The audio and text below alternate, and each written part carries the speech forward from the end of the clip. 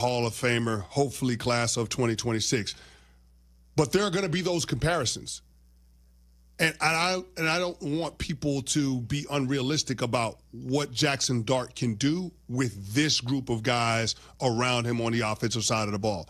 What lowers that bar from Eli Manning's status is the reality of what Russell Wilson or Jameis Winston or Tommy DeVito would be as the quarterback of this group. And that's why I think a veteran quarterback should start the season so everybody can temper the expectations around what they want from Jackson Dart. Now, when he gets in, you want to see him make a tangible difference in terms of the overall energy, the production of the offense and the team as a whole. And so I always think that there's a benefit to those young quarterbacks being able to sit behind the veteran, watch how they prepare, watch how they practice, go into an actual game week where the wins and losses matter.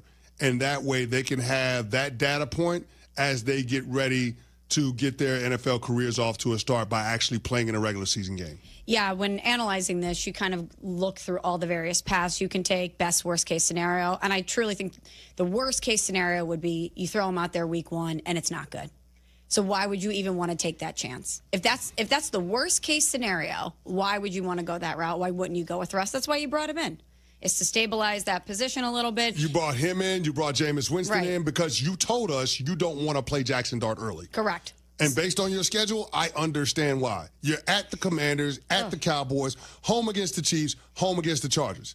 That is absolutely brutal. Yeah, and then you have the Saints, maybe a little bit of soft spot. Eagles, Broncos, Eagles, 49ers, Bears. CC is grimacing. I don't know if I'm going to throw the Bears in that, but I'm just saying, like... The Bears could be sneaky good. Eagles, Broncos, Eagles. I think the Bears are a playoff team. But Eagles, Broncos, Eagles, 49ers, that's ugly. That is ugly. Imagine they throw him out there versus the Saints, okay? And that, like we said, could be an easy spot to land, and he looks good. And then your reward for that Jackson Dart is Eagles, Broncos, Eagles. Those defenses, 3 weeks in a row. Those might be the best two defenses in all of football. That's right. So good luck. Good luck, young man, if that's the case. Open your heart to Dart, Smalls. My heart is open to Dart. I don't want to see him put in a position where he will not succeed. Okay. So I want him to play, but I want him to play at the right time. Okay. I want good things for you. And maybe for Nuno, too. Not so much. Step you don't cross. That's right. Maybe not so much for Nuno, since the first thing he said to me upon returning from vacation was that the Yankees took it to my St. Louis Cardinals over the weekend. Newsflash, Nuno, that's not a flex. The Cardinals are bad. Coming up next, Pat Costello will also complain about stuff with I'm Over It. But first, I want to tell you about Nutrafol. Have you heard of Nutrafol and thought, do hair growth supplements actually work? Ask the 1.5 million people taking it, including me. I take it, and it works. I love it. Nutrafol is the #1 dermatologist-recommended hair growth supplement brand, clinically tested using industry-leading hair measurement tools like hair counts, pull tests, and published peer-reviewed studies. Plus, it's NSF's content certified, so you know it's safe and reliable. See results in just 3 to 6 months. Go to Nutrafol.com and get $10 off your first month plus free shipping. That's Nutrafol.com, spelled Nutrafol.com. The NFL on ESPN Radio. Is it too extreme for me to say it's now or never for Trevor Lawrence? Camp to camp, team to team. At some point, I'm going to stop giving you the benefit of the doubt. He's got it! Touchdown! 17 days until opening night. The countdown continues on ESPN Radio. We all hear the radio ads about the IRS. They tell you to be afraid, to be scared, and they try to frighten you into calling. I'm not here to do that. Tax Relief Advocates is different. TRA is here to tell you that if you owe money to the IRS, whether it's $5,000, $50,000, or $500,000, we have a solution. It doesn't matter if you're sitting in your car, at work, or with your kids. No matter where you are, call now. 800-575-6759. Don't lose hope. TRA can eliminate or reduce what you owe to the IRS. Generous programs are now available that can give you a fresh start. Our passion is taxes and helping individuals fix their IRS problems. We have over 1,000 5-star reviews on Google and an A+ with the Better Business Bureau. You don't need to be afraid of the IRS any longer. End your tax nightmare today by visiting us online at TRA.com or call 800-575-6759. That's 800-575-6759. Tax Relief Advocates. Real solutions for real people. When your team's best players have all been traded and the latest pick is overrated, just raise a glass with a friend or two and tell them more, tell them more, tell them more, do. May your team be great and your picks be true, and if it falls apart, you'll know what to do. Just raise a glass with a fan or two and tell them more, tell them more, tell them more, do. It's a crazy world, so what do? You tell them more, tell them more, tell them more, do. Hey! Tullamore Dew Irish Whiskey, 40% alcohol by volume, imported by William Grant & Sons, Inc., New York, New York. Beat the heat with any size True Oasis fountain drink for 89 cents with True Rewards at True North convenience stores. True Rewards members can pick their favorite Pepsi fountain drink and pay only 89 cents. Find the app in your favorite app store to sign up and save instantly. Now's the time to schedule your Four Seasons AC tune-up. Backed by a 1-year no-breakdown guarantee, peace of mind is only a tune-up away. Call today and save $50 from your trusted local experts. For all the right reasons, call 866-4Seasons. Being a caregiver for a family member can be very rewarding. It can be very challenging, too. Besides taking a physical and emotional toll, it can also take a real financial toll, especially if you're paying for home safety upgrades, covering medical expenses, cutting back on hours at your job, or having to leave your job altogether.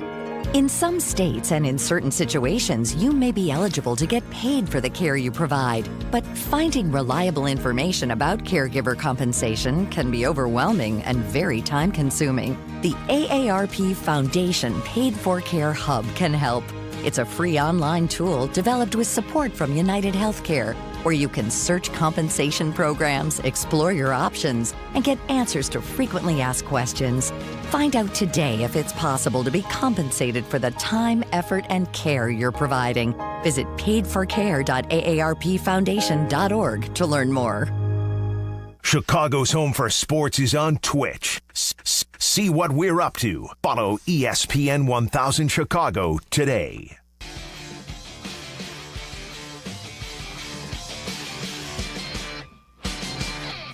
I'm over it with Pat the producer. I watched Paul Skeens pitch.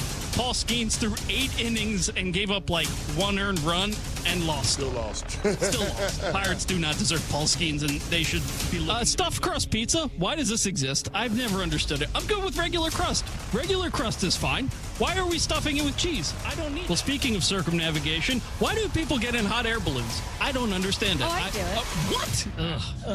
I'm over it. I'm sick and tired and over it. Get a life. It's time for I'm Over It with Pat Costello, and I'm Over It. It's brought to you by ZipRecruiter. If you need to hire for your business in 2025 and you want an easier way to find qualified candidates, use ZipRecruiter. Try it for free at ZipRecruiter.com/USL.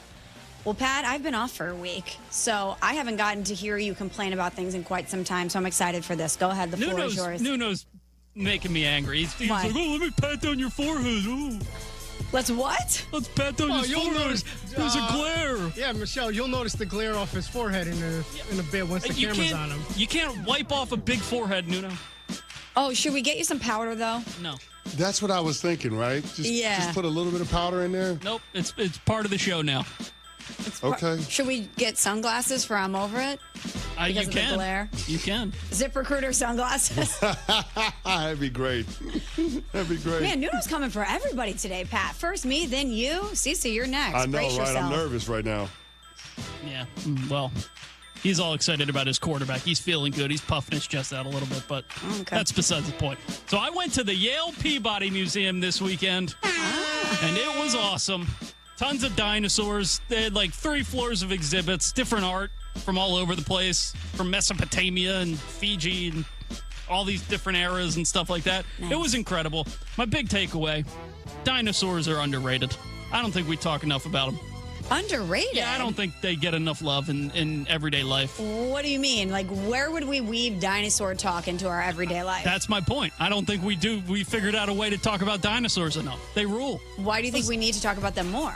Because they're awesome. Who doesn't love dinosaurs, man? I was walking around this place like, man, these things are unbelievable. It's amazing that we even found some of these like fossils and stuff like that. But like, Dinosaurs rule. Pat, I think everybody recognizes how cool dinosaurs are. I don't think so. When's the last dinosaur conversation you had? They keep coming out with these Jurassic Park movies every single summer. Like, I think we all know that dinosaurs are cool. People keep making them, and people keep going to see them. They're like them damn Fast and the Furious movies at this point. I don't know how many Jurassic Parks we got. 10, 12? There's a bunch of them. Yeah, and that's because dinosaurs are cool. Give me some real dinosaur talk. Some real dinosaurs? Yeah, not CGI dinosaurs. Okay, Brontosaurus. Yeah, sick. Long neck. Super long neck. How about that? Is that good? Pterodactyl. Spelled differently than you'd expect. Yeah. Silent P. Starts with a P. The herbivores are so big. How do you get that big by eating vegetables? They've got a green diet. They're eating clean. I know the Why are they so big? That Stegosaurus has some cheat days. All right? You're not fooling me, okay? Plant-based liar. Rob was trying to drag me on the Unsportsmanlike Twitter account for not watching the Browns-Eagles preseason game because I went to look at dinosaurs instead. And you know what? I don't regret it. It was a great time. And it was free. Go to the Yale Peabody Museum. That place was awesome.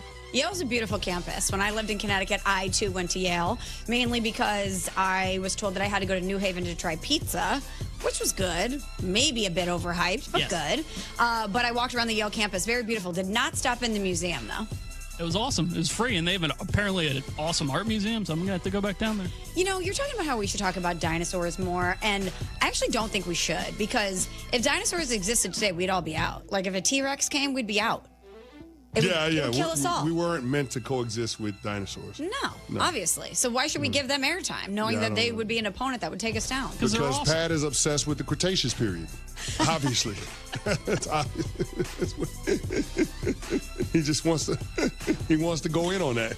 Unbelievable weaving in of Cretaceous. He feels like we need more conversations around that. Nuno, can you spell Cretaceous? Oh, please, Nuno. No, I cannot.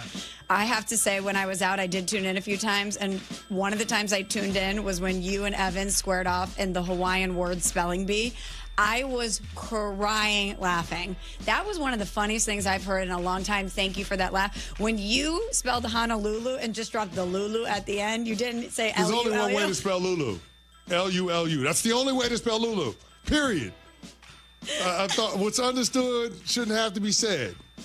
You spelled it and then H-O-N-O, Lulu. That's it, Lulu. It was right, Pat. Y'all gave me credit for it. Next, Pat. Yesterday, I went to an indoor flea market.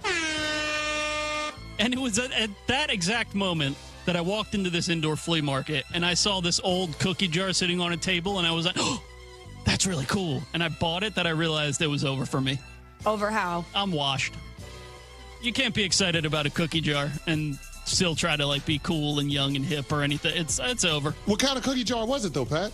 It was just an old one. I don't really know. It was just like a Was it ceramic? Was it glass? Yeah, ceramic. Okay. Yeah, people collect cookie jars. Yeah, Maybe that's worse. Absolutely. So Pat had a pretty lit weekend. Dinosaur Museum and shopping for vintage cookie jars. Listen, man, I like a good flea market now. You can find great buys, great value at a flea market. I love vintage. Yeah. I love antiques. Don't get me wrong. But to Pat's point, this is a guy who's single.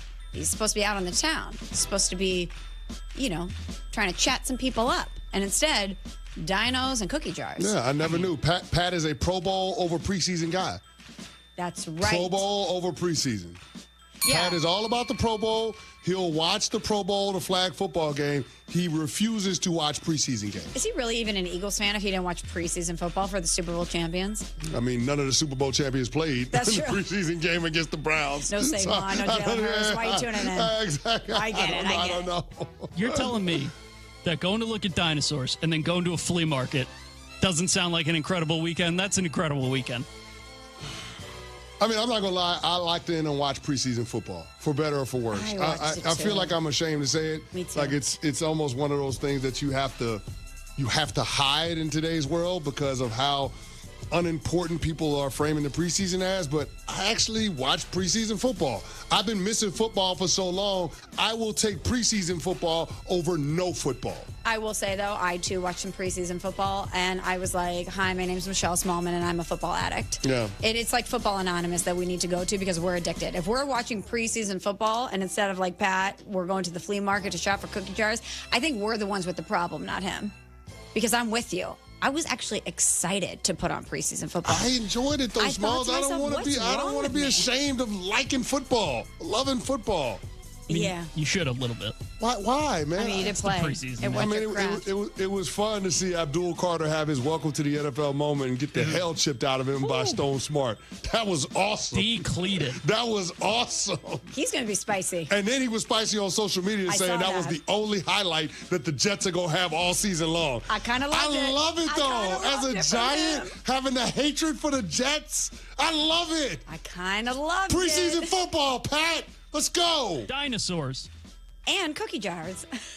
Whether you're building a single roof or a successful roofing business, roofing contractors like you need the right tools for the job, and software is no exception. Service Titan is on a mission to be the most powerful software platform for the trades, with purpose-built technology proven to maximize revenue, streamline operations, and deliver 5-star customer experiences. We are taking roofing companies like yours to the next level and beyond. Service Titan. We are built for this. See what we can do for roofers at servicetitan.com. Man, look at that Return of the Old King, man. Oh, wow.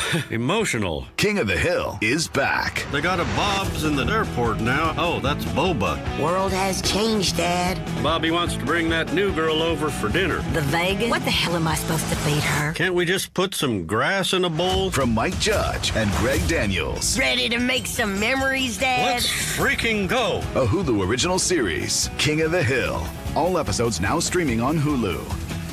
You ever get decision paralysis, like figuring out what to watch or what to eat? Well, the same applies if you're hiring. It can be overwhelming to have too many candidates to sort through. But with ZipRecruiter, you can proactively find the best ones quickly. How? Through their innovative resume database. ZipRecruiter's resume database uses advanced filtering to quickly hone in on top candidates for your roles. See someone who stands out? You can unlock their contact info instantly. Try it free at ZipRecruiter.com/USL. That's ZipRecruiter.com/USL.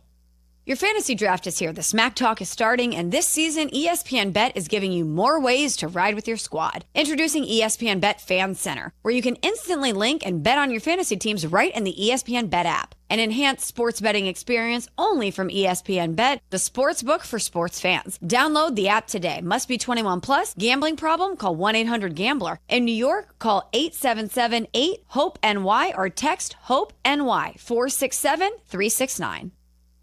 It all started back in 1971 when Rocco Polisi and his wife Nancy brought a taste of Italy to Chicago. That's right, Nancy's Pizza, home of the original stuffed pizza. Rocco crafted his recipe from scratch, and when you cut into that crispy crust, you get a gooey molten blend of mozzarella and your favorite fillings that's just perfection. Also, try Nancy's thin crust, crispy on the edges with that caramelized cheese. It is sure to hit the spot. Taste a piece of Chicago pizza history. Stop by my guys at Nancy's in the West Loop on your way to the game, or order from any of their locations throughout the suburbs. To help those who want to be helped, but may not be able to afford it. That's what PGA Tour winner Grayson Murray had envisioned for a foundation before he sadly took his own life at just 30 years old. His parents channeled their grief into creating the Grayson Murray Foundation, carrying out his vision to help those struggling with mental health and addiction. To donate and learn more, visit GraysonMurrayFoundation.com. As veterans, we're no strangers to helping others. It's what we were taught, trained, and told to do. It could be for anything. Helping a friend move. Listening to a fellow veteran for hours, at any hour of the day. Or just simply making time for people. A neighbor, a loved one, or even a stranger. We're often the first to help others. There's no question about it. But we do have one question for the veterans listening. When was the last time you reached out for help? Perhaps it's time to do for yourself what you would do for others.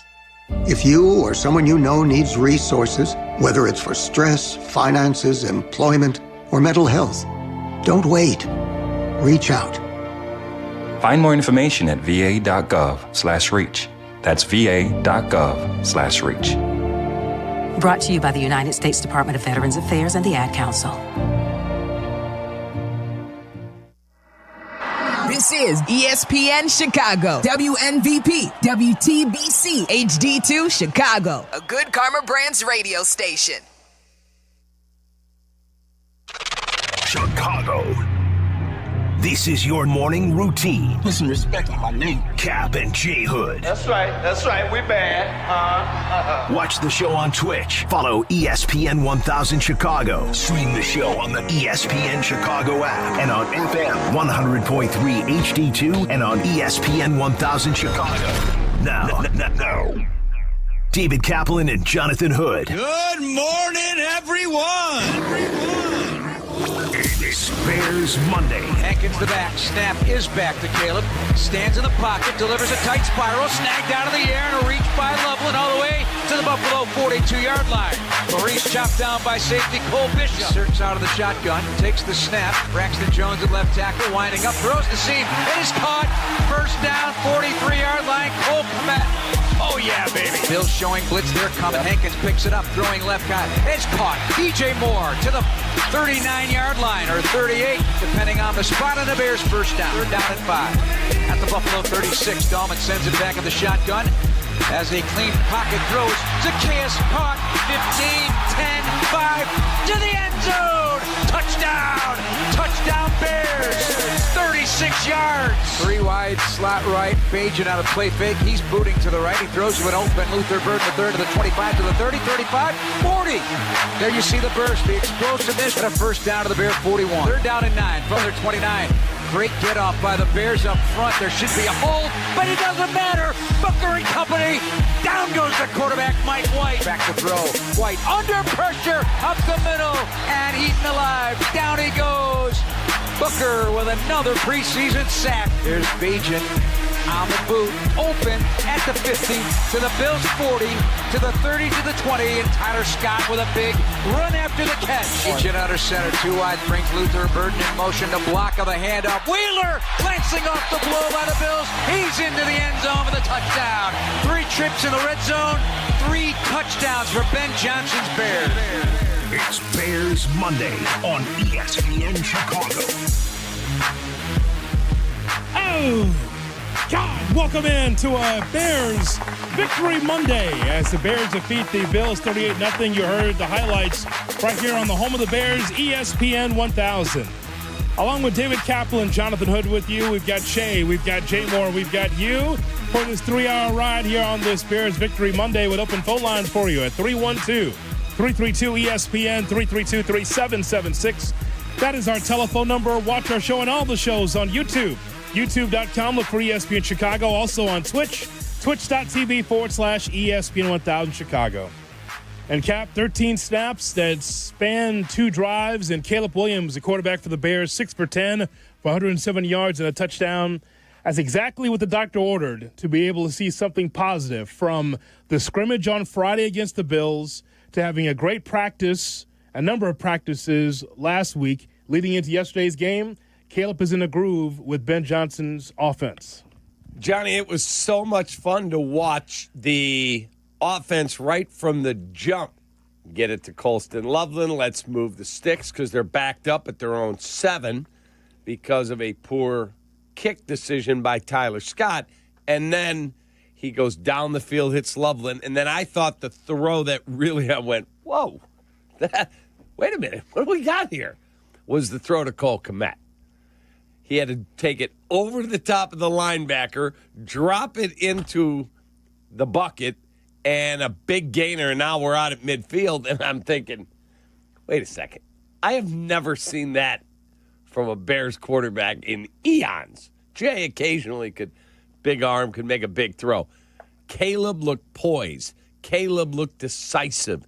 Caleb looked like he was in complete control of the offense, and I know Josh Allen didn't play, but geez, 38-0?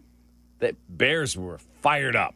You know, what really stood out to me is, yes, we saw the throws and we saw, again, a couple of really good drives by Caleb Williams, but it was against pressure.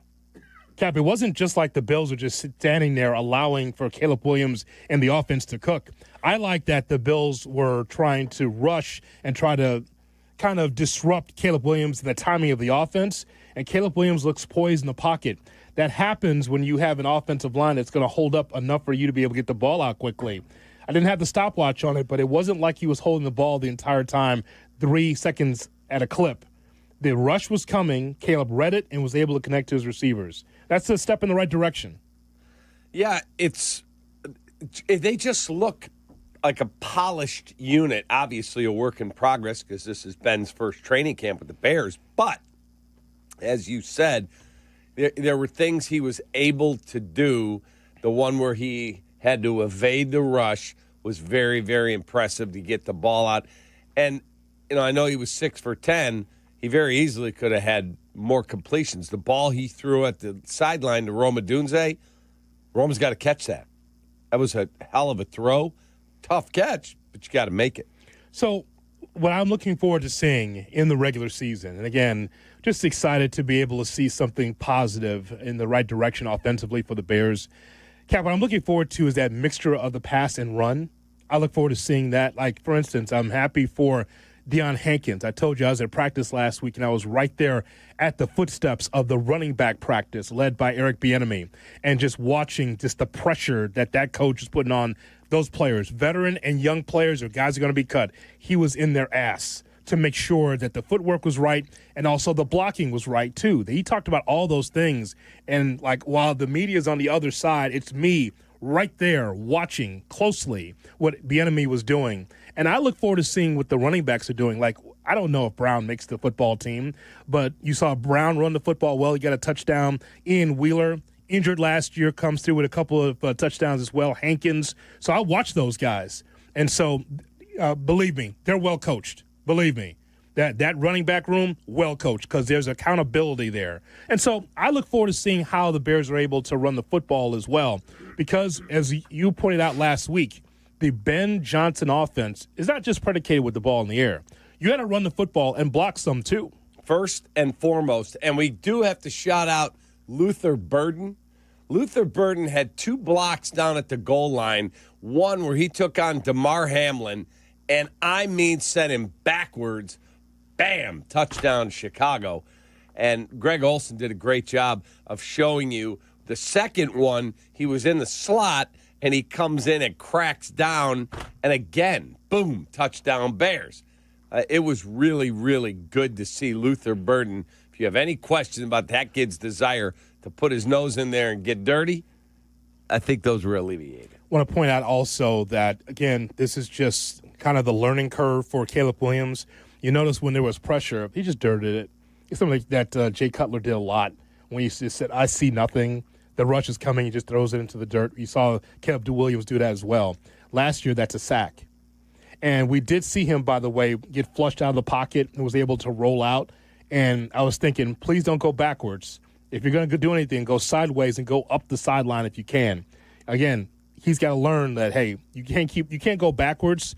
Go side to side or try to go forward as much as possible.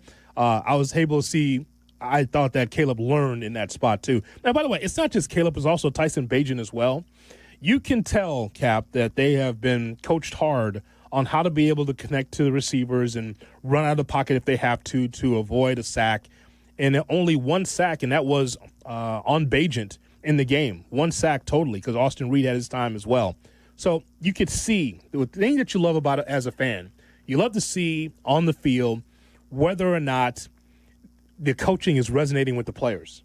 Clearly, in this game yesterday, seems like some of the habits that Coach Allen and Coach Johnson wants this Bears team to do, you're starting to see it on the field. Yeah, and we saw another sack for Austin Booker. Unfortunately, he had to leave the game. He was in the blue tent, and then they said, you're done for the night. I don't know the severity of a knee injury that he suffered. And then you had an ankle injury to Dominique Robinson. So your defensive line, 2 guys that they're counting on, took a bit of a hit yesterday. We'll find out the severity, I'm sure, when Ben Johnson meets the media today. But I just like the energy that they played preseason. And the energy was outstanding out there. Yeah. Crisp. So what's the overall thought on the offensive line? That's still a work in progress on exactly who will be the guys out there for game 1 against the Vikings, which are letter grade for the offensive line in the first half. I thought the offensive line did a good job. I thought Braxton Jones played a solid football game. You didn't have Joe Thuney, which I thought smart. I don't need Joe Thuney to be out there. I don't. And it got work for Luke Newman. So I think they may have found themselves a player there, despite where he went to college. Take that, Shay. Anyway, that kid looks like he's got a chance to be a player. Drew Dahlman had a penalty, and it did not affect the offense. He had a hold. Remember? Yeah, I do. He got the hold. I thought, oh, God. Now we got to go backwards. And Caleb said, don't worry about it. We're good. We got it covered. And they ran the ball. Ian Wheeler ran the ball really effectively. But that running back room took a hit because you've got DeAndre Swift didn't play, but Roschon's banged up. Kyle Monunga got banged up on Friday. So you had some issues health-wise in that running back room. Some thoughts from Ben Johnson, the head coach for the Bears, as the Bears won the preseason game against the Bills at Soldier Field last night, 38-0. A couple things, we had a number of guys that didn't finish that game there. Duvernay was feeling himself a little bit before the game started, so we held him out, precautionary. We thought he was going to be able to go for us. Hankins didn't finish. Obviously, Smitty didn't finish for us. Dom Robinson, Booker, and then J.P. Richardson. So we'll find out more tomorrow. Obviously, Smitty's was the most concerning of that bunch. That didn't look good. So our thoughts and prayers are with him going forward. But the cap off the week, really, I thought it was outstanding work from the joint practice and then the game tonight. Our guys really, really took it to heart. They knew how important this stretch of the training camp was as a team. They came out and they competed hard on Friday, and then certainly tonight they came out and played their tails off as well. So that was encouraging to see. A number of guys showed up for us. I thought all the quarterbacks played extremely well. The entire defense, they really set the tone there in the first half and did an outstanding job for us. We'll get a little bit more clarity once we watch the tape in terms of who stood out the most. But I think there were a number of really, really good performances there tonight. And then I think the cool thing that the plan we had going into the game was to have a couple different guys call the second half of the game. So Al Harris called the defense in the second half, and Declan Doyle called the offense in the second half, which I thought they both did a great job. First time in that setting, a lot of thoughts going through their heads. Wish we could get more coaches over the course of training camp and the preseason to get that exposure and that experience. But year one, that's probably all we'll do there. But I thought those guys did a really good job as well, and wanted to give them a shout out. Ben Johnson, the head coach for the Bears, speaking to the media yesterday, and we'll take your phone calls coming up on this Bears Monday. 312-332-3776. Kap and J Hood, weekday morning, 7 to 10. Good morning. Good morning. Kap and J Hood Morning Show on ESPN Chicago. Chicago White Sox baseball. Do you believe? White Sox and Braves. Live coverage begins tonight at 5:30 on ESPN Chicago, the home of the White Sox. Now backed by the power of the Pope.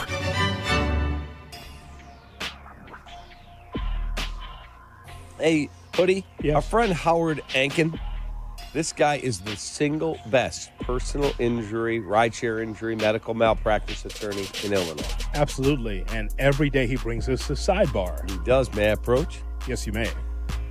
Howard Ankin is the leading filer of injury cases in Illinois, the Distinguished Service Award, the recipient of the American Association for Justice, and rated a super lawyer 10 years running. And when you need him, he takes your call. That's our guy. It's Howard Ankin. He's right there for you. Think about 80 attorneys on staff, and they're here to help you go through the growing pains of the legal process. That's right. 312-6 million. It's injury law made personal. That's Ankin Law. Take it from me, when you want the job done right, you call the pros. And that's why Chicago trusts Window Works. For over 30 years, they've delivered custom windows and doors that fit your home, your style, and your budget. No cookie-cutter stuff, just certified pros who get it done. And it's not just about beauty. These windows can help cut down your energy bills, too. Right now, buy one window, get one free. Dial pound 250 on your phone and say Waddle to book your free consultation today. White Sox fans, there's still time to win an incredible experience this season. Enter the Ultimate Fan Sweepstakes for a chance to win a 2026 Diamond Suite. The winner will receive a 20-person suite for a mutually agreed-upon game in 2026 to host up to 19 friends and family in style. To enter, visit whitesox.com/sweepstakes. Guys, it's Carmen. You know I love the food scene in Elmwood Park, but we're joined by someone even more biased, the mayor of Elmwood Park himself, Skip Saviano. I've got the best job, Carm. The restaurants are amazing, but there's much more that makes me so happy in our little hidden gem of a community. So what makes it special? The people, no question. Elmwood Park's neighbors care for each other, the families thrive, and businesses succeed. I definitely feel that every time I come through. You know, we hook you in with a meal, and the next thing you know, you're moving in. Tell him, Mayor Skip. Elmwood Park is waiting for you. Has the excitement of betting turned into worry? Feeling overwhelmed every time you roll the dice? Problem gambling doesn't just affect your wallet. It can impact your health, relationships, and peace of mind. But there's hope. Gateway Foundation is here to help you take back control of your life with personalized treatment options. You don't have to face this alone. Call Gateway Foundation today at 844-444-5780. That's 844-444-5780. A SoFi personal loan is here to help you achieve something once thought impossible, overcoming high-interest credit card debt. Walk the tightrope of your finances with one low, fixed-rate monthly payment, no fees required, and as soon as the same-day funding. That's right. Pull off your own debt-defying stunt with a SoFi personal loan. Visit SoFi.com/trick to learn more. Loans originated by SoFi Bank, N.A., member FDIC. Terms and conditions apply. NMLS 696891. My name is Georgios Tsetis. I'm the co-founder of Nutrafol. My hair started thinning in my early 20s. I tried everything, and nothing was really working. So we created Nutrafol. Our hair growth supplements undergo clinical trials and have helped millions of men and women get visibly thicker and stronger hair in just 3 to 6 months.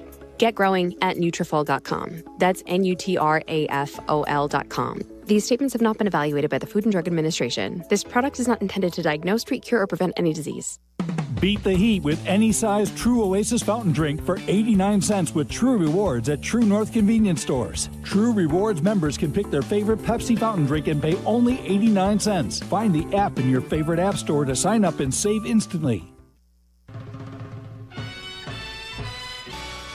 Kap and J Hood are back. Got me feeling lucky. I'm putting everything on black. ESPN Chicago. Snap is back to Trubisky. Clean pocket. Over the middle. Gore on the run. Makes the catch. They ripped it out of there. And it's recovered by the Bears. Cook again, I believe, forced the fumble. Recovered at the 13-yard line by the Bears. How about that? Alex Cook recovered by the young defensive end. And the Bears have taken the ball away. Right here on the home of the Bears, ESPN 1000, the Bears defeat the Bills 38-0 in the second dress rehearsal of the preseason. Glad to have you in here on this Bears Victory Monday. 312-332-3776 is our telephone number. Still to come, we'll hear from the quarterback for the Bears, Caleb Williams. But, Cap, even though it's preseason, I'd rather come in today and say, oh, you could see what they've been working on, talking about the offense and defense, quite frankly. We can just be able to take a look. Even if you watch for a quarter, even if you watch for a half, you go, you could tell that they're working on something. And that's what you take solace in. Instead of, oh, my God, the national media is right. Caleb does suck. He's going backwards as a quarterback. This is better than that. Yeah, I actually picked up the phone after Caleb finished, and I called Chris Canty. And he didn't answer, of course. He probably saw my number because we text. And I decided I'm going to give him a little piece of my mind. Oh, so you're saying he was too afraid to pick up the phone because he saw the cat man calling. Yeah, it would be like him trying to make a tackle and seeing that it's like Derrick Henry running at him, not, some fourth-string undrafted rookie. Oh, God, I don't want to get steamrolled by that guy. It's the same thing then, I see. That's what I am. I see. I was Walter Payton running downhill. Okay, that's fine. And I blasted him. He took you right to voicemail. Oh, I don't want that smoke. And then I called Evan Cohen. Yes? He didn't answer either. Also busy. For show. Yeah, also busy. Mm-hmm. That's it. And I don't have Smallman's number. Otherwise, I would have called her, too. Oh, my God. That whole show, man. All right. Love them. Let's save these calls for the regular season. Can we do that? Well, I got to take it when I can get it, man. Huh? And CC needed to be knocked back to reality a bit. Oh, my God. It's unbelievable. Yeah. I understand it looked good, but imagine this against the Vikings game 1, and you can call them overnight. Oh, my, I will. Yes. Yeah, but isn't there any part of you that gets a little nervous taking a victory lap off of preseason week 2? It was not a victory lap. It was not a victory lap. It was simply stop with the nonsense and let's let the season play out. That's what I've been saying.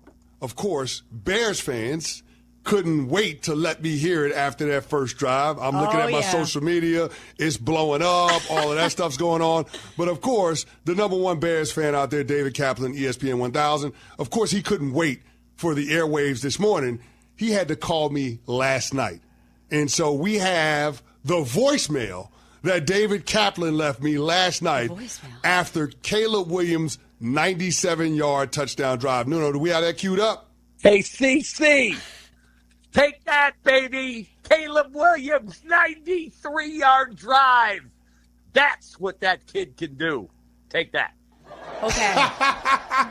First of all, this is amazing. David Kaplan. We love Cap. There you go. That's a victory lap.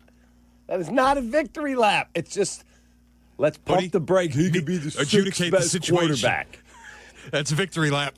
That is a victory lap on Chris Canty. That's exactly what it is. And by the way, that's fine. You, as a Bears fan, you have a right to do that. You know how much crap that kid has taken, a second-year quarterback has taken on social media and on the airwaves? Do you know how much crap he's taken? I mean, so there's no room for growth anymore, Cap. You're great or you're the worst. And so they have pinned Caleb Williams as the worst of the second-year quarterbacks based on last year. So you have a right to do that. Go ahead. Right. I didn't come on there and say, hey, CC, there you go, we're winning the Super Bowl. I didn't say that. I just said, you see, that's what that kid can do. Can do. And I've said consistently, let's let the season play out. And if at the end of the season he looks bad, I'll be the first one to say, all right, we got an issue, but it might have to make a change here. But guess what? That kid looked really good. Just for a second-year quarterback, especially with a new voice in his head in Ben Johnson, there's going to be the growth. There's going to be the opportunity for Caleb Williams to get better. Now that he has not a defensive coordinator as a head coach, but an offensive mind as a head coach. It only helps. That's correct. Greg is in Atlantic City, New Jersey, listening on the ESPN Chicago app. Good morning, Greg. My guys.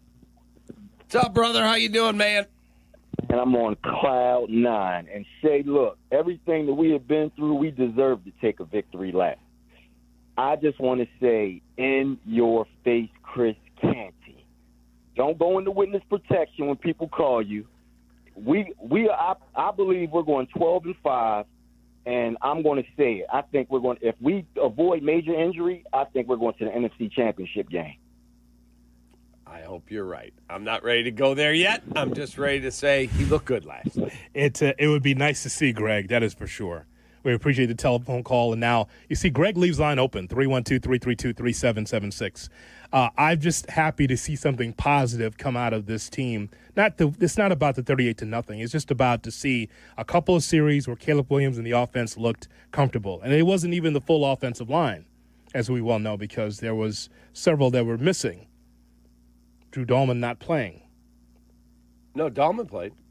Who's the offensive lineman that didn't play? Joe Tooney. Joe Tooney did not play. Correct. Yeah, so. And which I agreed with. Mm-hmm. When I saw that, I'm like, oh, that's a smart decision. He's a 33-year-old player. He's a two-time All-Pro the last 2 years, first team. He was the Chiefs MVP last year. I don't need him to be put in harm's way where someone rolls into his leg. No. There's enough risk when you play in the regular season. We're good. We'll hear from Courtney Cronin coming up at 7:35 right Love here it. on this Bears Victory Monday, Bears Victory Lap Monday, here on Kap and J Hood. Lewis and Lyle on Kap and J Hood. Lewis, good morning. Hey, good morning, guys. So, first off, I love that call to Chris Canty, Cap. Thank you. So I was actually at that game, and I got to say, the broadcast doesn't really do his throws justice. When I got home, I decided to rewatch the broadcast. Every incompletion was actually a phenomenal throw. That throw, who was playing running back for Swift? I didn't catch his name, because that throw that was incomplete, where they just said, "Oh, he threw it behind him." If he doesn't throw it behind him, he's getting his clock wrong, or block wrong, however the phrase goes. The throw to Roma Dunze, they were showing it on the replay on the Jumbotron. They didn't show it on the broadcast. That was beautiful. It's in a spot where only Rome it was a lot easier than the broadcast made it. I'm surprised Rome dropped that. Mm-hmm. And you know what? It was in a spot where only Rome could catch it.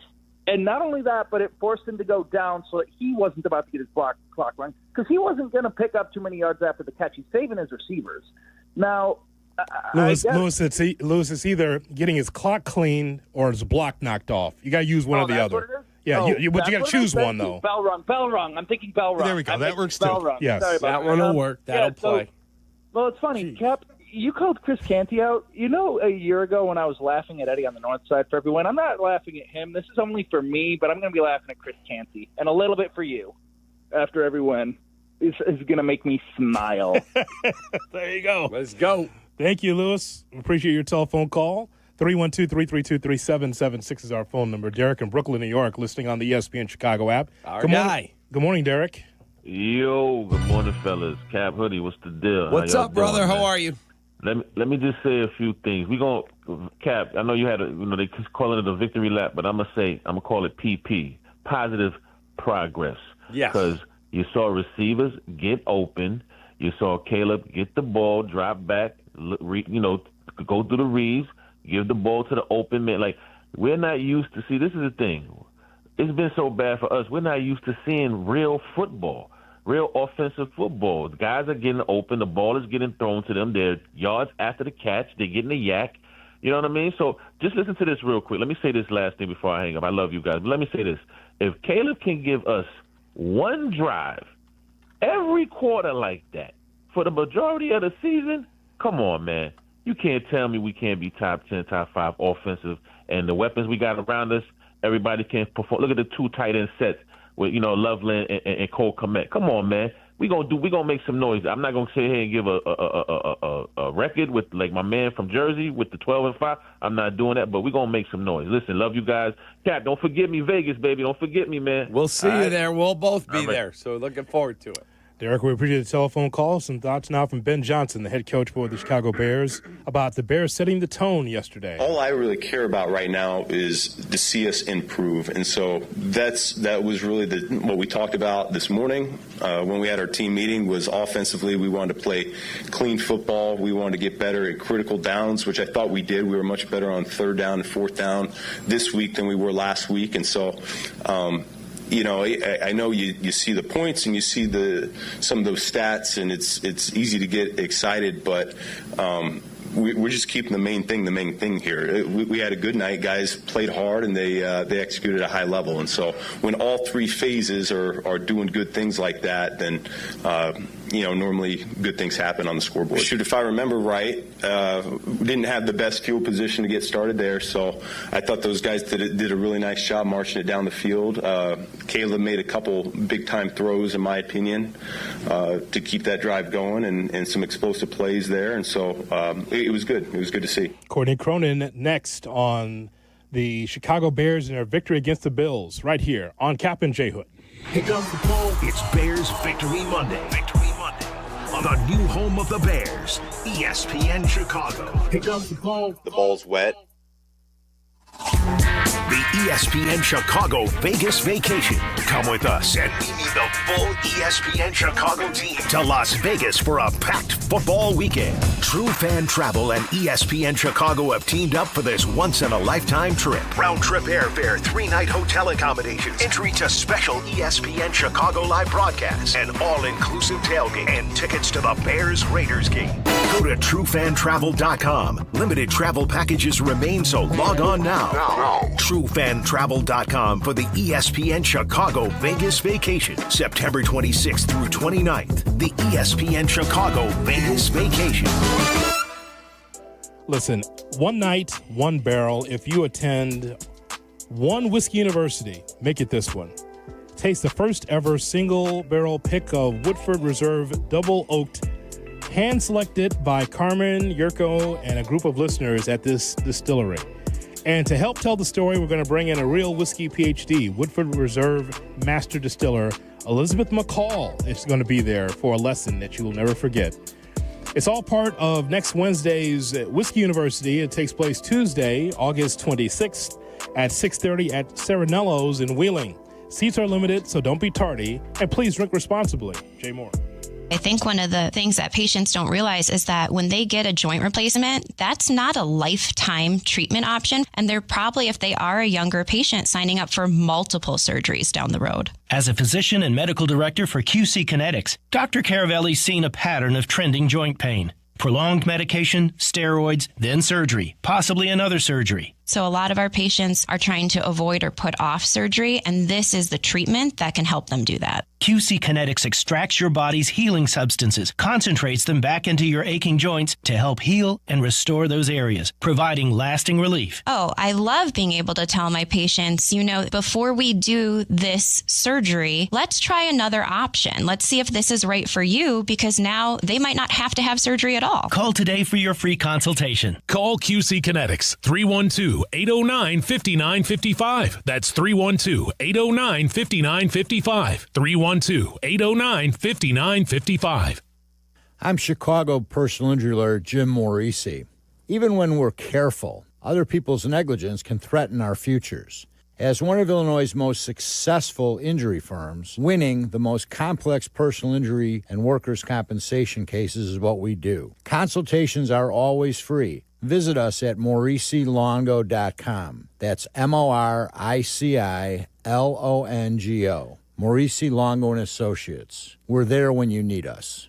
Save big money on your next project when you shop at Menards. Give any room a fresh look with beautiful Mohawk tile. They feature ceramic, porcelain, mosaic, and glass tiles. Transform your walls with Sanrio 3x12 ceramic tile. This versatile tile adds a handcrafted touch to any space and is available in 5 colors. Pick them up today on sale, now through August 24th. Plus, check out our weekly flyer on Menards.com for all the great deals happening now. Save big money at Menards.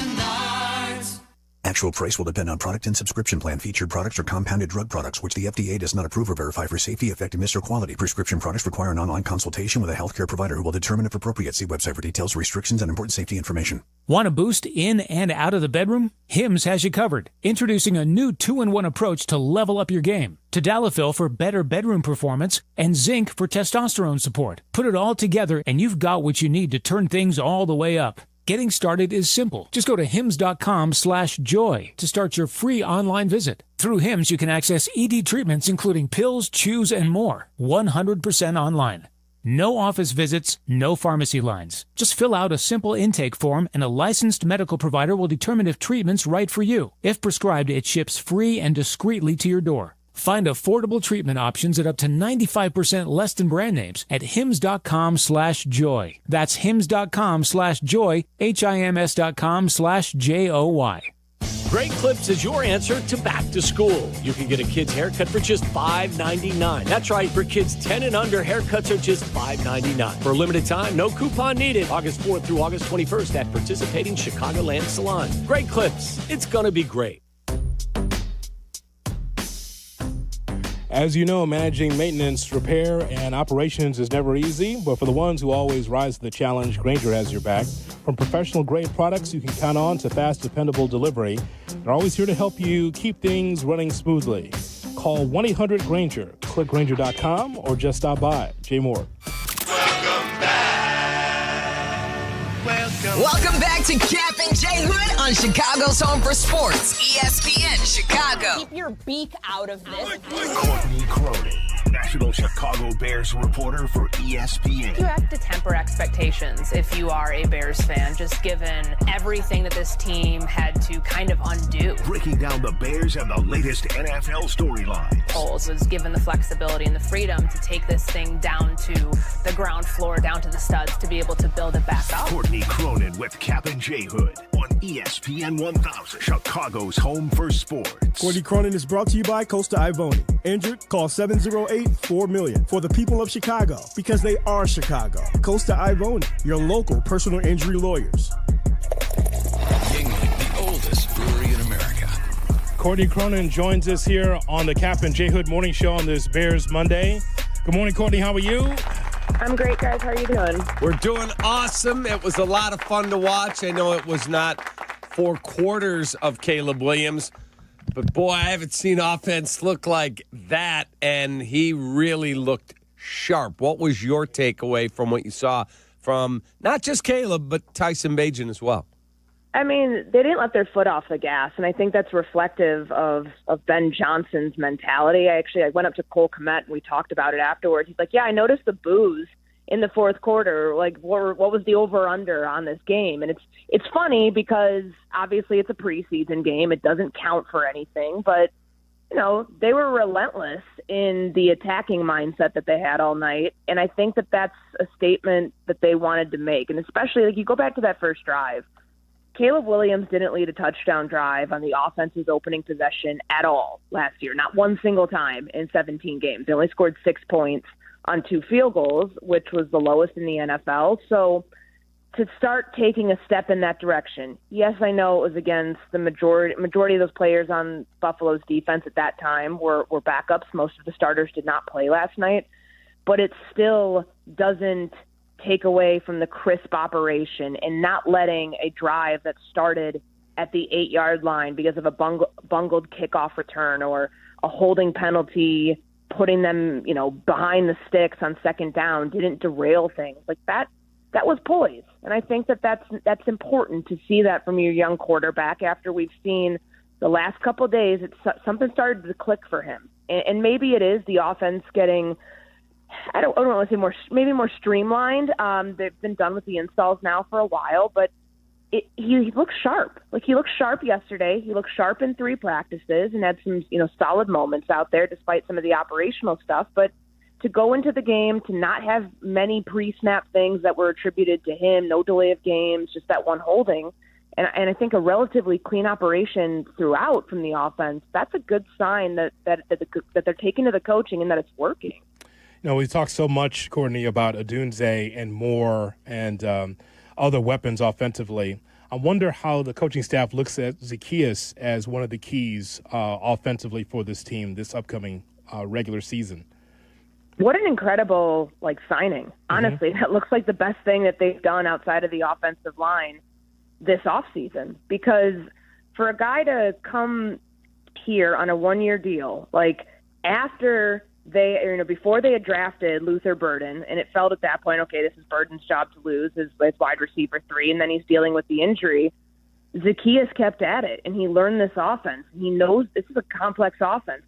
Even when you're playing in the slot, they're asking you to do a lot. They're asking you to block, and he's doing that. And I think how quickly he established his rapport with Caleb Williams to where they miss on that throw, and then Williams goes right back to him for that 36-yard touchdown drive. They've got a lot of weapons in this offense, and that's a good problem for Ben Johnson to have with the ball distribution. And I think Caleb this week specifically, that connection, because we knew his connection with Rome is what it is. It's really good. Rome's a star. He's the number 1 in this offense. But watching Zaccheaus come into his role where Caleb's looking his way more times than not, I think is a really good sign that you have a quarterback who's not locking in on one target, but somebody who, found a versatile weapon in this offense at receiver who's got the speed. He can, he's been a threat out of the slot. And I think that when you have 2 stars in Rome and DJ, to have that underneath weapon, to have somebody else to take some pressure off of them when those guys get added attention from DBs, that's only going to be to the benefit if they continue to work on building that chemistry. In terms of Luther Burden, and you're there at the game, I'm laying on my couch just going nuts loving what I'm watching.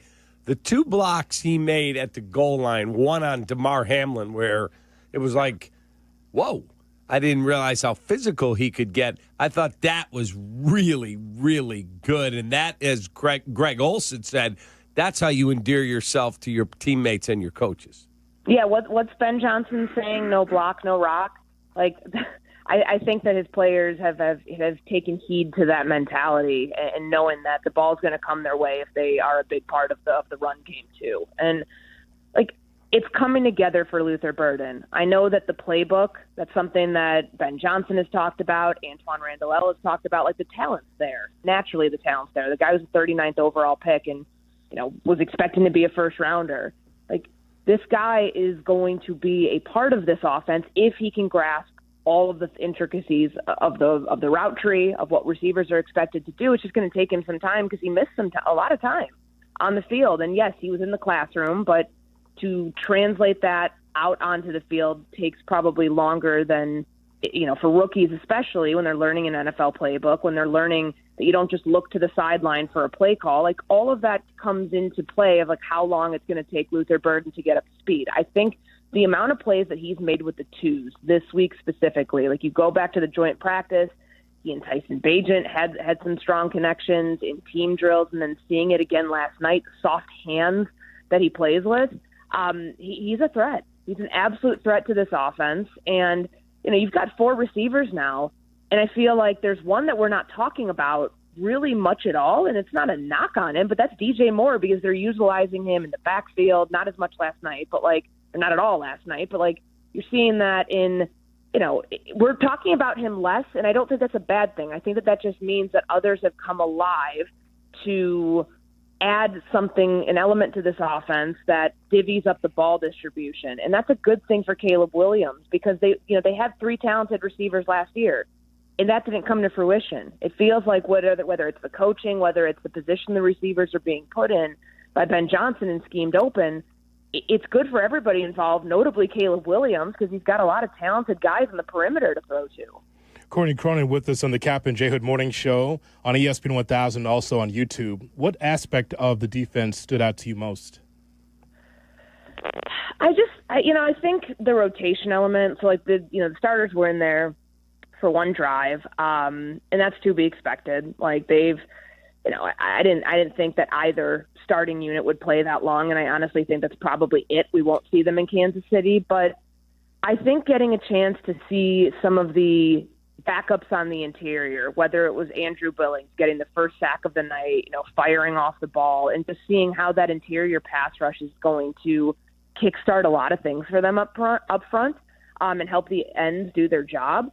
I think that's something that you didn't see last year, and we kept getting sold on the idea, I think, for the last couple of years, they've got, Matt Eberflus has his 3 technique. This is going to fix things. This is going to really change the pass rush. And I like seeing how Dennis Allen deploys his personnel and keeping guys fresh, especially, with both of those defensive tackle spots. He does it elsewhere, but that to me stood out because I felt like they were really able to get home and they were able to wreak some havoc in keeping those guys fresh up front. But then I guess, on a more dour note, just the depth in the secondary now, that did stand out to me. After Terrell Smith goes down, you're thinking, okay, Jalen Johnson, yes, he went through the workout yesterday. He was moving good, but that's an injury to keep an eye on. Kyler Gordon's an injury to keep an eye on.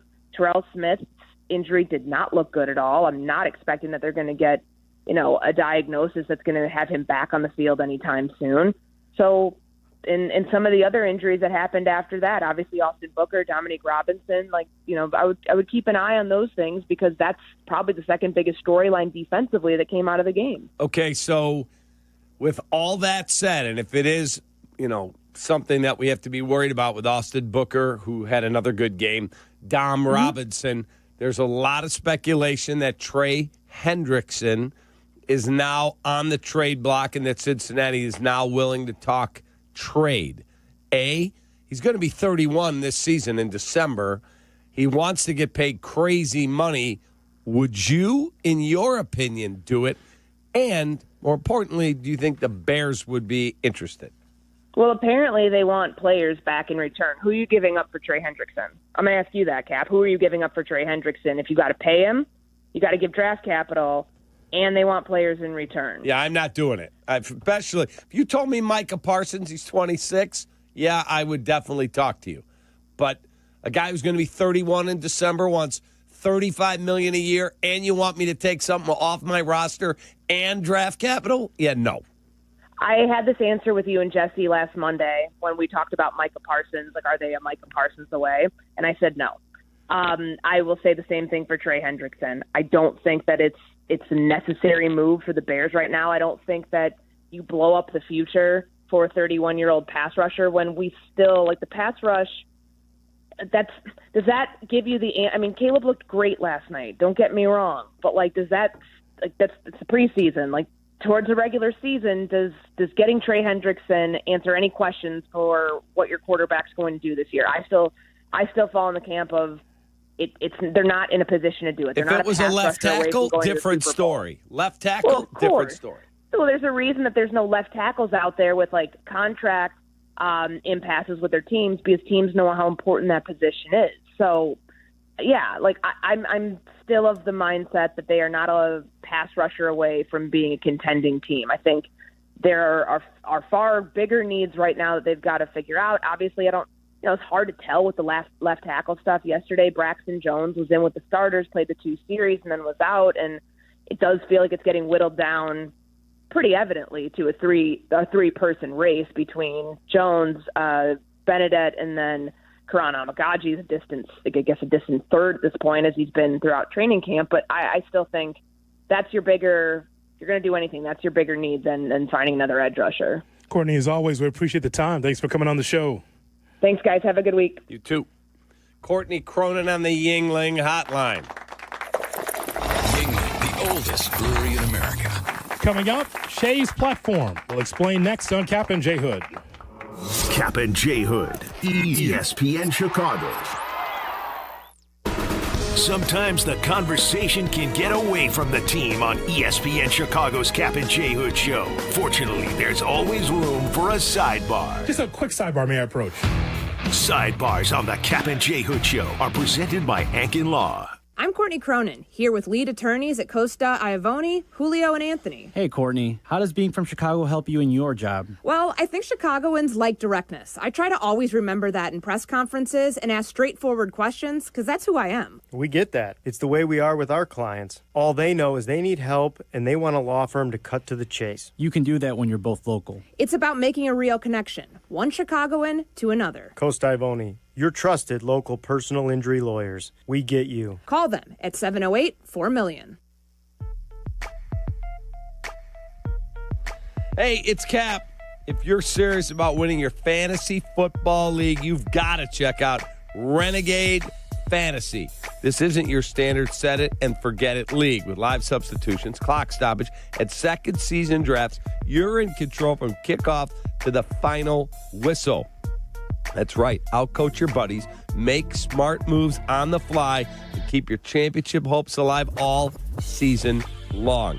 That means in-game, your quarterback's playing poorly or gets injured, you can make a change. You can't do that on other fantasy football platforms.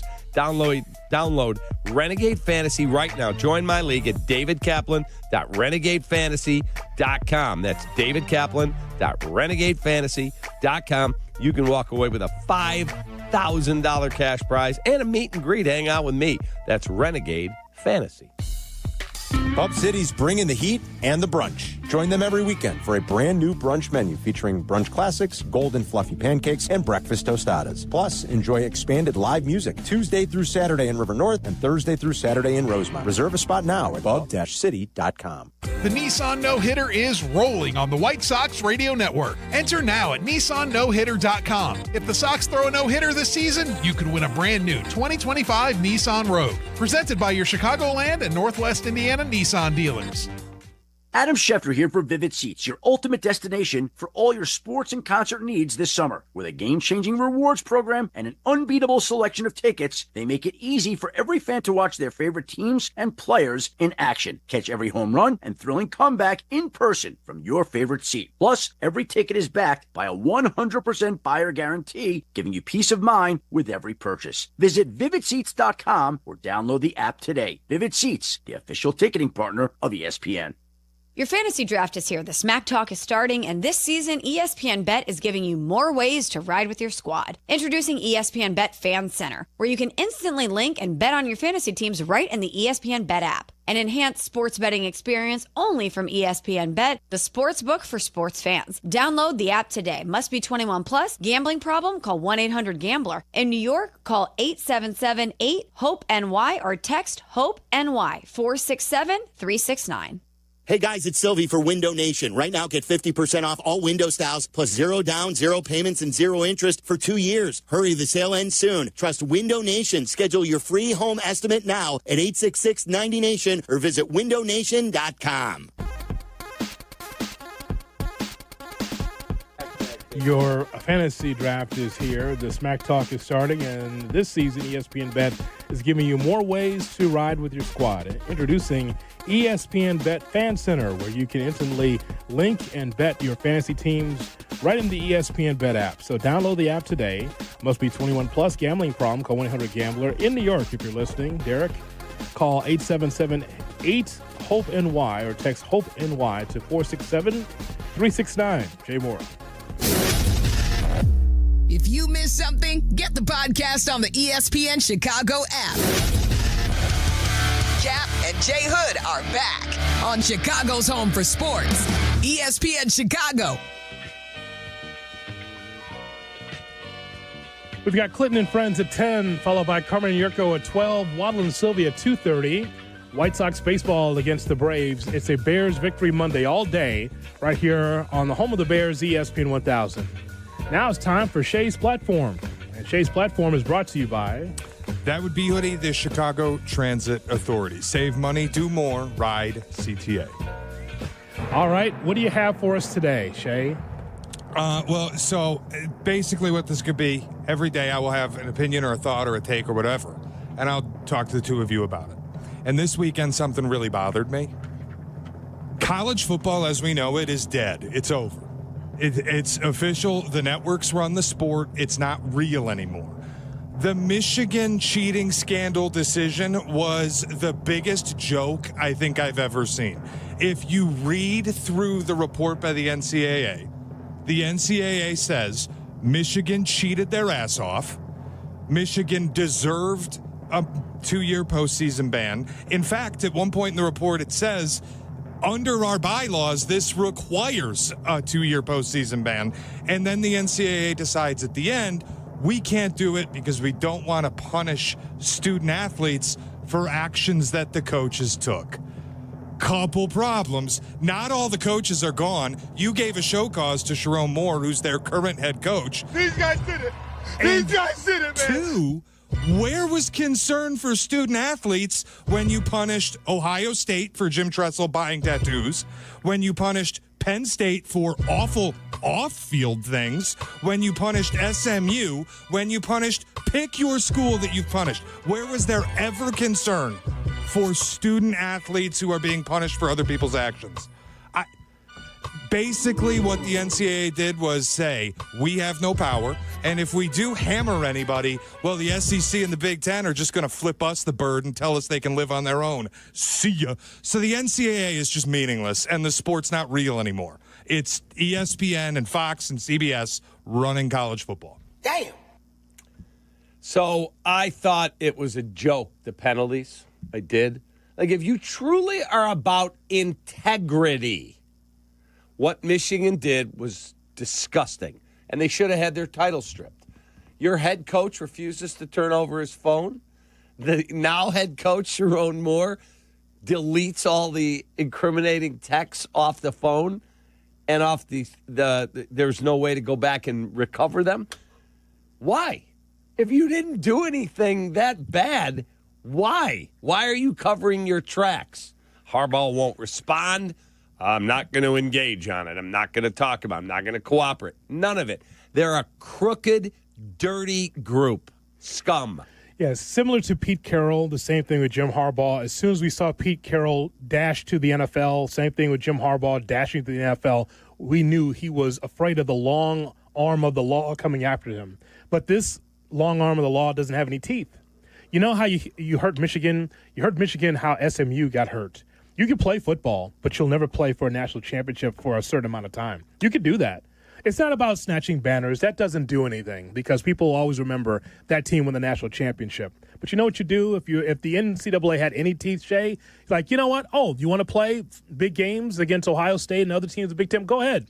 But you won't be in our playoff, and you won't be in our national championship game. That's how you do that. Because if nothing else, that what hurts an institution, a college team, Cap, you know how you do that?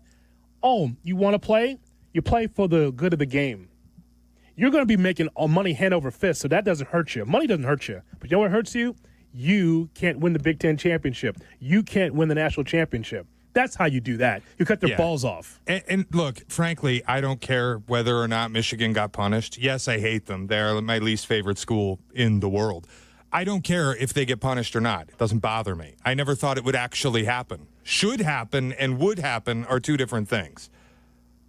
I just think this is a total joke that the NCAA can write up a report and deliver it to the school and say, yes, you deserved a minimum 2-year postseason ban. Yes, everything that we have here from you destroying evidence, from you refusing to turn over text. Like if this happened to any other school, I'd feel the same way. That they will deliver a report and say, the evidence is clear and our bylaws say multi-year postseason ban. But for reasons, we're not going to do it. It's the NCAA has turned the sport over to the network. It's not real anymore. The reasons are because they're a draw. Exactly. And you want to see them in big games, and you love to see them in the playoff and all that, just like you saw when they won the national championship. But then don't talk to me about integrity in sports. Because Rob Manfred, it's only a piece of metal, should have stripped the 2017 World Series from the Houston Astros. They were a crooked, dirty group. And he didn't. He should have. Take it away. And they should have done it to Michigan. And all those Michigan alums that might be listening to us right now, deep down in your heart, you know, scum. You cheated. Do you have a good team? You damn right you did. Is Jim a good football coach? He absolutely is. But you know deep down, you're dirty. And that is Shay's Platform, and it's brought to you by... That would be the Chicago Transit Authority. If you're a college student in Chicago looking to save money, sign up for a CTA U-Pass. Why would you spend money on parking or surge pricing from a rideshare when you can travel all over the city for less than $2 a day? With CTA U-Pass, you get unlimited rides on all CTA trains and buses every day. Don't waste money on traveling. Talk to your school's administration office about signing up for a CTA U-Pass and start saving on travel in Chicago today. Save money, do more, ride CTA. Shot or no shots in 2 minutes on Chicago's Home for Sports. You're listening to Kap and J Hood on ESPN Chicago. Hey, Chicagoland, it's time to tee up your next golf adventure with a trip to Tullymore Golf Resort, featuring 36 championship holes at 2 5-star rated golf courses. Spend more time on the course and less time in the car. Tullymore is just a quick 3.5-hour drive from the city. Enjoy an up-north golf experience without the drive at Tullymore Golf Resort. Experience a Michigan masterpiece. Start your trip with just a click at TullymoreGolf.com. That's TullymoreGolf.com. At Uline, they know going the extra mile takes hard work. For companies pushing to go further, Uline will go the distance with you. 24/7, they answer the phone to get you the shipping and industrial supplies you need. Business can move fast. Unexpected large orders, adverse weather, new safety guidelines, and changing economic trends. Uline works hard keeping 41,000 items ready to ship, minimizing detours on your way to the extra mile. Visit uline.com. Football's back, but summer's not done yet. Those surprise 85-degree days, they're coming. Make sure your home or business AC is ready with a seasonal checkup from Automatic. Trusted in Chicagoland for 80 years, Automatic keeps your home comfortable and cool when the heat hangs on and nice and warm when the chill eventually hits. Don't wait for a breakdown. Stay ahead of the game. Go to Automatic.com today or give them a hassle-free call. That's Automatic. Check them out at omatic.com. Are you confident your retirement game plan is as strong as steel? Hey, it's Jurko from Mitch Lyons Wealth. MitchLyonsWealth.com is full of tools for you to access at no cost to make sure you're positioned to win retirement. Go to MitchLyonsWealth.com today and get a free copy of Mitch's book or his retirement documentary. You can set a no-obligation 10-minute call with Mitch and his team to see if strategies they are utilizing might improve your retirement. That's MitchLyonsWealth.com, your best game plan to protect, grow, and win retirement. Beat the heat with any size True Oasis fountain drink for 89 cents with True Rewards at True North convenience stores. True Rewards members can pick their favorite Pepsi fountain drink and pay only 89 cents. Find the app in your favorite app store to sign up and save instantly. Live from State Street in the heart of Chicago, this is the home of the Chicago Bears, ESPN Chicago. And this is Kap J Hood, WMVP, WTBC, HD2, Chicago, a good Carmen Brands radio station.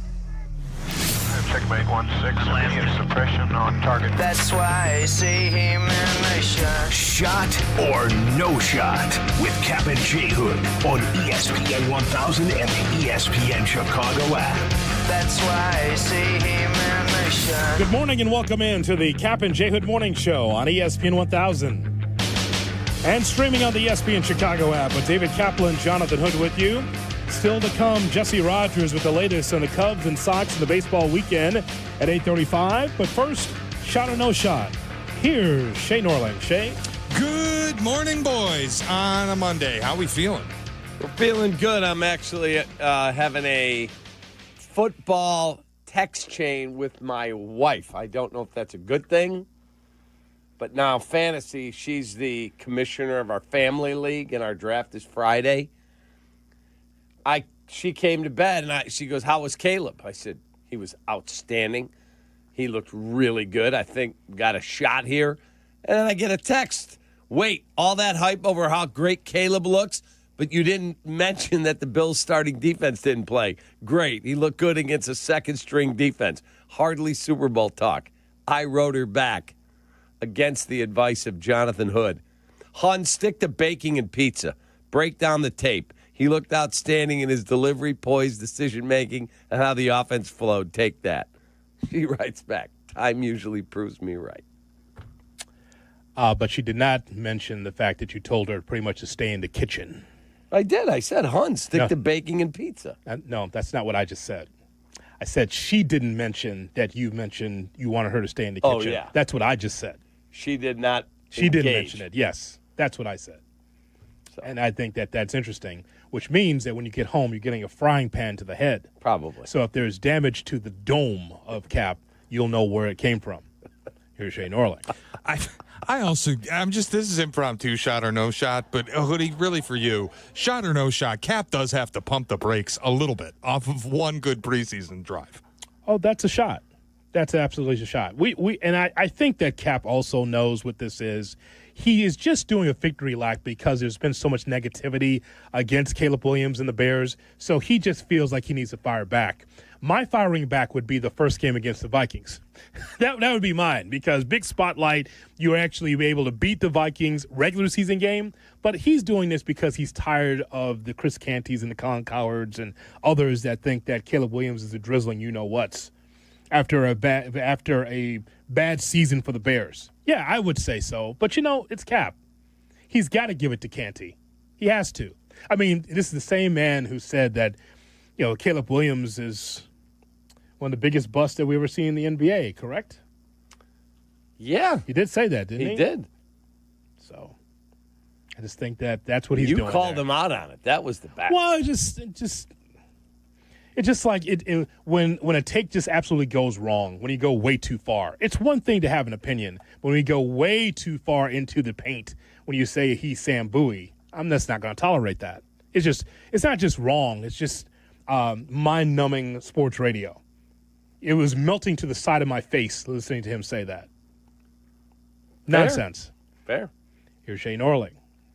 All right, let's get started with contract talks still at an impasse. According to Ian Rappaport and Tom Pelissero, Trey Hendrickson is officially available, and the Bengals are listening to offers. Jordan Schultz reported the Bengals are looking for an impact player plus draft capital. So shot or no shot.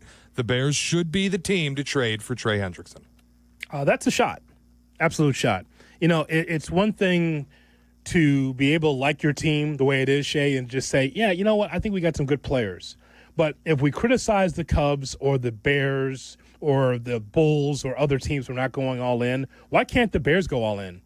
We talk about all these teams all day about how, hey, you got to have a commitment to winning. That solidifies a spot on your defense. I wish he could play left tackle, but he can't. But in the meantime, one of the things I've talked about a lot on this show is it wasn't enough pass rush for me. I know everyone likes to watch the fly of the ball and see what Caleb Williams is doing. Me on this side of the table was very concerned about the defense, especially the inability to stop the run. That wasn't good last year. It wasn't. It was one of the worst defenses. It was one of the more ineffective defenses I've seen in a long time with the Chicago Bears, where there was some give up, I thought, at times from the defense. And I hate to say that because I don't play, but I watch, and I just thought that there was some holes that shouldn't have been there last year. So, Cap, I would love for him to be there. It's not my money. I just want the Bears to be better. Yeah, look, he's a hell of a football player. And if they tell us today, oh, God, Austin Booker and Dominique Robinson are both in big trouble, that they are both out, well, then you're pretty much, your hands are tied. You're going to have to try and do something to address that position. I get it. But if those guys are around, he's going to be 31 this season. If you said, yeah, you can get him for a third-round pick, I don't care about the money. It's not my money. I also think you'd be wildly unbalanced salary cap-wise. $48 million Dio. You've got $98 million to Sweat. Like, Grady Jarrett's got new paper. Like, you're putting a ton of money on the defensive line. And if now I have to give up impact players and draft capital and $35 million a year, hell no. I like the asset. I like the idea that Waddle has had. I love the idea that Waddle's kept this prayer circle around for a long time. Has the wax melted on that, Shay? How long can you keep the prayer circle going? This has been going on for like 3 months. Until or unless he starts for the Bengals and signs a new contract, you can get that prayer circle go as long as it wants. That's a really good, strong set of candles there that Waddle's got. And you know what? I may join him now that we have actual reporting that he's available. I may join him in the prayer circle. What are you willing to give up as a? I mean, they're talking impact player. Yeah, that's Jordan Schultz. I don't know if I buy that that's 100% true. Don't give me that's Jordan Schultz. That's the report. If that's a fact, what are you willing to give up? I'm not talking about a third-round pick here. I don't know that you'll have to give up an impact player. So I would say if I could get it done for a second and a fourth, I'd do it. But that wasn't the question you asked. You said impact player. That's how I answered the question. And I'm answering by saying I don't buy that that's true. Okay, and what if it is? Then I'm not getting Trey Hendrickson. Okay, that's my point. Now you're right with me then. Thank you. I would trade Jalen Johnson for Micah Parsons. I probably would not do that for Trey Hendrickson. Probably. Are you insane? Of course you wouldn't do that. So that's fine. But the salary cap stuff, if they find a way to get it done, it doesn't bother me at all. They could release Dio after this season and lose almost nothing. I don't disagree on the money. I'm saying to you, I'm not giving you impact Jalen Johnson in a Trey Hendrickson deal. I'm not doing that. Totally agree. I'm just responding to your point about the cap being unbalanced. You can get rid of all this money. It's not real. Yeah, the money side of it never bothers me, especially in this city. It never bothers. You know why? Because it's not my money. I like the assets. I like difference-making players on teams that I root for. Let the ones in the front offices decide what they want to do money-wise. Asset-wise, you want to be able to at least win the trade, if not even, with the Bengals. I want the asset. I just think that he's a guy that could be a difference-maker in your defense. If you're still not sure about what the Bears have on their defensive line with Sweat and Dio and Grady, could you imagine Hendrickson on this team? So I'd love to have that player on my team. Yes, I would. What if I told you they asked for Jaquan Brisker, Cap? No, Jaquan Brisker and what else? Second-round pick. No, I'm not doing that. He doesn't think that Jonathan Owens could fit the bill. Which is fine. Safety. I would have to think. Like, if I'm the Bengals and I'm looking for a guy who hasn't gotten paper yet, Jalen Johnson's been paid, obviously. If I'm looking for an impact player that hasn't gotten paid and is on a rookie contract, if they ask for Jaquan Brisker, I got questions about how healthy Brisker can be going forward anyway. Sure. I'd have to at least think about it. Absolutely. No, absolutely. You pick up the phone and find out. That's what the if whole it's thing. Kyler Gordon? No, I wouldn't do that. I'm too high on Kyler Gordon. I guess of our starters, if you said I had to make a deal because I haven't paid Brisker, that would probably be the guy. But I'm taking a 31-year-old. I'm giving up a second-round pick in your scenario, and I'm giving you, a 24-year-old strong safety? I mean, that's, I don't know. Also, don't worry about the age because you have to determine how close you think you are to the NFC title as a roster. How close do you feel that you are? 2 years away?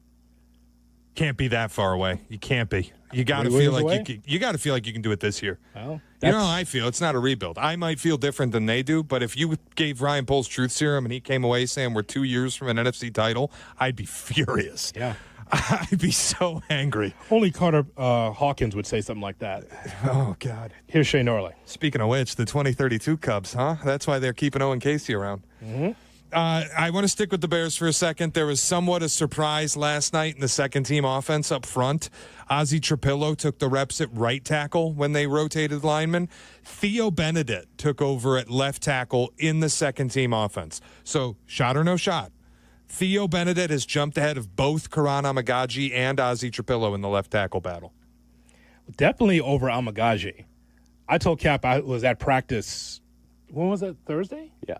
Thursday I was at practice, and I was confused because I'm watching. I'm like, what is Benedict doing out there? And getting, quality reps. I'm like, so what are they doing there? They're moving the chairs around, trying to figure out who can be an impact player at left tackle besides Braxton Jones. So I'm watching. I'm like, okay, Amagaji, he is on the third string, Cap. He's down the line, unfortunately. Yeah, and I don't think Trapillo's the left tackle, and I think they're figuring that out. And he's now the number 2 at right tackle. I don't even think he's ahead of Amagaji. I think Amagaji's the third string at left tackle behind Benedict. Listen, as a coach, Cap, you have a number of players that you're working with, and there might be a player that you may not think that much of. You like him on the team, but good practice player, maybe come through as 7th, 8th man off the bench, right? Mm-hmm. But all of a sudden, that kid is busting his ass. All of a sudden, he's diving on the floor for loose balls. All of a sudden, now he's making the right pass. Now he's going to the basket. Now he's taking shots. So you have no other choice but to say, we're going to move that kid up my depth chart. That's what Benedict's doing. I think that this new coaching staff says, I don't know anything about the Canadian Eagle. I don't know anything. But then he's working hard enough to be able to solidify himself as at least number 2. So if your coaching staff's like, I didn't think much of him when we first started, but look what he's doing now. That you can relate to that, can't you? 100%. Some kid just comes out and like, oh, he's really practicing well. Yeah. Reward him. We did. Our starting point guard was a kid that walked on from Rockford Boylan. Mm-hmm. Carl Armato. Carl Armato? That guy's a walkout. He became a stud all Mid-American Conference. Worked hard. So Benedict in the same way. I watched him. I was surprised, Shay. I'm sitting in the stands like, what's the Eagle doing out there? Mm-hmm. And he was busting his ass. So it's deserved at this point in time. I still believe what we said a couple of weeks ago, that the offensive line as we know it, if they are blessed with good health, will be what we know. The Jones, Tooney, Tolman, Jackson, Wright. I agree. But as far as the depth chart is concerned, Benedict is right there, and he's knocked Amagaji out. Because I asked when I was up there, it's like, so what's going on with Karan? Oh, he's out there. What? What do you mean he's just out there? It's just like, oh, well, there he is, 72. I was like, well, any impact? That's not good. So was it a mistake to pick Ozzie Trapillo in the draft then? Because if he can't be a left tackle and you took him in the second round, ostensibly to be a left tackle, 2 years after taking a right tackle in the first round, and now you're just going to stick Ozzie Trapillo at right tackle second on the depth chart, they screw up that pick? Or do we end up seeing kind of what Ryan Poles alluded to in the offseason, that Darnell Wright can play both sides, and maybe not this year, but in the future, you move Darnell Wright left, and you have Ozzie Trapillo be your starting right tackle? Yeah, I don't think that they're moving Darnell Wright to the left side. I don't. I think next year their number 1 pick will be a left tackle. Boy, is that a lot of investment, man. I mean, you got to get it right. You got to protect the quarterback, number 18. I get that. But it was suggested by Poles, as we recall, on the show about the movement of Darnell Wright to left tackle. But of course, I think Shay, that Ben Johnson has a full autonomy of this roster. I'm not saying that Poles is neutered by any stretch because he's still the GM. But Ben Johnson will determine what he wants to do on this offensive line. He'll make the decision. And if someone's got to move, they'll got to move. Agreed. 100%. All right, we have Around the NFL. That's coming up next. Jesse Rogers at 8:35 on Kap and J Hood. Kap and J Hood, ESPN Chicago. Who knew? Got a few minutes? Check out our shorts. YouTube. Got an hour? Watch interviews and silly show moments. YouTube. Got nothing going on now? Join us on our live stream. It's all on YouTube right now. Subscribe at ESPN 1000 Chicago.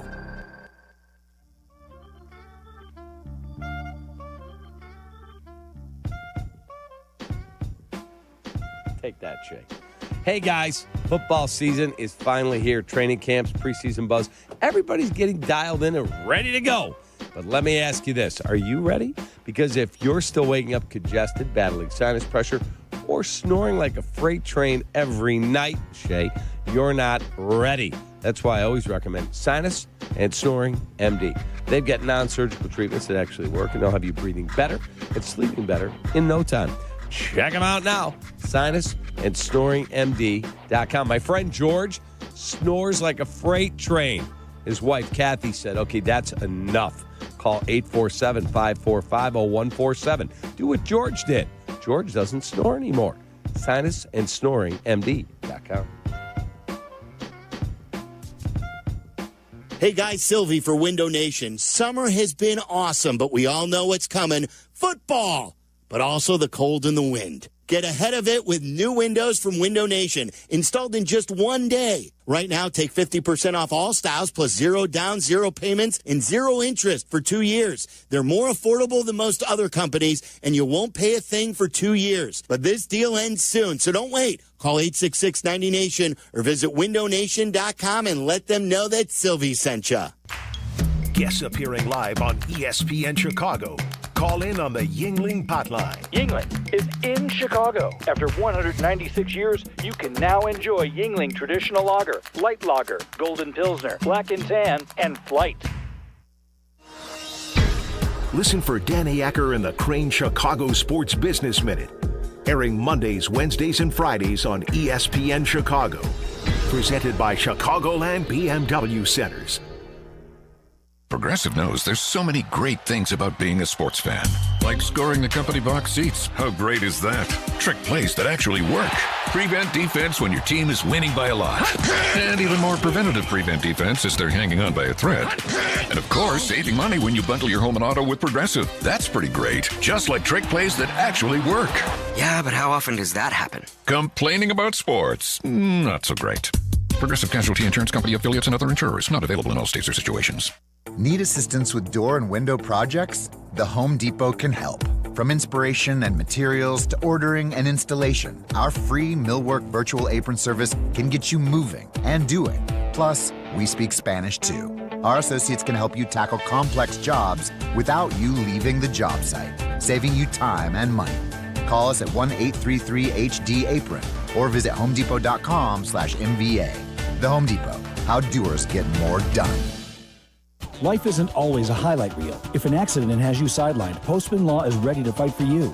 Over $3 billion recovered for their clients, delivering speed, ease, and results. Call 844-POSTMAN now. Postman delivers. Let them deliver for you. You're listening to Kap and J Hood.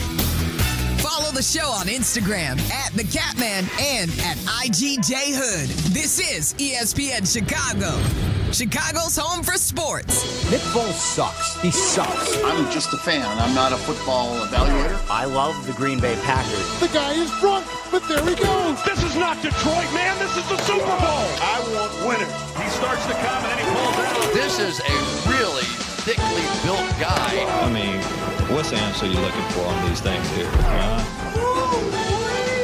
It's time to go around the NFL right here on the Kap and J Hood Morning Show on ESPN 1000 and also on YouTube. Want to wish well wishes to everyone that went through the storms and the flooding over the weekend. 73 degrees a day is going to get up to 90, but I saw 55 was just completely just flooded. cars stranded, a lot of different neighborhoods in the city and the suburbs with just water everywhere through the homes and in the streets. So we're wishing you well during this very difficult time trying to get yourself out of that, because that was brutal. And there's going to be more rain later on today. Around the NFL, here's Shay Norling. Shay? Hoodie, I want to start with the New York Football Giants because Jackson Dart is becoming Jackson Start. Mike Tannenbaum. Oh, my God. Mike Tannenbaum was on Sportsmanlike this morning, said week 1 starter Jackson Dart. He's been their best quarterback running away in the preseason. Russell Wilson has struggled to move the ball and score. He's thrown some bad picks. All Jackson Dart has done is move the ball and score. And I just keep going back to you have a head coach and a GM who are effectively dead people. They are walking into a grave. If this is a bad year, what the hell do they have to lose? Start the kid you drafted. The Giants beat the Jets. Okay, 31-12. Oh, I'm sorry? Justin Fields was magnificent. 1 for 5 with 4 yards. How about that? He's back after awful. this. Hey, Colt. I mean, come on now. 1 for 5 for 4 yards. 4 air yards. All the best to Justin Fields. Yeah, Justin Fields is him out there on Twitter. Might want to change that. I watched a little bit of him in that game. He's worse than I even remember. He is awful. Nice guy, but Jesus, what is going on there? I think we know what's going on there. I think we know. He can't throw it from me to you at times. Holy cow. What'd you say his line was, Hoodie? 1 for 5 for 4 yards. 1 for 5. What is he, Kyle Tucker? Jeez. Wow. Jackson Dart, 14 for 16. And Russell Wilson. So here's a spoiler. This is not a prediction. It's a spoiler, Shay. Russell Wilson starts, and then there's going to be this big backlash. When and if he fails, and Jackson Dart will start the rest of the time. And then that'll be all for Russell Wilson. Russell Wilson and Dwayne Wade will have a talk show somewhere. I think that's what's going to happen. Seriously. Because it's going to be the veteran. Give the veteran a chance. You'll see how that's going to fail because Wilson is in the autumn of his career, and Jackson Dart will have it the rest of the time to be the starter for that Giants team. Because, as you mentioned, everyone's job's on the line. So they're going to bring Dart in to pull the nose up on the operation. Better work. Shay? Dylan Gabriel, I thought, played pretty decently in his preseason availability, 13 of 18 for 143 yards. Albert Breer wrote, showed plenty of poise, plenty of accuracy, plenty of control, understood the speed of the game, started to make sense why Cleveland drafted him. But felt like a reach is starting to kind of make sense. And then the media blew up because apparently this kid can't catch a break. Did either of you have an issue with the quote where I'm paraphrasing? He's asked, how comfortable are you on camera? And he answers, some people are entertainers, some people are competitors. I'm a competitor. And then everybody ran with it, saying he took a shot at Shedeur Sanders to the extent he had to come out and clarify he wasn't taking a shot. I had no issue with the quote, but everybody loves Shedeur so much, they got to throw Dylan Gabriel under a bus after he gets asked, how do you feel on camera after a pretty good preseason start? I just think he could have worded it better. I thought that was not worded well. I think that from the media standpoint, Tony Grossi and the people that cover the Cleveland Browns, they're saying to themselves, like, we're entertainers? We're covering the team. He's got to understand something. As a rookie, you need allies. As a player in this league, you need allies. At least one, Cap. You should have one. Lovie Smith never had any allies. No one that was in his corner that would write something positive about it. There was never those pieces for Lovie Smith. He didn't want it. He never got it. You just got here, kid. How about just not take a shot at anybody? Let's just give us the boring quotes and move forward. He's talking about entertainers. I didn't know if it was the Browns media or Shedeur Sanders. I just think it's a quote that he didn't need. Yeah, I don't think he really thought the quote through, and probably it was harmless, but it was interpreted certainly the wrong way, or correct there, Johnny. Just leave it out. He didn't need to say that. Yeah, but I don't think he was even thinking that way. Wasn't thinking. I think he just answered it. Some people are entertainers up there, and some people are whatever he called it, and I'm the other one. Okay. I think it's a learning moment for him. to put a little more think thought about into what the you're answers saying. before you do them. But I also thought the reaction was ridiculous, and making it to the point that he has to come out and clarify he's not taking a shot at Shedeur Sanders. Come on. Hey, what are we doing? Well, don't take a shot at the media either. You just got here. No one's taking a shot at you. You know I agree with that because we had I'll bring him up again. We had a quarterback who took shots at the media decently often in this town, who was 1 for 5 for 4 yards over the weekend. I mean, I never liked it then. I don't like it now. But it just, when you come over and you say, how comfortable are you on camera? One, weird question. How do you want him to answer that? That was in the sidelines, right? Yeah. Is that Aditi Kikabwala asking that question? He's not a TikTok star. He's an NFL quarterback. Why are you asking him how comfortable he is on camera? I think she was doing the sidelines. And he comes from a big program. Did you see the actual video? Was that her? I don't know. The lady that used to be on the NFL Network. Yeah. Maybe she still is, but she was doing sidelines. You know how that is. It becomes a part-time job on these preseason games. You turn on like, what's he doing on there? I turned on a college game last year one night, and I'm like, let's go to Taylor McGregor on the sidelines. Yes. Like, whoa. She was doing ACC with Brenneman, I believe. Yeah, I'm like, whoa. And I'm a fan. I've never met Taylor McGregor in my life. I am a fan of hers. I think she's excellent. Let's go to the sidelines and Taylor McGregor. Wow. Yeah, I watched that. No, I just think it's Cap Watch is going right now on LW. Yeah, I just thought it was strange. I don't know, Shay. I don't even know. It must have come to his head, and he just wanted to just put it out there for everybody.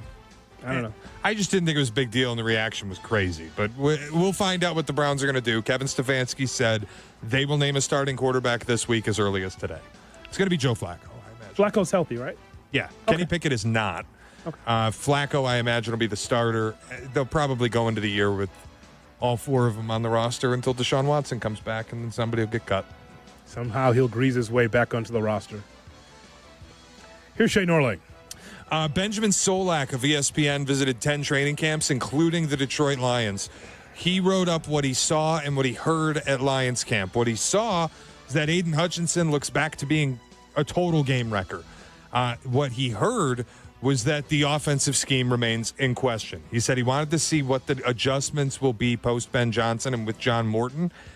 His read on it is they're going to go back to a more traditional passing offense. There will be less pre-snap motion. There will be fewer condensed sets. There will be less play action. That makes me personally feel worse about Jared Goff. I don't know how it makes 2 of you feel, but I felt like Goff was in the perfect scheme with Ben Johnson. Everything worked to his advantage. If you go back to a traditional drop-back passing offense, I don't love Jared Goff in that scheme. Why would you dramatically change and alter what has worked for you? That's correct. I know you're not Ben, and you got to be loyal to yourself, but wow. Surprising. What is? Better work. Well, I think Jared Goff is a big enough veteran to be able to speak his mind on these things, too. And don't be Kirk Cousins in Atlanta and just like, I don't get it. And I don't get it. And then get yourself out of a job. Goff is a big boy. Do what's comfortable for you.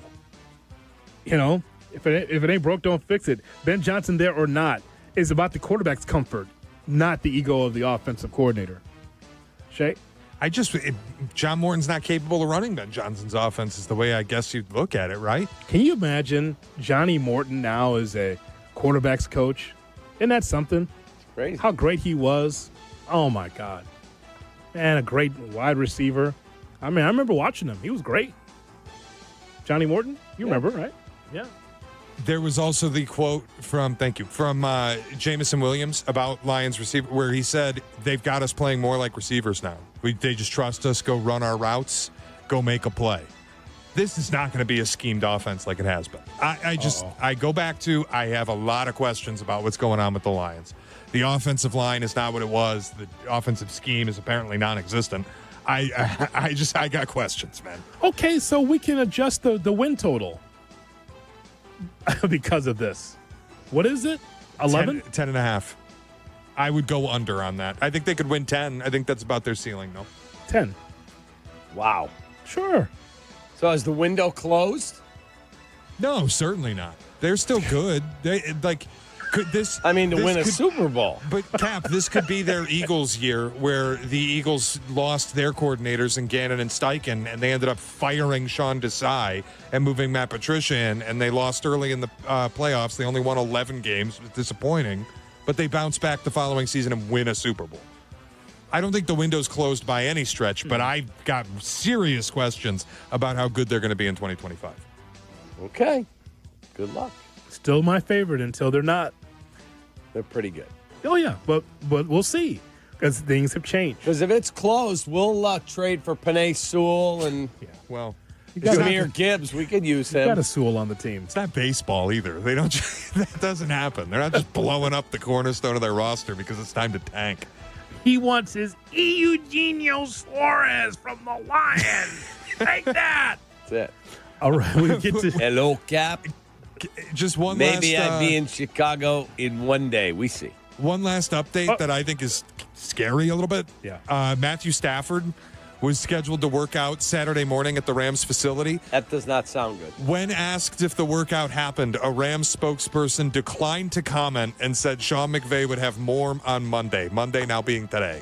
So we await word on Matthew Stafford, but there was a secret throwing session, and he may or may not have worked out Saturday before the preseason game at the Rams facility.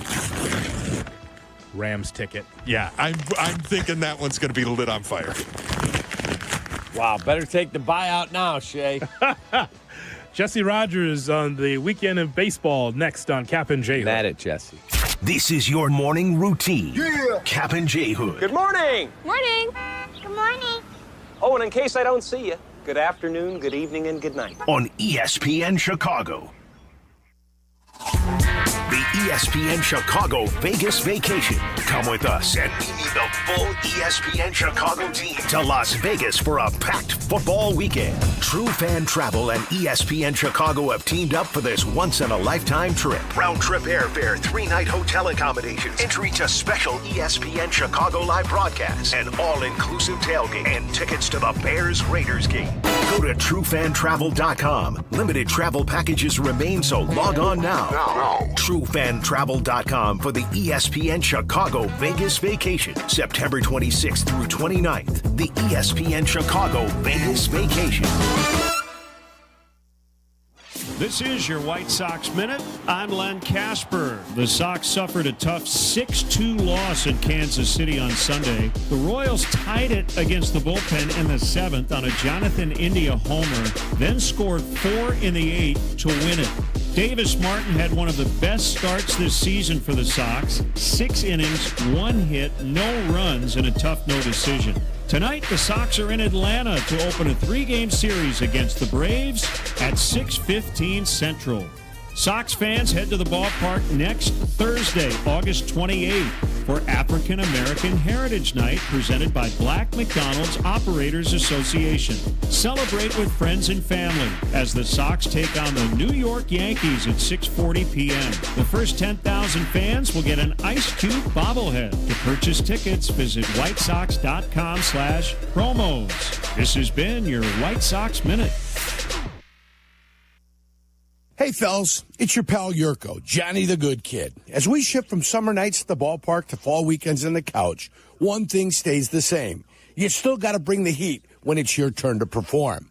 Now, let me ask you, are you throwing the high heat or just floating the soft stuff over the plate? Oh, my. But that's where Blue Chew comes in. And I've been telling you about my friends at Blue Chew for years. It's a chewable tablet with the same active ingredients as Viagra and Cialis, but without the awkward doctor visits or the pharmacy lines. Everything's online, and it ships right to your door in a discreet package. No pills to swallow, no weird conversations, just confidence you need when it counts the most.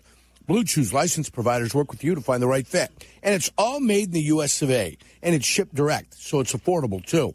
So if you're ready to step up, I've got a deal for you. Your first month is free. Just pay $5 for shipping. Go to BlueChew.com. Use promo code ESPN.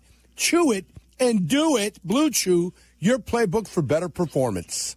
Hey, parents throughout Chicagoland, if you're like me and only want the best and safest option for your kids, you've got to go check out my guys at FenceWorks, a.k.a. the guy on 41. FenceWorks is the premier spot for playgrounds, fencing, trampolines, and basketball hoops. I recently got a hoop installed by FenceWorks, and my kids are thrilled. FenceWorks has been treating families like mine to quality, safety, and exceptional service for over 58 years. Swing by their Northbrook showroom or check out theguyon41.com.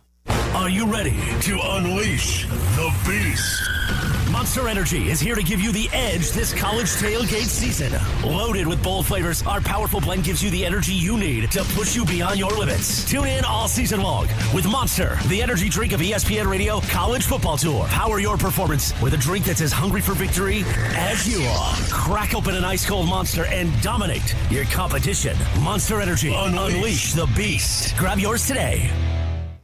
Empower.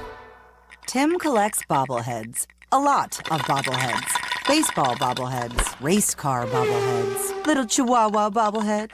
He's got an entire room strictly for bobbleheads. Does he need them? No. Is his wife mad about it? A little. But Tim works with Empower, and he got good at money. So he can be a little bad. Ooh, horse bobblehead. Classy, Tim. Empower. Invest well, live a little. Start today at empower.com. $6.7 million. The Veroliak Law Group wins again for their clients. That's right. The Veroliak Law Group recovered $6.7 million for a client who was injured in a truck accident. If you're injured, make sure to call the Veroliak Law Group. Football's back, but summer's not done yet. Those surprise 85-degree days, they're coming. Make sure your home or business AC is ready with a seasonal checkup from Automatic. Trusted in Chicagoland for 80 years, Automatic keeps your home comfortable and cool when the heat hangs on and nice and warm when the chill eventually hits. Don't wait for a breakdown. Stay ahead of the game. Go to Automatic.com today or give them a hassle-free call. That's Automatic. Check them out at Omatic.com. Jay Moore, have I told you about GNC? I don't think I've told you about GNC today. GNC, you think about this. You buy one and you get 50% off everything at the GNC store. Go to gnc.com. That's right, everything. Protein, pre-workout, creatine, vitamins, supplements, and so much more. Go for it all and don't miss out. It's GNC. The nutrition isn't a department. It's a whole freaking store. You got goals, GNC's got results. Visit your local GNC store or gnc.com. Jay Moore. Follow Chicago's Home for Sports on Twitch at ESPN 1000 Chicago. Kap and J Hood are back on Chicago's Home for Sports. ESPN Chicago.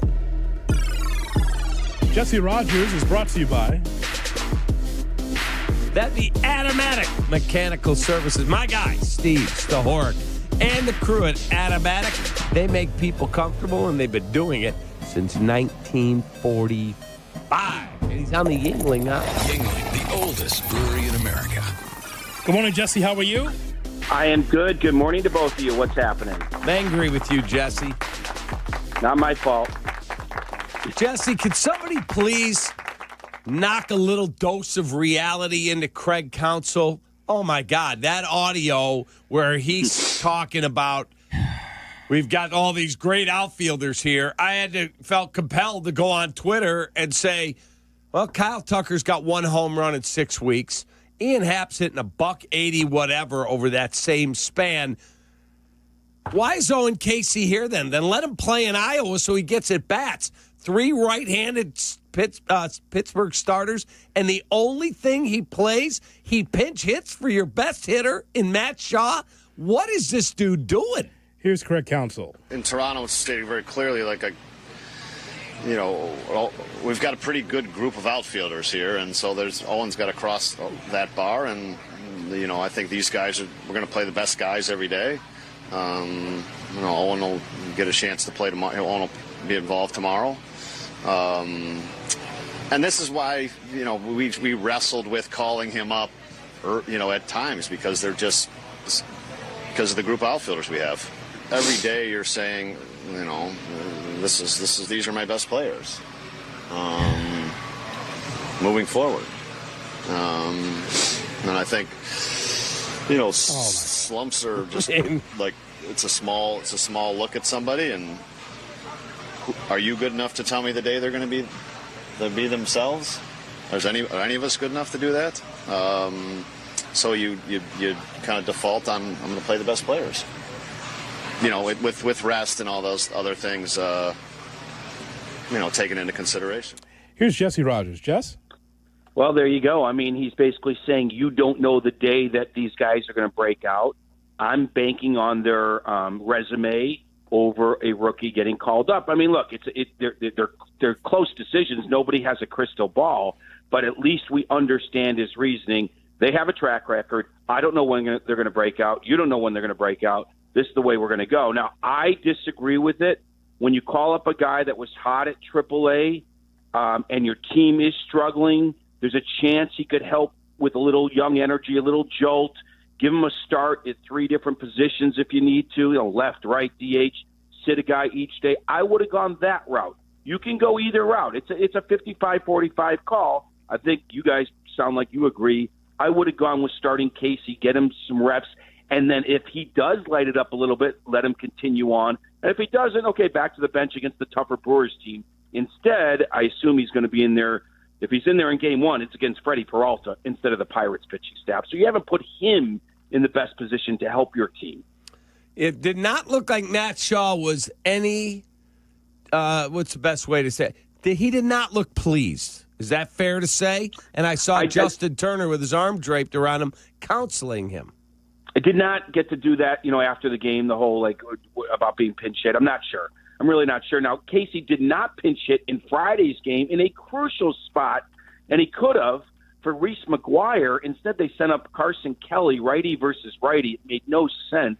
So there's a few things. The more you struggle, the more the little things matter. And that was a moment where I thought they could have won the game with a big hit from the rookie, and it didn't happen. Now, he did pop out, I think, yesterday in a pinch hit situation. As you mentioned, against Shaw. But the whole thing is still just they won the series, but there's no way you come out of that feeling great about their offense. They had 5 doubles in 3 games. That was it. Kyle Tucker is hitting the ball on the ground as much as ever. 47% ground ball rate this month. Still only 4 extra base hits since July 1st. 0 this month. He's hitting 160. The one good thing is they struck out only 17 times in the 3 games. It's not bad, about 6 per game, meaning they made a lot of contact and they won 2 out of 3. But nothing that happened this weekend offensively made me feel better about the Cubs offense. Let me get to some more audio because, you guys have been asking, every show has been asking me about, lineup things, and it was interesting. Let me set this up for you because we're peppering Counsell with questions before the game yesterday, and eventually he says, okay, just cut to the chase. What do you want to know?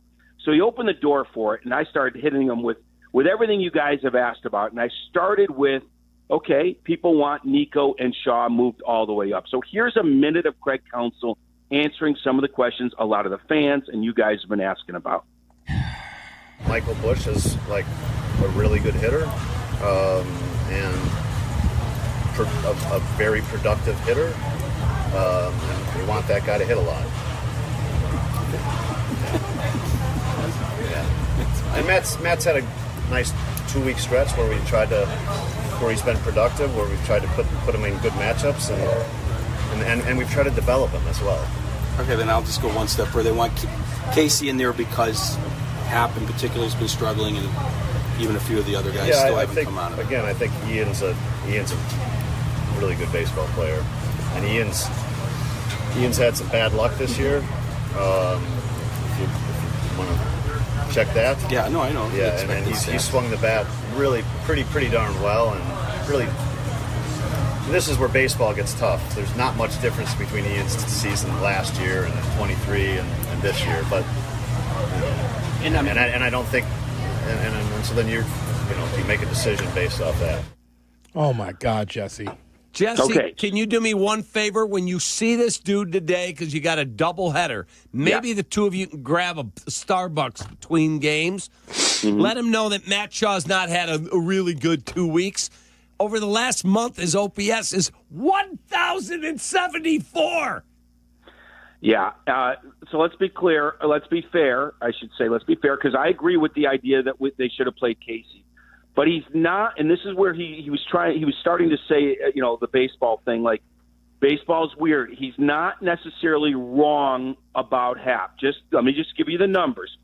Expected stats, for people that don't know, that's based on exit velocity, launch angle, sprint speed, how you hit the ball, even if you don't get the results. If you go by luck or unlucky, Hap is the 14th most unlucky player out of 253. His expecting batting average is 36 points higher than his actual average. Now, that doesn't mean necessarily he should be in there every game, but that's what Council's referring to when he says he's had a similar year to the past. Balls haven't fallen. Now, he went 2 for 4 yesterday, 2 big hits. That doesn't excuse why Tucker's playing every day necessarily. So let's be fair. He's not necessarily wrong about Hap, but that doesn't mean Casey shouldn't have played. And, yeah, I'm with you about Shaw. I think he should have been moved up. Let that guy off his leash a little bit and see if he can do something higher in the order. You can always put him back down. All right, Jesse. The former more so than the latter is true, that Casey should be able to start at one of these games, if not a couple of games against the Pirates. But this is what happens when upstairs says, here's your lineup today, Craig. That's what you're going with, because the analytics has nothing on Casey. That's why. I mean, he's going with the same people that he's known all season, the players that he's relied on. You mean Casey couldn't get a sniff? Not even just one start? I mean, I think that's wrong. And for him to say that about Hap, saying, he's a good ball player. Yeah, he might be a good ball player. But you know what? Sometimes guys just need to sit, just to reset. And for Hap to be out there, yes, he was 2 for 3 against the Pirates in the 4-3 win. The point is, though, it's okay to give a guy a seat and give a kid the opportunity to play. Yeah, you're so right about kind of analytics versus just kind of the emotion of the moment or your gut call. Like I said, he was hot at AAA. Now he is sat for 3 days, wondering when he's going to start. He's going to probably start against Peralta. Now you've lost the little edge. You've lost that jolt. And he's facing one of the best in the league instead of one of the worst in the guys that pitched this weekend. Like, you miss the moment in a way. Now, maybe he'll be great. Who knows? Nobody has a crystal ball. I'm with you on that. I think there were some emotional things about starting Casey that don't play into the analytics. And this, this happened to Alexander Canario, a hot kind of prospect. They call him up and don't give him a chance. Casey's considered a better hitting prospect on a struggling team, and they don't give him a chance, though he's going to get one today. Hey, look, again, they're 55-45 calls. He decided to fall back on resume and track record, but it hasn't worked for about 2 months now. So I thought maybe trying something different might. All right, more with Jesse Rogers, because I've got to ask about Dansby Swanson, where all the little stud heads are out there. His expected batting average. We'll get into all of that next. Good morning. Good morning. Kap and J Hood Morning Show on ESPN Chicago. The CDGA Golf Show. It's your source for golf news local and golf news from around the world. Host Tyler Rocky and Mike Gilligan are linked up with golfing knowledge to help us all. Tune in Saturdays 9 to 11 on all the ESPN Chicago channels. Brought to you by Glenview Park Golf Club. Folks, we're getting new windows at the house. Yes, we are. And guess where we're getting them from? My guy, Russ Armstrong, the Chicago window guy. Don't get fooled by those buy one, get one free gimmicks or the sketchy half-off deals that you hear out there. Russ Armstrong keeps it real. He offers the most energy-efficient windows and doors at the lowest price, guaranteed. You can't find it lower. No subcontractors. No marathon sales pitches, just top quality products, expert installation, and you deal directly with our guy, Russ, himself. Chicago window guys are the guys I trust, and you should too. Call 847-881-3060, 847-881-3060, or visit ChicagoWindowGuys.com. Hey teachers, congratulations on another year of being awesome to the students you lead. We salute you. Now it's time to relax and take care of the things you've neglected this school year. When planning for this time, don't forget about your family. And if your family is complete, summer is a great time to take the next step, a vasectomy. Take that step with Vasectomy Clinics of Chicago, because experience really does matter. Especially with this procedure. They make it so easy with their 30-minute, no-needle, no-scalpel, in-office vasectomy. Log on to vasectomychicago.com, read the testimonials, and learn more about their procedure at Vasectomy Clinics of Chicago. With 4 convenient locations in Naperville, Tinley Park, Arlington Heights, and downtown Chicago at Lake Point Tower, now with free valet parking. Their procedure is covered by most insurance, so everything is lined up to make your decision an easy one with Vasectomy Clinics of Chicago. Visit vasectomychicago.com today or call toll-free 877-877-4VAS. That's 877-877-4827. Are you a college student in Chicago looking to save a little money? Have you signed up for the CTA U-Pass? Why are you spending money on parking or surge pricing for a rideshare when you can travel all over the city for less than $2 a day? With a CTA U-Pass, you get unlimited rides on all CTA trains and buses every day. Don't waste money on traveling. Talk to your school's administration office about signing up for a CTA U-Pass and start saving on travel in Chicago today. Save money, do more, ride CTA. Hey friends, I'm Tom Waddle and I drive a Hawk. Find your next car at hawkauto.com. Choose from 12 Hawk Auto locations at Forest Park, St. Charles, Plainfield, Joliet, Carroll Stream, and now LaSalle, Peru. Shop thousands of vehicles from 13 big brands. Save with 0% financing or make no payments for 90 days. Plus save even more with our complimentary maintenance plan. Find your next car at hawkauto.com and drive what I drive. Drive a Hawk. HawkAuto.com. Financing and plan on select models with approved credit.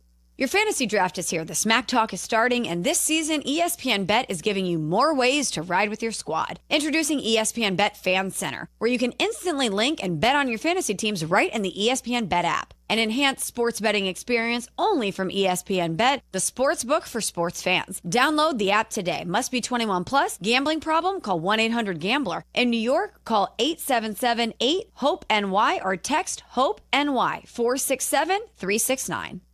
Now that I'm a dad, I can't stop thinking about what would happen to my kids if something happened to me, like losing the house or not affording college. Yeah, that used to keep me up at night too. It's why I finally got life insurance from Ethos. It's 100% online. No medical exams, just a few health questions. I got $2 million in coverage for around $2 a day. I never realized it was that simple. Get your free quote at ethos.com/game. That's ethos.com/game. Rates may vary. Bill monthly. Sample rate 10-year term life policy for a 35-year-old healthy non-smoking male. Nature is calling. No, not that way. Fishing, hunting, hiking, nature. Chauncey's Great Outdoors, Saturday mornings from 6 to 7 and available on demand on the ESPN Chicago app. And now a word from Nutrafol. Yes, Nutrafol. Do hair growth supplements work? Ask the 1.5 million people that's taken it. Nutrafol is the #1 dermatologist-recommended hair growth supplement brand, clinically tested using industry-leading hair measurement tools like counts and pull tests and published peer-reviewed studies. Plus, it's NSF Contents certified, so you know it's safe and reliable. So go to Nutrafol.com and get $10 off the first month, plus free shipping. It's Nutrafol.com, spelled NUTRAFOL.com. Jay Moore. Follow Chicago's Home for Sports on Twitter at ESPN 1000. Kap and J Hood are back on ESPN Chicago, Chicago's Home for Sports. Jesse Rogers with us every Monday here on the Kap and J Hood Morning Show. Jesse, can you give us a little intel on what is happening with the closer situation? No Palencia the last couple of games. You got a Kittredge and you got a Keller to end out the wins for the Cubs against the Pirates, but no Palencia. What's going on with that? He was ill. He was sick, and they thought he might be better enough to pitch yesterday, but it didn't happen. So assume he'll be back in there against the Brewers, but he was sick for a couple days. That's it. No arm problem. Okay, hold on a second. We don't see him in a Jesse. doubleheader. There's something going on. Yeah, I want to know more because I went back and looked at his game log. He pitched on the 6th and then did not pitch for a week. There's something going on there. I will ask on it then. I will ask on it. I mean, that was when the team was on the road. I mean, this is what they said publicly, that he was ill, he was down. But we'll find out. If there's arm problems, then that's a big deal for sure. And if there's an arm problem, then what were they doing at the deadline? Sleeping? Well, first of all, did the arm problem exist at the deadline? But either way, this is why I was screaming about the bullpen. You need to back up your guys. That's what the big contenders did, because if someone gets hurt, you've got another guy ready to rock and roll. I don't think they can win anything with Keller and Kittredge if they had to be the ninth-inning guys, because now you're really short. So, yeah, let's see. But they said he was ill. Okay, here's my other thing. And I know Dansby got the Benny's toast of the game yesterday because he got the ball that hit the bag, and he ended up at third because Tommy Pham misplayed it, and that drove in a run. And then he got the sac fly. The sixth inning really ticked me off because in the sixth inning, you got men at first and third, I believe, and Nico Horner up. And Nico Horner walks on 4 pitches. Now the first pitch to Dansby's a ball. The second pitch to Dansby is a ball. And unless Dansby morphed into Aaron Judge and Barry Bonds' love child, guess what? On 2-0, 6 straight balls, I'm taking. I'm going to make you throw a strike. And what does he do? Swings out his heels and pops it up to shallow center, inning over. I know he got the opportunity in the 8th, and he responded. But what are we doing? Why are we not taking there, Jess? Can't answer that. He is 179 with guys in scoring position. That's for my the season. point. Why is Craig not going, hey, Quentin, take sign? Yeah, I don't think I've seen a player inside his head with runners on like he has been this season. And in all my time covering, now I can't say for sure what's going on in his head, but man, he's a different hitter once runners get on base. So sac flies are great for him, but walks with the bases loaded would be good too. I can't disagree with you there. 206 with runners on, 179 when they get in scoring position. Yeah, it's insane. 6 straight balls. What are we doing? That's baseball talk right there, Jesse. That's how we do it around here. Yeah. Well, guys, 5-game series here. They're 2 months shy of 1 day. We're 1 day shy of 2 months, I should say, of the last time the Brewers in here. The Brewers left town 5.5 games behind the Cubs. 1 day less than 2 months. They're 8 games up. I don't think we've ever seen a turnaround like that in less than 2 months. And so really 4-1 is the minimum if you think you're going to win this division, right? 3-2 is not going to cut it. Now, the one thing is, J Hood, you know I'm a schedule guy. Like, they just broke that big win streak. This could be maybe possibly the right time to face the Brewers, because sometimes after a big win streak, it goes the other way a little bit. But I'm not banking on that being the reason the Cubs win this series. They have to start hitting for doubles and homers and getting back to that first half team. Can you report to us that Tyon will be on the back end of the doubleheader today? I'm almost 99, 100% sure on that one. Yeah, they wanted Cade Horton to go early because they know they're going to have to use their bullpen in the early game, because they know they're going to have to use their bullpen because they're shortening him up. So I think they want to see how much they're using their bullpen. But Tyon told me yesterday he can go 85, 90 pitches in his first game back from injury. So that's the goal, to go as far as they can with Tyon in the night game, assuming he starts, because they know they're going to go short with Horton. It's going to be fun. 5 games against the Brewers head-to-head. That's going to be a lot of fun. And then there's a TBA also on the Brewers side. We don't know who they're going with in the second game of the doubleheader also.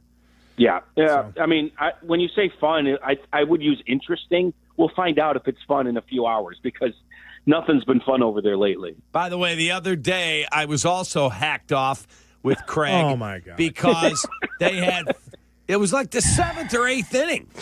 And you had first and second, nobody out. You need a run to win the ball game.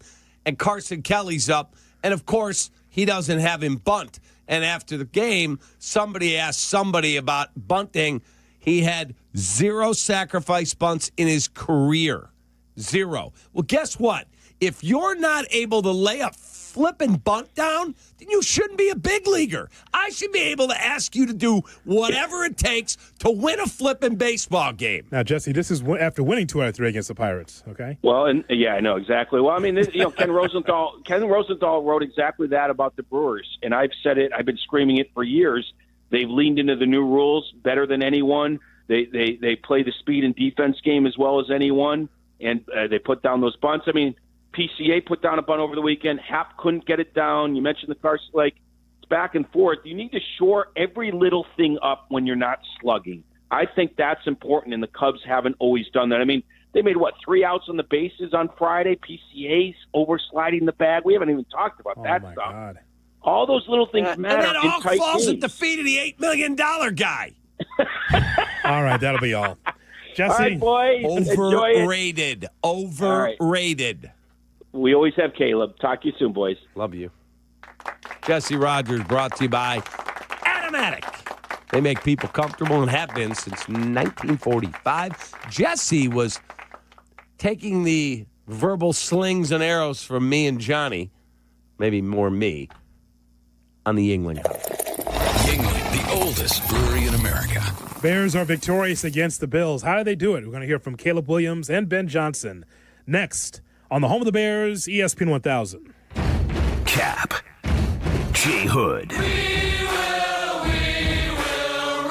Kap and J Hood. Mornings on ESPN 1000. Chicago's home for sports. I kind of like them both ways. Crash, bang, suddenly you are on the DL. If that happens as a result of somebody else's negligence, we can help. I'm Jim Morisi, Chicago personal injury lawyer. Our experienced attorneys and support staff will talk with you during a free consultation, tell you your options, and ensure that you take the right steps throughout the entire process. Visit us at MorisiLongo.com. That's MoriciLongo.com. Your future is our priority. If you're turning 65 or new to Medicare, Humana might just have the health plan you're looking for. Our Medicare Advantage plans offer coverage and care you can count on. You could get a plan with a $0 premium or an all-in-one plan that may include medical and prescription coverage, as well as routine dental, vision, and hearing. Learn more at GetHumana.com. Humana, a more human way to healthcare. Humana is a Medicare Advantage HMO and PPO organization with a Medicare contract. Enrollment in any Humana plan depends on contract renewal. Hi, it's Chris Hune from Universal Lighting of America. If you own a business or manage a building, now's the time to upgrade to LED lighting and actually save money. We're an official 2025 service provider for ComEd and NIPSCO, and they may cover up to 70% of the project. We make it crazy simple from install to paperwork. I'm not kidding. You get better light, lower bills, and we handle all the hard stuff. Call us or visit ulasaves.com. I'll come out and show you what's possible. Let's light it up. Jan from Toyota here with live coverage of end of summer fun at Toyota's national sales event with my special guest, Eli Manning. Thanks, Jan. Let's get into it. Down by the lake for some fishing, we've got Eric in his Tundra. He throws his line, and he's going long! Heck of a team effort there. That Tundra got him exactly where he needed to be. Sure was, Eli. Until next time, go Toyota! See your participating Toyota dealer for details. Dealer inventory may vary. Event ends September 2nd. Toyota, let's go places. Live from State Street in the heart of Chicago, this is the home of the Chicago Bears, ESPN Chicago. And this is Kap and J Hood, WMVP, WTBC, HD2, Chicago, a good Carmen Brands radio station. It's Bears Monday. Hankins the back. Snap is back to Caleb. Stands in the pocket. Delivers a tight spiral. Snagged out of the air and a reach by Loveland all the way to the Buffalo 42-yard line. Maurice chopped down by safety Cole Bishop. Inserts out of the shotgun. Takes the snap. Braxton Jones at left tackle. Winding up. Throws the seam. It is caught. First down. 43-yard line. Cole Kmet. Oh, yeah, baby. Bills showing blitz. They're coming. Hankins picks it up. Throwing left guy. It's caught. DJ Moore to the 39-yard line, or 38, depending on the spot, on the Bears' first down. Third down and 5. At the Buffalo 36, Dahlman sends it back in the shotgun. As a clean pocket throws, Zacchaeus caught. 15, 10, 5, to the end zone. Touchdown! Touchdown Bears! 36 yards. 3 wide, slot right. Bajan out of play fake. He's booting to the right. He throws to an open Luther Bird, the third to the 25, to the 30, 35, 40. There you see the burst, the explosiveness, and a first down to the Bear 41. Third down and 9 from their 29. Great get off by the Bears up front. There should be a hold, but it doesn't matter. Booker and company. Down goes the quarterback, Mike White. Back to throw. White under pressure, up the middle, and eaten alive. Down he goes. Booker with another preseason sack. There's Bajan on the boot, open at the 50, to the Bills 40, to the 30, to the 20, and Tyler Scott with a big run after the catch. Bajan under center, 2 wide, brings Luther Burden in motion to block of a handoff. Wheeler glancing off the blow by the Bills. He's into the end zone for the touchdown. 3 trips in the red zone, 3 touchdowns for Ben Johnson's Bears. It's Bears Monday on ESPN Chicago. It's a Bears Victory Monday on the Kap J Hood Morning Show on ESPN 1000, and we are streaming on the ESPN Chicago app. We can love your likes on YouTube. We can use more. YouTube.com, look for ESPN Chicago. Like, share, and subscribe. We do on YouTube, also on Twitch. Twitch.tv/ESPN 1000 Chicago as the Bears defeat the Bills by a score of 38-0. If you're on hold, you will be on the air. We want to get your thoughts about the game. 312-332-3776. Cap, we know it's a preseason game. But the point is, though, I'd rather come in positive about the things we saw from the first team than say, oh, my God, look how far behind this team is. What is Ben Johnson doing? It's better this way, where you see something positive from Caleb Williams, positive from the running game and the tight ends, the wide receivers, all being able to contribute to the Bears in their victory against the Bills. I'd rather see a clean operation than, oh, my God, what are we doing? Yeah, we were, interested in a preseason game more than we have been in these parts for a long, long time. We're always happy when we watch Bears football. But that was a big game last night because it was a new coach. It was a new system, a system that's proven that it's successful if operated properly. And then we watched Caleb Williams, and I thought, oh, God, first down at the 7? We got to go 93 yards? Just don't turn it over down here. Get a couple first downs and punt the football. And boom, right down the field. Loveland.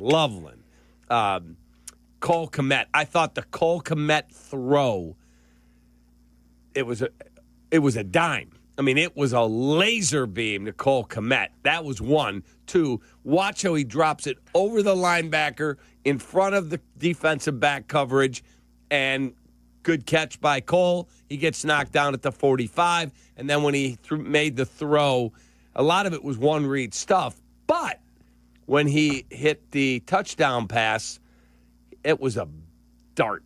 Boom! Yeah. Right there. To Zacchaeus. Yes. For the touchdown. Yeah, that Kmet throw you're talking about, the 38-yarder, such a solid, crisp throw. Oh, it was tremendous. That throw always happens against our defense. You know that? We get that all the time. Backside the linebackers in front of the safeties or in front of the defensive backs, it happens all the time. But for Caleb Williams, he found a way to be able to move around the pocket. I like that as well. Running the football also is very essential, Cap. Now, we didn't get the top 3 guys on the depth chart running the football, but just the idea that someone was back there running it. Before the penalty to Dahlman, the holding penalty, Hankins had a good run before it was called back. So there was some holes open for the running game, including Ian Wheeler. Ian Wheeler off a really good block by Luther Burden. Twice, actually, Luther Burden down at the goal line. But one of the blocks that Luther Burden had, he hit DeMar Hamlin, bam, and knocked him backwards. And boom, there goes the running back, and he basically walks into the end zone. We saw a lot of good things last night. I know Austin Booker got banged up. It did not sound like when you played Ben Johnson in the 7 o'clock hour that he was that worried about the knee injury. It sounded like the Terrell Smith injury, that one was much more concerning. That didn't look good because he was taken off in the cart, and anytime that you have the athlete with the towel over the head hiding the tears. Not good. That did not look good at all. No. And you're already banged up in the secondary. So the Bears have to get on the phone, and they've got to be able to reach out to someone that can help. Hello? Hello? Who's this? Who's this? This is Chicago Bears, man. How you doing? Fine, thanks. Need some secondary help, and a lot of it. Yeah. If you're Ryan Poles. Right. Yet I've got people texting me, like our friends Phil and Shane at the Tape Never Lies. Yeah.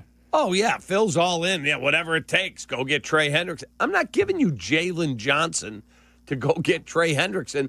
I'm already shorthanded in the defensive backfield. No, I understand. It's a whole different conversation. I'm when we talk about this with the Cubs or the White Sox or the Bulls and say, hey, you need to be able to have difference-making talent. Who are your blue chips? Who are your cornerstones?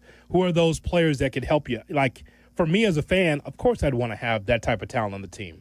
I know it's going to cost, but I'm just saying that, yeah, for me as a Bears fan, I want the most talent possible, the most difference-making talent possible on my roster. Nothing wrong with that. No. It's just a wish. And then we have the news that came down a few minutes ago from Diana Rossini, where she said the Bengals are telling teams, if you're seriously interested, we want an impact defensive player, does not have to be a pass rusher, and your 2026 first-round pick. I'm not doing that. The Bears get the job done against the Bills as we get ready to hear now from Caleb Williams, the quarterback for the Bears, on the first team's performance. To see the first team get out there, and I'm mainly speaking about our guys. Been able to see everybody get out there and go and have a good, successful first drive. I think it sets the tone for us as a team. I think it sets the tone for how we expect ourselves to play and go out there and perform. So, it was extremely important. That pass to Komet, though. Yeah, they tried to at first show a one high, and then the weak safety rotated back, and Cole saw it, did a great job seeing the middle field being open, and made the adjustment on the route. And then other than that, just dropped back to a nice ball to Cole. Thoughts there from Caleb Williams. Yeah, he threw a nice ball to Cole, and then after that play, I think it was at the Bear 45, then he hit Colston Loveland for the second time, and that was a really nice throw. 19 yards. And then he hit Olamide Zacchaeus for the touchdown, 36 yards. Mm-hmm. A lot of run after catch, which I loved, but go watch the pass. It had to be in a certain area, and it was a dart. I loved it. Ben Johnson, the head coach for the Bears, talked about a number of things yesterday. Was the first drive a combo play design and player talent? Let's listen. I would say it really had nothing to do with scheme. Really, all night tonight, it had nothing to do with scheme. It was all about our guys and how they wanted to play the game. And, we asked them to play clean football, which that's what I was most proud of. I thought our operation from break of the huddle to the snap of the ball on offense and our communication on defense was really good. And so that was number one. Number two, we want to see these guys play fast. And so it had nothing to do with the scheme. It was all about these guys going out, playing fast, and executing. Shoot, if I remember right, we didn't have the best field position to get started there. So I thought those guys did a really nice job marching it down the field. Caleb made a couple big-time throws, in my opinion, to keep that drive going and some explosive plays there. And so it was good. It was good to see. It'll be long. It'll be hard. Ben Johnson, the head coach for the Bears. Yeah, and he talked about the way that they played. It wasn't more about scheme. It was guys wanted to play. You could see the enthusiasm, whether it was how they were tackling, how they were running their routes. Everything was crisp. It just had a good feel to it. All right, let's go to the phone lines to talk to you. 312-332-3776 is our phone number. Joey G is in Melrose Park with us here to talk Bears on a Bears Monday. Oh, there he is. Good morning, boys. How are you? What's up, Joseph? Thank you for taking my call. I was a breath of fresh air waking up today for me as a Bear fan, for what I saw in the field. And, Hoodie, I thought about what you wanted to see, the running game and the defense. Yes. And I'm glad you got to see that. But, Cap, it's a complete turnaround in Caleb's. The ball, every pass he threw was a spiral. No duckers, no wobblers, nothing like that. So that's already a testament to our new head coach. And this is for the 5 o'clock show. CC and Soda with a line. CC, it's time for Caleb Williams to shine. Take that. Take that, CC. How about that? Shout out to the 5 o'clock show, as he said. That would be He's talking about sportsmanlike, isn't he? Yes. 5 to 7 right here on ESPN 1000. Myron is on the west side on Kap J Hood. Myron, good morning. Hey, good morning, fellas. How y'all doing today? What's up, brother? How are you? Doing great. So I'm concerned about Jalen Johnson. So I want to ask you all, will he be ready by week 1? And if not, what is the best thing to do next if he's not ready to go? It looks like he will. He worked out on the field before the game, and Courtney reported that he was moving very well, looks healthy. And Ben Johnson, when he joined us last week, said he's on track to play week 1. Okay, that's amazing then. Hopefully he can play because, he has a great defensive presence. Also, he's one of our best defensive players. And I think he's the best corner in the league, so hopefully he can come back and be healthy. Yeah. Be ready to help out. You know, Myron, that's the bigger point. Of course, he's important for the Bears, but you think about the National Football League, you'd be hard-pressed to find someone that's, at his level because he's such an impactful player. So that's the hope that whole secondary can get as healthy as possible for that Week 1 game against Minnesota. Yeah, they need to be ready by that time. Yeah.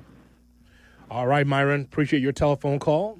312-332-3776 is our phone number to talk to you about the Bears. The Bears get the job done against the Buffalo Bills. Still to come, the Cubs have a big series against Milwaukee Brewers. They have 5. It's a doubleheader today. We'll talk about it on the Kap and J Hood Morning Show. Kap and J Hood, ESPN Chicago. No.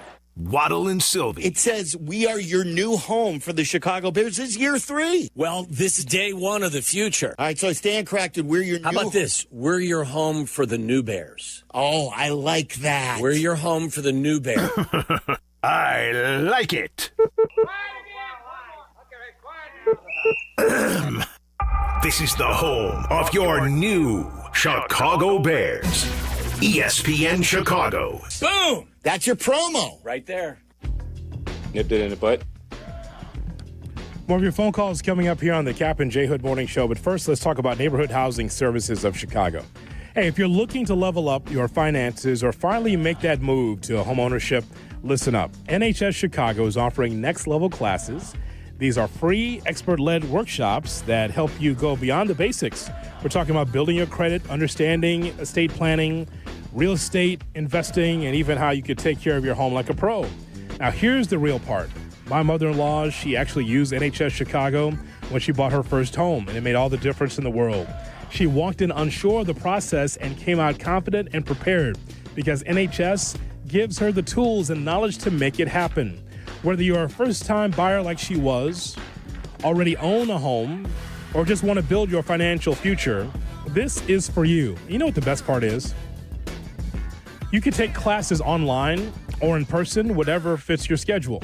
Here's the website. It's nhschicago.org/education or call 773-329-4111 to register.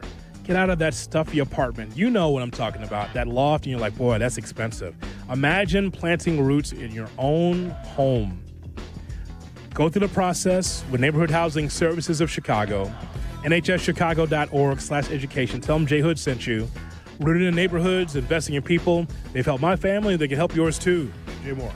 Want to live life at max volume? Then look no further than Hard Rock Casino, Northern Indiana. With over 1,700 slots, 80 table games, live entertainment, and 5 restaurants which span a wide range of culinary genres, we are sure to have something for everyone. Whether you want to indulge in a savory dish at Council Oaks Steaks and Seafood, or take in dinner and live music at the world-renowned Hard Rock Cafe. Amplify your entertainment experience at Hard Rock Casino, Northern Indiana. Just off Exit 6, I-8094. Must be 21. Gambling problem? Call 1-800-9-WITH-IT.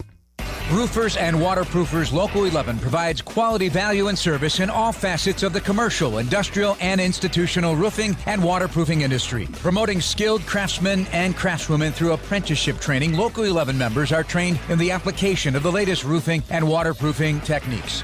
They are at the forefront of design and installation of environmental-friendly solar, green, and garden systems. To find a highly skilled roofing contractor today, go to ChicagoRoofingContractors.org. Hey guys, it's Silvy for Window Nation. Right now, save 50% on every window style and pay nothing for 2 years. No money down, no payments, no interest. This deal ends soon, so hurry. Call 866-90NATION or go to windownation.com and let them know that Silvy sent you. Hey, you want to talk about your stuff? You know, the things you as a sports fan have collected over the years. Talk about it with a pro. Sports Collecting with Tom Morgan. Saturday mornings at 7 on ESPN Chicago. Presented by Huggins and Scott Auctions, ERC Delivery, and REA. Paul's new drone startup just lost its most genius computer scientist. We just lost our best genius to some new genius who's got a genius new idea.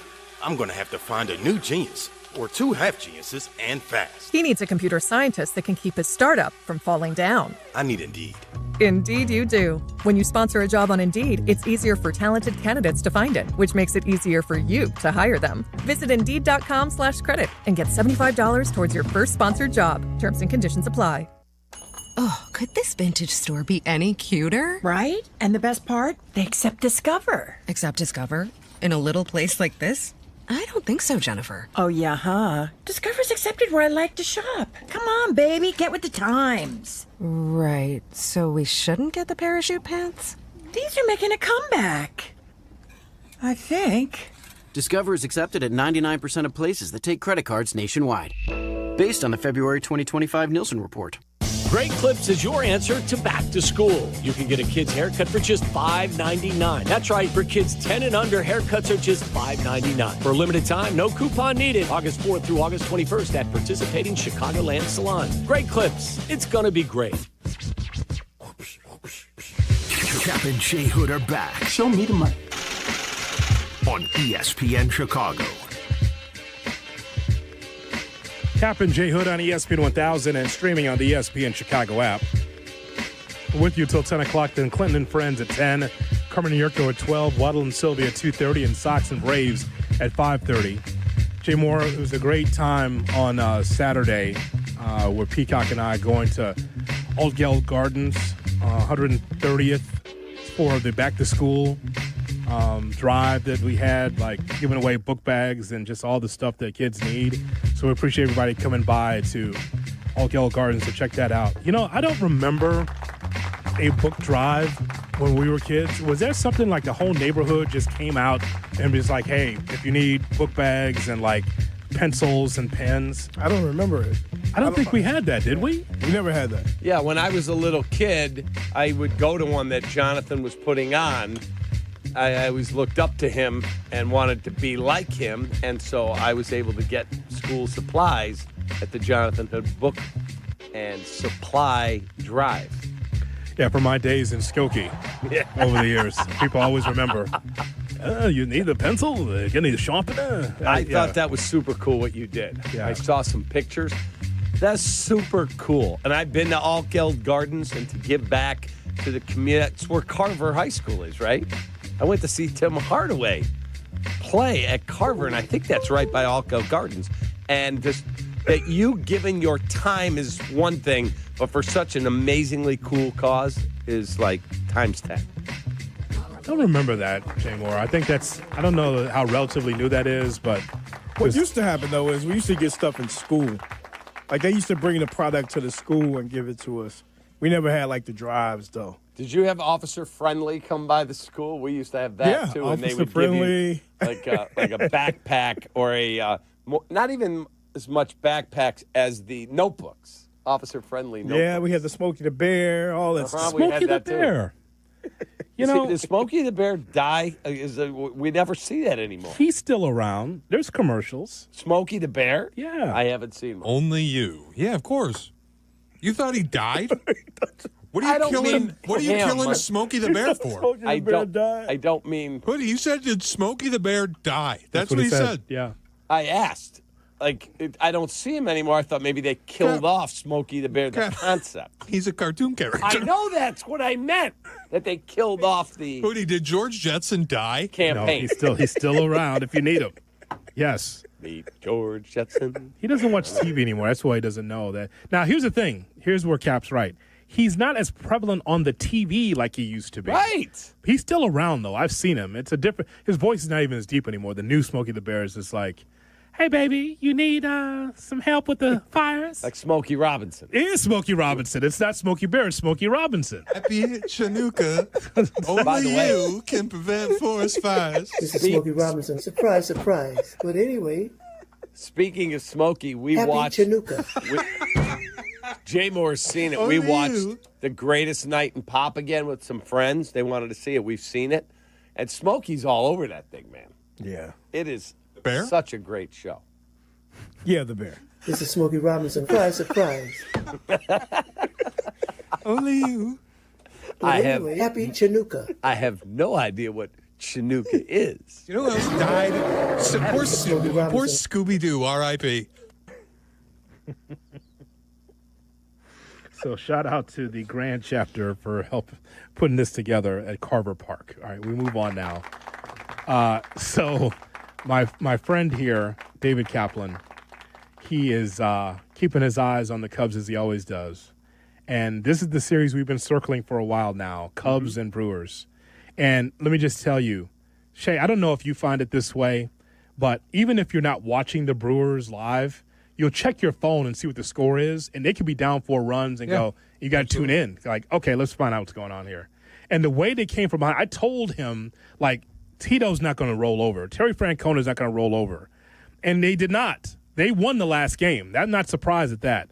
But, Cap, the Friday game on Apple TV, Cap, they were down 8-1, the Brewers, and won the game 10-8, which means that you're living a charmed life in which you are never out of the ball game. They were down 8-1. I go, let me tune in and see what's going on. And they found a way to chop back into that game and win it. Same thing on Saturday. Down in the ball game, win the game 6-5 and extras. And Ellie De La Cruz made an error to tie the game on a potential game-ending double play. I think he would have been safe, but he threw it away. Game tied. And also yesterday, despite losing, down 1-0 in the ninth, how about William Contreras with a 2-run shot? Like, it's, oh, my God. What kind of deal with the devil did this squad make, Hoodie, is what I want to know. They went down to Georgia and they signed a contract. I don't believe anything else. The hot violin in that song is amazing. I said that, by the way, Shay, when Notre Dame was we were the home of Notre Dame. When Georgia played Notre Dame, I was doing the pregame with Bleck and Abdallah, and I had the producer play that song. The Devils went down to Georgia, and I said, the Devils, it will take on the Georgia Bulldogs here this afternoon, right here on the home of the Irish, ESPN 1000. There might have been a phone call after that, me calling the Irish the Devil, going down to Georgia. And we beat them. That makes me happy. They won't like that in South Bend. No, they didn't like me saying that, but I said that because I'm a staunch Georgia guy. So tell me your prediction, Cap. 5 games against the Brewers. How many do you win, Cubs? Cubs take 3. Cubs take 3 of 5. Yeah? Yeah. What's the matchup that you have circled? Which 3 do they take? I think they win game 1 today with Cade Horton. Mm-hmm. I don't know about tonight. I mean, sweeps are so hard, and the Brewers are a really good team. And then we'll see. And I would imagine Imanaga will go on Thursday. And then I think they'll get one other of Tuesday or Wednesday. But I take them one batter, one pitch, one out at a time. Let's go. 120, I'll be locked in. Yeah, so Horton TBA, which we believe is going to be Tyon. Correct. Boyd Tuesday, Ray Wednesday, Imanaga Thursday against Priester on Thursday. But we don't even know the TBA on the other side for that 7:05. That might be a bullpen game. Mizorowski pitches Wednesday against Colin Ray. Want to go? A little 7:05er? Wednesday? I might be able to do that. But then again, I saw Mizorowski, and he crumpled under the pressure or too many pitches. He that was Friday. horrible his last start. Friday. Yeah. Not good. But again, you would think, well, the Reds got the momentum. The kid's out, down 8-1. Bam! They Come got back in the ball game. 1 in the first, 7 in the second. Oh, I'm like, my God. Well, that win streak's over. And then I looked again. I'm like, oh, God, it's 8-7. Telling you, they made a deal with the devil. The loss was at a great time, obviously, because you just weren't going to go at this rate. They took the lead. I'm like, how is this happening? If you could bottle that in October, oh, my God. But that's the question, though. Do they shrink in the moment in October after all that winning? Does the pitching and the hitting not lock in October? That'd be a shame. It's been a great regular season run. Imagine that in the postseason, that kind of run. That'd be amazing. And they do it all for Uke. for Bob Uecker. How many games do the Cubs have to win in this series to make the division a realistic goal again? I think it's all 5. It's 4. This guy here 4 puts you, 5 back? Winning all 5 puts you 3 back. I think you got to win all 5. If you want to set your sights on the division, you got to win all 5. I mean, to sweep the Brewers 5 straight would be, amazingly cool. I don't think that's realistic. Yeah, but I also don't think it's realistic that you win the division. So if they want to make me feel like they can, take all 5. That's it. That's the only way. Do it. I'll worry about today. Yes. 120. That's right. You know what? Keep winning those games 3-1, Cap. You'll find a way. Win a baseball game. This guy here, by the way, closed the door on the division on ESPN Madison. I heard him on ESPN Madison. You see that clip? Closed the door. There you go, Cub fans. There you go. He's Jerry Reinsdorf now. You'd be crazy to believe if we could catch Milwaukee. You said it. And you made them smile at ESPN Madison. Why'd you do that? What are you doing listening to ESPN Madison? My partner's on the radio. Of course I'm going to support you. I'm not like you. I'm actually supporting you. You closed the door on them. You said it on ESPN Madison, on that outlet, in which you're supposed to be the staunch Cub fan that goes, you know what? We're going to beat your ass 5 straight. I tell the truth. You didn't say... Cody, he's also lucky he didn't do that because I would have brought back the Dolphin Sounder. On this show last week, I asked shot or no shot, the division's over, and he said shot. So if he then went on Madison and played the part of Cub fan going, we can still win the division, Dolphin Sounder would have been back. I just tell the truth, man. Whichever way the wind blows with Cap, though, you just never know. On a bad day or a good day, he'd just you know what, Madison, go stick it. How about that? We're going to win this series. You didn't say that. You rolled over. David Kaplan, wasn't even Cap on the air, by the way. It was David Kaplan.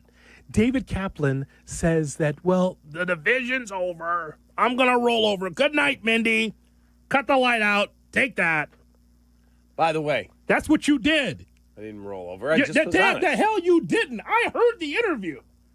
It should have been David Kaplan from Seattle. That's what it should have been. Because Cap wasn't on the air. It was David Kaplan. David says, well, the division's over, ESPN Madison. You win. Wave the white flag. Good night, Mindy. Take that. That's what you did. I heard it. The hell you didn't. Don't lie. I heard it. No, by the way, you did that. There you go, Cub fans. There's your guy waving the white flag in August. That's who this guy is. 8 back, I'm not considering, and they've had that point had won 13 in a row. I'm not thinking, yeah, we're coming back. Crazier things have happened. What? If it's crazy, I'll be the first one to applaud them. That manager, not so sure about. Oh, my God. How about the lady that I yelled at the Brewers game? Is Gabe Neitzel, who's on ESPN in Wisconsin. Milwaukee. Yeah, ESPN Milwaukee. And it was his mom. Take that, lady. That's his mom. And they didn't lose for 14 games after that moment. Yeah. It was your fault. Congratulations. Then he rolled over on Wisconsin radio. This guy is the demon that the Cubs are dealing with right now. It's this guy. It's their champion on our radio station. That's the demon the Cubs are dealing with. He inspired a 14-game win streak. I'll tell you another thing. You get that owl the hell out of here. That owl is bad. It's bad voodoo now. Staring at me every morning while the Cubs give up, what is it now, 16 games in their division lead? That owl, that's bad voodoo, Cap. That's Peggy. He said the owl. He'll be grabbing the pitcher. He's talking about over here. That damn owl staring at me while the Cubs flounder away the division. That's not good voodoo. You know what? You yelling at that lady who ends up being Gabe Neitzel's mother and that owl, 2 horrible vibes for the Cubs right now. And this guy here, it's amazing. Cap just thinks he just punches in and punches out every morning. Good morning. All right, guys, see you later. You know what happened? The Cub fan rallied behind Cap, booing Kyle Tucker, and rightfully so. He said, well, you know what? Cap's right about Kyle Tucker. He's not playing well. Boo! Booing by the home folks. Because of you. You're the beginning of this. You're the face of it. Yeah, because I tell the truth, because I say things other people won't. Oh, let's genuflect at the altar of Kyle Tucker. He looks terrible. either he's not healthy or something's going on, like a Roy Hobbs thing. Like, what the hell? Right. Roy Hobbs, yes. I mean, what is going on with that guy? His bat looks like a wet noodle. He looks like Jason Hayward at the plate. Oh, my God. And he's a better player than that. His stats prior to July 1 would tell you, like 18, 1900 at bats, that he's a top 7 hitter in baseball. And all of a sudden, he looks inept, like he can't make any hard contact. Something's going on. Top of the lineup again, 0 for 10. He's 1 home run since July 1st. And they're booing his ass at Wrigley Field. And rightfully so. Rightfully so. It's not good enough. I mean, all right. PCA better get red hot with the home run batter. Your bet's going down in the flames. Okay. What bet? I didn't bet anything. I just had fun. Kap and J Hood, weekday morning, 7 to 10. Let's have fun. You're listening to Kap and J Hood on ESPN Chicago.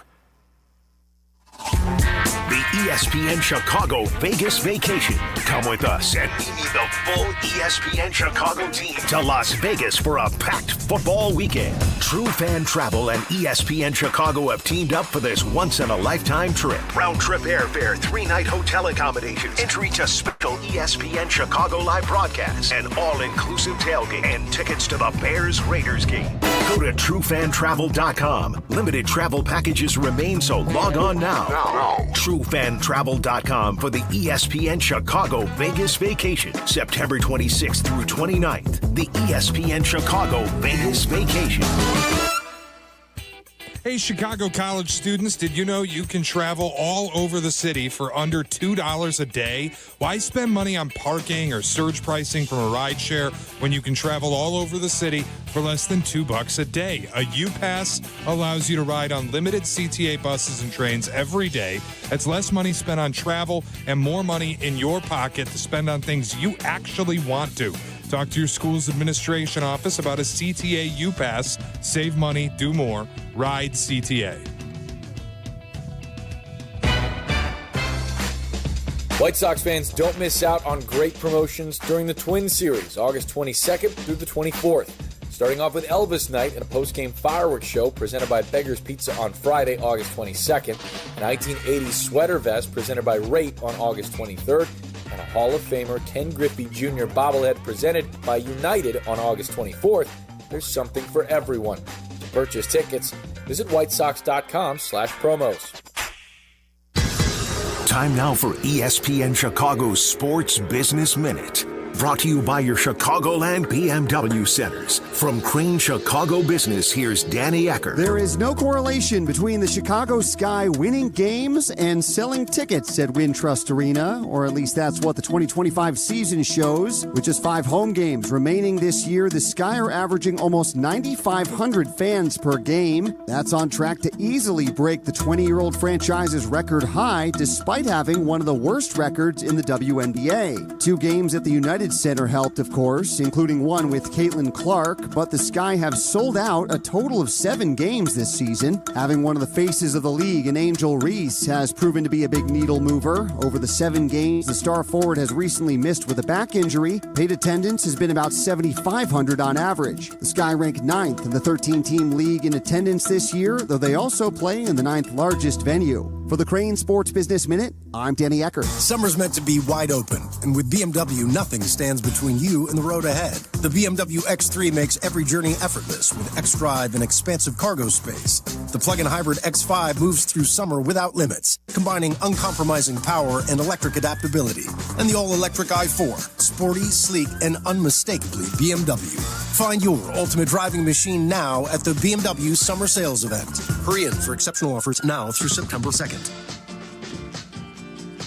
Actual price will depend on product and subscription plan. Featured products are compounded drug products, which the FDA does not approve or verify for safety, effectiveness, or quality. Prescription products require an online consultation with a healthcare provider who will determine if appropriate. See website for details, restrictions, and important safety information. Want a boost in and out of the bedroom? Hims has you covered. Introducing a new 2-in-1 approach to level up your game. Tadalafil for better bedroom performance and zinc for testosterone support. Put it all together and you've got what you need to turn things all the way up. Getting started is simple. Just go to hims.com/joy to start your free online visit. Through Hims, you can access ED treatments including pills, chews, and more. 100% online. No office visits, no pharmacy lines. Just fill out a simple intake form and a licensed medical provider will determine if treatment's right for you. If prescribed, it ships free and discreetly to your door. Find affordable treatment options at up to 95% less than brand names at hims.com/joy. That's hims.com/joy, hims.com/joy. Life isn't always a highlight reel. If an accident has you sidelined, Postman Law is ready to fight for you. Over $3 billion recovered for their clients, delivering speed, ease, and results. Call 844-POSTMAN now. Postman delivers. Let them deliver for you. Now back to Kap and J Hood When I tell you he's got his own money, I mean the boy has got his own money. On ESPN Chicago. It's a Kap and J Hood morning show on ESPN 1000 and streaming on the ESPN Chicago app. Glad to have you with us here on this Bears Victory Monday as the Bears get the job done against the Bills. We now turn to the beleaguered director of content for ESPN Chicago. It is Danny Zetterman. Danny, good morning. How are you? Good morning, boys. Danny. Happy anniversary. I have nothing to be beleaguered about. Nothing to be beleaguered about. My baby turns 5 today. Yes, and we being his baby. How about that? I never forget. Danny and I got called into Mike Thomas's office. Hi. What do you guys think about going to 7? At 7? Hi. Yeah. He said, all right, let me work on it. And then I was in the hall, and he said, hey, what do you think of Jonathan Hood? I'm like, love that dude. He's like, I'm going to call and offer him the morning show. Of course. 5 years ago today we started. The part that was left off is, so golf is not available? You do recall that? Yeah, that was not ever going to happen. I don't believe that was part of the conversation. You were the number one option for the show. You know what I remember most about the day? First of all, I remember the excitement when we started at 7 o'clock. Mm-hmm. To have a local show on at 7 o'clock had never been done before, and that was a really cool thing to hear you guys talking to the Chicago fans at 7 o'clock. Yeah. It was awesome. But before we got to 7 o'clock, I came in that day at 4 a.m. It was the first day of the local show. I was the executive producer. I was so geeked up and excited. I got stuck in the elevator on the way up. Mike Thomas, who Kap just mentioned, our former boss, instead of feeling bad for me or being like, what's going on, you're stuck in the elevator, yelled at me like it was my fault. What do you mean you're stuck in the elevator? We've got a local show. Get up here. Are you dedicated or not? I'm like, Mike, I'm stuck in an elevator, dude. Oh, my God. It's your fault that you got stuck in the elevator. It's your fault. Extreme ownership. Yeah, I guess so. So if someone gets stuck here, you're not going to blame anyone. You didn't blame Waddle and, who was it, Tyler or Charlie? I think it was Waddle and Charlie, or was it Waddle and Tyler? It was one. I would never blame them. The only person that I would hold accountable for anything that goes wrong is Shay. I see. It rained this morning when I was coming home from the Shay's gym. fault. God bless it, Shay. Everything's Shay's fault. Fine by me. 100%. Shay's fault. So what do you think, Kap? 5 years of this show. I just remember what was told to us is we're in the middle of the pandemic, and you could roll a bowling ball down State Street and hit nothing, right? Because it was tumbleweed. There was nothing going on. And we came down here, and I remember Mike saying, you just got to make people smile. Like, people going through a tough time. Yep. And because people are at home, they're not traveling anymore, the highways were wide open, he said, you got to make people smile. And I said, you know what, I can handle that end of it. I can handle the smile end of it because people needed an outlet, something, right, because of how dire things were in this country. Do you still remember the meeting when we got called in? And I'll never forget. Hoodie's on the couch to the left. I'm in a chair. Danny's to the right.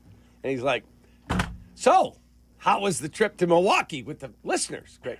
Where was content? And we looked at each other, and he turned to Danny. He goes, and I hold you personally responsible. You remember that? Of course I remember. I wasn't even on the trip. And somehow it was my fault that the content didn't get taken care of. That's okay. Extreme ownership. You brought up the pandemic. It was a horrible time, and hopefully this country never goes back to having to deal with anything like that again.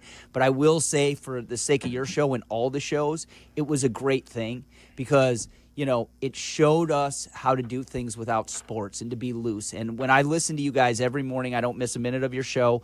It's part of my routine. I hope it's part of all the fans listening now's routine. But when I listen to you, I still hear the ability to have fun, the joy, the ease to make fun of yourself, to talk about things that aren't just on the sports page. And I think a big portion of you guys being so good at that came because you sharpened your tools during the pandemic. He had to do it at night. You and I and Black were doing it during the day with no sports. And I give him a lot of credit. I give him a hard time too, but I give him a lot of credit. He called me in one day and he goes, "You have to laugh at yourself more." You do, right? Yes. And you've become very good at that. Yeah, that's I think one of my strongest suits, but it wasn't. I had to learn it. Well, you're a character, so you got to be able to laugh at yourself. That's Correct. what everybody loves about That's you. You're very unique. Yes. Is there any one moment that stands out besides you being stuck in the elevator, being part of the show? I mean, it was you, and I should mention is you and Jeff Meller. Yep. Yes, and Meller now working with the White Sox Network, struggling through another tough season. Yeah. But is there anything? Meller did not like doing the mornings. There are a couple moments, I think, obviously when we started Shot or No Shot, for me personally, that was like, okay, this show has something now that's like big and bold and has arrived, right? Like I always look at Shot or No Shot as your guys' signature segment. You do a lot of things great, but when Shot or No Shot, 8 o'clock comes on, we get big, bold opinions. It's fast-moving. You guys always have takes. So I felt like when we created Shot or No Shot, I was like, all right, we have something. But the thing that sticks out to me, and it wasn't a good thing, but it's a testament to you two taking chances. When I had the really dumb idea of you guys interviewing SpongeBob because he was doing the SpongeBob Super Bowl, and you guys went along with it, and Meller sat in the wood shop, and he found all these SpongeBob cuts, and you guys interviewed SpongeBob. And it was a train wreck. And instead of getting upset, you guys leaned into it, right? You laughed at it. You made fun of me. That is like the epitome of who you guys are. You take things easy. You have a good time. Everybody in the morning has things on their plate that they're looking, I've got to do this today. I've got to do this today. My boss is a pain in the ass. I've got a to-do list of 1,000 things. Your guys' job is to entertain people, get them to work, and keep a smile on their face, and I think you guys do a great job of it. I just think about my career here. By the way, this month will be 20 years at ESPN. Congrats to you, Hoodie. Mazel. Somehow I made it. I would have taken the under. But 20 years here at ESPN Chicago. So I think that's, what's today, the 18th? Yeah. So like the 20th or 21st will be 20 years here. So, Cap, as you well know, when you're working solo, it's on you. All of it's on you, right? And then me working at night, it wasn't collaborative like it is now. That was an adjustment to be able to work with Danny and Jeff and now with Shay and Jay Moore, to be able to have a bunch of voices together and to be part of the voices on the show. That was an adjustment. After all those years, several stations, several outlets. I've always believed ensemble radio is the best, especially in the morning. Well, I've never experienced that. Right. I was doing it myself, and I came in and I had to fight him and Black every day. Yes. That wasn't a fight. We were sparring. It was light sparring. Wow. So this is why this is fun for me every day, because we get the different voices, different opinions, and you just never know what someone's going to say. I told you which is earlier. already awesome. So you got 20 years. Congratulations. Yep. I'll have 10 years September 16th or whatever it was. And the first person other than Jim Pastor and Adam Delavitt and John Cravens, when they came to meet with me to offer me a gig, the first person I talked to at this station was Danny. I called you, remember? I do. And he's like, hello? I said, Danny, this is David Kaplan. I just want to reach out. I'm coming over. First person, him. And he thought, GN. Ugh. No, Cap was great. I had only met him a few times. I didn't really know him really well, but I'd met him a few times. But Cap is off the air who he is on the air, right? So he was happy, he was upbeat, he was interested in who I am. We had a nice conversation. It was great. And I will say that your show, and you talked about ensemble radio, like I know Shay and Jay Moore haven't been here the whole 5 years, but your show is as special as it is because of those guys. Yes. I give Shay a hard time, but he is really good at what he does. He's got big, bold opinions. He's loud. He's obnoxious. He's in your face. Exactly what I love about him. Because he's you. And there is nobody nobody in this business that is better at what he does than Jay Moore. Jay Moore is the MJ of what he does, and you guys are lucky to have him. We're lucky to have him at the station. The dude's great. I've told him that I've been around a lot of audio types, and that dude is the gold standard. 100% agree. And Shay's amazing. And he's also the gold standard. Thank you, Hoodie. Yeah. I was waiting.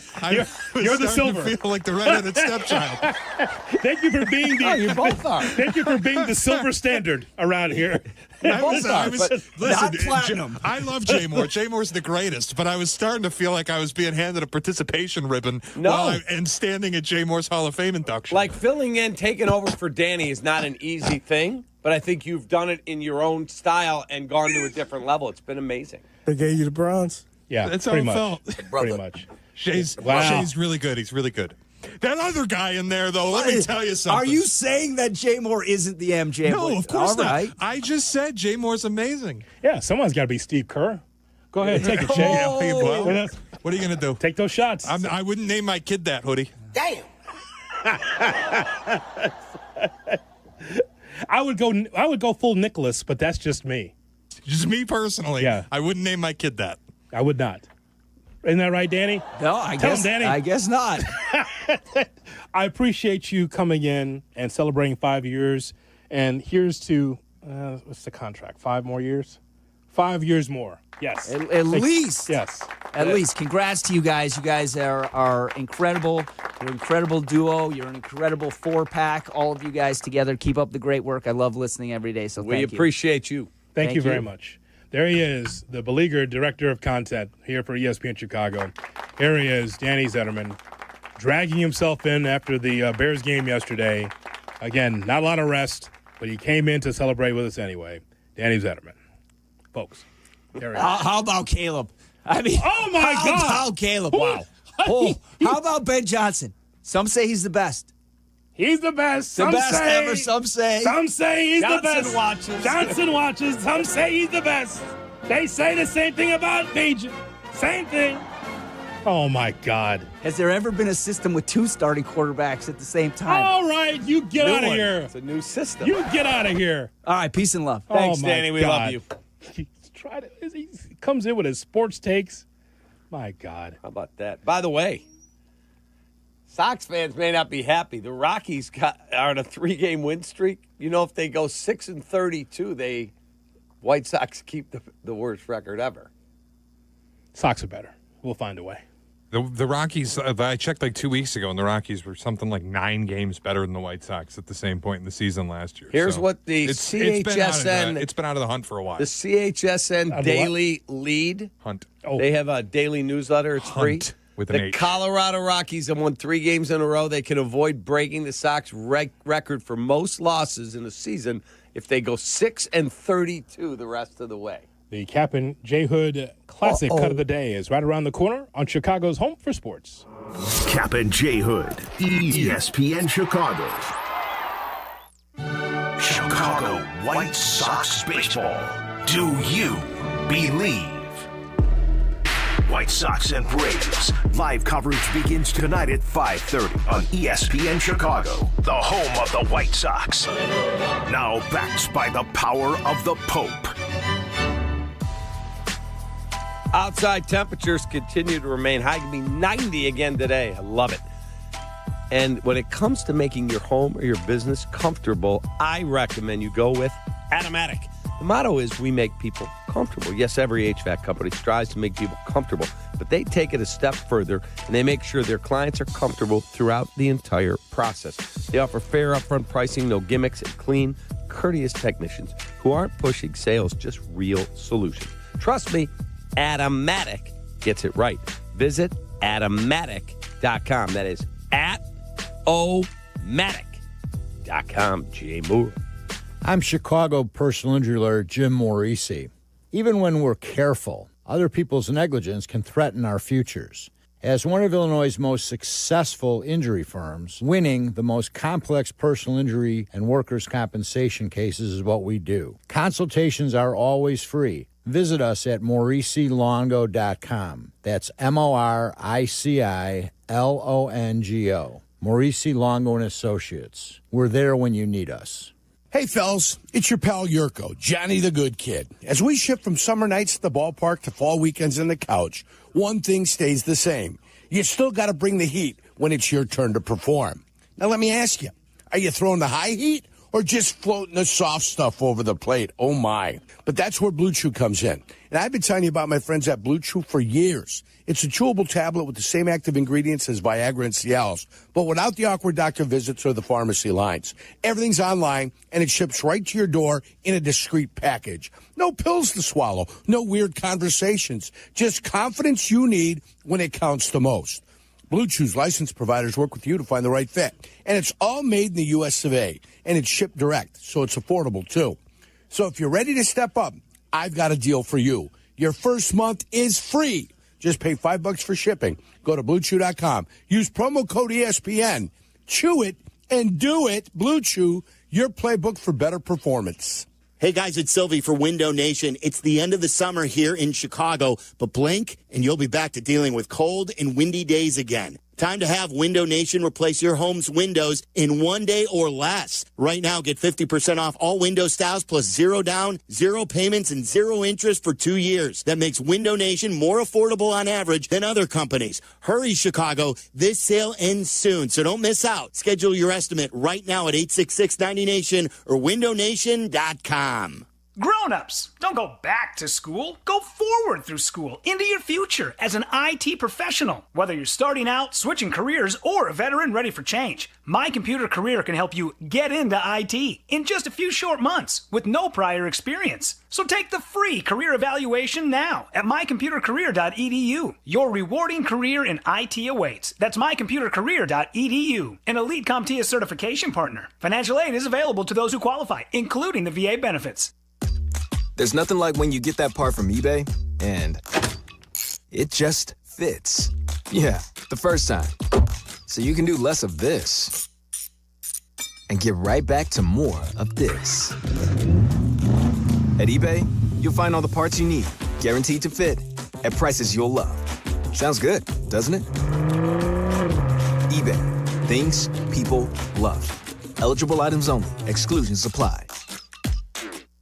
Advantage Acura of Naperville is your connection to your new Acura. Drive home in one you'll love in less than 60 minutes, or they'll make your first car payment. And every new Acura comes with the Advantage Plus program. Come see them in Naperville or visit AdvantageAcura.com. Restrictions apply. See dealer for details. Kap and J Hood are back. You got me feeling lucky. I'm putting everything on black. ESPN Chicago.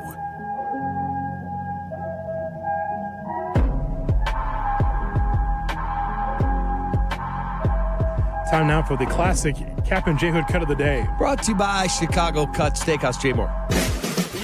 Yes, it's boring, but it's a sport. Oh! Whatever. It's not boring. Okay, then you're boring. All right, cut!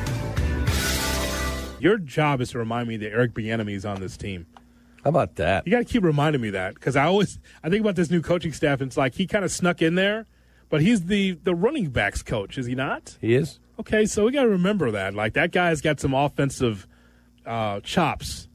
Not saying that he's going to be running the playbook, but he's in the room. That can't hurt at all. No, that has to help. Now, did he not text polls? Hey, here's a running back I'd really like. I don't know. Maybe Eric doesn't have a cell phone. He couldn't text poll.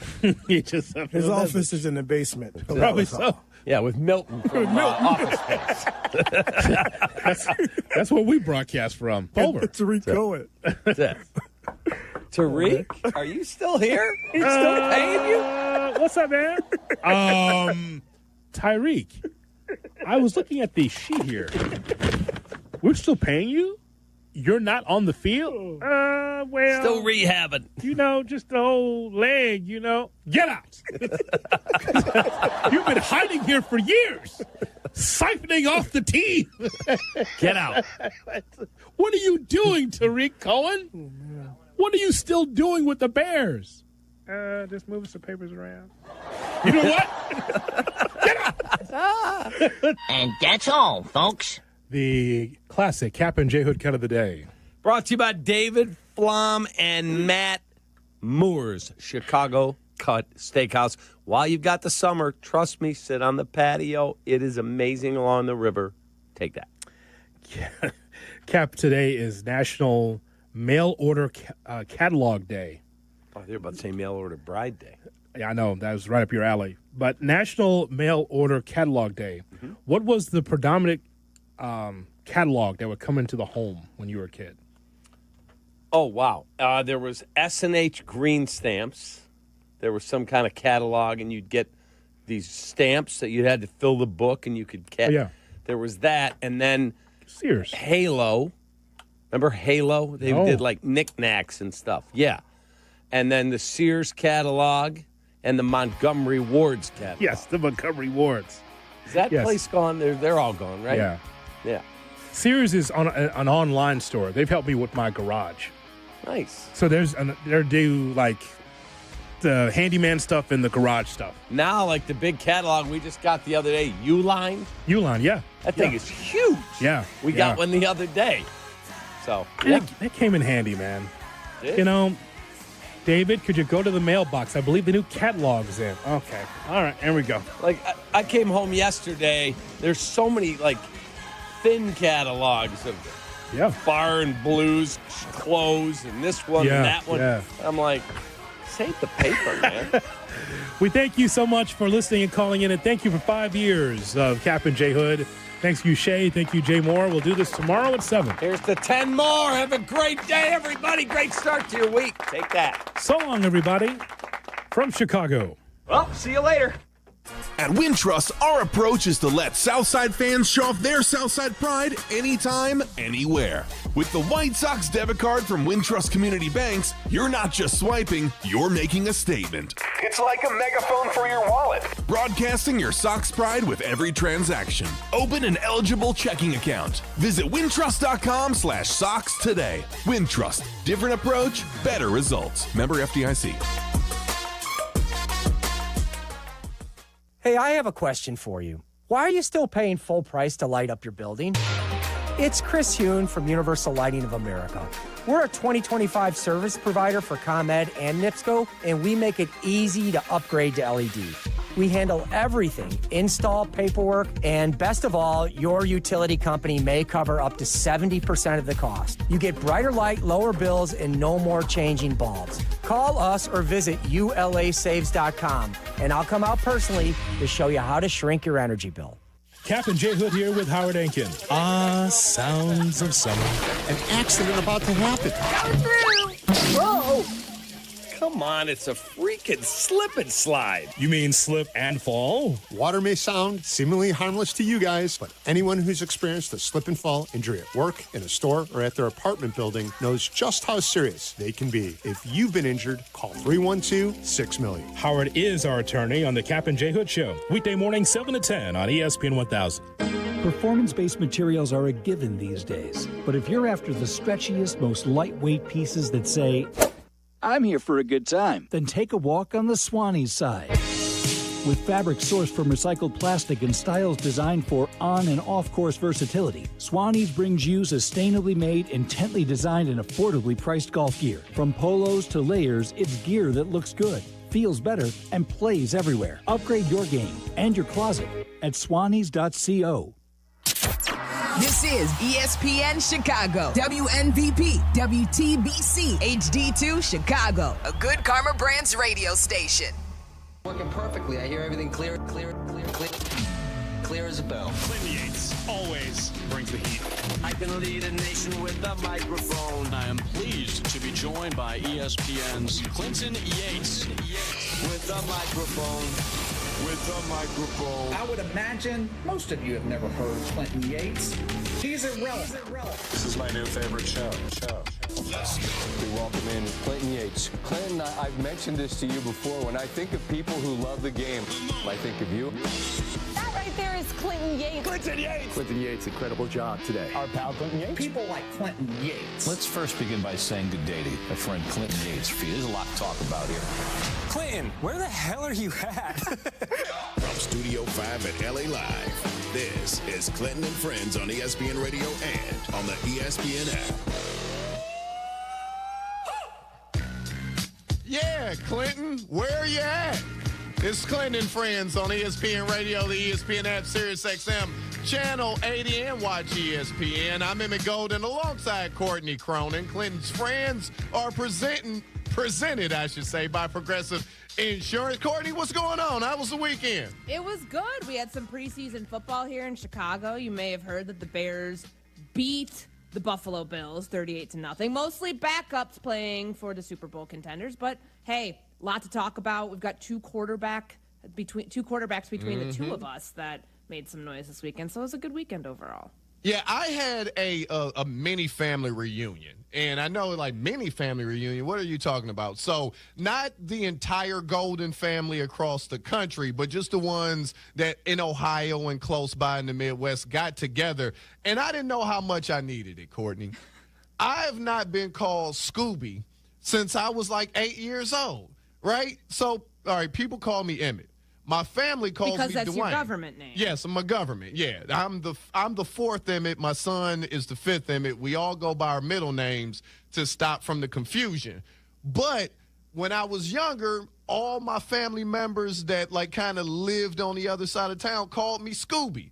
So I'm walking around, and it felt good for my soul to be called Scooby. Even though I haven't been called that in probably 15, 20 years, it felt good. I got to know, how many people constitutes a mini family reunion? There was about 75-ish. That's a mini family? What's a normal one? I don't think I even had 75 family members. Yeah, I mean, we get deep. The Golden family is a little deep, especially here in Ohio. But we have a whole other side of the family that lives in California. We've got some folks in Atlanta, Detroit. Like, we're kind of spread out. But the Fertile Crescent of the Golden family is Ohio.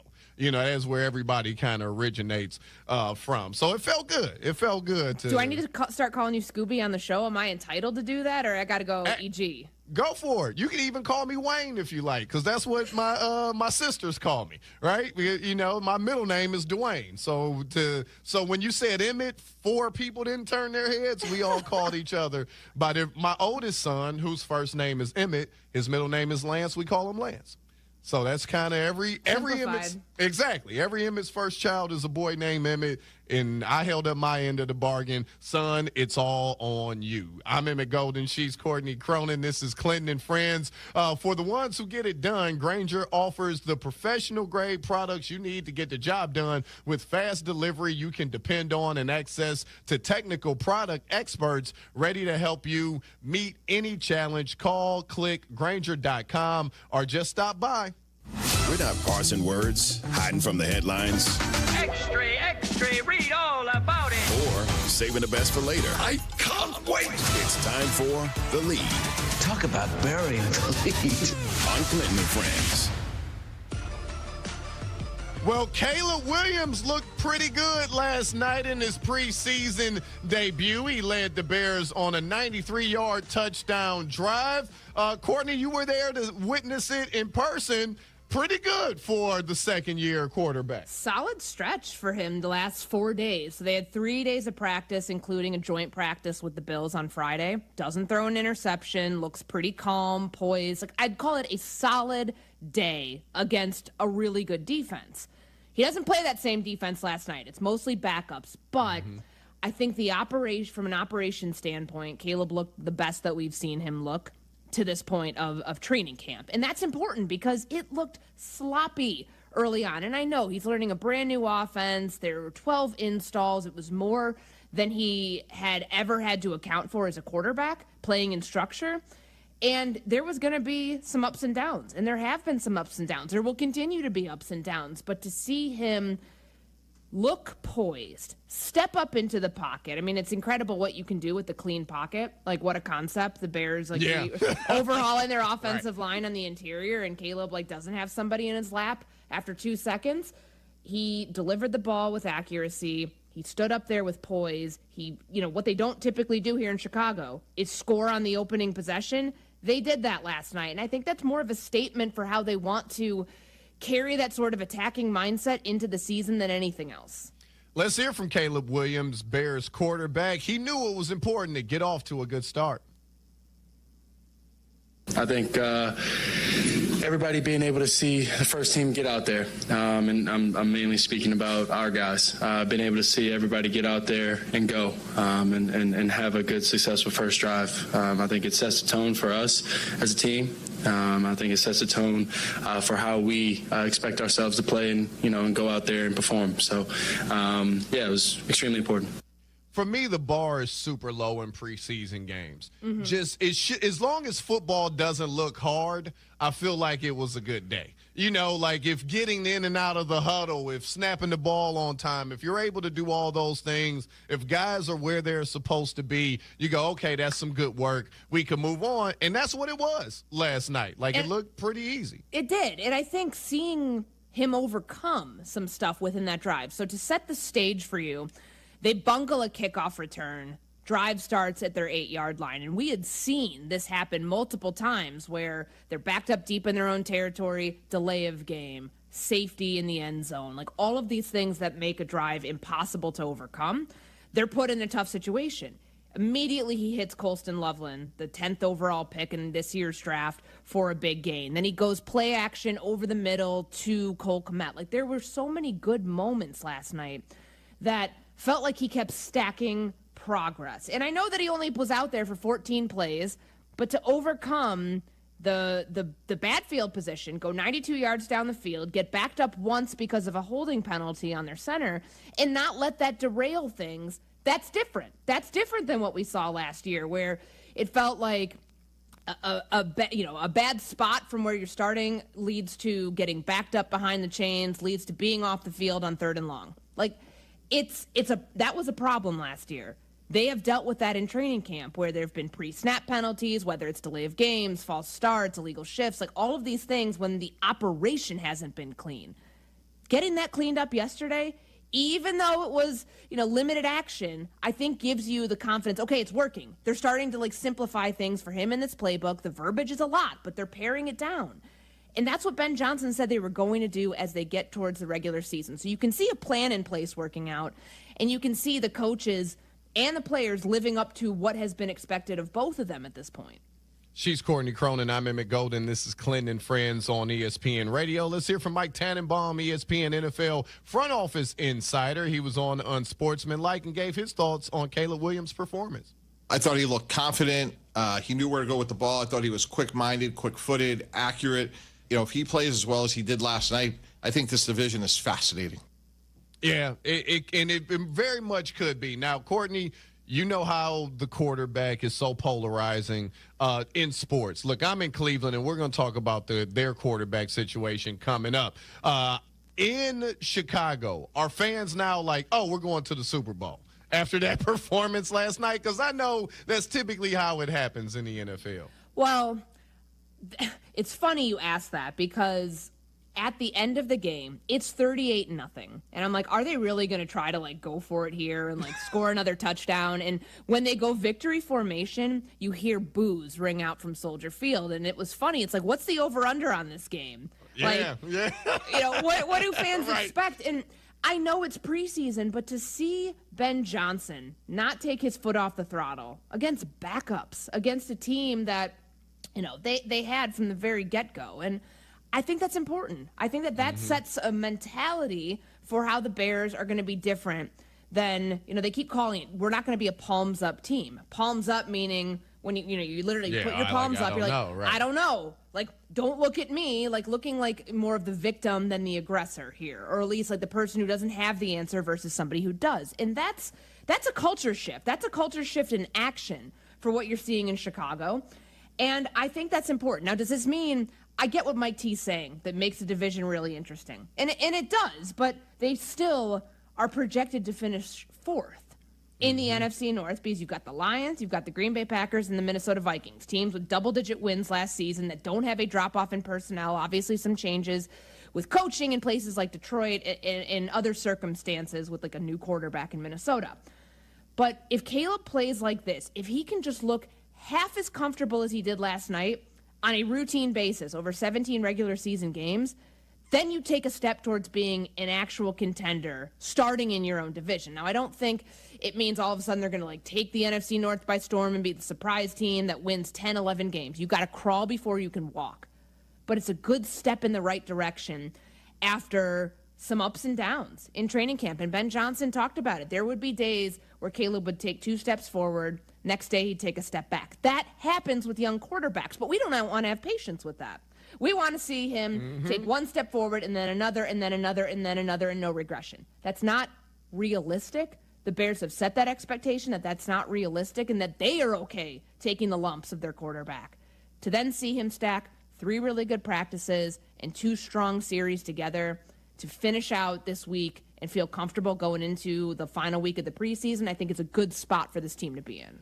When it comes to expectations, who wants to crawl before you walk? Chris Canty, unsportsmanlike, he's running.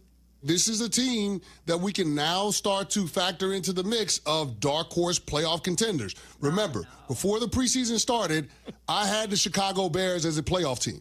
I didn't see anything over the first 2 weeks, the first 2 preseason games, to dissuade me of that opinion. Now, a lot of that was based on Caleb Williams having to show and prove because he's out of excuses. And credit to the kid, he showed and he proved last night that this is not going to be too big for him. Now it's just a matter of him continuing to get better, continue to affirm his understanding of Ben Johnson's offense, and develop in a sense. So every year there's 1 or 2 teams that didn't make the playoffs that make it. We know that happens almost every year. Could that be the Bears this year, Courtney? I think it's too premature to put them in that category because of the division in which they play in. If you told me this was in the NFC South, even if it was like, in the NFC West, maybe, I would say okay. But the NFC North is the toughest division in football, more than the AFC North. Like to get 3 teams at double-digit wins apiece into the playoffs last year, I wouldn't be surprised if that model follows suit. Now, will it be the Bears? Probably not. Like, they still have some question marks. They're trying to figure out who their left tackle is. They got hit with a big injury bug yesterday with their secondary depth. Like, there's some questions on this team that I'm not sure have been answered enough to where you can confidently say that's a 9-win team and that gets them into the playoffs. 9 wins probably doesn't get you into the playoffs in the division in which you play. So that's the pause I have there on that. But, as far as the overall win total of what you could get into the division, get into the playoffs if you were in any other division, if you put that number attached to the Bears, then yeah, they are a much improved team. I just don't think that to me, it's still too early. You've seen 1 preseason game where Caleb Williams played. They did not play last week in the tie against Miami. But you leave that game feeling comfortable knowing, okay, the coaching is working. What Ben Johnson has been telling you as a fan about be patient with this. It takes time. They're not going to know the entire playbook for the first part of the season anyways, because there's some plays they're just frankly not ready for. I thought that was really important. He pointed that out before the practice last week against the Bills. He said he went back and watched, went over his game plan, watched how they played Buffalo in Week 15 last year when he was the offensive coordinator in Detroit. And he said, frankly, we're not ready for those plays yet, and that's okay. That's okay. That was a well-oiled machine in Detroit. You're never going to be a well-oiled machine in year 1 of a brand new anything, but they are further along. The installs were more complex than they were year 1 for Ben Johnson in Detroit. They purposefully overloaded Caleb Williams with information to challenge him. And now you start peeling back. Now you start, I guess, putting the like what would it be called? Like putting the structure around him to where it's not the entire playbook, but you're starting to pare things down, getting ready for the Minnesota Vikings, getting him in the mindset of game week here, because I don't believe they'll play in the finale at Kansas City. That there's no need to. So he can start getting ready for a real opponent to do what he did last night at Soldier Field on Monday Night Football in 3 weeks. She's Courtney Cronin. I'm Emmett Golden. This is Clinton and Friends. Coming up next, Dylan Gabriel said he's a competitor, not an entertainer. What do you think he meant by that? But first, here's Courtney for Vivid Seats. Vivid Seats is your ultimate destination for all your sports and concert needs this summer with the game-changing rewards program and an unbeatable selection of tickets. They make it easy for every fan to watch their favorite teams and players in action. You can catch every home run, every thrilling comeback in person from your favorite seat, and every ticket is backed by a 100% buyer guarantee, giving you peace of mind with every purchase. Go check out vividseats.com or download the app today, the official ticketing partner of ESPN, Vivid Seats. Hey, what's up? It's Randy Scott flying solo today on SC Plus, streaming exclusively on Disney Plus. The Brew Crew's win streak coming to an end at 14. Pop them if you got them. Plus, Scotty Scheffler does something that makes LeBron and Mahomes tweet at him, and someone took too much creatine. We'll explain all that and more today on SC Plus. Your fantasy draft is here. The Smack Talk is starting, and this season, ESPN Bet is giving you more ways to ride with your squad. Introducing ESPN Bet Fan Center, where you can instantly link and bet on your fantasy teams right in the ESPN Bet app. An enhanced sports betting experience only from ESPN Bet, the sports book for sports fans. Download the app today. Must be 21 plus. Gambling problem? Call 1-800-GAMBLER. In New York, call 877-8-HOPE-NY or text HOPE-NY 467-369. Hot damn! Twisted Tea Hard Iced Tea just got harder with Twisted Tea Extreme. The hard iced tea taste you know and love, but with an 8% kick of alcohol. Twisted Tea Extreme is made with real brewed tea, goes down smooth, and brings your daytime drinking to the next level. Just look for the bright yellow cans in the cooler and get ready to dial up the fun. Big flavor, extreme kick. Twisted Tea Extreme. Keep it twisted! Visit Tea Brewing Company, Cincinnati, Ohio. Please drink responsibly. Hey teachers, congratulations on another year of being awesome to the students you lead. We salute you. Now it's time to relax and take care of the things you've neglected this school year. When planning for this time, don't forget about your family. And if your family is complete, summer is a great time to take the next step, a vasectomy. Take that step with Vasectomy Clinics of Chicago, because experience really does matter. Especially with this procedure.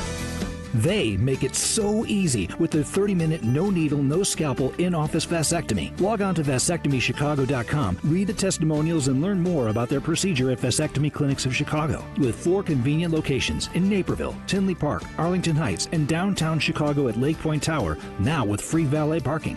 Their procedure is covered by most insurance, so everything is lined up to make your decision an easy one with Vasectomy Clinics of Chicago. Visit vasectomychicago.com today or call toll-free 877-877-4VAS. That's 877-877-4827. Want to live life at max volume? Then look no further than Hard Rock Casino Northern Indiana. With over 1,700 slots, 80 table games, live entertainment, and 5 restaurants which span a wide range of culinary genres, we are sure to have something for everyone. Whether you want to indulge in a savory dish at Council Oaks Steaks and Seafood or take in dinner and live music at the world-renowned Hard Rock Cafe, amplify your entertainment experience at Hard Rock Casino Northern Indiana, just off Exit 6, I-8094. Must be 21. Gambling problem? Call 1-800-9-WITH-IT.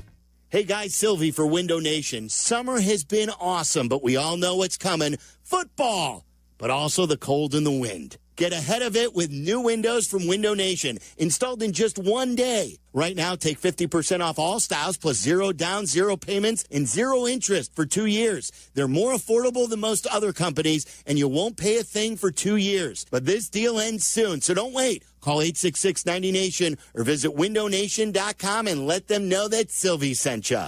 The Paramount Theater in Aurora is proud to present the Chicago area premiere of Come From Away.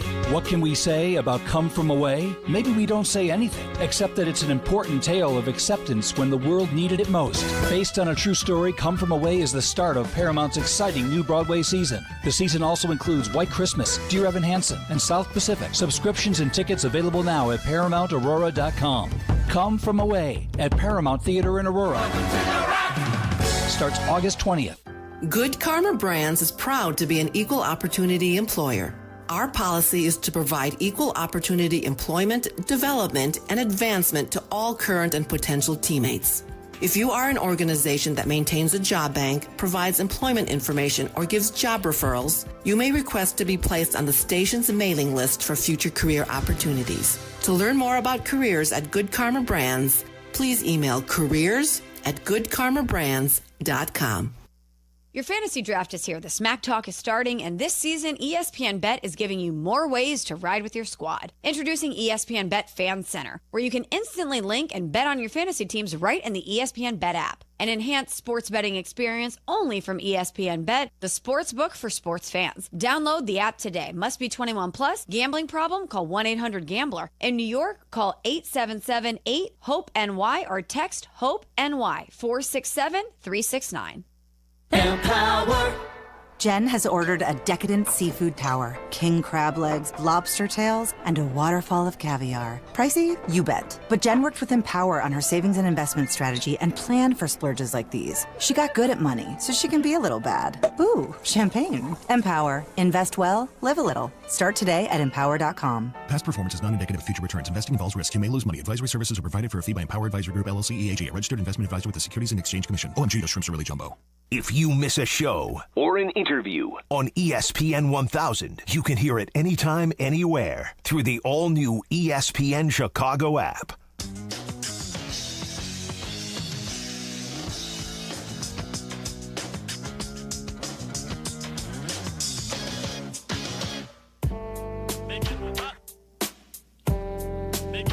I was taken out of context. We hear that all the time. It's Clinton and Friends on ESPN Radio, the ESPN app, Sirius XM, Channel 80. I'm Emmett Golden alongside Courtney Cronin. We are presented by Progressive Insurance. So Dillon Gabriel, the other Browns quarterback, the guy not named Shedeur Sanders, had an opportunity to play this weekend. He was 13 of 18, 143 yards, did throw a pick six, was sacked twice, but overall, Courtney, in like his first start, even though it was a preseason game, he looked pretty good. I thought he was fine. Like, I know that the stat line, you're going to see the interception. It was funny. Yesterday on Best Week Ever, Peter Burns and I had this bit like, wait, did we just play a pick six as a highlight from this quarterback? And, I mean, it was the only, like, splash play there because 13 of 18 for 143 yards. It's not the flashiest, but you pare down the numbers. You look a little bit more at the work that he did, the 5 third downs that he converted. I thought he looked comfortable. I thought he delivered the ball accurately. I thought he was poised. He didn't look rushed in there.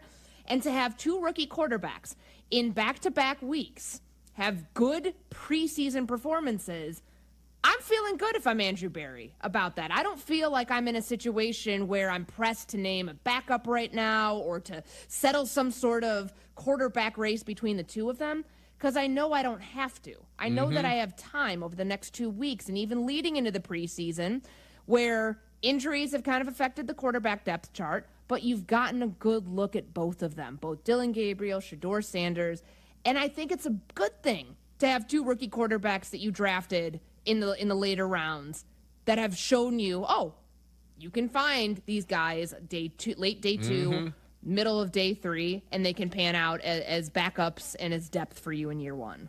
Well, it wasn't necessarily his performance that snatched the headlines. It was his words after the game. Dillon Gabriel had this to say on NFL Network that really made everybody's ears perk up.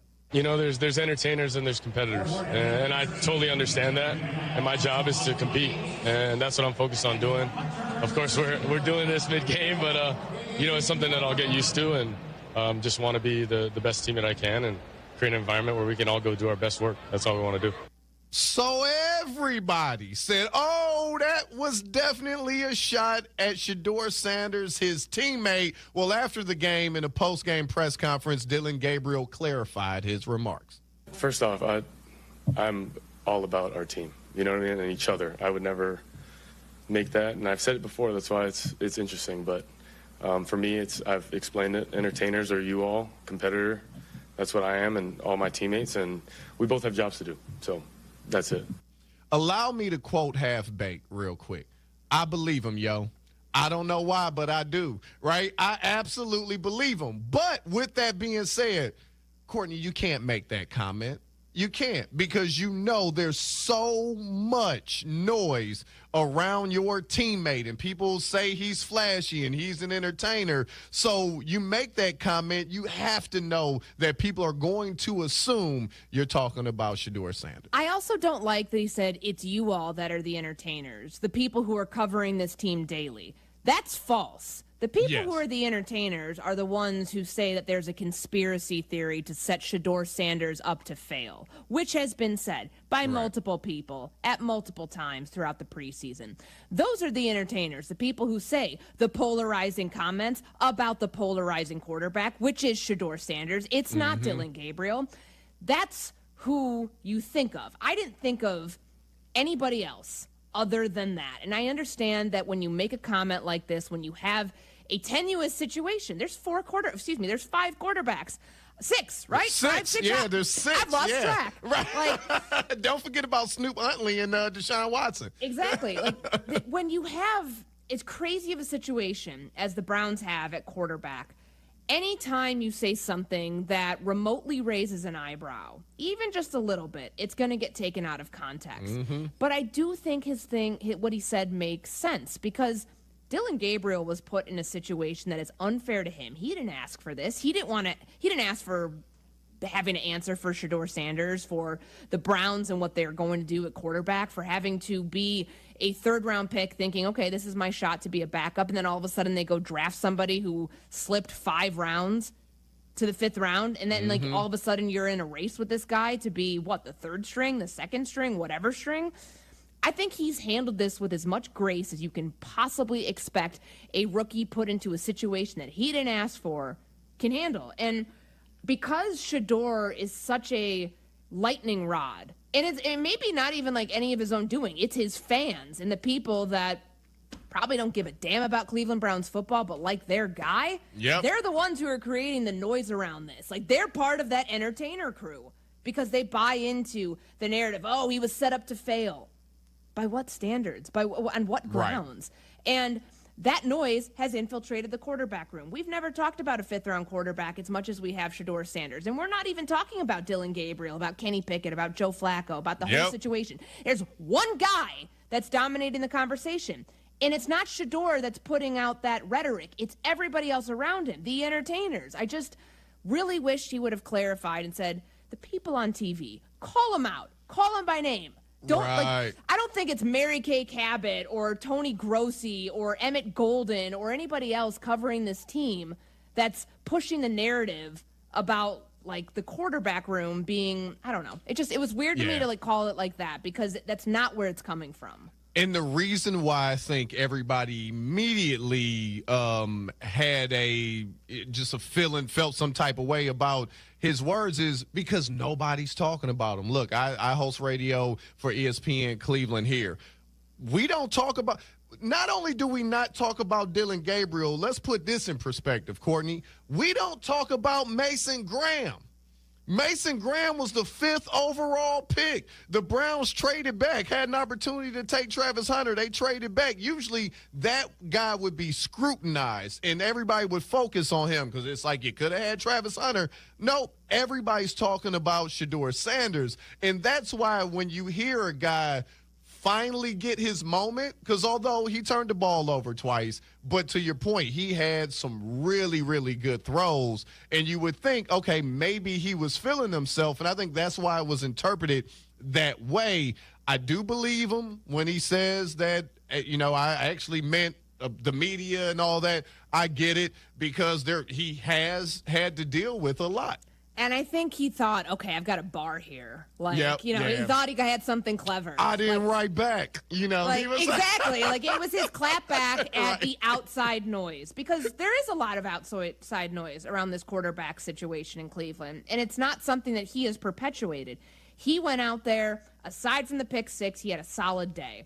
And I think that in that moment, he's like, look, the 5, 6 of us, however many are actually physically in the room, we're all trying to figure out an answer here at quarterback, to support each other, to find, our footing in where we stack up on the depth chart. The outside noise is the outside noise. It's going to exist because that is sports. That is what happens. And as an athlete, you sign up for that. You know that. But he's going to insulate himself. The rest of them are going to insulate themselves, and they're going to compete. That's what he meant. He just thought he had this very clever way of saying it, which ended up backfiring on him. And that shows you. I mean, that's his... We talk about welcome to the NFL moments. That's a welcome to the NFL moment of knowing you can't just say things that you think are not going to elicit a response, because they certainly are, as we've seen over the last 48 hours of people taking that out of context. Yeah, DTM is an epidemic, doing too much, and that's what that was right there. You don't always have to be witty. You don't always have to have a great take or a great opinion or something like that. Let's hear from Chris Canty from Unsportsmanlike, and he says, despite the clarification, it still doesn't make any sense. I get it, he tried to clean it up. I just don't understand why you make the comment at all. What's the point? Who does it serve? Right. Right? We all understand that the media ain't making no tackles, they ain't throwing no passes, they not scoring no touchdowns. We get that, right? The media's job is to write about the game. Your job is to go out there and play the game.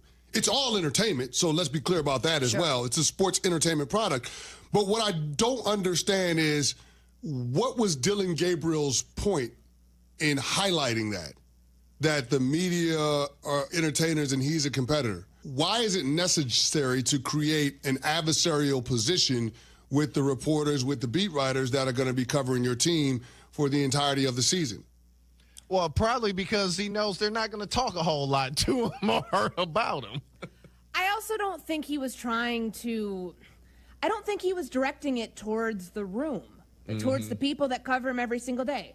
He's directing it at First Take. He's directing it at all of the shows that go out there and speculate about what's really going on in Cleveland. Like, that's what he's doing. I don't think it had anything to do with, like, the day-to-day people that – are writing about this. Yes, is it frustrating for quarterbacks to see their preseason stats spread all over Twitter, which ESPN Cleveland is wanting to do, Evan? Quarterback tracker. Heck yeah, I see it every single day. So, they see that too. So that's what they're getting at. Like, I think it was taken out of context. I think he learned a lesson in it, but I don't think it was malicious by any intent.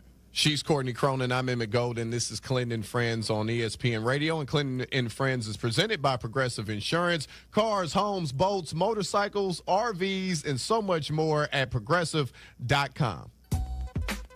The batter is Josh Naylor, power hitter for the Mariners. He swings at the first pitch, bouncing ball up the middle. Acuna at second, fields, gloves, throws to first to Alonso, and the ball game is over. So the Mariners mount a miniature threat in the ninth inning, but the final score here in Williamsport, Pennsylvania, is the New York Mets 7 and the Seattle Mariners 3, and the Mets take 2 of 3 from Seattle. That highlight courtesy of ESPN Radio. Let's bring in Doug Glanville, ESPN MLB analyst. Doug, you were there last night on the call for ESPN Radio. How much fun was it doing the Little League Classic last night? Yeah, it's always fun. That was my third year. This was my third year doing the Classic. It just seems to get better when you talk about watching the connection between the Little Leaguers and the Major Leaguers and just what they both get out of it. I mean, it's such a reconnection. It's such a reminder of, the game at its best. And just for Major League players, I know my experience just says there's times you just need these resets, just to be in tune with the fact of what incredible life you have to be able to play this game, and it reminds you yes, it's a grind, yes, it's a business, but at the same time don't forget when you fell in love with this game. So I just have a good time just watching it and being part of it. Speaking of a reset, the Mets had lost 14 of 16 going into last night. They beat the Mariners back-to-back games, including that Little League Classic. Are they starting to figure things out after a rough July and August? Yeah, I think so, and they're a good team, and they were in first place for a lot of the season. It's just a matter of you go through these spells, then you look at the talent, and you say, well, this team's going to be good. They made moves to get even better, and so far, Helsley has struggled. Ryan Helsley, who was the closer with the Cardinals, but he had a pretty good outing last night, and they just have so much depth now in their bullpen that whether Edwin Diaz is pitching or Soto, they have a bunch of guys that are used to high leverage situations. So that's only a bonus. And their offense, which, like any other offense can be streaky, there's also just too much talent there. So if guys like Mark Vientos hit 3-run home runs like he did last night, they're going to be in great shape. He's Doug Glanville, ESPN MLB analyst. I'm Emmett Golden alongside Courtney Cronin. It's Clinton and Friends on ESPN Radio. So Kyle Rowling hit his league-leading 47th home run last night. He and Aaron Judge are locked into the battle for the AL MVP. How close do you think it is? And at this point, who do you have as the MVP in the American League? Well, I would say it should be close, and it's not, because it should be a lot more than more of an offensive sort of measure. Typically, the bat will carry the story, and it is undeniable that Aaron Judge is the great hitter of our time when you talk about what he's doing this year. I mean, as good as Cal Raleigh is offensively, Aaron Judge is 200 points higher in OPS, which is absolutely ludicrous. So that's hard to beat. But when you factor in what should be the bonus for Cal Raleigh is that he's a catcher that's managing a fantastic pitching staff. He's a switch hitter. He steals bases. And he's, putting in the work at one of the toughest positions in sports, let alone, talking about being a catcher in baseball. I mean, the beating you take, the concussions, the fact that you have to do all this extra work, the weight you lose. I remember talking to Mike Piazza about it and how much weight he lost over the course of a season. So really tough job. It should give him some extra points, but it's going to be tough to beat Aaron Judge. The Brewers had a 14-game win streak and maybe one of the best regular seasons we've seen considering the circumstances of how they're doing it with the payroll, the roster that they have. But that streak stopped yesterday when the Reds beat them. Like, are they the best team in baseball right now? Is that still fair to say? It is. They are the best team in baseball. I mean, what will we say at the end of the season? Who knows? But when you win 14 in a row, and you do it in the way that they're playing baseball, it's really remarkable. I mean, they beat you by just sheer running you into the ground with their legs, their defense. They have really good pitching. And we asked Carlos Mendoza, the Mets manager, about the Brewers, and he's like, elite pitching, and they just never stop. And even you mentioned their loss last night. Well, they hit a home run to take the lead. They were grabbed it back again, another different hero, which is a story every single night. But when you kind of look under the hood, you see a team that pitches, that executes, that catches the ball, and they have enough guys with the bat to do enough damage and get the big hits. And it seems to be coming from different players every night. He's Doug Glanville, ESPN MLB analyst. Doug, thank you so much for joining us this morning. We appreciate it. Absolutely. Appreciate the time. Yeah, Courtney, I love these parody sites, if you will, for lack of a better way to call them, having baseball games at a racetrack, having them and where the Little League World Series is going on, the Field of Dreams. I think MLB should do more of that because it gives you, if you're a neutral, is what they call people with no rooting interests overseas. If you're a neutral, you might turn the game on just to see the atmosphere because that thing was beautiful last night. It's a spectacle. And I think anytime they play in Williamsport, anytime the Little League Classic happens in the midst of August when the Little League World Series is going on, it's cool because it reminds you why you fell in love with the sport to begin with. And I think it was fun on SportsCenter yesterday. They had like this press conference style interviews where you had the major leaguers acting as media members asking the little leaguers questions. It was a cool setup, awesome. A cool production. And, the guys that we're seeing right now, the Cal Raleighs of it all, were in their spot, a long time ago, all things considered, but probably doesn't feel that long ago. And it's cool that, Doug's saying it's something he loves doing every single year.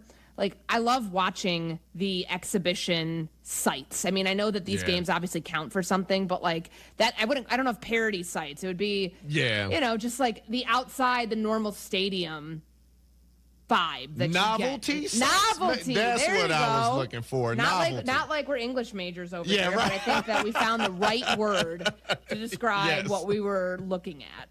Yes, she's Courtney Cronin. I'm Emmett Golden. This is Clinton and Friends on ESPN Radio. Coming up next, are the Broncos poised to unseat the Chiefs in the AFC West? That's straight ahead.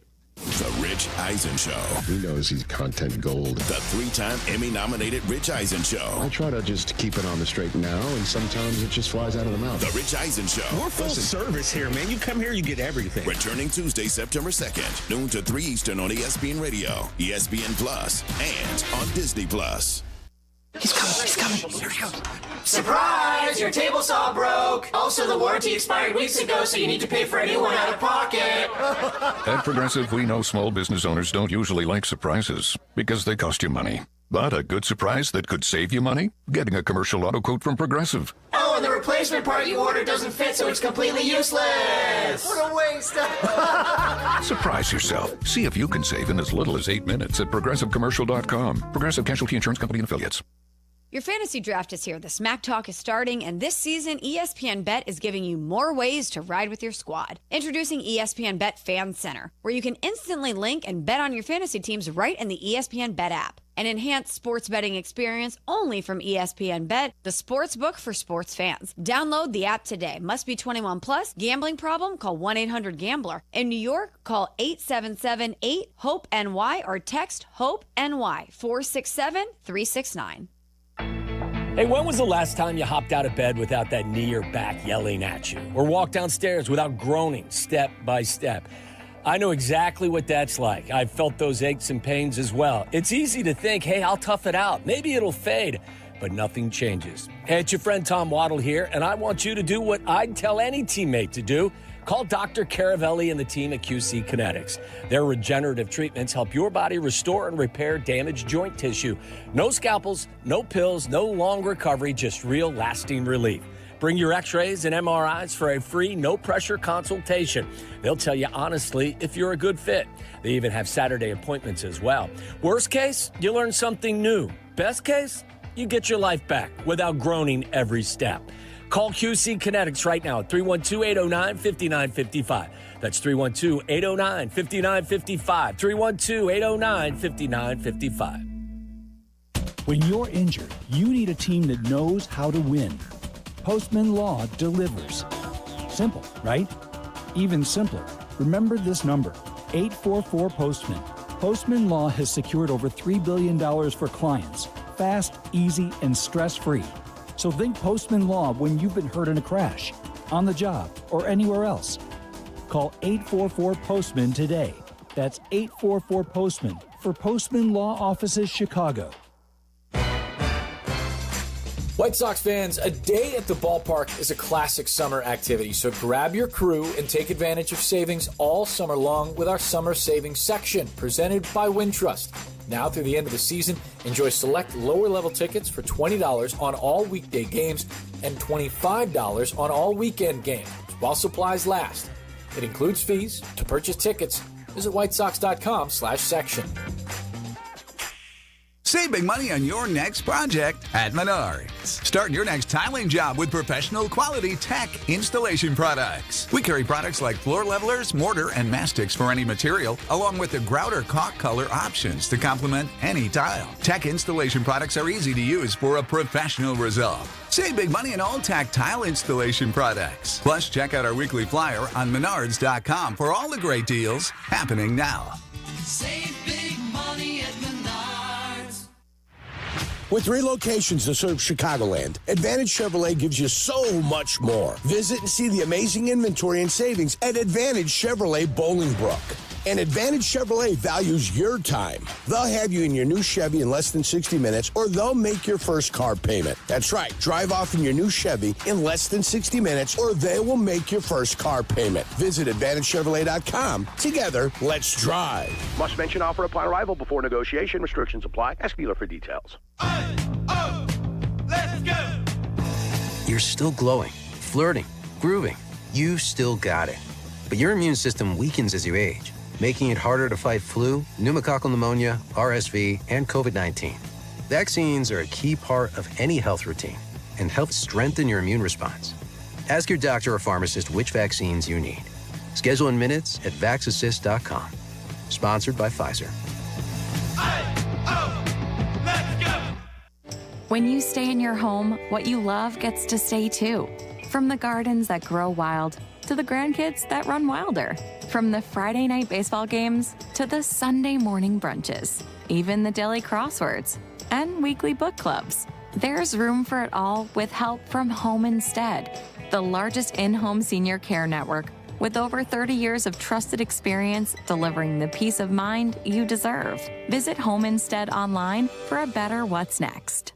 We all hear the radio ads about the IRS. They tell you to be afraid, to be scared, and they try to frighten you into calling. I'm not here to do that. Tax Relief Advocates is different. TRA is here to tell you that if you owe money to the IRS, whether it's $5,000, $50,000, or $500,000, we have a solution. It doesn't matter if you're sitting in your car, at work, or with your kids. No matter where you are, call now. 800-575-6759. Don't lose hope. TRA can eliminate or reduce what you owe to the IRS. Generous programs are now available that can give you a fresh start. Our passion is taxes and helping individuals fix their IRS problems. We have over 1,000 5-star reviews on Google and an A+ with the Better Business Bureau. You don't need to be afraid of the IRS any longer. End your tax nightmare today by visiting us online at TRA.com or call 800-575-6759. That's 800-575-6759. Tax Relief Advocates. Real solutions for real people. Kap and J Hood. Morning 7 to 10 on ESPN 1000, Chicago's home for sports.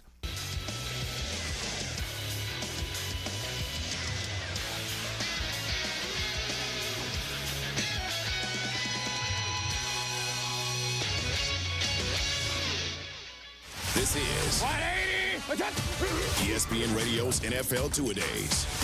The Denver Broncos.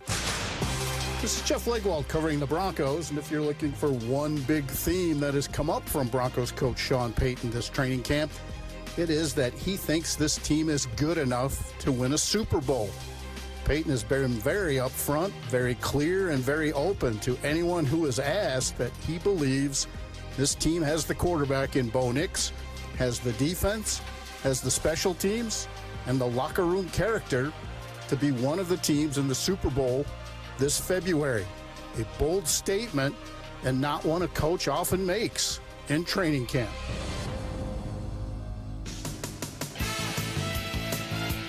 It's Two-A-Days here on ESPN Radio. This is Clinton and Friends on the ESPN app, SiriusXM Channel 80, and watch ESPN. I'm Emmett Golden alongside Courtney Cronin, and we're taking a look at the Denver Broncos, who last year had a pretty good season, 10-7. Bo Nix looked like they have their quarterback of the future. Courtney, are you expecting a sophomore slump? I am not. Not with that play caller, not with that offensive line. And I know the weapons are underwhelming. It's like, how can you really expect Bo Nix to make the jump with Marvin Mims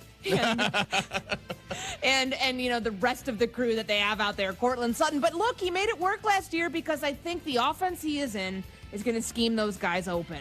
The patience that Sean Payton exuded with him. And there were moments where it got tenuous. I mean, I remember seeing them like snapping at each other like week 4 of the season on the sideline. I think that they figured it out early on, which is why a surprise team at 10-7, the 7th seed in the AFC playoffs, and now, dare I say, my favorite to actually win the AFC West. I am very bullish on Denver this year. Wow, James Steele, our producer, Sorry, James, is on the verge of cutting your mic after that one. Yeah, you're out. I'm sorry. I didn't say the Chiefs won't make the playoffs, but I think that there is an actual contender and not a wide open path in the AFC West anymore. Yeah, James Steele, resident Chiefs fan, wearing a Chiefs shirt right now, if I'm not mistaken. He's about that life. Let's hear from Mike Tannenbaum, ESPN NFL front office insider, was on First Take, and he talked about the ceiling for the Broncos. Super Bowl, and you just look at both sides of the ball. You know, we talked about Caleb Williams before. What? Bo Nix played really good football. He's going to get better, take another step. That offense is going to be extremely efficient. Bo knows. But if you look, Bo does know. But you look at the other side of the ball, guys, that is a championship defense. You're talking about Zach Allen, Nick Benito, Jonathan Cooper, and then they went out and added 2 guys from San Francisco, Dre Greenlaw and Taloa Hufunga. They took Jahdae Barron in the first round. That's a championship defense, and I think an efficient offense. Super Why are they laughing? Why are they laughing? That's Super Bowl, Courtney. That's crazy. Insanity. Super Bowl? They're not a Super Bowl favorite, but he was asked about the ceiling. What is the absolute best you can achieve with this team? With that defense, that's the best defense in the NFL, Emmett. It's a good defense, but Super Bowl, I mean, you still got to go through the Bills. You got to go through the Chiefs. You got to go through the Ravens. I don't know about the Bengals. You got to outscore them, you know, but I think that's a huge leap. Like, AFC Championship second round ceiling, maybe, but yeah, Super Bowl's crazy work, James. I think their ceiling is the Chiefs, and they're not going to get past them. But how much better does it make football in the AFC West to know there's a contender that's not just Patrick Mahomes in Kansas City. Like, this can be. It was at one time, about 10 years ago, it was one of the better divisions in the NFL. Because there was a balance of power between Denver, between Kansas City. I mean, there was a time that Kansas City won 2 games in a season. And then all of a sudden it flips. And now you have this run where 5 of the last 6 AFC championships belong to the Kansas City Chiefs. However many AFC West titles belong to Kansas City. I think it's going to bring out the best version of Kansas City to have this Denver team in the division. And they got to face them twice a year. I like it whenever those teams are bad and the Chiefs are good. Of course That's you my do. favorite. Of course, That's yeah. my favorite part of everything, yeah. So here's my thing about the AFC West. It is more competitive than I think we've seen it in a while. And I do think the Broncos can be competitive. I'm actually looking for who's going to be in second place. And not like they're going to be in second by 5 or 6 games. No. Like, I still believe the Chiefs will win this division, but they'll probably win it by 2 games. You know, and I think that the Broncos could be in second. I don't have them leapfrogging the Chargers and the Chiefs quite yet. It's possible, but I don't know if it's likely. This is as good of a chance as they're going to have. You heard what Mike Tannenbaum said about the defensive additions that they made. And to me, this is a situation where you've got a window to go right now. You have a young quarterback. You have a retooled offensive line. You've got, you just paid Cortland Sutton. Very clearly, they view it as an all-in sort of year. Coming off a surprise 10-7 finish last year, they're like, hey, we have the answer. They figured out Bo Nix in year 1. Mm-hmm. They figured it out. They don't have to wait in year 2 and be like, all right, let's see what we have with the quarterback. That's what led them to make the moves they made defensively. They said, okay, let's go all in on that side of the ball after making some moves on the offensive side to where that can carry you. Even if there are ups and downs, I don't think there will be a sophomore slump for Bo Nix. I think you can look at other quarterbacks from last year's rookie class and say, all right, that might be a sophomore slump. Mm-hmm. Maybe Jaden Daniels takes a step back. Maybe it's somewhere else. But the reason I'm like going all in on them in the AFC West, it's not just them. I think it's a step back that we saw from Kansas City. Patrick Mahomes, that offensive line. I'm not so confident about the left side as much as everybody wants to say that Josh Simmons is their answer at left tackle.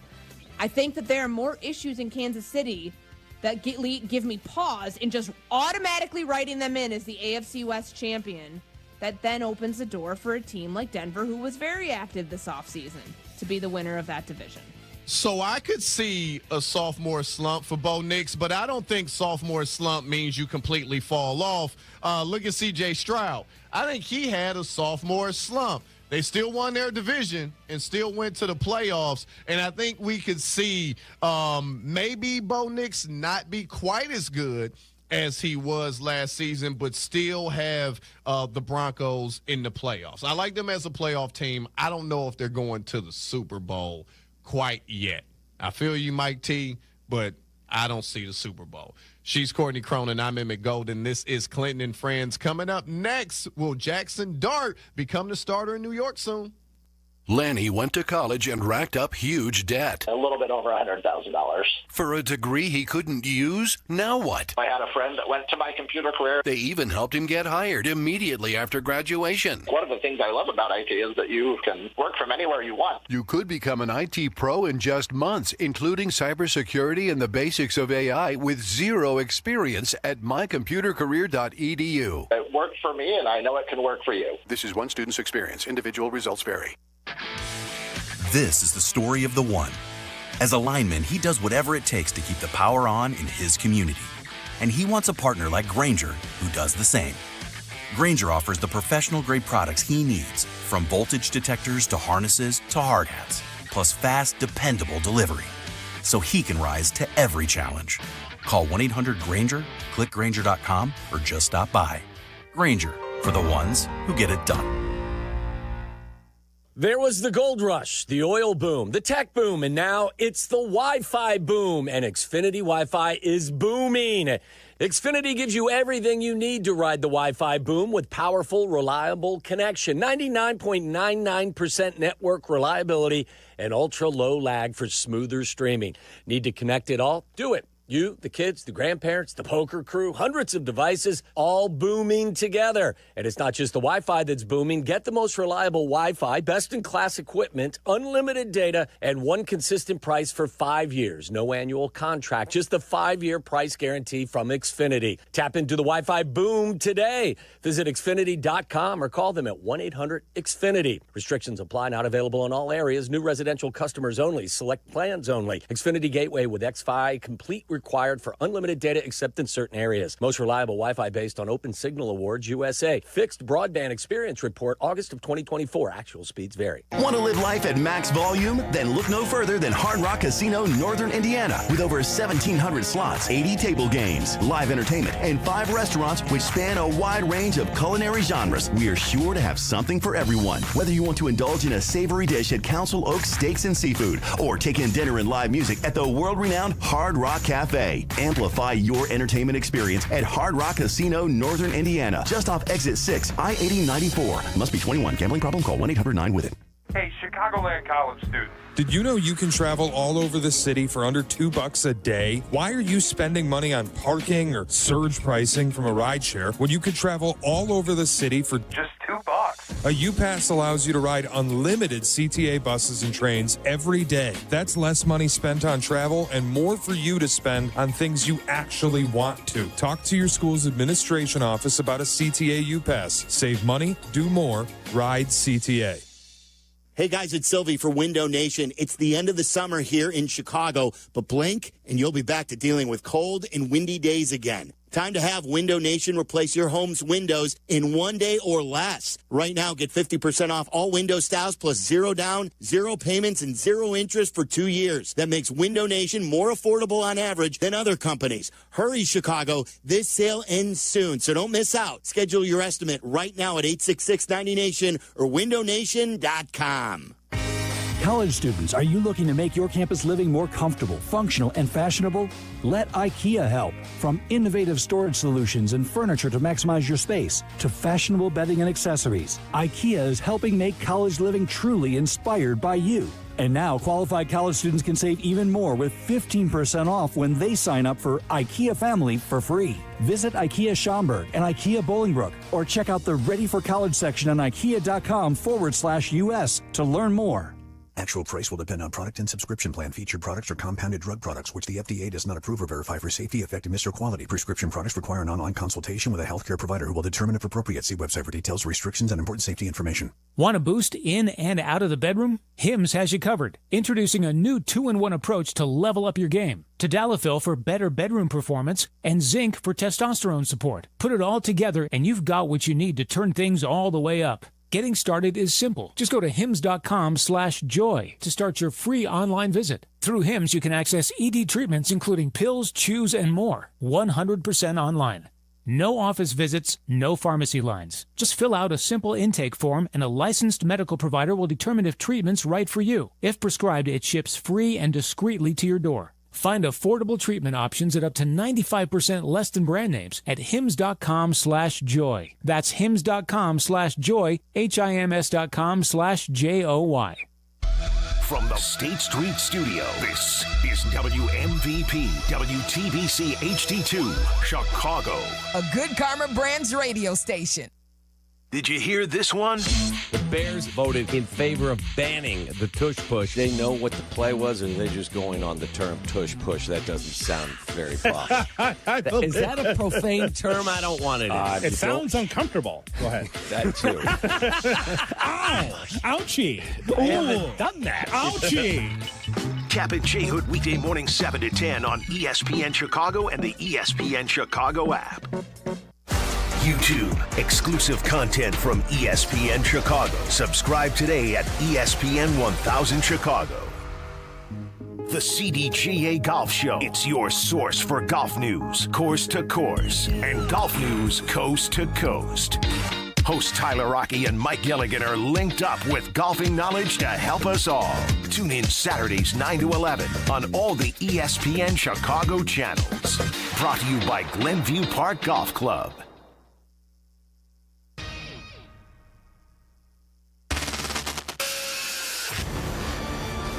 Transmitter's working perfectly. I hear everything clear. clear as a bell. Clinton Yates always brings the heat. I can lead a nation with a microphone. I am pleased to be joined by ESPN's Clinton Yates. With a microphone. With a microphone. I would imagine most of you have never heard of Clinton Yates. He's irrelevant. This is my new favorite show. We welcome in Clinton Yates. Clinton, I've mentioned this to you before. When I think of people who love the game, I think of you. That right there is Clinton Yates. Clinton Yates! Clinton Yates, incredible job today. Our pal Clinton Yates. People like Clinton Yates. Let's first begin by saying good day to my friend Clinton Yates. There's a lot to talk about here. Clinton, where the hell are you at? From Studio 5 at LA Live, this is Clinton and Friends on ESPN Radio and on the ESPN app. Emmett Golden, Courtney Cronin filling in for Clinton today. We are his friends, and we're presented by Progressive Insurance. Preseason football was all the rage this weekend. We're looking at quarterbacks and living and dying with every throw that they make in the preseason. Well, Courtney, Jackson Dart, 14 of 16, 137 yards passing, threw for a touchdown. That was with the starters. Ran in a touchdown with the backup. All of a sudden, you're thinking, we got to start Jackson Dart, right? Is he a better option than Russell Wilson? I'm sure Giants fans want to see Jackson right now. They definitely do, and the buzz keeps growing louder. Back-to-back weeks with good preseason games for him after Russell Wilson started. Remember, Russell Wilson led a touchdown drive in that game, and then they put Jackson Dart in. It's not to take anything away from what Russ is doing, from what Jackson Dart is doing, but I think the Giants have to be feeling really good overall that they've got quarterbacks. They have options. This is not a team that's expected to do much, let alone in the division that they're in with how competitive the NFC East is. But did you see the smile on Brian Daboll's face and how happy he looked after Jackson Dart leads that touchdown drive, fist pumps, and you can see the cutaway to the head coach of the New York Giants. This is his quarterback. Remember, they just mortgaged the future to go save their own jobs and trade up to 25 to get Jackson Dart, and Brian Daboll's seeing it all pay off in real time. That is the look of a man who realizes the gamble that he made just paid off for him. Yeah, it was a smart gamble. You know, Jackson Dart was the guy, as, you know, being in Cleveland, the Browns looking to draft a quarterback. For me, it was Shador number 1 and Jackson Dart number 2. Those were the two guys that I would have loved to see end up in Cleveland. Well, Jackson ends up in New York, and it's going to be hard to keep him down, though. Because you know how it is. The first time Russell Wilson throws an interception, threw one in the preseason game the other day, he was 4-7 and with a pick. Soon as he throws one, you know the cheers and the chants are going to start coming. Jackson Dart. It's going to happen. But do you think they can hold off the fans and not put him in earlier than he might be ready for? Absolutely. They're not going to be making a decision on what the fan base thinks. And Brian Daboll has been adamant that Russell Wilson, since day one, his messaging has not changed at all about the quarterback pecking order, that Russ is their starter. But how long Russ remains their starter, that conversation is changing. Now, they open up, their stretch is brutal to start the season. They've got the hardest strength of schedule in the NFL. At Washington to open up the season, at Dallas the week after that, Kansas City at home, the Chargers. You get your first break, I want to say, when you go to New Orleans. So you still got to play a road game, but it's New Orleans in week 5. If there's any point where Russ struggles in that early stretch, and if Jackson Dart looks the same as he does right now in practice, then I think the conversation of moving up when he is inserted into the lineup, because they got to play him this year. That is the deal that you make when you make a move like this. You know that you are running out of time. You, Joe Shane, the general manager, you trade up to go get him because that tells ownership, hey, give us a year with this guy. We can make something work here. Then you get the contract extension. You don't get fired. So you got to play him at some point this year. If let's just throw out an arbitrary date because I'm looking at the schedule. Let's say Chicago. It's probably a bad one because that's a road game. Let's say, I I don't know. Pick the first game that, like, on this schedule that looks somewhat, like, manageable at home. You can't find many of them. I would say... I mean, 49ers. 40, yeah. Yeah, fine. Week 9, 49ers. right in the middle of the season. You take the best of a bad lot because that is a hard schedule this year. Right. If that was the target date for get Russ through this point, injuries, health, all of the things that have been concerned for him before, and luckily for him, he's been healthy this preseason. But just pencil that in. If that was the target date, I think you move it up a couple weeks because of the situation that you find yourself in now, where you're comfortable with Jackson Dart as your starter. And knowing that this is a schedule that you're probably not winning a lot of games with, use Russell Wilson for as far as he can get you. And when it feels like, look, we're just not ready to compete this year, then you start getting Jackson Dart some reps. And maybe you move it up a week or two. I would personally do it when they're playing at home because the schedule's brutal. You don't want to do it in Denver. You don't want to do it in Philadelphia. You probably don't want to do it in Chicago. But they found something here. That is the best case scenario for them, that they went into this preseason knowing that Jackson Dart was going to start for them at some point sooner rather than later. They now don't have to wait till the later part to see when they insert him into the lineup. She's Courtney Cronin. I'm Emmett Golden. This is Clinton and Friends on ESPN Radio. Brian Dable, Giants head coach, already getting questions about who's the starter. You've obviously said Russ is the starter. Is there anything he can do to get himself in that mix at this point? Yeah, Russ is our starter, and we're going to keep developing Jackson. It's the right answer. Smart. It's the right answer because the second that Dable opens the door to be like, yeah, he's played great, we'll see. That then creates the speculation of, did Russ do something to not earn that spot any longer? Are they seeing something where they're like, I don't know, Jackson Dart's better in XYZ areas? Like, keep it consistent. Keep Russell Wilson as your starter. And I really do have to commend Brian Dable for that, for not getting distracted by the shiny object, because look at that man. That is a man who had to deal with Daniel Jones, a quarterback that he wanted no part of, a quarterback he got paired with in arranged marriage, and it ended so unceremoniously last year with them releasing him. So I look at this situation, and I think the Giants are in a great spot because they don't have to rush anything right now. Let Russ go as far as he'll take you. And then when Jackson Dart's ready, when Brian Dable's ready to say, okay, I'm cementing myself permanently to the future of this quarterback, because that's it. You get one quarterback that you get to draft in the first round. And if it doesn't work out, then you're probably out of a job. And especially considering how far this team has fallen from the last time they made the playoffs and then getting rid of Saquon Barkley and everything else, when you're ready to really, really, really commit, then you go all in on Jackson Dart and make him the starter. I even think it was smart that he didn't say no to the question. The question was, is there anything that Jackson can do to overtake Russ? And he didn't say no. He just said Russ is our starter. If you say no and Dart hears that, then it's like, oh, man, I was working all hard and I thought I was gaining ground, or I thought, like, you want to dangle that carrot in front of Jackson Dart. If you just go, nah, there's nothing you can do, well, maybe that's a blow to him, because maybe he believes there is something he could do. And I think there is, because, look, it's hard to keep a guy that you are optimistic about and even that you're tied to on the bench when things start going wrong during the season. And I don't know if any of us believe that everything's going to be cool with Russell Wilson at quarterback, and Jameis Winston as the backup with the Giants. We're all expecting that with that tough schedule, some type of adversity. It's just the question is, how long are they going to be able to hold off on him? That is the million-dollar question. She's Courtney Cronin. I'm Emmett Golden. This is Clinton and Friends on ESPN Radio. From one quarterback to another, Matthew Stafford. I'll quote Half Bake again. Doctor say I need a bacchiotomy, right? His back is jacked up. Courtney, we still haven't seen Stafford, kind of practice or play. And he had an epidural about a week ago in his back.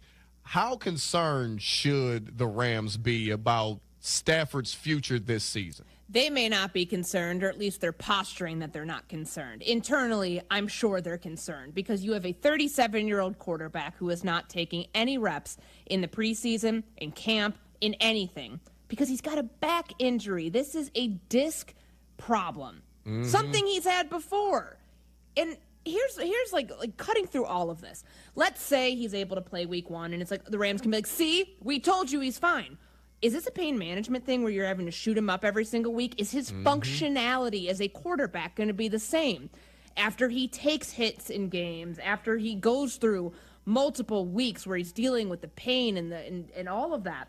I don't think you're going to get the best version of Matthew Stafford under these circumstances, which is why I don't understand why they didn't just say, we're just going to shut him down for a couple weeks. We're going to shut him down for all of training camp. Jimmy Garoppolo's our starter. Stetson Bennett, who we saw rare full preseason action for one quarterback on Saturday night when they played the Chargers.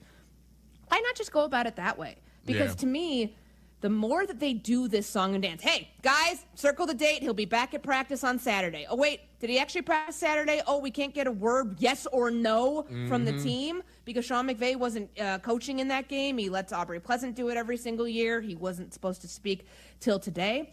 The fact that he was supposed to have a workout on Saturday, and we do not know if it happened because they wouldn't just say yes or no, leads me to believe that there might have been a setback, that maybe he didn't complete the workout. Maybe he didn't work out at all, because it's a very easy, yes, Sean will address what happened on Monday. That is a very easy way to handle it. The silence is louder, and to me, it's giving way to, I don't know, like they keep pushing this thing back. He was in the ESPN radio Airstream-looking thing the other day, getting some sort of regenerative treatment in his back last Monday when he was supposed to be practicing. The longer they keep doing this whole thing of like, okay, circle this date, he'll be back, and then they keep pushing it back, that creates more concern. Listen, there are a lot of people listening to this that have dealt with back issues. I've dealt with back issues. Me too. I'm dealing with it right now. So we all know they don't get better. They just don't. Like, you have to learn how to deal with it. Now, we're covering teams. We're talking on the radio, right? We're at press conferences. Backs can be cranky, but you can kind of take some Tylenol or maybe even if you need something else than that. Playing football on a bad back is not something that sounds like you're just going to be able to be okay for 17 games. Right? Like, I'm not concerned about week 1. Really, I'm not. I'm concerned about weeks 2 through 17. Right. And what happens after you get guys hitting you? Because remember, even if he was in training camp practices, if he was in games, they wouldn't be hitting him right now. Like, what happens when you get Nick Bosa, because you play him twice a year? What happens when he sacks you and you're on your back, and then you've got to come back and do it the next week when you play an even better pass rush? That's like it's the cumulative effect. After he's had injuries, remember what they shut him down for in 2022? It wasn't the elbow; it was the back injury that he had. Yeah. And then Sean McVay probably let this thing slip when he said, "Oh yeah, he's seeing a spinal specialist." Earlier in training camp. Yeah, that's not I hear that. I hear 37-year-old quarterback. I hear somebody who has this issue and he's dealt with this issue before. Why on earth? I'd be stupid if I was like, oh yeah, I'm cool. I'm going to believe the team. I'm going to think everything's fine. I'm not drinking the Kool-Aid on this. Like, if it wasn't an issue, he'd be out there. It makes no sense that they're like, nope, it's not a problem. He'll be ready for week 1. Then where is he? You don't see him anywhere at camp. That's a problem. Let's hear from Sarah Barshab, ESPN Rams reporter, was on game day and says the temperature has changed on Stafford's injury. I think on Monday was the first time I sensed, at least talking to Sean McVay at the podium, that it changed. You know, he had gone from saying, if this was in season, if this was a game week, Matthew Stafford would be playing, no question, that kind of thing. And on Monday, he said, you know, I think he would play this week, but we need to make sure that we can get him to week 1. You know, at that point, it was 27 days away, and he said that's the most important thing. And then after the joint practice on Thursday against the Saints, I asked him whether the Stafford injury was more of a function or a pain tolerance thing, and he said he thinks both, but he said we're still trying to get our hands around it. And to me, that's very different than what we heard at the beginning of camp. Yeah, very, very different. So definitely something that we'll keep an eye on. She's Courtney Cronin. I'm Emmett Golden. This is Clinton and Friends. And the status of Matthew Stafford is what everyone is watching. What to watch for is brought to you by Vivid Seats, the official ticketing partner of ESPN. Get great deals on the hottest tickets. Experience it live. Coming up next, when can we really start comparing Scotty Scheffler, that is, to Tiger Woods? That's straight ahead. the NFL on ESPN Radio. Lamar Jackson can throw a football. He is a historically good passer. Camp to camp, team to team. Intercepted! 17 days until opening night. The countdown continues on ESPN Radio. Whoa, it's you, the Capital One Bank guy. That's what they call me. Mind if I get a selfie? Yeah, sure thing. Say no fees or minimums on your Capital One checking account. Wow, that's a keeper. So, where are you heading? I'm off to spread the good news that Capital One helps people keep more money in their wallet with no overdraft fees. Oh, you're the best Capital One Bank guy. Hey, mind if I get a selfie? Sure. Say, Capital One, what's in your wallet? Terms apply. See CapitalOne.com/bank for details. Capital One NA, member FDIC. Your fantasy draft is here. The Smack Talk is starting, and this season, ESPN Bet is giving you more ways to ride with your squad. Introducing ESPN Bet Fan Center, where you can instantly link and bet on your fantasy teams right in the ESPN Bet app. An enhanced sports betting experience only from ESPN Bet, the sports book for sports fans. Download the app today. Must be 21 plus. Gambling problem? Call 1-800-GAMBLER. In New York, call 877-8-HOPE-NY or text HOPE-NY 467-369.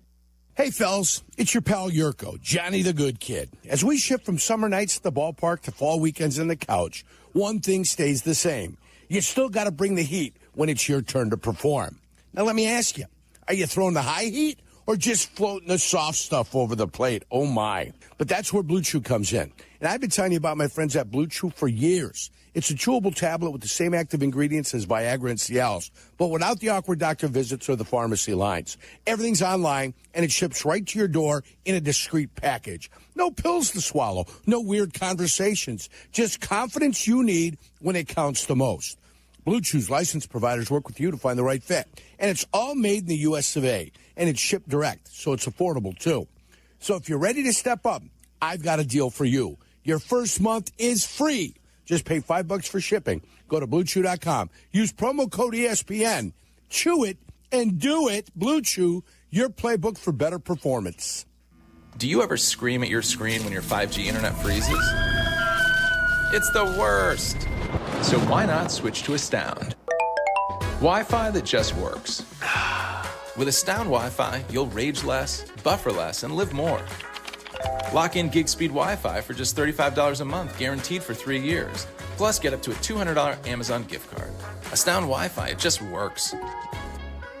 Visit astound.com today. Property managers and GCs use FinishingChicago.com's contractors for finishes and protective coatings in the most iconic venues, interior spaces, and essential infrastructure. Our painters apply industry-leading commercial and industrial finishes inside and out, so your biggest assets always put their best square footage forward. FinishingChicago.com has your free list of painting, wall covering, glass systems, drywall finishing, and signage contractors. For a great finish, start with FinishingChicago.com. Hey golfers, it's Silvy. I've been talking about Chicago Southland's finest golf course for years, the Sanctuary in New Lenox. The Sanctuary offers 18 holes of great golf on a beautiful course. The track may be a challenge, but it's an easy drive from anywhere in Chicagoland. Sanctuary features a 20-bay heated top tracer range, a 30-station grass range, a putting green, and a short game area. Check out golfsanctuary.com for the best rates and book your tee time. You no longer need to find your golf sanctuary. Guys, it's Carmen. You know I love the food scene in Elmwood Park, but we're joined by someone even more biased, the mayor of Elmwood Park himself, Skip Saviano. I've got the best job, Carm. The restaurants are amazing, but there's much more that makes me so happy in our little hidden gem of a community. So what makes it special? The people, no question. Elmwood Park's neighbors care for each other, the families thrive, and businesses succeed. I definitely feel that every time I come through. You know, we hook you in with a meal, and the next thing you know, you're moving in. Tell him, Mayor Skip. Elmwood Park is waiting for you. Lanny went to college and racked up huge debt. A little bit over $100,000.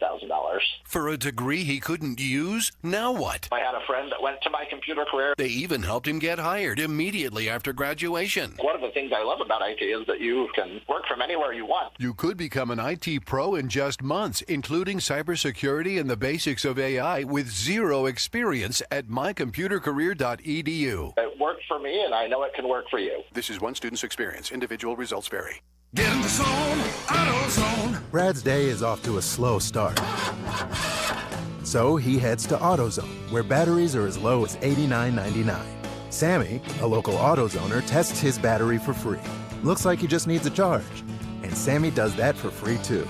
In no time at all, Brad is back on the road, ready to finish the day strong. Free battery testing and charging at every store. No hassles, just help. Get in the zone, AutoZone. Restrictions apply. Chicago's home for sports is in your home through your smart speaker. Just ask Alexa or Google to play ESPN Chicago.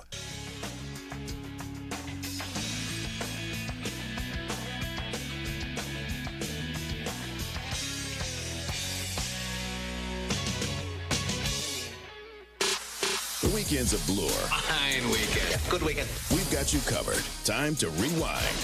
Rewind. How do you rewind? And catch up on everything you missed. Guess I missed an awful lot. This is Weekend Rewind on Clinton and Friends. I'm Emmett Golden. She's Courtney Cronin. We're filling in for Clinton today. We're presented by Progressive Insurance.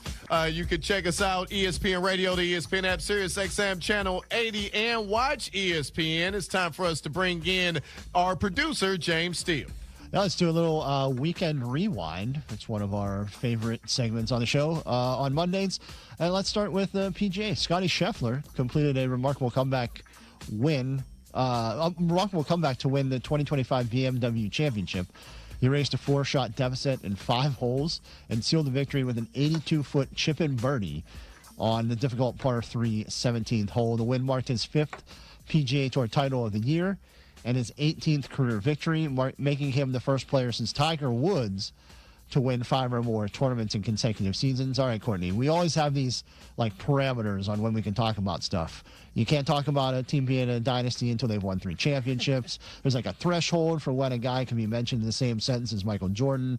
So with Scotty Scheffler, when is it really safe to start comparing him to Tiger Woods? So he's won 5 times this season, right? Capped off yesterday with the BMW Championship. So that's his 2nd straight PGA Tour where he has 5 wins, at least 5 wins in the books. Like, Tiger's the only other player in history to do that over the past 4 decades. So if by that standard, you can start having him in the conversation now. However, there's a great Twitter account called Tracking Scheffler that goes through this very song and dance. Scotty's been the world number 1 for 118 straight weeks and counting. If he's going to break Tiger's record of doing that, which was 281 weeks, he's got to hold that spot until October 2028. But I'm not going to make you people wait that long. If you want to crown him, then crown him. Like, he's incredible right now. But if we're looking at it realistically based on, like, the length of achievements and how long Tiger Woods was in that number 1 spot, I think you have to, wait a little bit longer to really dive into the true comparison between the two. Hey, I'm all about recency bias, and right now, why not just bathe in recency bias? Sure, you could talk about it. I don't know if he is there with Tiger yet. I still think he's got a little ways to go, but he's easily the best golfer right now, and it's fun to compare these things, so I'm with it. It's crown Scotty. It's all good. All right, let's move on to Major League Baseball. Cal Raleigh, we talked about a little bit earlier today with Doug, crept closer to history at the Little League Classic last night. The Mariners slugger hit his 47th homer of the season. That boosted his Major League lead in the category and put him within striking distance of the season home run record for catchers set by the Kansas City Royals' Salvador Perez, who hit 48 homers for the Royals in 2021. Emmett, the big dumper, Cal Raleigh, and Aaron Judge are locked into the battle for AL MVP. Judge is minus 140, Cal Raleigh plus 110 on ESPN Bet. Who do you think should win it? I think the best story should win it because that is how the voters vote, and it is the big dumper. Look, Aaron Judge could win the MVP 5, 6, 7 more times. He's going to be there. No one saw this coming at all. And the fact that he is on the verge of breaking a record, having a record-breaking season, in my opinion, does give you the upper hand on the MVP. So I'd go with Cal Raleigh. I would love to see a catcher win this award. And we've seen Aaron Judge in this spot before. I'm not all that impressed. Yes, I know the Yankees beat the Cardinals, and they seem to be getting back on the right track. That's great. the Seattle Mariners and what they have become this year and how much Cal Raleigh is a part of that, to me, tells the story of what a true MVP is. He's my MVP. I know that he's got plus 10 odds right now. He's like the number 2 to win it in terms of like odds-on favorites, but I'd love to see it. All right, sticking with the Little League Classic, that was last night. And despite the big dumpers bomb in the 7th inning, the Mets beat the Mariners 7-3. The Little League Classic is a tradition that was started in Williamsport in 2017 in a game that featured the Pirates and Cardinals. And the Mets improved to 2-0 in that game. They beat the Phillies 8-2 in 2018. Courtney, what do you think about the Little League Classic? I love it. I think that it's a cool way to incorporate the up-and-comers in the game, the young guys that are playing in a sport that, this used to be our pastime, right? And it's been overtaken by football, and that's great. I cover football. I live in the football world, but baseball is how I became a sports fan.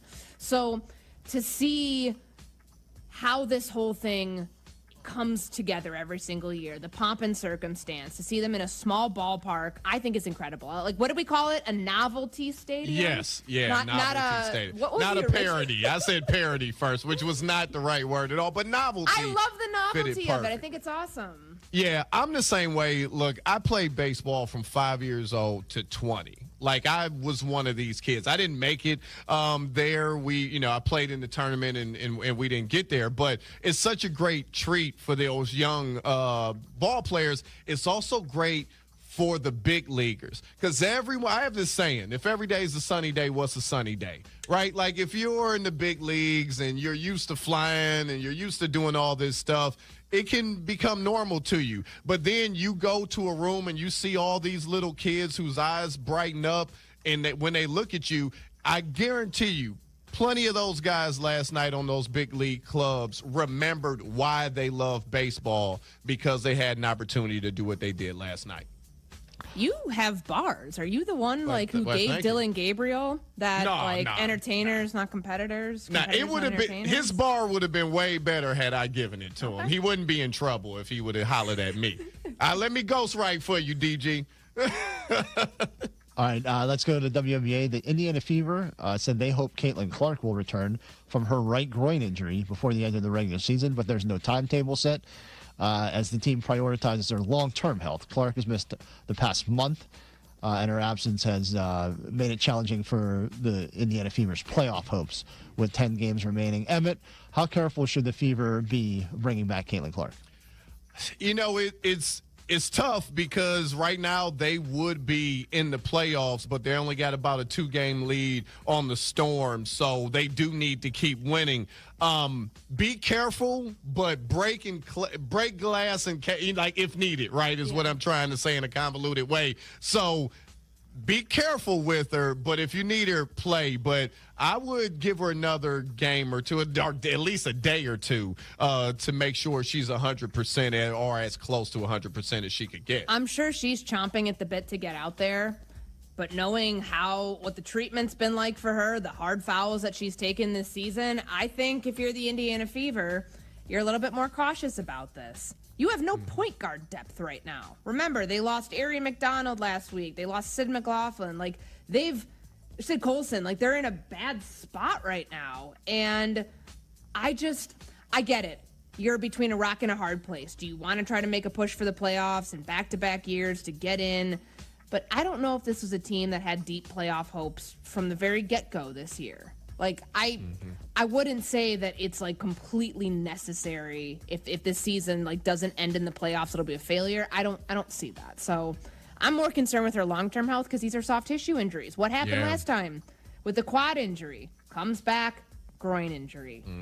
I would just be really careful with it. All right, got a couple more here to the NFL. The Cincinnati Bengals are listening to trade offers for Pro Bowl pass rusher Trey Hendrickson as contract negotiations have come to an impasse. Did you say impasse? Impasse. Impasse. Right. Impasse. Impasse. En passé. Yeah, that's I don't think I've ever said that word out loud. Yeah, Devin's in France, so I'm just trying to... Impasse. A little en passé. Despite Hendrickson's elite production and a desire for top-tier salary, the team has been hesitant to commit to the length and financial terms he seeks. Courtney, Three-part question here. One, what are the Bengals doing? Two, do you think Hendrickson gets traded? And three, if he does, where does he go? The Bengals are doing what their MO is, which is to not guarantee money in future years for a player that's 31 years old, who they believe they've paid fairly. He doesn't. Thus the impasse that they're currently at. All right. But to have it drag out to this point, all these weeks into training camp, he comes after the holdout, it becomes a hold in, he's not doing anything. Now they're listening to offers. If they're really going to do this, then you can't expect you're going to get players back in return. That's what apparently they're asking for. You're going to be asking for a high draft pick. Also, the expectation is that this team trading for Trey Hendrickson is going to give him a new deal upwards of the Myles Garrett, TJ Watt echelon. That's a lot to be like, oh, and give us some players too. That to me tells me they're not serious about it. We have only seen one other sack leader traded the year after he became the NFL sack leader that season. That was Jared Allen when the Kansas City Chiefs were like, all right, bye, go to the Minnesota Vikings. I don't think it's likely. I think his best option, their best option for a defense that absolutely needs him, is for him to be in Cincinnati week 1. Well, what the Bengals are doing are being cheap. The only reason they paid Burrow, Chase, and Higgins, even though Higgins, look at that contract, it's some funny money there, it's because they had to. Right? Because, look, if you got Joe Burrow, you got to sign him. If you want to keep Joe Burrow happy, you got to take care of Chase. If you want to keep Chase happy, you got to take care of T. Higgins. Well, I know guys care if Hendrickson is around, but the Bengals looked at it as, hey, we spent our money. We paid you already. You should be happy. It's not exactly how it works. Now, who should trade for him? Probably the Washington Commanders. They have a really good quarterback on a rookie salary, so they could probably overpay a little bit for a guy. What? Yeah, Washington? why not? Why not? Shouldn't they pay Terry McLaurin first? Well, they will. I think they will. I think that's going to take they're going to do all of it. Okay. Yeah. Unlimited resources. They're going to make it rain, Courtney. You ain't know the cap is a myth. All right? Hey, matter of fact, Trey, come on to Cleveland, big dog. Come to death row. All right? Brown signing everybody and trading fair. So come on down. But the Bengals have totally botched this. All right, one more. Wouldn't be a show produced by me if I didn't work in a little pro wrestling. It's something near and dear to my heart for sure. Emmett, too, and Josiah, who's on the board, who's playing a great song right now. Chris Jericho has sparked speculation about a possible WWE return after he liked an Instagram post discussing his openness to rejoining the company once his AEW contract expires at the end of 2025. Jericho has been part of All Elite Wrestling since its inception in January of 2019. Emmett, how excited would you be for a Chris Jericho return to WWE? My head would explode. I mean, I'd lose my mind. One of the best kind of appearances ever, or introductions, was his on Monday Night Raw when they had the countdown coming. It was awesome. Chris Jericho, one of the greatest pro wrestlers we've ever seen. He just reinvents himself all the time. It would be awesome to see him back in the WWE. Now to our pro wrestling expert, Courtney Cronin.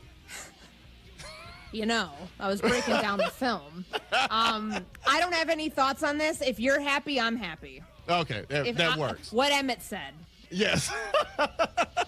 That's honestly kind of like my default answer a lot of times. Yeah, whatever Emmett said. I'm good with that. Yeah, because Courtney knows I'm a very reasonable person outside of when I say the Commanders should trade for Trey Hendrickson. She's Courtney Cronin. I'm Emmett Golden. This is Clinton and Friends, and Weekend Rewind is brought to you by Grainger. With professional-grade products for every industry, Grainger has you covered. Call, click Grainger.com, or just stop by. This is 180. ESPN Radio's NFL Two-A-Days. The Kansas City Chiefs. This is Nate Taylor covering the Chiefs. The Kansas City Chiefs had a pretty normal training camp, but now looking toward the 2025 campaign, the biggest storyline heading into this season is, can the Chiefs accurately, profoundly, diligently protect Patrick Mahomes in order for the Chiefs to make Super Bowl rare history, becoming just the 4th team to go to the Super Bowl alongside those 1990 Buffalo Bills. The Chiefs have revamped their offensive line with Kingsley Suamataia, the former second-round pick from a year ago, now moving to left guard for Josh Simmons, the first-round pick this year, having a marvelous training camp and a flawless preseason to be at the left tackle position. Now, the Chiefs traded away their best offensive lineman, Joe Thuney, to make both of these moves happen, and now it's about, can the Chiefs protect Patrick Mahomes to give him enough time to lead the Chiefs once again back to the Super Bowl? It's ESPN Radio's Two-A-Days. We're taking a look at the Kansas City Chiefs, and you hear a lot of Chiefs disrespect, and, you know, the Chiefs will use all of it for motivation. Courtney, are the Chiefs being disrespected after losing in the Super Bowl last year? No, I don't think they're being disrespected. I think naturally the way that they lost, how much of a non-contest that game was, is going to lead the conversation to a different place than it's been with the Kansas City Chiefs. And I know we go through this song and dance every year. Oh, the gap's closing on Patrick Mahomes and, you know, the rest of the quarterbacks in the AFC, whether it's Joe Burrow, whether it's Lamar Jackson, Josh Allen, and the up-and-coming young quarterbacks. Eventually that comes true. So I don't think it's that they're being disrespected. I think it's that the rest of the league has shown the gap is not as big as it once was when they were like in their true peak dynasty form. Yeah, I think that they're being doubted, not because anybody really thinks they're not that good. It's because people are tired of them. And too bad. Beat them. You know, because you see it all the time. It's fatigue, and there are a lot of people out there that are tired of the Chiefs, and I think that's why you see the quote-unquote hating on them and what could happen in the future. James Steele, our resident Chiefs expert. James, what do you got for us? Yeah, I mean, so they weren't that good last year, right? And they went 15-2. Yep. So whenever Patrick Mahomes has all his weapons this year, and he has Rashee Rice, and he has Hollywood Brown, he has Xavier Worthy, he has a left tackle that can actually protect him, they're going to be better. Do you think, though, think of the margin for error that they had and how many times just everything went right for them. All of those one-score games, the games that end with, like, the ball doinking in twice off the uprights. Does that happen again? Like, come on, there's a lot of luck within that. I believe great teams make their luck because bad teams always have bad luck, right? Well, I think when you're a good team, you make good luck. So maybe they go 13-4 because they lose a couple more one-score games, you know. But like if a game is close, we've just seen it time and time again. Those guys know how to win, and some other teams don't, and that's the difference between being great and being, you know, okay. Yeah, trust me, I've covered a bad football team for a long time. They find ways to lose. You know what I'm saying? I cover a soccer. I'm a fan of a soccer team that finds ways to lose. So that's the difference between good and bad teams. They figure a way. And also, you know, the refs are on their side all the time, right? So it'll be fine. Everything's going to be fine. No, is that not? Yeah, the refs are most certainly on their side. The big thing. One of the big ones that everyone points to about, you know, them getting lucky was them blocking a field goal in that Broncos game, which wasn't even luck. It was just it was them being great. That's all it was.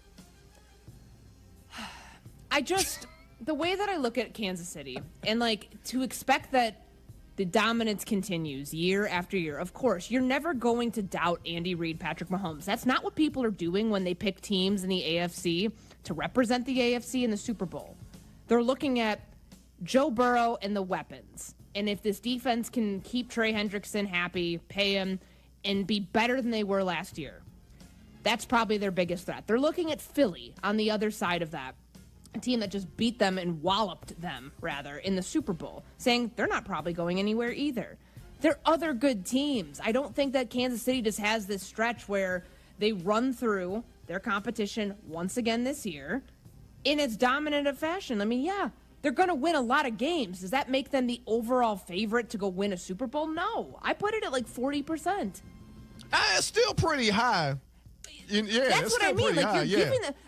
It's not disrespect. Like, I don't know why everybody thinks that word is the right word you associate with people who question whether other teams can take down Kansas City. I feel disrespected. Well, that's because you're a Chiefs fan. I'm in the Golden Chiefs, Courtney Cronin. This is Clinton and Friends on ESPN Radio, and Clinton and Friends is presented by Progressive Insurance. Get a business insurance quote online in as little as 7 minutes. Visit progressivecommercial.com. Coming up next, are we really talking about expanding the college football playoff already? That's straight ahead. The Rich Eisen Show. Up in Detroit. You have entertainers that want to be athletes, and you have athletes that love entertainers. The 3-time Emmy-nominated Rich Eisen Show. And you bring them together, man. You are the Eisen breed. The Rich Eisen Show, returning Tuesday, September 2nd, noon to 3 Eastern on ESPN Radio, ESPN Plus, and on Disney Plus. You've probably heard of speed dating, but what if there was something similar for hiring, especially if you're running a growing business? There is Zip Intro from ZipRecruiter. You can post your job today and talk to interested qualified candidates tomorrow. Simply select a time, and Zip Intro finds and schedules qualified candidates for you. Then you can choose who you'd like to connect with and meet and greet people through back-to-back video calls starting as soon as the next day. Try it for free at ZipRecruiter.com/sports. That's ZipRecruiter.com/sports. A Progressive Home and Auto Bundle can protect you round the clock, but we can't protect you from those painful moments in sports. Oh, I can't believe we blew a 5-touchdown lead. Sure, but you got to feel like they were going to win for almost the entire game. But I was about to buy playoff tickets. So you were prepared for a good time. That's pretty nice. It's the worst loss any team has ever had. And you got to witness history. Okay, we're done here. Well, at least your home and auto are protected with a bundle from Progressive. Progressive Casualty Insurance Company, affiliates, and other insurers. Not available in all states or situations. Being present and in the moment for family activities was impossible because Will Burt was so focused on the constant pain in his leg. My wife likes to take walks. I always kind of dreaded going on walks because they hurt. The boys both play baseball. I coach their teams. I was going to do them and be in pain and be uncomfortable and kind of sacrifice my own health. An old Achilles injury left Will coping with agonizing pain until he discovered the natural biologic treatments at QC Kinetics. No surgery or steroids. The procedure took place in the office, and Will walked right out. I feel great. There's no pain. There's no tenderness. Patients like Will are feeling amazing and living their best lives. Ironically, just got off the golf course today. So I think that's a good telltale sign that the Achilles is feeling better. Don't be in pain another day. Call QC Kinetics for your free consultation. Call QC Kinetics, 312-809-5955. That's 312-809-5955. 312-809-5955. Insurance companies want you to believe that if you're ever in an accident, they'll pay you right away. In fact, they are even using apps now so they can give you a quote and settle your claim right then and there. Sounds great, right? But ask yourself, why are they doing this? Insurance companies want you to believe that they truly care about you. But what they're really interested in is getting you to settle your claim quickly and for short money. Because once you accept their money, your case is closed forever. Even if you discover later that your injuries are more severe than you originally thought, and even if you need extensive medical care in the future, including surgery, once you accept their offer, you can't reopen the case and you're on your own. That's why insurance companies are so eager to settle your claim, often before you realize the full nature and extent of your injuries. So ask yourself, these new apps they're offering, are they good for you or good for them? It's not about how much money they're giving you. It's really about how much money they're not giving you. If you want a law firm that knows all of the insurance company's tricks, call the Verdoliak Law Group, 844-4VLG-LAW.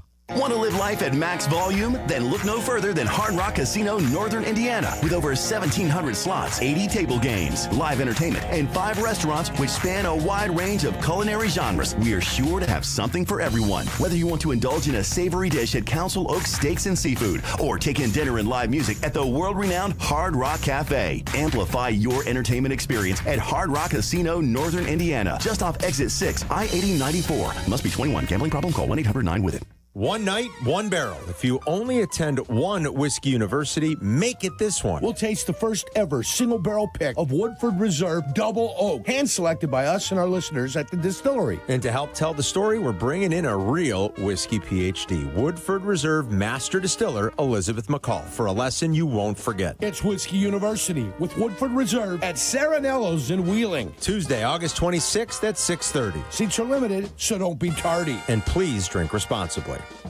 Hey guys, Silvy for Window Nation. Summer has been awesome, but we all know what's coming. Football, but also the cold and the wind. Get ahead of it with new windows from Window Nation, installed in just one day. Right now, take 50% off all styles plus 0 down, 0 payments, and 0 interest for 2 years. They're more affordable than most other companies, and you won't pay a thing for 2 years. But this deal ends soon, so don't wait. Call 866-90NATION or visit windownation.com and let them know that Silvy sent you. White Sox fans looking for family fun that everyone can enjoy? Bring the whole crew to the ballpark with a family pack presented by ExxonMobil. Starting at just $19, each family member gets 1 ticket, hot dog, drink, chips, cookie, and a souvenir water bottle. Plus, every Sunday home game features family-friendly activities. Kids run the bases post-game and more with Family Sundays presented by Coca-Cola. Tickets starting at just $10, includes all fees. To get yours, visit whitesox.com/offers. A Progressive Home and Auto Bundle can protect you round the clock, but we can't protect you from those painful moments in sports. Holding.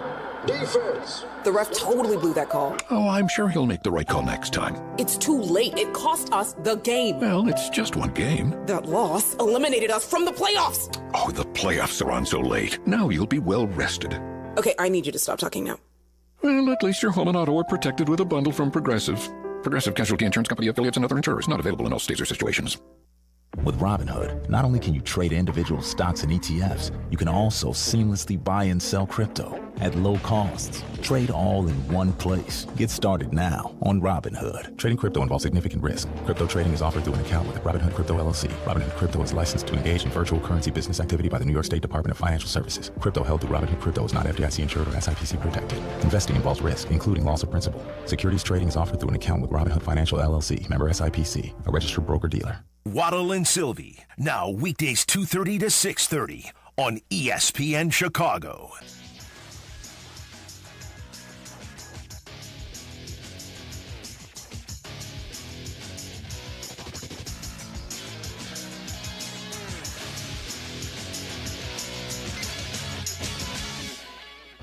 The traditions, the rivalries, the drama. Every week there was something magical. This is the most wide open college football season we've had ever. 5 days until week 1 kicks off. College football lives here. ESPN Radio. Is there ever too much of a good thing? Yeah, I think so. It's Clinton and Friends on ESPN Radio, the ESPN app, Sirius XM, Channel 80, and watch ESPN. I'm Emmett Golden alongside Courtney Cronin. We are presented by Progressive Insurance, and the Big Ten has considered an idea of a massive expansion of the college football playoff that would grow the postseason to either 24 or 28 teams. Sources have told ESPN. Let's hear from Adam Rittenberg, ESPN college football reporter. He was on Unsportsmanlike and talked about the Big Ten floating this idea.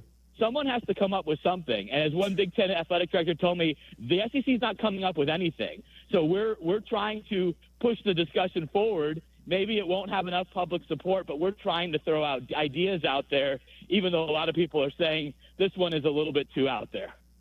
No, nobody has to come up with something. It's okay. It was already a great thing. The only thing they had to switch was how the teams were put, seated. That's the only thing they had to fix, and they fixed that. Courtney, why are they trying to mess this up? Because we can't ever be where our feet are. We really can't. We have to constantly be thinking about the next thing, and then 12 teams to 16 teams to 20 teams to, let's just skip all that. Let's just go right to 24 to 28.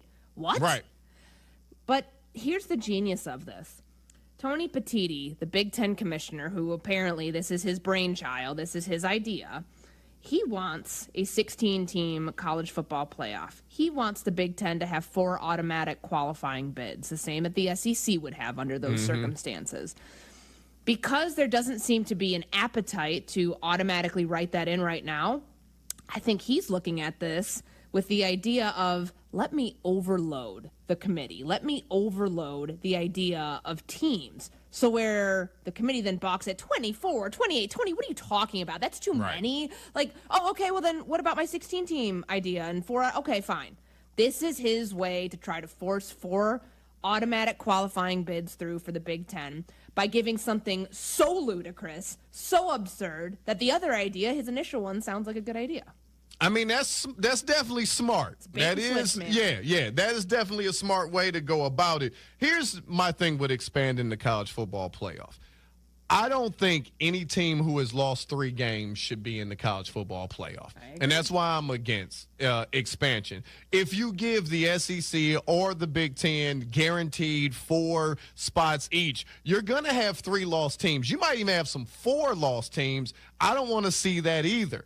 It's not broken. Listen, Ohio State's probably going to be in there every year. Georgia's probably going to be in there every year. That'll take care of itself. I get it, money, and everybody wants more money, but how about you just charge more for what you already have instead of diluting the pool of teams? Because, look, I love the underdog, right? I like watching Rocky. Rocky's a great movie, but I don't know if I need to see a football team that has no business playing Georgia in the playoff game.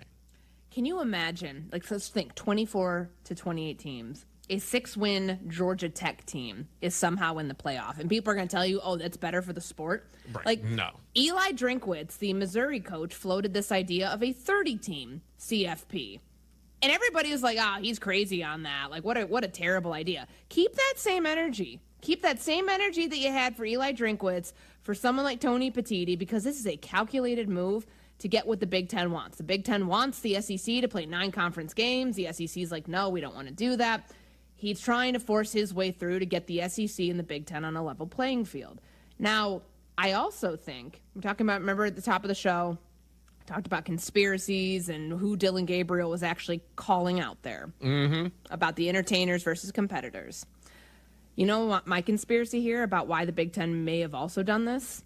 Why is that? Complete distraction from the Michigan ruling that came down on Friday. This comes out not long after Michigan. Rather, the Big Ten has not said anything about Michigan, whether they agree with the decision, whether they disagree with the decision. Michigan's already appealed it. The ruling from the NCAA, the 10-year show cause for Jim Harbaugh, the $30-something million in fine, whatever. This, to me, says, okay, don't talk about that. Look over here. How about a 24-28 team college football playoff bracket? Yeah, that would be one way to distract. It's so absurd that it gets you talking, and we forget that the Michigan ruling just came down. Right. Well, one of the other, like, when we looked at last year's college football playoff, there were some folks that complained, like, look, I know Boise State had a good year, but they didn't think they belonged. Indiana, like, there were SMU, right? There are teams that a lot of people felt shouldn't have made it. They got blown out. Penn State killed SMU 38-10, and then they blew out Boise State 31-14. You're going to have way more blowouts, and I don't want to see blowouts. I really don't. Not in the college football playoff. I want to see the best of the best, and there aren't 24 best of the best. There just aren't. The best thing that the NCAA did, and obviously it's their domain, was the NCAA tournament for men's and women's basketball. They said no more expansion. Stop it. Take that conversation and go home.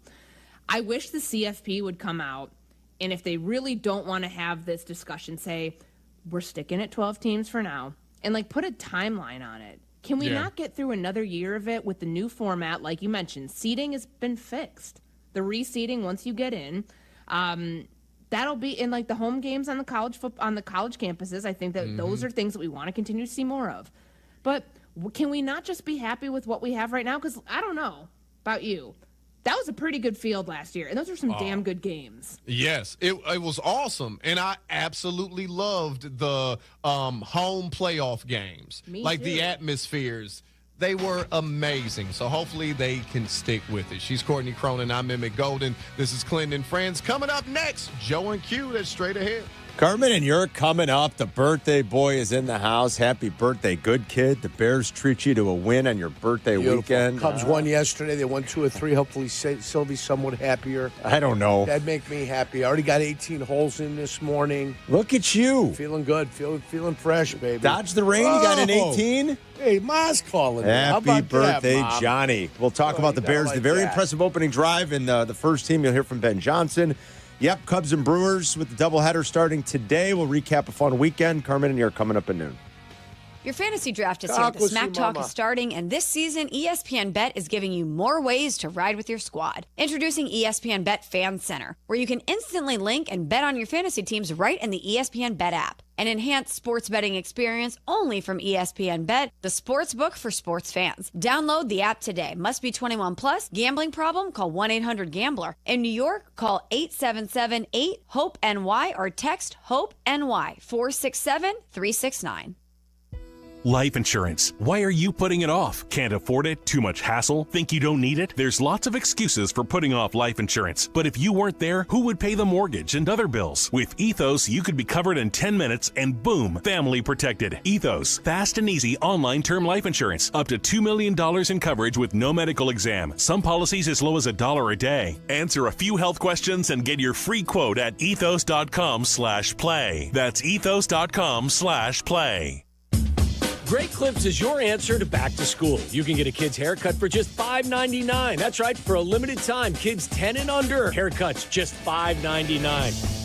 If summer fun has done a number on your kid's hair, you know what to do. Get into Great Clips and say goodbye to summer shaggy and hello to a school year sharp cut. Their hair will look great for those first day picks. The skilled salon stylists at Great Clips will even save their haircut details in clip notes. So the next time you come in, it's even easier than the first, and you've got one less thing on your mind. Whether your kid's hair has split ends from the pool, got shoved under a baseball cap all summer, or simply grew way too long, convenient online check-in makes it easy to get in for your back-to-school haircut. Download the Great Clips app today or visit greatclips.com to check in online. All haircuts for kids 10 and under, just $5.99 for a limited time and no coupon needed. August 4th through August 21st at participating Chicagoland salons. Back-to-school haircuts at Great Clips. It's going to be great. Every home team win just got more meaningful. Postman Law is turning game day victories into real opportunities with the Postman Law Home Team Scholarship, adding $100 to the scholarship fund every time Chicago's Southside baseball team wins at home. Postman Law proudly supports students in our community, and now every cheer from the stands brings them closer to a brighter future. See how your city has earned and apply now at postmanlaw.com/scholarship. Postman Law, your hometown personal injury team. This is attorney advertising. Make lunch, dinner, or game day easy with Lou Malnati's legendary deep dish. Leave it to Lou Malnati's for everything you need for a delicious dinner, from salads and appetizers to pizza, pasta, and desserts. Lou's has something for everyone. Lou Malnati's is available for catering, delivery, dine-in, and private events. Order online at LouMalnati's.com or through the Lou's app. Lou Malnati's is here to serve you one deep dish at a time. Lou Malnati's, Chicago's legendary deep dish. Save big on everything for your next project when you shop at Menards. Get the long-lasting power you need with Energizer. Menards has the largest in-stock selection of Energizer batteries. They provide solid power for flashlights, remotes, and so much more. Right now, save big on Energizer batteries. Plus, check out our weekly flyer on Menards.com for more great deals happening this week. Save big money at Menards. The 125th season of White Sox baseball. The 20-year anniversary of the 2005 World Series champs. White Sox winner and a world champion. And a year of rebirth under new manager Will Venable. The fans will follow the Sox as they get back in the AL Central mix. And they will do it all on the White Sox radio network on ESPN Chicago. Tell your story to some of the most passionate fans in baseball. Consider advertising here. Send an email to whitesox@goodkarmabrands.com. That's whitesox@goodkarmabrands.com. Your fantasy draft is here. The Smack Talk is starting, and this season, ESPN Bet is giving you more ways to ride with your squad. Introducing ESPN Bet Fan Center, where you can instantly link and bet on your fantasy teams right in the ESPN Bet app. An enhanced sports betting experience only from ESPN Bet, the sports book for sports fans. Download the app today. Must be 21 plus. Gambling problem? Call 1-800-GAMBLER. In New York, call 877-8-HOPE-NY or text HOPE-NY 467-369. With Robinhood, not only can you trade individual stocks and ETFs, you can also seamlessly buy and sell crypto at low costs. Trade all in one place. Get started now on Robinhood. Trading crypto involves significant risk. Crypto trading is offered through an account with Robinhood Crypto LLC. Robinhood Crypto is licensed to engage in virtual currency business activity by the New York State Department of Financial Services. Crypto held through Robinhood Crypto is not FDIC insured or SIPC protected. Investing involves risk, including loss of principal. Securities trading is offered through an account with Robinhood Financial LLC, member SIPC, a registered broker-dealer. Live from State Street in the heart of Chicago, this is the home of the Chicago Bears, ESPN Chicago. And this is Carmen and Jurko, WMVP, WTBC, HD2, Chicago, a good Karma Brands radio station. It's Bears Monday. Hankins the back. Snap is back to Caleb. Stands in the pocket. Delivers a tight spiral. Snagged out of the air and a reach by Loveland all the way to the Buffalo 42-yard line. Maurice chopped down by safety Cole Bishop. Inserts out of the shotgun. Takes the snap. Braxton Jones at left tackle. Winding up. Throws the seam. It is caught. First down. 43-yard line. Cole Komet. Oh, yeah, baby. Bills showing blitz there coming. Hankins picks it up, throwing left guy. It's caught. DJ Moore to the 39-yard line, or 38, depending on the spot, on the Bears' first down. Third down and 5. At the Buffalo 36, Dahlman sends it back in the shotgun. As a clean pocket throws, Zacchaeus caught. 15, 10, 5, to the end zone. Touchdown. Touchdown Bears. 36 yards. 3 wide, slot right. Bajan out of play fake. He's booting to the right. He throws to an open Luther Bird, the third to the 25, to the 30, 35, 40. There you see the burst, the explosiveness, and a first down to the Bear 41. Third down and 9 from their 29. Great get off by the Bears up front. There should be a hold, but it doesn't matter. Booker and company. Down goes the quarterback, Mike White. Back to throw. White under pressure, up the middle, and eaten alive. Down he goes. Booker with another preseason sack. There's Bajan on the boot, open at the 50, to the Bills 40, to the 30, to the 20, and Tyler Scott with a big run after the catch. Bajan under center, 2 wide, brings Luther Burden in motion to block of the handoff. Wheeler glancing off the blow by the Bills. He's into the end zone for the touchdown. 3 trips in the red zone, 3 touchdowns for Ben Johnson's Bears. It's Bears Monday on ESPN Chicago. Yeah, all looked good yesterday. Bears shut out the Bills. Bills didn't play their starters. Doesn't matter. Bears got some positive work in, and that's what you want to see out of your first-team offense against the second team or otherwise. Go down the field, take it to them, especially after kind of botched the opening kickoff there and kind of put themselves deep Tyler in their Scott own territory. Turning into Bayless Jones in front of our eyes. Don't do that. What happens if you're a kickoff return guy here? All of a sudden you morph into him? To go straight down the field like that, though, as crisply and cleanly, hey, that's what we've been asking for. Tyler that looked Scott fantastic. should thank his teammates for kind of bailing him out of a bad situation. So it is a Bears Monday. Welcome in. Hope everyone had a great weekend. It's Carmen and Jurk kicking off a brand new week. I mean, football is really in the air here. You know, we're going to do a list in an hour. We're down under 20 days. Obviously, there's a top 10, or not top 10, but a top 25 college matchup this Saturday. The kickoff in Dublin between Kansas State and Iowa State. I mean, you got 2 top 25 teams this weekend. Yes. On Saturday. So this is it, pretty much. It's here. Bears have their final exhibition game on Friday, and all this is going to start to count for real coming up soon. And last night looked great. And you know what today is? Day 17.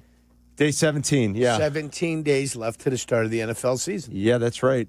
That's it, man. It's also Jurko's birthday. Happy 58th. Thank you. I appreciate it. Happy Roquan Smith. I mean, it's a who's who, guys. I don't want to tell you it's a who's who. Oh, Adam will do the almanac later. But I'm just letting you know, though. If he doesn't, I'll do it. It is a who's who. It is a good birthday day. And the only thing I would tell you that Robert Redford in his prime, a little bit of a resemblance to the good kid. I don't know. So I'm going to say. Not so sure. In his prime. Not so sure. And let's call his prime.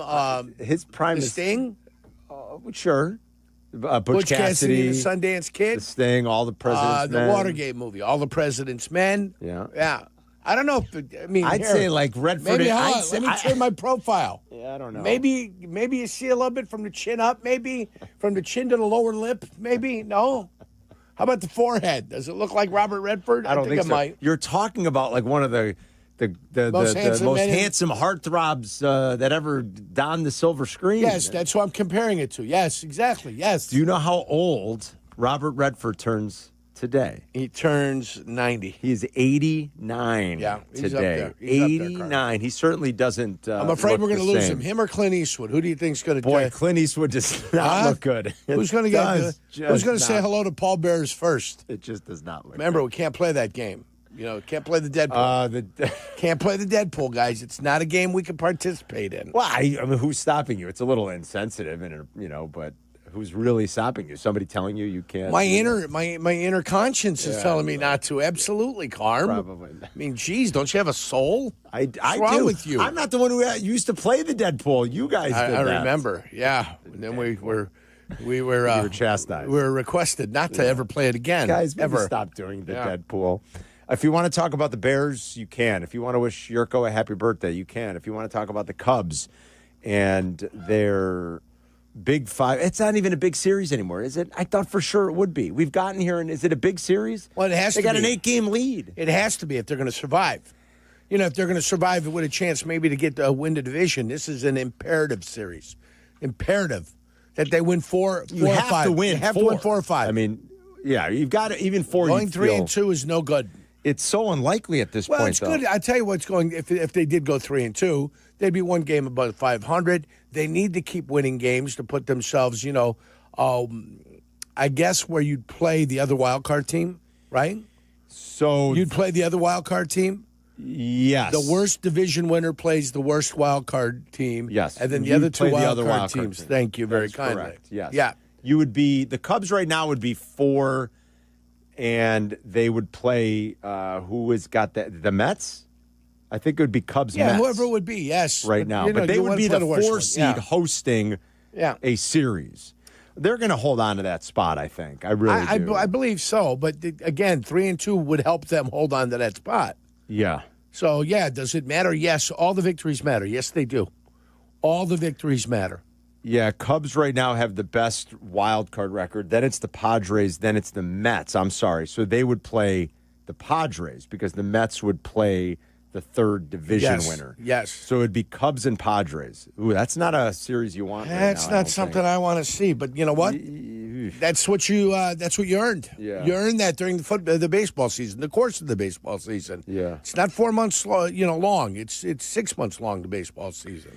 So we'll talk a little bit about the Cubs, too. And I know Jed Hoyer was meeting the media. You can expect to hear some of that sound once Jesse sends it in. Jesse Rogers is going to be covering the series. We'll talk to Jesse tomorrow.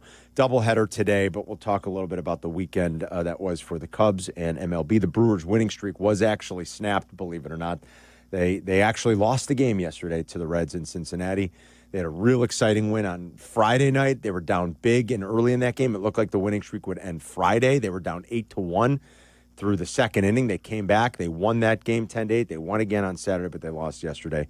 But they roll into town with baseball's best record and an 8-game lead. They are minus 1,100 to win the National League Central. We'll start with Bears, though, and just how good they did look against the Bills. Caleb looked great. Again, the thing I liked was how crisp, how clean it was.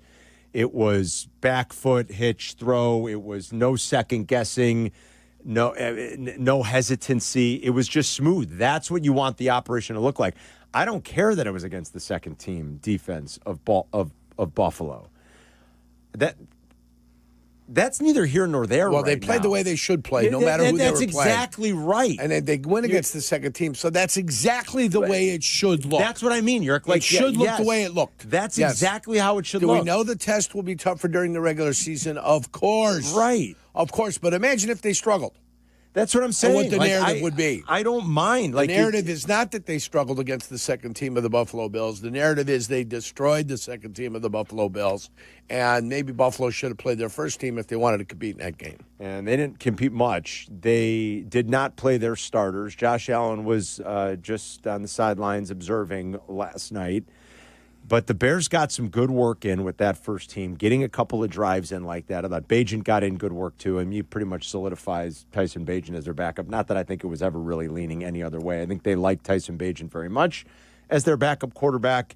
Break glass in case of emergency for a handful of games. I think they'd be comfortable and confident in Tyson Bagent. But as is the case with most backup quarterbacks around the league, you start asking for more than 3, 4, 5 games, and it can usually get dicey. Let's hope that doesn't happen. But important work for all those guys, especially in the first half. And the two best things were Caleb's decisiveness, if you ask me, and the blocking.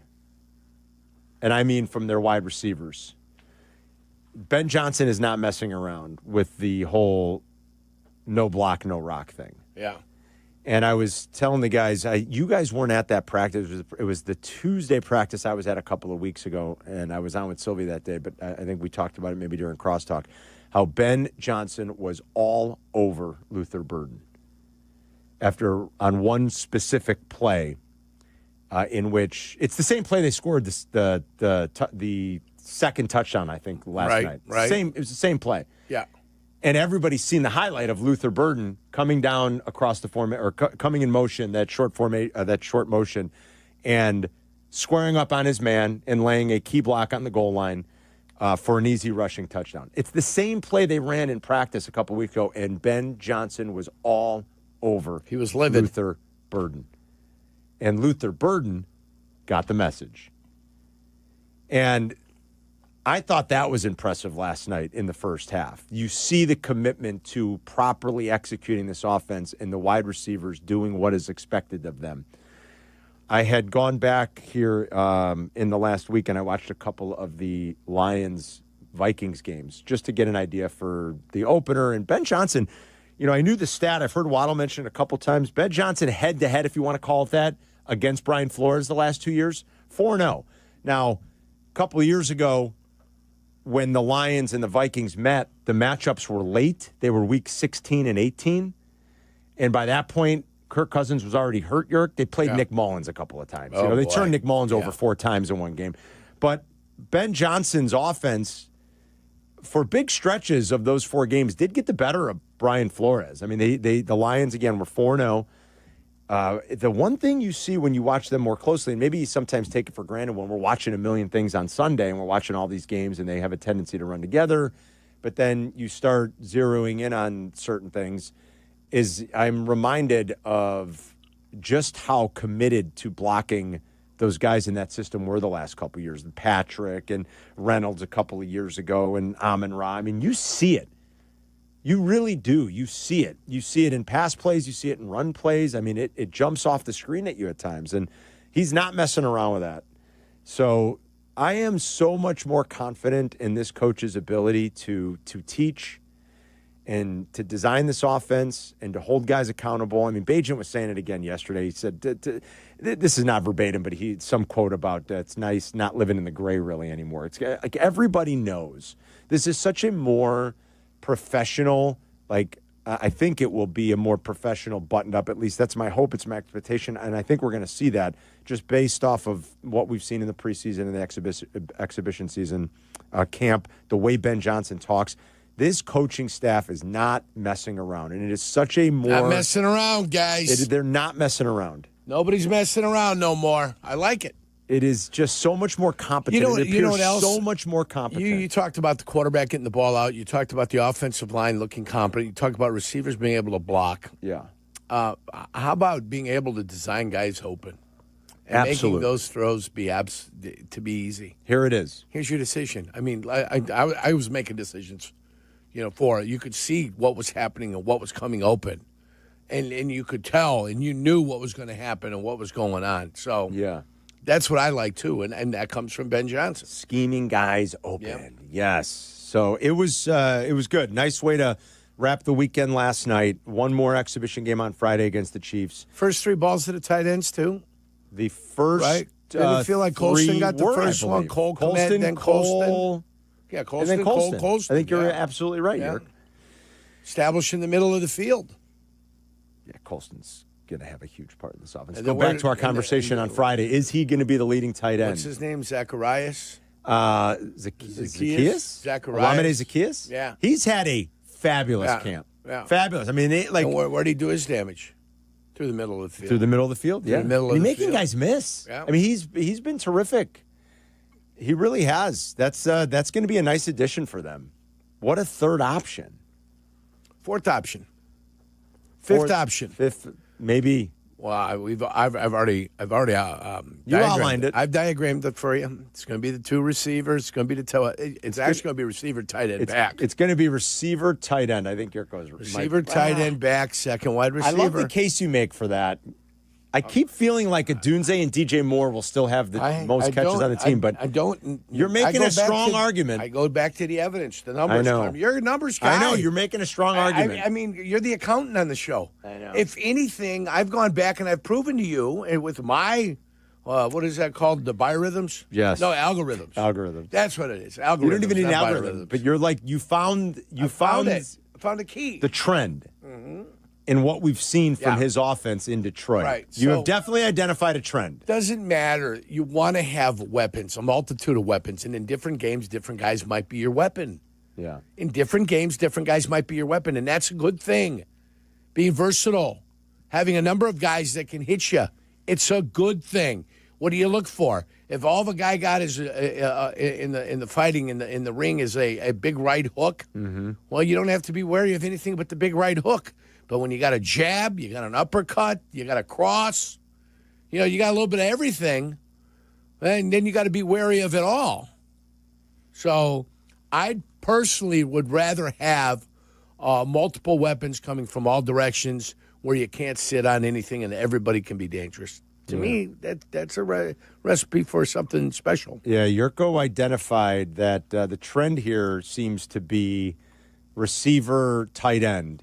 Back. In his first year in 2003, it was receiver, Amon-Ra St. Brown, with 106 catches, and then a huge drop-off. But remember, you're going back now to when they did not yet have Sam Laporta. They didn't have who else? Gibbs. They didn't have. Thank you. That's why I was blanking. I couldn't mention Gibbs. They didn't have Jameer Gibbs. Bears running back DeAndre Swift was the second leading receiver on that team, York. But now there was a huge drop-off, 106 catches all the way down to 48. And then the third leading pass catcher was wide receiver Khalif Raymond, who had 47 catches. But yeah, and then it was Laporta each of the last couple of years. And then Gibbs was third in that pecking order. So Jurko seems to identify the trend in the way he likes to spread out the ball. And maybe it varies a little because the personnel is different. It's not the exact same. Like in my head, I keep wanting to think, well, of course Rome Odunze and DJ are going to be the two leading receivers. But Jurko makes a pretty compelling argument. And where they drafted Colston Loveland and how much they like him, what they think of him, I think he is going to be one very involved player in this offense. And you saw it right out of the gate last night. 312-332-3776. How do you feel, Bears fans? Ring us up. Talk Bears on this Victory Monday, preseason or otherwise. We're less than 3 weeks away from the opener now. Bears have a couple of practices this week, today and Wednesday. And then they're going to have the game against the Chiefs on Friday. And then that's it. Then install goes in preparation for the Minnesota Vikings. Waddle was even saying last week he wouldn't be shocked if they start thinking about some of the install for this week. But I think that still does depend on what his plan is for Friday. I don't know if we have a 100% clarity yet on what's going to happen Friday night. Brad Biggs wrote in his recap, don't be shocked if you're reading between the lines if they do play a little bit on Friday night against the Chiefs. 312-332-3776. It's Carmen and York. We'll be right back. Carmen, Jurko. Don't worry, they'll be right back before you know it. Right here on Chicago's home for sports and the new home of the Chicago Bears, ESPN Chicago. Chicago White Sox baseball. Do you believe? White Sox and Braves. Live coverage begins tonight at 5:30 on ESPN Chicago, the home of the White Sox. Now backed by the power of the Pope. $6.7 million. The Veroliak Law Group wins again for their clients. That's right. The Veroliak Law Group recovered $6.7 million for a client who was injured in a truck accident. If you're injured, make sure to call the Veroliak Law Group. Playing professional football, being on the radio for years, I've had the chance to endorse many companies, but I've never endorsed one owned by close friends until now. The Verdoliak Law Group has been helping people for 60 years, including my friends and neighbors. And when you need a lawyer, experience matters. The Verdoliak Law Group has recovered over $9 billion for clients, serving over 40,000 cases in personal injury, auto accidents, workers' compensation, medical malpractice, and more. Their proven results and commitment to clients make them the right choice. They've helped my neighbors and friends, and they'll help you too. Call 844-4VLG-LAW today. The Verdoliak Law Group. Experience you can trust.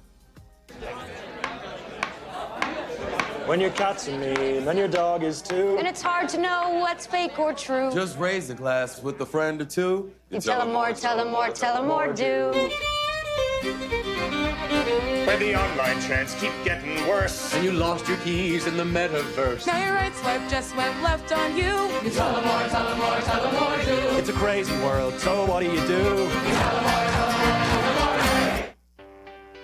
Take it from me, when you want the job done right, you call the pros. And that's why Chicago trusts Window Works. For over 30 years, they've delivered custom windows and doors that fit your home, your style, and your budget. No cookie-cutter stuff, just certified pros who get it done. And it's not just about beauty. These windows can help cut down your energy bills, too. Right now, buy one window, get one free. Dial pound 250 on your phone and say Waddle to book your free consultation today. At your Chicago area IKEA store, they believe everyone deserves a beautiful and affordable living experience. Transform your home with stylish furniture and home accessories without breaking the bank. From comfortable and fashionable sofas and sectionals to kitchens full of inspiration to bedrooms designed to help you find your best sleep and relaxation. IKEA's home furnishings combine form and function to fit your lifestyle and budget. Visit IKEA in Schaumburg or Bolingbrook today or shop online at ikea.com/US and check out their new local pickup points in your neighborhood.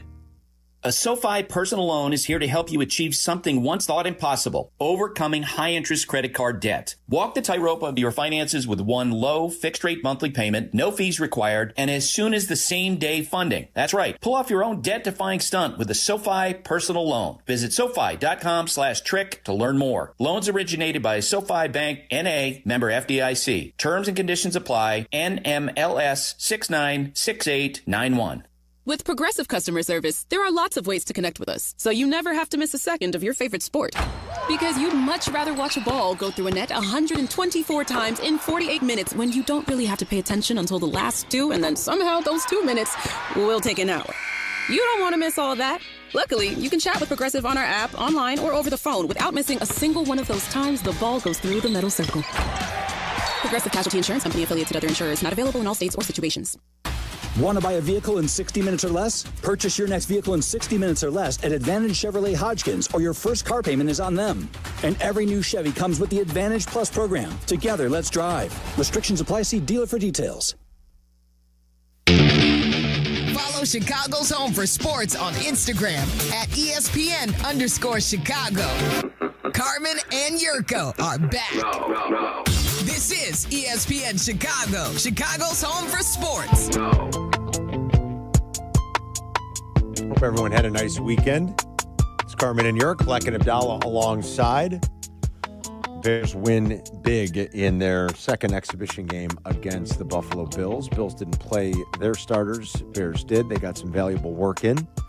One to go before it starts for real on Monday night, September 8th, where the Bears are going to go off as a small home favorite inside the division. I've circled that game as a win for the Bears. Tom Waddle keeps trying to convince Silvy and me to bet the over on the Bears. That will not happen. No way, no how will I bet the Bears over after last year. I might never, I think I've sworn off ever betting a Bears over ever again. I'm not betting the under either. I will not bet it. There is an over bet I have made on the Bears, though. It's not their wins. It is Caleb's passing prop. I like Caleb's over passing prop this season.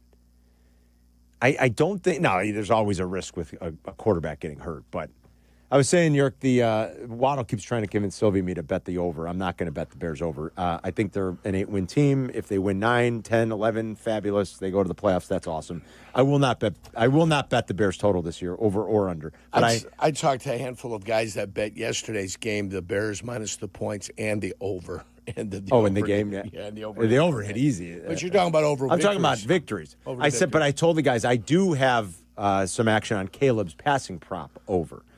Which is set at what? 35, 35? 35, 50 and a half. That's about what he did last year, right? He missed it by about 17 yards, I think. You can't tell me with these props, you do have to hope that Caleb plays all 17 games or 16 at least. Yeah. You can't tell me that in this offense, it's not going to be better. If it's not, that's they're dead. So yeah, it should be better.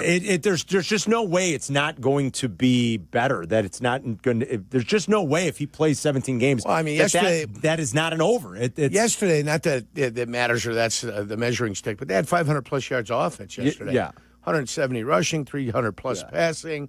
That was a pretty good-looking day. That was pretty impressive for the Chicago Bears. So. And if Waddle really does like the over that much, and he's very high. I think Waddle does think this team is going to win 9 or 10 games.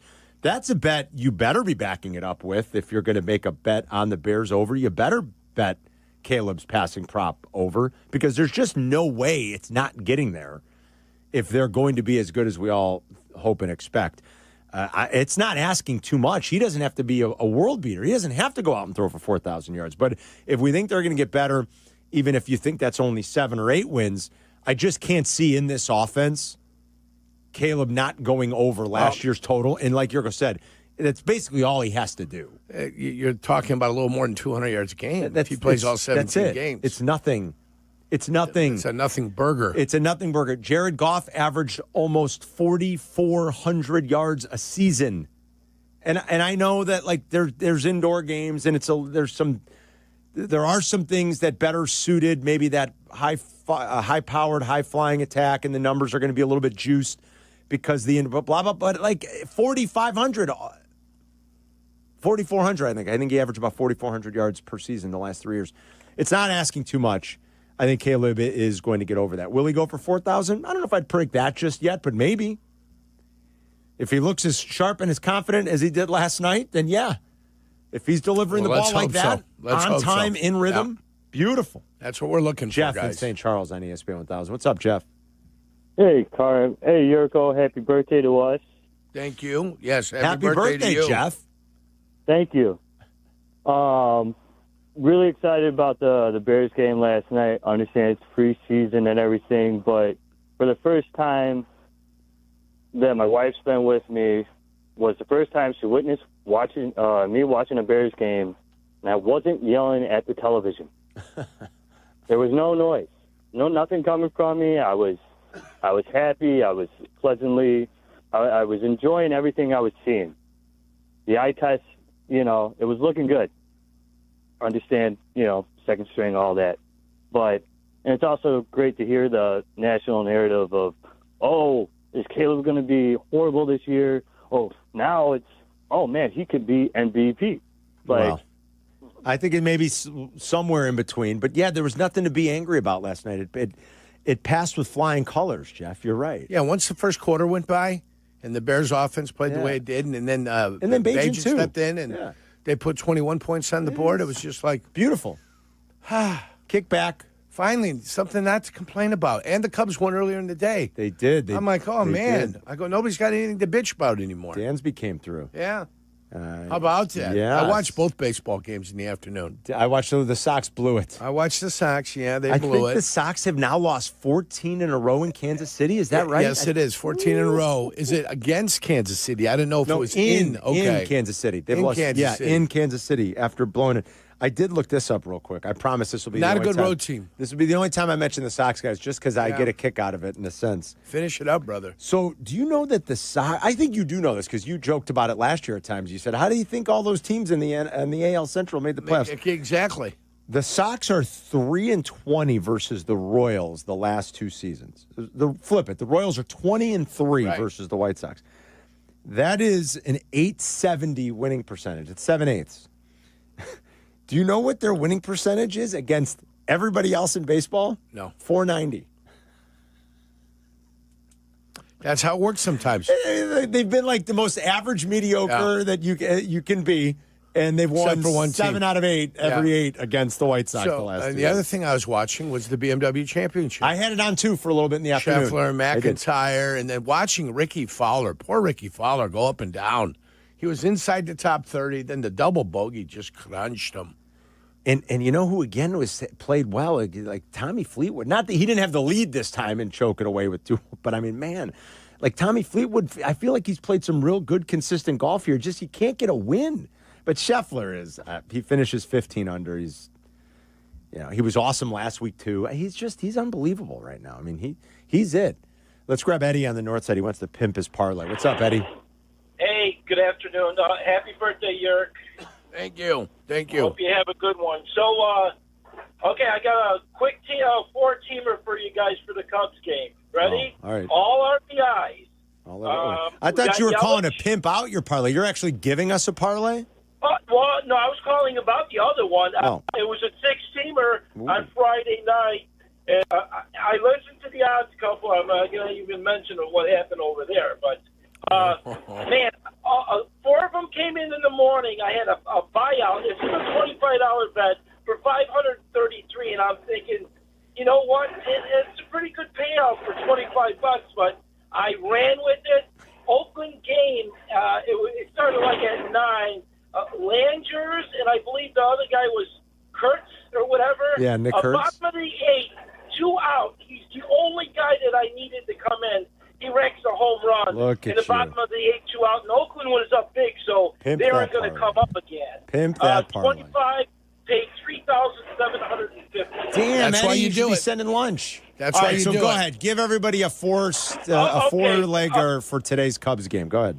All right, this is all RBI. Okay, all You RBIs. can take it. It's four guys: Yelich, Vaughn, Friedrich, and Terang. Friedrich, I think his name. Bryce Terang, yes. Yeah. 25. Well, I did a $25 profit boost. Pays a little over $1,000, but I think it's like $850. So all you're saying is each one of those guys to have 1 RBI? 1 RBI. One That's plus RBI. Usually I do, Carm. And man, I've hit one for $9,000 this year. I hit one for like $4,700. Wow. I don't put a lot. I mean, imagine if I'm putting 100 on these. Well, yeah, that's one he's way to not. look. But That's he's one not. way to look at it. All right, Eddie, good stuff. Boy, I mean, hitting 9. He's pimping the parlay. He's pimping his Carmen parlay. hates the parlays. Want to be a player. Yeah. But your picks won't hit. Yes, I will not be making this. Oh, he hung up because there's 2 games today. You got you want. That's right. I assume it's game 1. I'm going to go with game 1. Yeah, I think. Why would he start with game 2? I don't know. You sometimes Now you gotta, we did pimp the parlay. It depends on the what do you call it? The pitching matchup. Yeah. Wait, are you guys saying that Eddie on the north side was confused? No, I'm not saying he's There's 2 confused. games today? There's a doubleheader today. You want to Yeah. be a player. But your picks won't hit. I got to give it to Eddie. He's hitting 7 and 9,000 bangers. I mean, this whole and, this whole 3,000 segment, banger. Good for him. This whole segment emanated from the great Grubasic. Yeah, when he hit that 20-teamer with That's one right. of them being Inter Zaprasic. That's right. And something Mostar. He was betting Balkan soccer. And there were 2 legs of his 20-team banger. I still like that the he hit pimp for my parlay. $19,000. Yeah, I still like it. Yeah. I don't know. We didn't. It kind of died Pimp on the the parlay, vine. man. But it gets also like people's fantasy team. Nobody cares what they did in their parlay, I guess. But I think it's funny. Well, because now you could bet touchdowns in the game. Yeah. Them are always fun. Yeah. Them are always fun. When you can bet the touchdowns in the game, and then you have like an 8-guy touchdown parlay running. Now you're just cheering for touchdowns. Yeah, Who exactly. gives a Like crap who it's, wins? and if you hit Right? it, like you should call and celebrate Yeah, it. Absolutely. You know, so I kind of like pimp my parlay. Maybe we'll try to fire I it love up again Pimp My Parlay. during the football season. Coming up next, we'll play for you what Ben Johnson had to say about his team's performance last night, especially that first team offense. And if you want to talk Bears with us, you can at 312-332-ESPN. We'll be right back. You're listening to Carmen and Jurko on ESPN 1000, Chicago's home for sports. The ESPN Chicago Vegas Vacation. Come with us and meet the full ESPN Chicago team to Las Vegas for a packed football weekend. True Fan Travel and ESPN Chicago have teamed up for this once-in-a-lifetime trip. Round-trip airfare, 3-night hotel accommodations, entry to special ESPN Chicago live broadcasts, and all-inclusive tailgate, and tickets to the Bears-Raiders game. Go to TrueFanTravel.com. Limited travel packages remain, so log on now. TrueFanTravel.com for the ESPN Chicago Vegas Vacation, September 26th through 29th. The ESPN Chicago Vegas Vacation. Hey, fellas, it's your pal Jurko, Johnny the Good Kid. As we shift from summer nights to the ballpark to fall weekends on the couch, one thing stays the same. You still got to bring the heat when it's your turn to perform. Now, let me ask you, are you throwing the high heat or just floating the soft stuff over the plate? Oh, my. But that's where Blue Chew comes in. And I've been telling you about my friends at Blue Chew for years. It's a chewable tablet with the same active ingredients as Viagra and Cialis, but without the awkward doctor visits or the pharmacy lines. Everything's online, and it ships right to your door in a discreet package. No pills to swallow, no weird conversations, just confidence you need when it counts the most. Blue Chew's licensed providers work with you to find the right fit. And it's all made in the U.S. of A., and it's shipped direct, so it's affordable, too. So if you're ready to step up, I've got a deal for you. Your first month is free. Just pay $5 for shipping. Go to BlueChew.com. Use promo code ESPN. Chew it and do it. Blue Chew, your playbook for better performance. Kennedy Express lanes closed? Well, the CTA doors are open. Why are you sitting in traffic? When you could ride the train. Park and Ride is available at the Cumberland exit, number 79B. Get into the city and back fast and stress-free. Avoid the hassle of stop-and-go traffic and spending money on gas. $5 covers your trip and back on the CTA. Just sit back. We'll do the driving. Tap to Pay is available on all CTA trains and buses. Save money, do more, and ride CTA. Football's back, but summer's not done yet. Those surprise 85-degree days, they're coming. Make sure your home or business AC is ready with a seasonal checkup from Automatic. Trusted in Chicagoland for 80 years, Automatic keeps your home comfortable and cool when the heat hangs on and nice and warm when the chill eventually hits. Don't wait for a breakdown. Stay ahead of the game. Go to Automatic.com today or give them a hassle-free call. That's Automatic. Check them out at Automatic.com. Do you ever scream at your screen when your 5G internet freezes? It's the worst. So why not switch to Astound? Wi-Fi that just works. With Astound Wi-Fi, you'll rage less, buffer less, and live more. Lock in gig speed Wi-Fi for just $35 a month, guaranteed for 3 years. Plus, get up to a $200 Amazon gift card. Astound Wi-Fi just works. Visit astound.com today. Texting enrolls you into recurring automated text messages. Consent not required to purchase. Message and data rates may apply. Hey, Dan, haven't seen you around the gym for a while. Yeah, I've really fallen off. Since I turned 40, I just don't get the results I used to get. Could it be lower testosterone? Lower T. Happens to most guys after 40. I was in the same boat until I started using Nugenix Total T2. Total T2, the new one I've seen on TV. Yep, it's the next generation testosterone booster for both free and total testosterone. It's packed with even more man-boosting power, sending nitric oxide levels skyrocketing in just 3 hours. It actually works? I feel like I'm in my 20s again. I've got more energy, better results in the gym, and things are even better in the bedroom. Send them a text and get a complimentary bottle. Text now for your complimentary bottle of Nugenix Total T2, the #1 testosterone brand at GNC. Plus, text now and we'll include a bottle of Nugenix Thermo X, our most powerful fat incinerator ever, absolutely free. Text Sizzle to 369-369. That's SIZZLE to 369-369. Sizzle to 369-369. These statements have not been evaluated by the FDA. This product is not intended to diagnose, treat, cure, or prevent any disease. The Nissan No-Hitter is rolling on the White Sox Radio Network. Enter now at NissanNoHitter.com. If the Sox throw a no-hitter this season, you could win a brand new 2025 Nissan Rogue. Presented by your Chicagoland and Northwest Indiana Nissan dealers. Follow Chicago's Home for Sports on Twitch at ESPN 1000 Chicago. Carmen and Jurko are back. This is Chicago's Home for Sports. ESPN Chicago.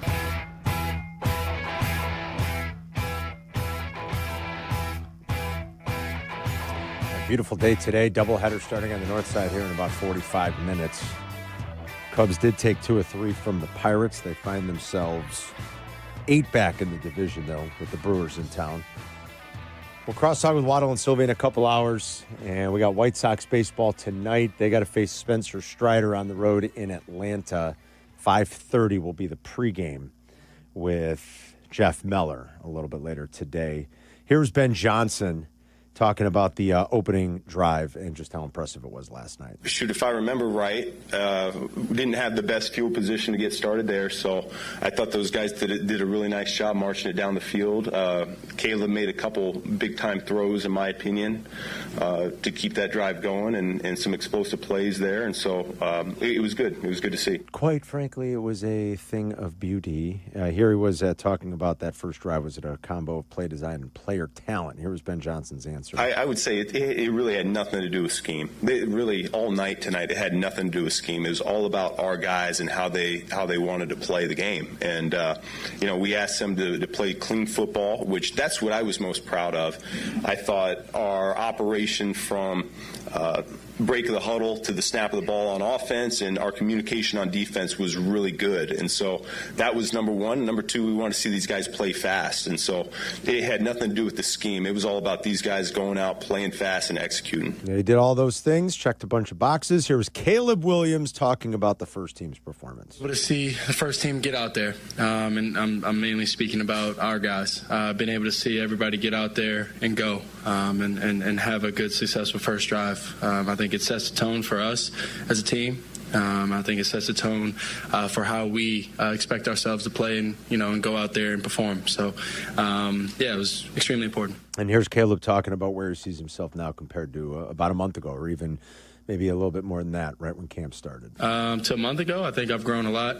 Now, my mindset is, keep growing. That's been my mindset since I've been a little child, is to keep growing and, where I'll see myself. I think, the ideas to be able to handle every single thing that I can, and everything that Ben says that, I should be able to handle. And so if that's handling everything at the line, handling everything, and taking things off other people's plates, that's what it is. And being able to do that consistently over the next couple of years is, important. It's Chase on the South Side talking Bears with Carmen and Jurko on ESPN 1000. Hey, Chase. Hey, Jurko, happy birthday, man. Thank you, Chase. Hey, you and my sister share the same birthday because today is her birthday. I did not know that. Tell her we said happy birthday. Wish her a happy birthday what was for going me, my on friend. 9 months ago? Yeah. That time of year, everybody's... Good things, November. It's like Thanksgiving. Things, they were getting hot. Thanksgiving. It's around Thanksgiving. Yeah. Thanks. Absolutely Thanksgiving. That's right. Yeah. The one thing that I would say what I was impressed with, I know a lot of people keep saying it's preseason, you're playing against, guys who be probably working at Burger King in 2 weeks. But I would just say that it's not even about that. It's just the fact that the operation just looked cleaner. And, they were saying something in the broadcast that if you watch the plays, that they got in and out of huddle real quick where the play clock never reached lower than 19 seconds. It was always when they're at the line of scrimmage. Yeah, when they're at the line of scrimmage. Right. And so what that says is that they were on time. And I think the thing that's really encouraging is the fact that the ball was coming out quick and the operation just looked cleaner. And I was very impressed with the fact that Caleb, he made, like, even the plays that wasn't there, he still made a good play. Like, as far as, his accuracy was on point. Like, he overthrew guys. He knew where to go with the ball. And that's what you want to see. It's all about just no penalties. It wasn't sloppy play because we know we'd be singing a different tune if they came out and they were penalties everywhere. And, so I just say it's a small victory lap. I mean, it doesn't mean they're going to win the Super Bowl or win 16 games, but at least it's a step in the right direction or give us something to be positive about instead of the alternative. Yeah, that's what I was going to say. I agree, Chase. It gives you it was positive. That's and that's good. It should have looked that way. Very good. That was encouraging. Matt's in Streamwood. Hey, Matt. Hey, Carmen, Jurko, happy birthday, sir. I was at the game yesterday. I did get to see it. I was at the 50-yard line in the 300 section, and it was great. Just, you guys, as I said before, I hated when Caleb did not have a scripted 15, and Shane Waldron always gave him those concept craps for the first 9 games, and I still don't know what that meant. But when Ben Johnson, when Caleb came out, he started off strong. We were at the 8-yard line, and it just started off strong. He was decisive. His accuracy was pretty good for balls beyond 15 yards. It was right there. He got the ball out when pressure was coming. He trusted the offensive line and just looked clean. And it was just happy to see for Caleb, especially that when he had scripted 15, with that Ben Johnson game, that he got the ball out and he was, decisive and he was accurate with whether it was the tight ends, with, Colson Loveland or Cole Kmet. It was just beautiful just to see. And it was just exciting, that they started off hot. And I just did see that Andy Reid said that the Chiefs players are going to start against the Bears this week. So I do hope that Ben Johnson does start Caleb again and give another scripted 15 to get, especially on the road for him, for this young man, so he can start building some confidence and start the game hot like he did this past week. Yeah, so, thanks, guys. The Chiefs, and a lot of I know Mahomes didn't play over the weekend. Minshew started that game. Matt, thanks. Did Andy Reid officially announce that? I didn't see that. Andy, what's Andy doing? I'm just seeing if I want to see what Matt said. If I did not see that. Well, why don't you reiterate to the audience what Matt said? He just, were you not listening? I mean, why don't you reiterate to Yurko what Matt said? Because clearly Yurko wasn't listening to what Matt said. That the starters in Kansas City are playing. That Andy's, and now I didn't see that. Did Andy announce that? No, that their starters are playing. I haven't seen it. Of course. Let's slow our roll with that. Okay. Because I don't know. But I'm telling you, did you read Big Z this morning? Last year he did not play. I'm looking at Mahomes specifically. Okay, Mahomes didn't play this last week either. Minshew played. He didn't play in the third preseason game last year. Let me look real quick. Am I wrong? Is that what Matt just said? That Andy Reid announced the starters are playing? Did I mishear that? I did. No, you did not mishear it, but I have not heard that or seen that. And he did not play in the last preseason game in 2023. So I would say that the trend is that he does not play in the final preseason game. There is, let's see.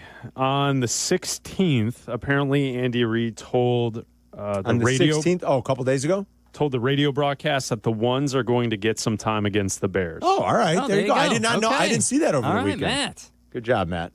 So I'm seeing that off of a KC Kingdom fan blog. Who doesn't love KC? It's quoting that he told Fox 4 KC. I don't know. Yeah. Okay. So Jurko, Matt said that the Ones for the Chiefs are going to play. So he was saying that he hopes the Bears Ones also play. And Carmen was wondering that. Yeah. So we looked it up, and Matt's right. I'm going to read. Happy birthday. Thank you. This is number 10. Appreciate that. Number 10 on Big Z's list today in the Tribune. Big Z. You still read the newspaper, huh? Yeah. You're the one. That pamphlet? I do. You're the one. Well, I mean, I don't know. I haven't picked up the paper in forever. I read it on an app, but, I mean. Yeah, they got a firewall, Carm. I pay for it. Yeah, I don't pay for that crap. It is kind of surprising that you don't walk out to your driveway every day the and funny pick up thing a is, newspaper.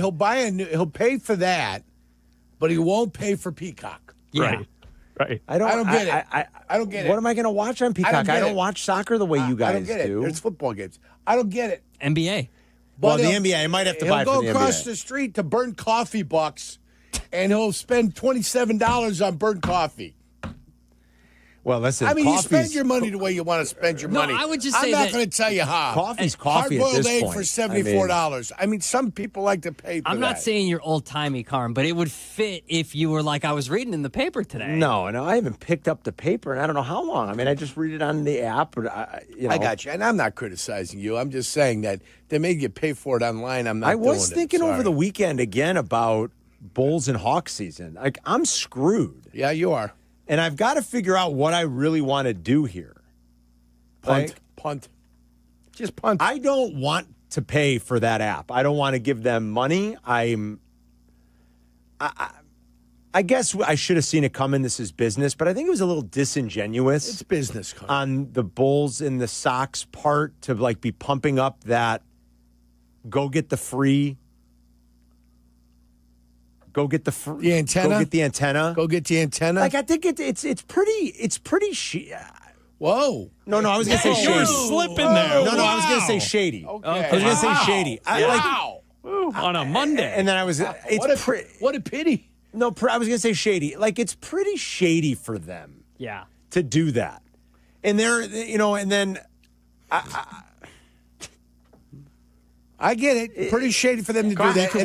You can watch the recaps. How'd they hamstring you just now? What'd they do to hamstring you with the free thing? Now it's not going to be available on that as a YouTube TV provider, I can't get their silly network that they created. silly network with good people on it. I like a lot of the people over there. But I'm just annoyed. And I was thinking about it this weekend because football's back. I'm like, before you know it, like, the Bulls and the Hawks are going to be on. I don't want to pay them. They stink. Yeah.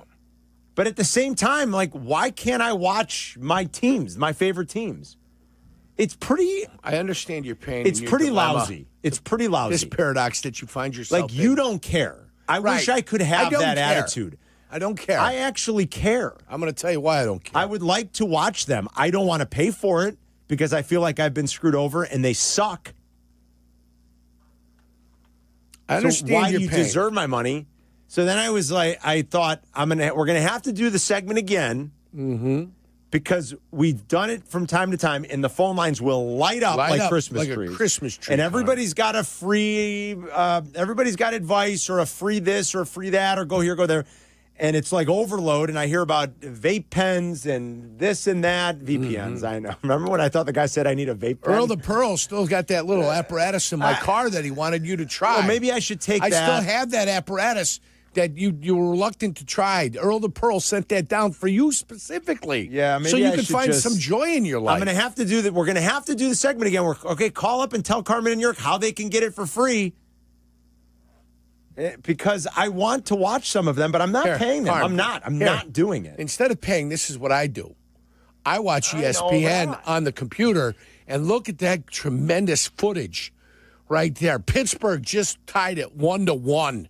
Oh, my God, it's against You're the just watching the sod. recap. Yeah, Crow Armstrong's in the outfield. There's a double slash down the line by the Pittsburgh Pirates. They tied the game now 2-2. Now they're going to go up 3-2 to double down the line. That's how I stay up with the Chicago Cubs baseball thing. Okay, I happened to be at the local pub yesterday. I watched the Sox. I watched the Cubs. I watched the BMW Championship. I had the best of all three worlds. There's in front of my eyes. It's really annoying that they pulled this nonsense. It really Carm, is. Anyway, you can do it. I'd sidetracked us. I'm sorry. That's the way you didn't sidetrack us at all. That's the way to do it, Carm. But it just Look, I got nothing but highlights up and down. I hear what you're saying. Every single game that was played yesterday. I kind of want to watch. Nothing but highlights. Am I crazy? I want to watch Matas a little this year. I think the Bulls are going to suck. I kind of want to watch Matas. You know, a little. I want to watch Jokic. I want to watch Doncic. I want to watch them too. I want to watch Shay Gilchrist Alexander. Close.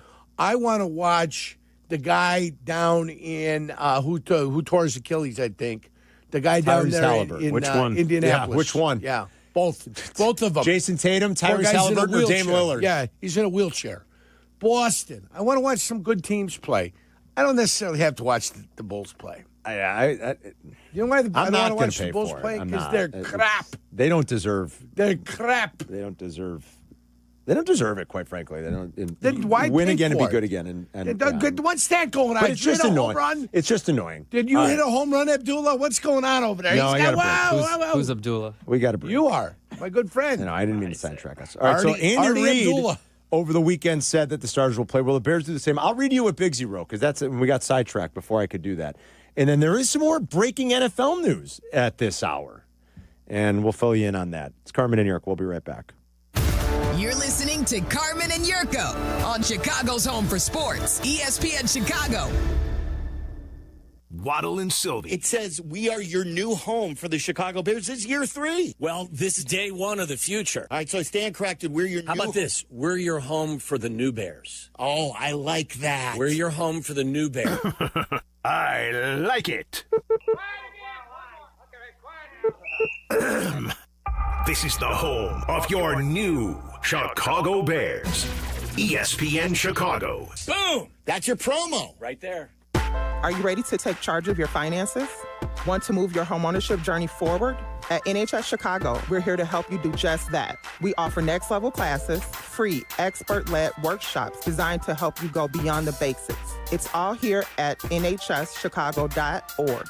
Learn how to boost your credit, understand estate planning, dive into real estate investing, keep your home in great shape with maintenance know-how. NHS has classes on these subjects for you and so much more. Our Next Level series is perfect for homeowners, future buyers, and anyone ready to build long-term financial security.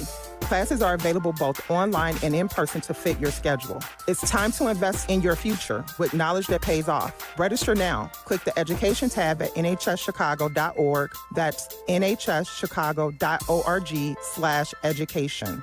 NHS Chicago, rooted in neighborhoods, investing in people. Hey, when was the last time you hopped out of bed without that knee or back yelling at you? Or walked downstairs without groaning step by step? I know exactly what that's like. I've felt those aches and pains as well. It's easy to think, hey, I'll tough it out. Maybe it'll fade. But nothing changes. Hey, it's your friend Tom Waddle here, and I want you to do what I'd tell any teammate to do. Call Dr. Caravelli and the team at QC Kinetics. Their regenerative treatments help your body restore and repair damaged joint tissue. No scalpels, no pills, no long recovery, just real lasting relief. Bring your x-rays and MRIs for a free, no-pressure consultation. They'll tell you honestly if you're a good fit. They even have Saturday appointments as well. Worst case, you learn something new. Best case, you get your life back without groaning every step. Call QC Kinetics right now at 312-809-5955. That's 312-809-5955. 312-809-5955. Kap J Hood here with Howard Ankin. Howard, I know someone who was injured on the shop floor. Please have him call me. My guy. Howard, I have a buddy who was T-boned by a utility truck. Please have him call me. My guy. Your guy? Correct. Not this again. Howard Ankin is my guy. Hold on. Kap, your friend, Hoodie, your buddy. I'm their guy. And I'm also your guy and your guy. Call 312-6million for injury law made personal. Howard Ankin, our guy, on the Kap and J Hood Show, weekday mornings on ESPN Chicago. My guy. Yeah. Your fantasy draft is here. The Smack Talk is starting, and this season, ESPN Bet is giving you more ways to ride with your squad. Introducing ESPN Bet Fan Center, where you can instantly link and bet on your fantasy teams right in the ESPN Bet app. An enhanced sports betting experience only from ESPN Bet, the sports book for sports fans. Download the app today. Must be 21 plus. Gambling problem? Call 1-800-GAMBLER. In New York, call 877-8-HOPE-NY or text HOPE-NY 467-369. Adam Schefter here for Vivid Seats, your ultimate destination for all your sports and concert needs this summer. With a game-changing rewards program and an unbeatable selection of tickets, they make it easy for every fan to watch their favorite teams and players in action. Catch every home run and thrilling comeback in person from your favorite seat. Plus, every ticket is backed by a 100% buyer guarantee, giving you peace of mind with every purchase. Visit VividSeats.com or download the app today. Vivid Seats, the official ticketing partner of ESPN.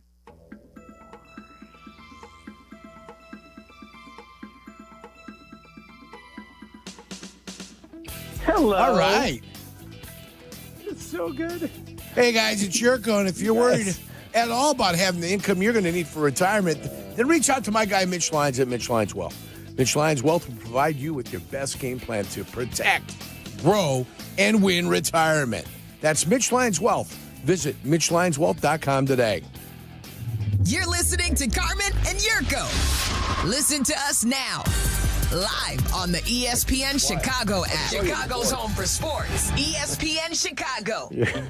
The birthday boy is cracking me up over here. I'm having some fun, guys. I'm sorry. There's about a 3-minute chunk of Jed Hoyer meeting the media. We'll play that during the 1 o'clock hour. Game 1 of the doubleheaders coming up on the north side here in just a little bit. Horton against Peralta in the first game. That's a hell of a pitching matchup. Kate Horton's been fantastic lately. Yes, he has. Breaking NFL news, the Browns have picked a starting quarterback, guys. Did you see this? I have not. Joe Flacco is going to be their opening day starter against the Bengals. That's not a surprise. I guess when you look around the quarterback room, maybe not, especially now Shadur's a little banged up. I think Dylan Gabriel got banged up in their preseason game too, didn't he? Yeah. I think he did. I thought I read that over the weekend. May have been banged up a little bit, but I always thought it was Joe Flacco. You know, the veteran guy was going to get the job at the starting quarterback. He's built up trust in the room. He's built up trust in the organization. So I always felt like it was going to be Joe Flacco that was going to get the start. The Browns are at home in week 1 against the Bengals. They are a 5.5-point home division underdog. I love the fact that Shadur Sanders had the game he had. Yeah. And then just kind of quieted everything down. That's what happens when you perform in this league. Yes. Number 10 on Bigsy's 10 thoughts after yesterday. If you're reading between the lines, it sounds like the team is going to give strong consideration to playing starters Friday night in the preseason finale at Kansas City. Good. And Bigsy wrote why, and that was his take. And Andy Reid did, in fact, say on Friday in a radio interview, he said the plan all along, because Mahomes didn't play Saturday, He said the plan all along was that our starters will play some against the Bears in the finale on Friday. Andy knows what he's doing. Yes, he does. Yes, and he Andy, does. I trust. Well, you identified the last couple of years when they changed the schedule about how long that layoff is. It used to be you'd never play your starters in the final preseason game. It was too Thursday close. before Memorial Day, right? Labor Day. Thank you. Thursday before Labor Day would be the game. And now with the change, now you've got 15 days. It's ridiculous. So maybe Caleb and the ones go back out there Friday night. 312-332 ESPN. Where? Argentina or is it in Brazil? Brazil. Yeah. So they've got to go out to Brazil and do that. Correct. At some point, you got to get tired, don't you? Friday they play the team Chargers. That's going everywhere all the time. Yeah, they play. At some point, don't you got to get fatigued? Imagine how professional you have to be as an organization to be able to pull that kind of stuff off all the time. And it seems like they're the premier game all the time. Well, he's the premier player, of course. I get it, champ. Yeah. But the point is there's got to be a level of professionalism involved there. Yes. And they're doing it. Yes, they are. It's Carmen and York. We're back in 2 minutes. You're listening to Carmen and Yurko on ESPN 1000, Chicago's home for sports. This is Courtney Cronin, talking with two of Chicago's top personal injury lawyers, Julio Costa and Anthony Iavone of Costa Iavone. See that? The name works. Keeping it simple. Well, of course, it's your last names. But the real point is that we can keep it simple because we are Chicagoans and our clients are Chicagoans. We know the city and we have a strong sense of the Chicagoland clients we represent. And that puts them at ease right from the start. Bingo. Bottom line, we get you, and we're here when you need us. Costa Iavone. Keep our number in your phone. 708-4million. Are you ready to get off the bench and into the game with a great new career? Then ETI School of Skilled Trades is just what you're looking for. As the Chicago area's premier welding and HVAC school, we've helped thousands of people just like you get started in great new careers. Step up to the plate and swing for the fences with a brighter future. Learn more at eticampus.edu or by calling 888-830-7678. ETI, it's your future. Own it. It's football season, and that means training camp game plans and getting your body in peak condition. But if you're still battling sinus pressure, allergies, or snoring every night, you're not game day ready. Take it from me, Sinus and Snoring MD is the place to go. They've got cutting-edge, non-surgical treatments that work. I've seen it. I've felt it. It's a total game changer. Don't wait till midseason to get right. Go to sinusandsnoringmd.com today. That's sinusandsnoringmd.com today. Roofers and waterproofers Local 11 provides quality value and service in all facets of the commercial, industrial, and institutional roofing and waterproofing industry. Promoting skilled craftsmen and craftswomen through apprenticeship training, Local 11 members are trained in the application of the latest roofing and waterproofing techniques. They are at the forefront of design and installation of environmental-friendly solar, green, and garden systems. To find a highly skilled roofing contractor today, go to ChicagoRoofingContractors.org. Live from State Street in the heart of Chicago, this is the home of the Chicago Bears, ESPN Chicago. And this is Carmen and Jurko, WMVP, WTBC, HD2, Chicago, a good Karma Brands radio station.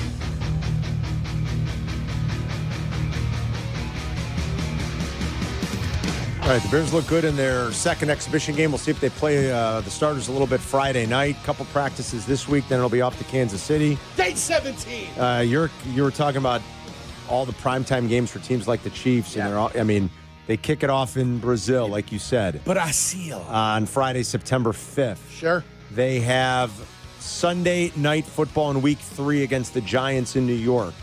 They have Monday night football in Week 5 at the Jacksonville Jaguars.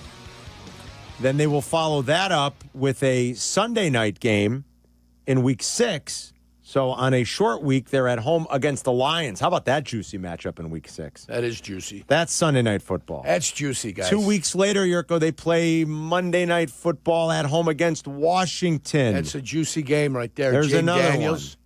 Then Juicy, guys. Juicy game. CBS will do everything it can to protect this game. This one ain't moving. Sunday, November 2nd, 3:25. Most of the country will be able to watch this one. Hopefully the Bears don't have a conflict that week. I'd have to look at the schedule real quick. That's the Buffalo game. Buffalo. KC at Buffalo. Then they have Sunday night football against the Texans in Week 14.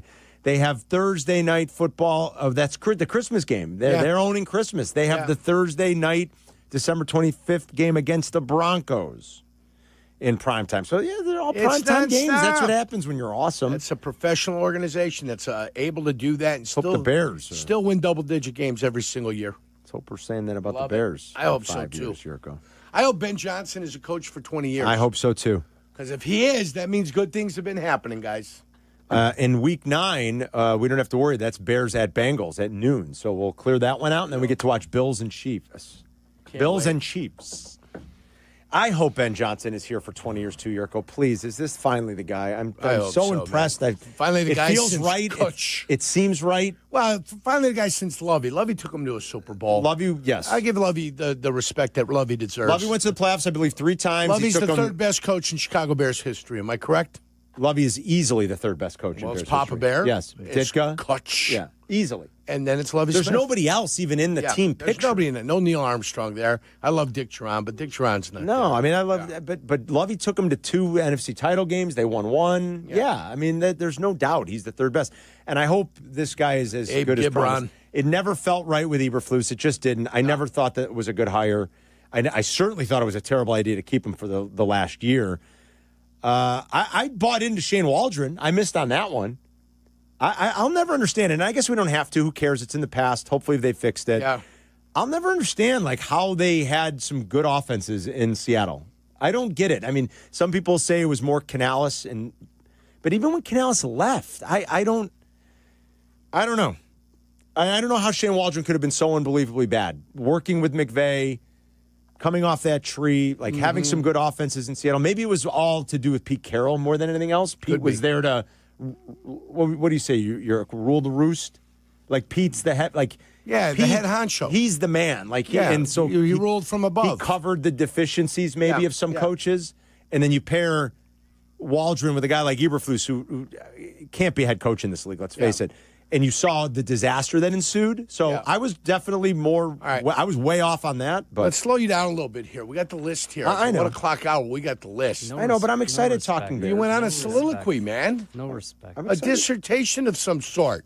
What are you getting, a master's degree? What's I'm happening not. here? Let's stay focused on a task at hand. I'm giving you my Jack Kerouac. My guy, Artie Abdullah, has got to take over here now. Stream of consciousness. Do you remember what you called me when I first started working here? No, what I call you? Adam Adewale Goulier. That was it when Wally was a star here. Oh, yeah. Oh, yeah. All right, 17 days away, which means we are also 17 days away from figuring out what we are going to do for our next Carmen and Jurko playoff challenge. Yeah. I think we have something in mind, maybe. I think we might. I think Carmen's got to get the wheels in motion for this, maybe. Yeah, we might have something. But we'll figure it out.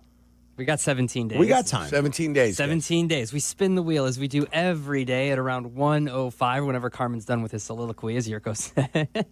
I felt like that was a good one, though. It was, though. It was. It's exciting. Well, and it's exciting that football's almost Yes. here. Yeah. Spin, spin, spin, spin, spin, spin, spin, spin, spin, spin, spin. It lands on 52. 52 is... okay. Favorite crime dramas. This just TV? I mean, yeah, or HBO. It's not TV. It could be HBO. But tell me, series. Well, when you say a crime drama, that's not necessarily a movie. Not movies. Okay. Not movies. That's TV. TV, Okay. but you Gotcha. could include Netflix counts and all that kind of stuff. Got it. I'm not going to just say you boy. have to be your favorite cable channels here. Wow. Okay. Okay, so this can be streaming. This can be anything. I've always wanted to do. Would you say crime drama? Is crime that drama? Yeah, I mean just crime shows. Drama. Crime shows. Yeah, crime shows. Drama. Crime shows. I feel like most shows are crime shows or dramas with a little. Sometimes they're funny, but for the most part, they're dramas. Yeah. And I take it like we're not talking about The Sopranos because it was about crime, right? It is crime.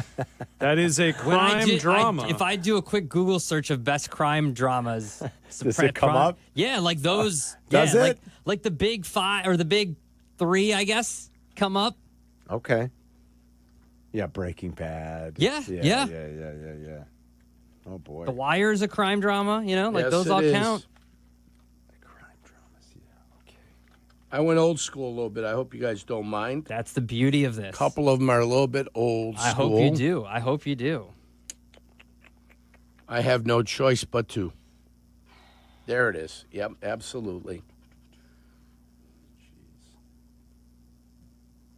What are you cheesing about?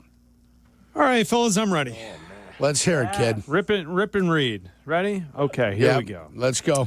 I'm going to go crime dramas. It's probably my favorite show ever, but because I'm going to bend the rules here, I'm going to go Breaking Bad 5. All right. Crime drama. Mm-hmm. Yeah, it counts, man. It counts. It feels like it counts. Are they doing crime? They're doing crime. Crime drama. Yeah. I will go number 4, Mind Hunter. Oh, that's excellent. Mind On my Hunter. list. Excellent. On my Mind list. Hunter. On my I list. might have to put it on mine because it's so good. Finish the damn series. I really Netflix, wish. come on. Netflix, Give us step the up. rest of it. Step up. It's about like the FBI and how they started developing, serial killers. how they started Serial killers. profiling First to time. catch Yeah. serial killers in the it's 70s. It's fantastic. It's awesome. It's great. Mind Hunter. Awesome. Yeah, Mind Hunter. I'll go number 3. I'll select 24. Crime, terrorism is crime, Carm. It is. So Last time we checked. So Jack Bauer running around. It's one of the biggest, I think. Yeah, I'm gonna put Jack Bauer in 24. One of the biggest crimes. Trying to pretty good. stop those crimes. I'm gonna put that at number 3. Pretty good. I enjoyed this show, even though it fell off towards the end. It will be my number 2 selection. It'll be Dexter. Great crime because being a serial Yeah, killer awesome. who's hunting serial killers, I think is there's a couple crimes That fits. involved there. Yeah. And then my number 1 is the all-time greatest crime show in the history of television. Still on. There's multiple options and versions. Law and Order. Yeah. Law and a lot of Order. those. Bum, bum, bum, bum. I'm ready. You guys are Fantastic. not. I like that the That's good. storylines wrap up in 52 minutes. It is great. It's good. Go ahead, Jurko. Very I good. will tell you, I will hearken back to the thrilling days of yesteryear Ah, yes. Beautiful. with a lot of my list, except for one guy who was the modern day Columbo, I like to call him. I know it's going to be. Number 5, Monk. Okay, Monk. The modern day All right. Columbo. Tony Shalhoub. Monk was good. One of mine. Monk. I loved Monk. Modern day Columbo is what I called him. Number 4, if you're on the California highway, you saw Johnny Punch. Chips, Eric Estrada. He's our guy. That's awesome. Yes. Ponch and John. Number 3, not many would give credit to a medical examiner, but I did. Jack Klugman as Quincy. Quincy. I don't even know what that is. It's Oh, all yeah. right. If you've Quincy. never seen Quincy and Jack Klugman, Yeah. he was the medical examiner that Yes. got things done Sure. and helped solve crimes as a medical examiner.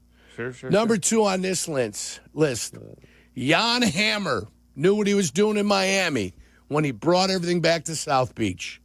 Miami Vice, Miami Vice. baby. All right. That That's was a really good fantastic. selection. In Love the air that. tonight, Phil Collins making it happen yeah. for the opening 2-hour special. And number 1, it had Belker. Be careful out there. Hill Street Blues. Hill Street Blues. Wow. Okay. Hill Street pick. I knew Blues. it was going to be on yours. I definitely thought an NYPD Blue might be on your list. I knew Hill Street Blues would be on your list. Hill Street Blues, guys. All right, I'm ready. Yeah, go ahead, Adam. All right, number 5. 'Twas a movie, and then they made it into a pretty weird TV show. It's been good for the few seasons it's been on. Fargo. Yeah. Fargo's great. Okay, that's a crime. Honorable mention. I don't think anybody's going to mention this. I'm watching Slow Horses on Apple TV right now. It's great. Okay, Slow Horses. Slow Horses. It's got Horses. What's his name in it? Why can't I think? Oh my God, I've watched. Gary Oldman? I thought Yes, that's Gary the Oldman. name. Gary Oldman. Hey, I thought that was the name of Waddle's brothers' stables. Yeah. Slow Horses LLC. I just started. We started it a couple weeks ago. It's been great. Slow Horses. Yeah. Okay. Number 4, Timothy Olyphant, Justified. Justified. Got to get through the first season. The first season, they try to make it kind of like Law & Order, where it's episodical. Then they start developing like long-form characters. It's great. Number 3, Chris said it, Mindhunter. It's awesome. It's great. Number 2, also another British one like Slow Horses is Luther.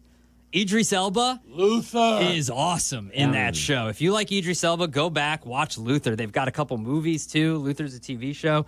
And then number 1, it's weird. It's older, so Jurko might appreciate it. It's super effed up. Twin Peaks. It's on my list. Twin Peaks. Yeah, I remember. On my list. I love that show. I like it. Obviously, I didn't watch it when it was on, but yeah, it's great. You've gone back. Yeah. Excellent. All right, here we go. Number 5, Making a Murderer on Netflix. Okay, all right. All right. Documentary. Documentary. Is that okay? That's another list, but yes, okay. It's It fine. counts. We're bending It is a rules. show. That It works. has episodes, right? It has Yeah, episodes. That's why I thought That's that's a a real call. It's a show. It's a good Number call. 4, it was Adam's number 1, Twin Peaks. Absolutely great. Number 3, the boys had it on their list, Mindhunter. I loved it, and I wish they would come back. The 2 shows I always wish, I think Netflix canceled or at least talked about maybe doing and they never did anything with them, that I would like, do more. Mindhunter and Punisher. I thought were both great. I'm like, give me one more season of The Punisher. I would love it. Number 2 on my list, Breaking Bad. Number 1, Sopranos. I'm bending the rules a little bit. You got to deal with it. One I thought about that I left off, True Detective, first season, which I loved. There's one that none of us said, but I think we may have consideration for, Ozark. Ooh, Ozark was very Ozark good. is None of good, us yeah. had Ozark, and Ozark, it was awesome. Ozark was very good. All right, what did we miss, everybody? 312-332-3776 if you want to ring us up. I think you recently had True Detective on one of the lists we did. It might have been like I did. Premium Cable. Right. Yeah, Exactly what it was. That first season of True Detective really was. A little outside the box, but I see a lot of people suggesting Cops. Ooh, that's a good call.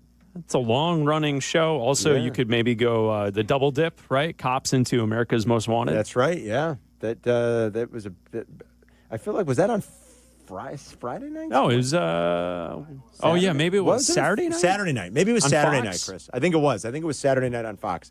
I think you're absolutely right. Let's say hi to Dave in Shorewood. What's going on, Dave? What's up, guys? I got Sons of Anarchy and Snowfall. Yeah, I'm not familiar with Snowfall. I always heard Sons of Anarchy was really, really good. I did somehow missed it, and like everybody says, oh, you got to go back and watch that. Put it on the list. Not as familiar with the other one, but thank you. How about Lewis and Lyle? Lewis always comes with. He always brings the heat. What's up, Lewis? Hey, afternoon, guys. Happy birthday, Yerk. Thank you. So if you want a fun one, my wife and I love Nathan Fillion as an actor. You got The Rookie. Carmen, you might disagree with me a little bit on this because it's technically Marvel, but if you want a cool lawyer crime show, is considering he does not take down the villain, and I'm going to slightly spoil this. He truly takes him down as a lawyer, not as a superhero. Daredevil on Netflix. Daredevil on Netflix. All right. Hey. It is grimy. It's moved to Disney Plus. It is dark. It is gritty. Don't watch it with the kids. All right. Do not watch it with the kids. Okay. Daredevil on Netflix. It's on Disney Plus now. You said, yeah, if it's Marvel, everything's on Disney Plus. Well, they moved it there after they bought the rights. Yeah, got it. All right, Lewis. Thanks, buddy. I've heard of Daredevil. Never watched it. I'm not that big into the Marvel stuff, but that doesn't mean that it's not great. I Does should maybe give it a chance. Dateline count? I feel like Has there ever been a Dateline episode that wasn't around a crime? It's the only thing they cover, it's are crimes. pretty much like they In do. that vein? Yeah. To Catch a Predator. Oh, To Catch a Predator. Yeah, both. Yeah, I think Dateline would qualify. Seth in Montana. Where are you in Montana? Big Sky Country. Where are you specifically? Northwest Montana by like Glacier Park, Nice. Columbia Falls, Montana to be specific. So okay, beautiful. All right, what's going on, Seth? Guys, got to come visit sometime. I know. I thought a couple we missed were Murder She Wrote, the great, lovely Andrea Lansbury. Lansbury, yeah. Yeah, and then you can't go wrong with Thomas Magnum and Magnum PI. So. Okay, good one. True. You know, I thought like NYPD Blue came to mind. Yeah. Or My favorite cop show with a helicopter involved. Magnum PI. Magnum PI. Yeah. Island Hoppers. Law and Order. My man would you count, TC. Would you count Law and Order as a crime show, Yerk? I mean, Yeah, lawyers. well, sure. Why wouldn't you? Yeah. They have something to do with crime, right? Yeah, They're yeah. defending Mark in criminals Lincoln or Park. prosecuting criminals. Go ahead, Mark. What's going on, guys? Happy birthday, Yerk. Yeah, we got to go with Heart to Heart, where there was a dead body every single week. That's good. That's old And we got to school. do Dennis Farina in Crime Story, show about the Chicago in the 60s. And, of course, don't do the crime if you can't pay the time. Beretta. Beretta. Yeah. There you nice. go. A couple of old ones in Which there, will Marky. lead directly to Starsky and Hutch. Yeah. Because they're on one after the other, I believe, back in the late think you're 70s. right about yeah. that. Yeah. BJ in Rogers Park. Go ahead, BJ. Hey, fellas. First of all, happy birthday, Yerk. Thank you. Just wanted to say that, man. And I listen to you guys all the time. But does anybody watch Power? Watch which one? Is it Power. It's on Stars. No. It's 50 Cent. I mean, he's the director of it. But, like, guys, it's one of the craziest things you'll ever watch. I promise Really? you. Power. Never even heard of that one. Yep, Thanks, it's BJ. on. Kevin in Evanston. Go ahead, Kev. Hey, guys, David Simon's first series was on NBC. It was called Homicide, Life on the Street. Yep. Also set to Baltimore. Carmen, you can catch it on Peacock. Oh, thank you, Kevin. I'm going to have to get Peacock, I think, for the NBA season. Yeah, it's produced by Courtney A. Kemp in collaboration with Curtis 50 Cent Jackson. I did have, so you guys have Peacock because you love soccer so much. You get the premium games more or less. I did have USA on and was watching, who did I watch? Maybe who was playing Saturday morning? Born to Run? No, it was, I don't remember now. I Bournemouth. did have Bournemouth, I think. I thought Bournemouth played on Friday. Maybe That's they the did. game we saw I was on Friday. watching some game. I had it on Saturday morning. Well, I mean, yesterday I watched Chelsea play. So you get the good ones. Chelsea played, but that one was on regular TV. Oh, was it? Chelsea was on regular TV. Was? Yeah. All right. Yeah. As was Manchester United Arsenal yesterday. All right. I should have put it on yesterday. Tim in Palatine. Go ahead, Tim. Yeah, hi. Happy birthday, Eric. Thank you. Rockford Files. Oh, yeah. That's Waddle's favorite, too. Nice call, Timmy. He loved the Rockford Love Files. the Rockford Files. Thanks, Tim. Drew in LaGrange, go. Yeah, how about a little bit of Peaky Blinders? Yeah, okay. I mean, they're that's committing criminals. crime. Yeah, That's yeah, criminals. yeah. Peaky Blinders was great. But the cops seem to be in on the deal, as did the politician. Very good, Drew. Yeah, that counts. Jim's in Valpo. Go ahead, Jim. I got what was just said, New York City Blue, NYPD Blue. NYPD Blue, yeah. NYPD Blue, yeah. And then L.A. Law. Yeah, I mentioned both of those. Thanks, Jimmy. I think they certainly both of those qualify. Definitely NYPD Blue. That show was hot for a while. Was Grizzly Adams like crime in the wilderness? I don't think so. Was he solving crime in the wilderness? I don't think so. With old number 7 in Big Ben. Ken in with the donkey and the bear making things happen. Ken in Colorado, go ahead. What's up, guys? Happy birthday, good kid. Thank you. You're welcome. Barnaby Jones was one of my favorites growing up. That was a great show. Old school. Barnaby Jones, Jed Clampett, turned into a professional. Robin Dwight is the last one. Go ahead, Rob. Hey, I got one. It's called Brokenwood Mysteries. It's out of either New Zealand or Australia. I get it on Acorn TV, and it's on Channel 11 once in a while. It's a very good mystery Channel show. 11. All right. Thanks, buddy. I haven't heard anybody mention Channel 11 quite Everything he said to me was a foreign language. Here's the two of them. Channel 11. Broken Wood Mysteries. It's New Zealand television detective drama, premiered on Prime, now Sky Open. I want to start watching 6 seasons, guys. I want to start watching Slow Horses, British spy thriller on Apple. Adam says it's good. That sounds good. It's Carmen and York. We'll be right back. You're listening to Carmen and Jurko on Chicago's Home for Sports, ESPN Chicago. The ESPN Chicago Vegas Vacation. Come with us and meet the full ESPN Chicago team to Las Vegas for a packed football weekend. True Fan Travel and ESPN Chicago have teamed up for this once-in-a-lifetime trip. Round-trip airfare, 3-night hotel accommodations, entry to special ESPN Chicago live broadcasts, an all-inclusive tailgate, and tickets to the Bears-Raiders game. Go to TrueFanTravel.com. Limited travel packages remain, so log on now. TrueFanTravel.com for the ESPN Chicago Vegas Vacation, September 26th through 29th. The ESPN Chicago Vegas Vacation.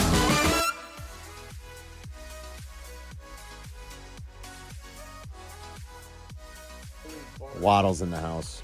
One night, one barrel. If you only attend one whiskey university, you want to make it this one, everybody. The good kid's coming with me. We're going out next Tuesday night. Taste the first ever single barrel pick of Woodford Reserve Double Oak, hand selected by us and special. a group of listeners at the distillery back in May.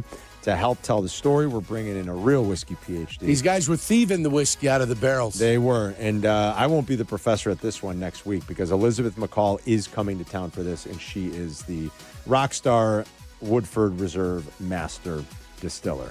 It's all taking place at the next Whiskey U. It is Tuesday night, next Tuesday night, August 26th, starting at 6:30 at Serenello's in Wheeling. So you want to come right in the hotel there, and you want to come and hang with us next Tuesday night, starting at 6:30. Seats are limited. Don't be tardy. Again, it's in the Westin at Serenello's next Tuesday. Please drink responsibly. Traffic got you down. Let the CTA be your driver. Get into the city and back fast and stress-free. Avoid the hassle of stop-and-go traffic, spending money on gas, or those unexpected costs for car repair. $5 covers your trip and back on the CTA. Just sit back. We'll do the driving. Tap to Pay is also available on all CTA trains and buses. Save money, do more, ride CTA. Has the excitement of betting turned into worry? Feeling overwhelmed every time you roll the dice? Problem gambling doesn't just affect your wallet. It can impact your health, relationships, and peace of mind. But there's hope. Gateway Foundation is here to help you take back control of your life with personalized treatment options. You don't have to face this alone. Call Gateway Foundation today at 844-444-5780. That's 844-444-5780. You're still glowing, flirting, grooving. You still got it. But your immune system weakens as you age, making it harder to fight flu, pneumococcal pneumonia, RSV, and COVID-19. Vaccines are a key part of any health routine and help strengthen your immune response. Ask your doctor or pharmacist which vaccines you need. Schedule in minutes at vaxassist.com. Sponsored by Pfizer. When you stay in your home, what you love gets to stay too. From the gardens that grow wild to the grandkids that run wilder. From the Friday night baseball games to the Sunday morning brunches. Even the daily crosswords and weekly book clubs. There's room for it all with help from Home Instead, the largest in-home senior care network with over 30 years of trusted experience delivering the peace of mind you deserve. Visit Home Instead online for a better what's next. Switching to Progressive is a game-winning call. And that reminds us of other game-winning calls in the history of sports. So it was the fourth quarter and we're down by 5. Sweat pouring down my face. Suddenly it hit me. If only I could wrap part of the towel around my forehead. And that's how I became the first basketball player to wear a headband. Okay, not really a game-winning call, but it was a good call. You can make one too. Switch to Progressive and you could save hundreds. Progressive Casualty Insurance Company and Affiliates, not available in all states. Oh, could this vintage store be any cuter? Right? And the best part? They accept Discover. Accept Discover? In a little place like this? I don't think so, Jennifer. Oh, yeah, huh? Discover's accepted where I like to shop. Come on, baby, get with the times. Right, so we shouldn't get the parachute pants? These are making a comeback. I think. Discover is accepted at 99% of places that take credit cards nationwide. Based on the February 2025 Nielsen report. Hey guys, it's Silvy for Window Nation. Right now, get 50% off all window styles plus 0 down, 0 payments, and 0 interest for 2 years. Hurry, the sale ends soon. Trust Window Nation. Schedule your free home estimate now at 866-90Nation or visit windownation.com. You're listening to Carmen and Jurko. Follow the show on Twitter at Carmen DeFalco and at Jurko64. This is ESPN Chicago, Chicago's home for sports. Lunch Rush coming up. Crosstalk in an hour. Real quick, let's play this little exchange that reporters had with Jed Hoyer earlier today. Jed met the media. You know, it's become kind of like a meme in a sense with the Cubs' struggles is that comment that Carter Hawkins, the GM, made to Jesse Rogers, our very own Jesse Rogers here. We have to think about the 2032 Cubs. I know what he means. I think we all know what he means. It's not sitting well with Cub fans. Why should they care in 2025 when you have a shot to maybe win a World Series? What happened in 2032? This was Jed sort of responding to that today. And there's a little follow-up in here, too. So take a listen to what Jed Hoyer had to say about it. I think what I say all the time is, it's my job to keep one eye on the present and one eye on the future. I don't think any team has done a better job of keeping one eye on the future than the team we're playing, and they're really good in the present. And, in the past, the players that everyone was clamoring for us to trade to get better in the moment were Cade Horton and PCA and Matt Shaw and Daniel Palencia and Owen Casey and, all those guys are helping us win right now. And so, I just think that the nature of these sports is that young players are sort of lifeblood of what we're doing. Young players improve quickly. Young players can outperform expectations, and I think there's always a instant gratification of a certain deal. But to make any of the really I'd say super impactful deals at the deadline that we were asked to make, it wasn't going to be one of those guys. It was going to be multiple of those guys that were currently performing for us right now. So, I think that's the nature of these jobs. And like I said, I don't think they've done an incredible job of making, they've traded Devin Williams, they've traded Corbin Burns. They didn't at this deadline. They didn't get their farm system. They've done a great job of constantly keeping one eye on the present, one eye on the future. And so I think that's the nature of the job. It's important to sometimes put names to the players that people want us to, or have wanted us to trade, and realize that the currency of the deadline in our sport is prospects. The currency of other sports may be first-round draft picks, and sometimes trading 4 or 5 first-round draft picks for a player, it has worked, but it's also times it's sort of led to organizational demise. And I think that it's important, if you want to compete every year, to keep one eye on the future. So is it fair to say that he was just espousing your philosophy, the 2032 calendar? Yeah, I think that. Yeah, I think that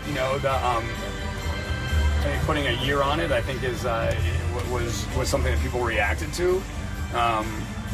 But I think that the reality of, like I said, I think the reality of this chair is that you're trying to balance something it's very hard to balance, and I think that's the challenge of. It's the urgency to win now. It's also the realization that the players that are being asked about, they are impacting us right now. They're impacting us next year. And we also know the angst of a fan base when a prospect gets traded away that ends up performing elsewhere. It happens quickly, and so I think that like fans, part of being a fan is the second guessing. Part of being a fan is the desire to win now, and I understand that, but also I think my job is to make sure that this place is full for a lot of years. So there's Jed Hoyer trying to thread the needle. I mean, that's what it sounds like. That's what he is trying to do. It is hard. He's bringing up the Brewers. He's talking about what the Brewers are doing. The Brewers keep beating the Cubs, though. This is going to be another division title. And how many is it? We were doing it Friday. How many going back to 20? 5 in a row? This will be 4 of the last 5, I think. 4 of the last 5, yeah. So whatever they're doing, they're still doing better than you. I think that's what annoys Cub fans more than anything. 312-332-3776. We got the lunch rush coming up. We'll grab more of your phone calls. Crosstalk in an hour. We'll be right back. You're listening to Carmen and Jurko on ESPN Chicago, Chicago's home for sports. Training camp coverage on ESPN Chicago, brought to you by Hard Rock Casino Northern Indiana and by your Chicagoland and Northwest Indiana Chevy dealers.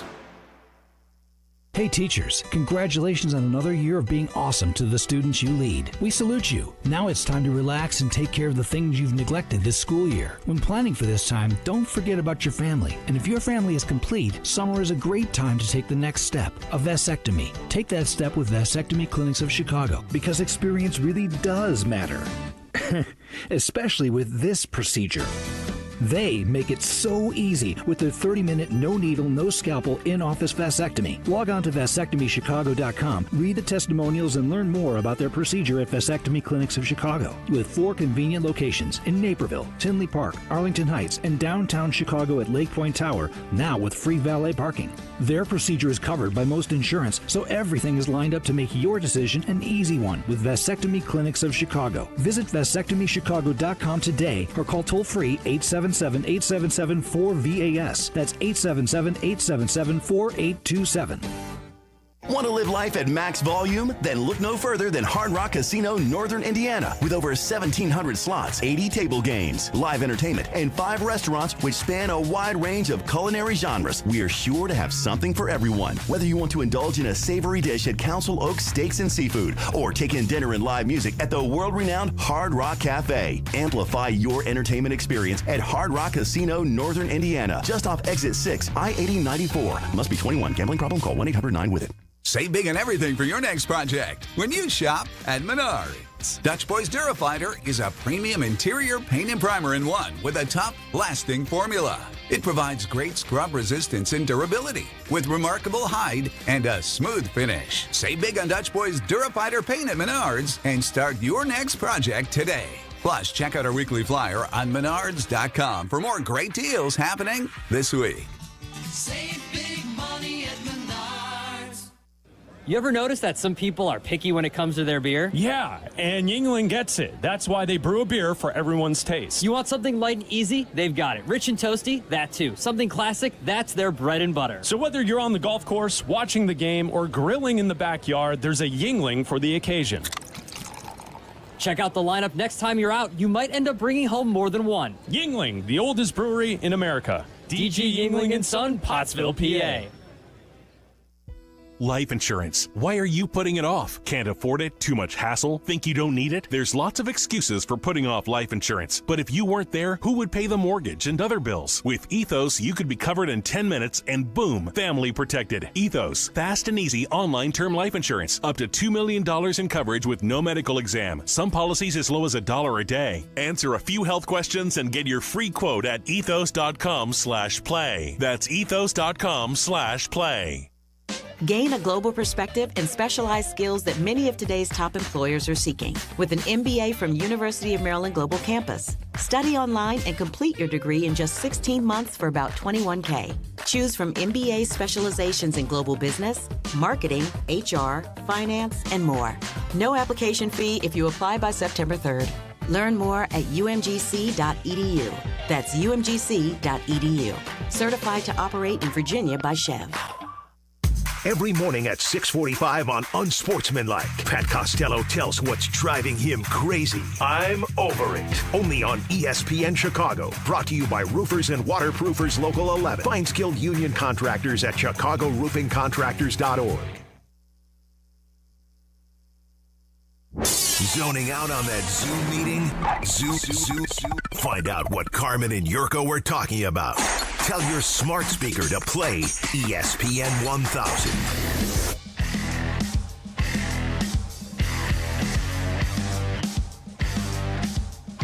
Players of the weekend coming up. I'll tell you who we thought was exceptional this weekend. Jurko's birthday. Waddle brought him some whiskey. Which I think he had lying around the house. But it's still nice. It's the thought that counts. It's the thought that counts. It was he unopened. He thought about me this morning. He went and searched through all his bottles and found the one that was not opened. Right.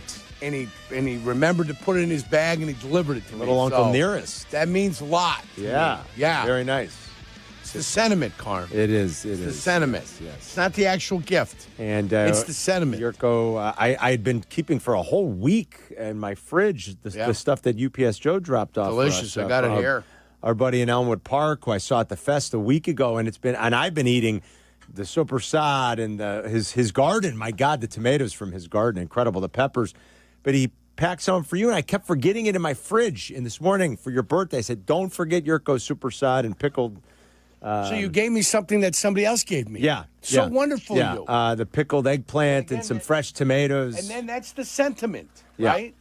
Delicious. You didn't really give me anything. Super sad. You just amazing. gave me something that somebody else gave me, which is wonderful. But I remembered. That super sad is so good. Homemade. Look at that. Jurko's going to town on it. Delicious. It's good, isn't it?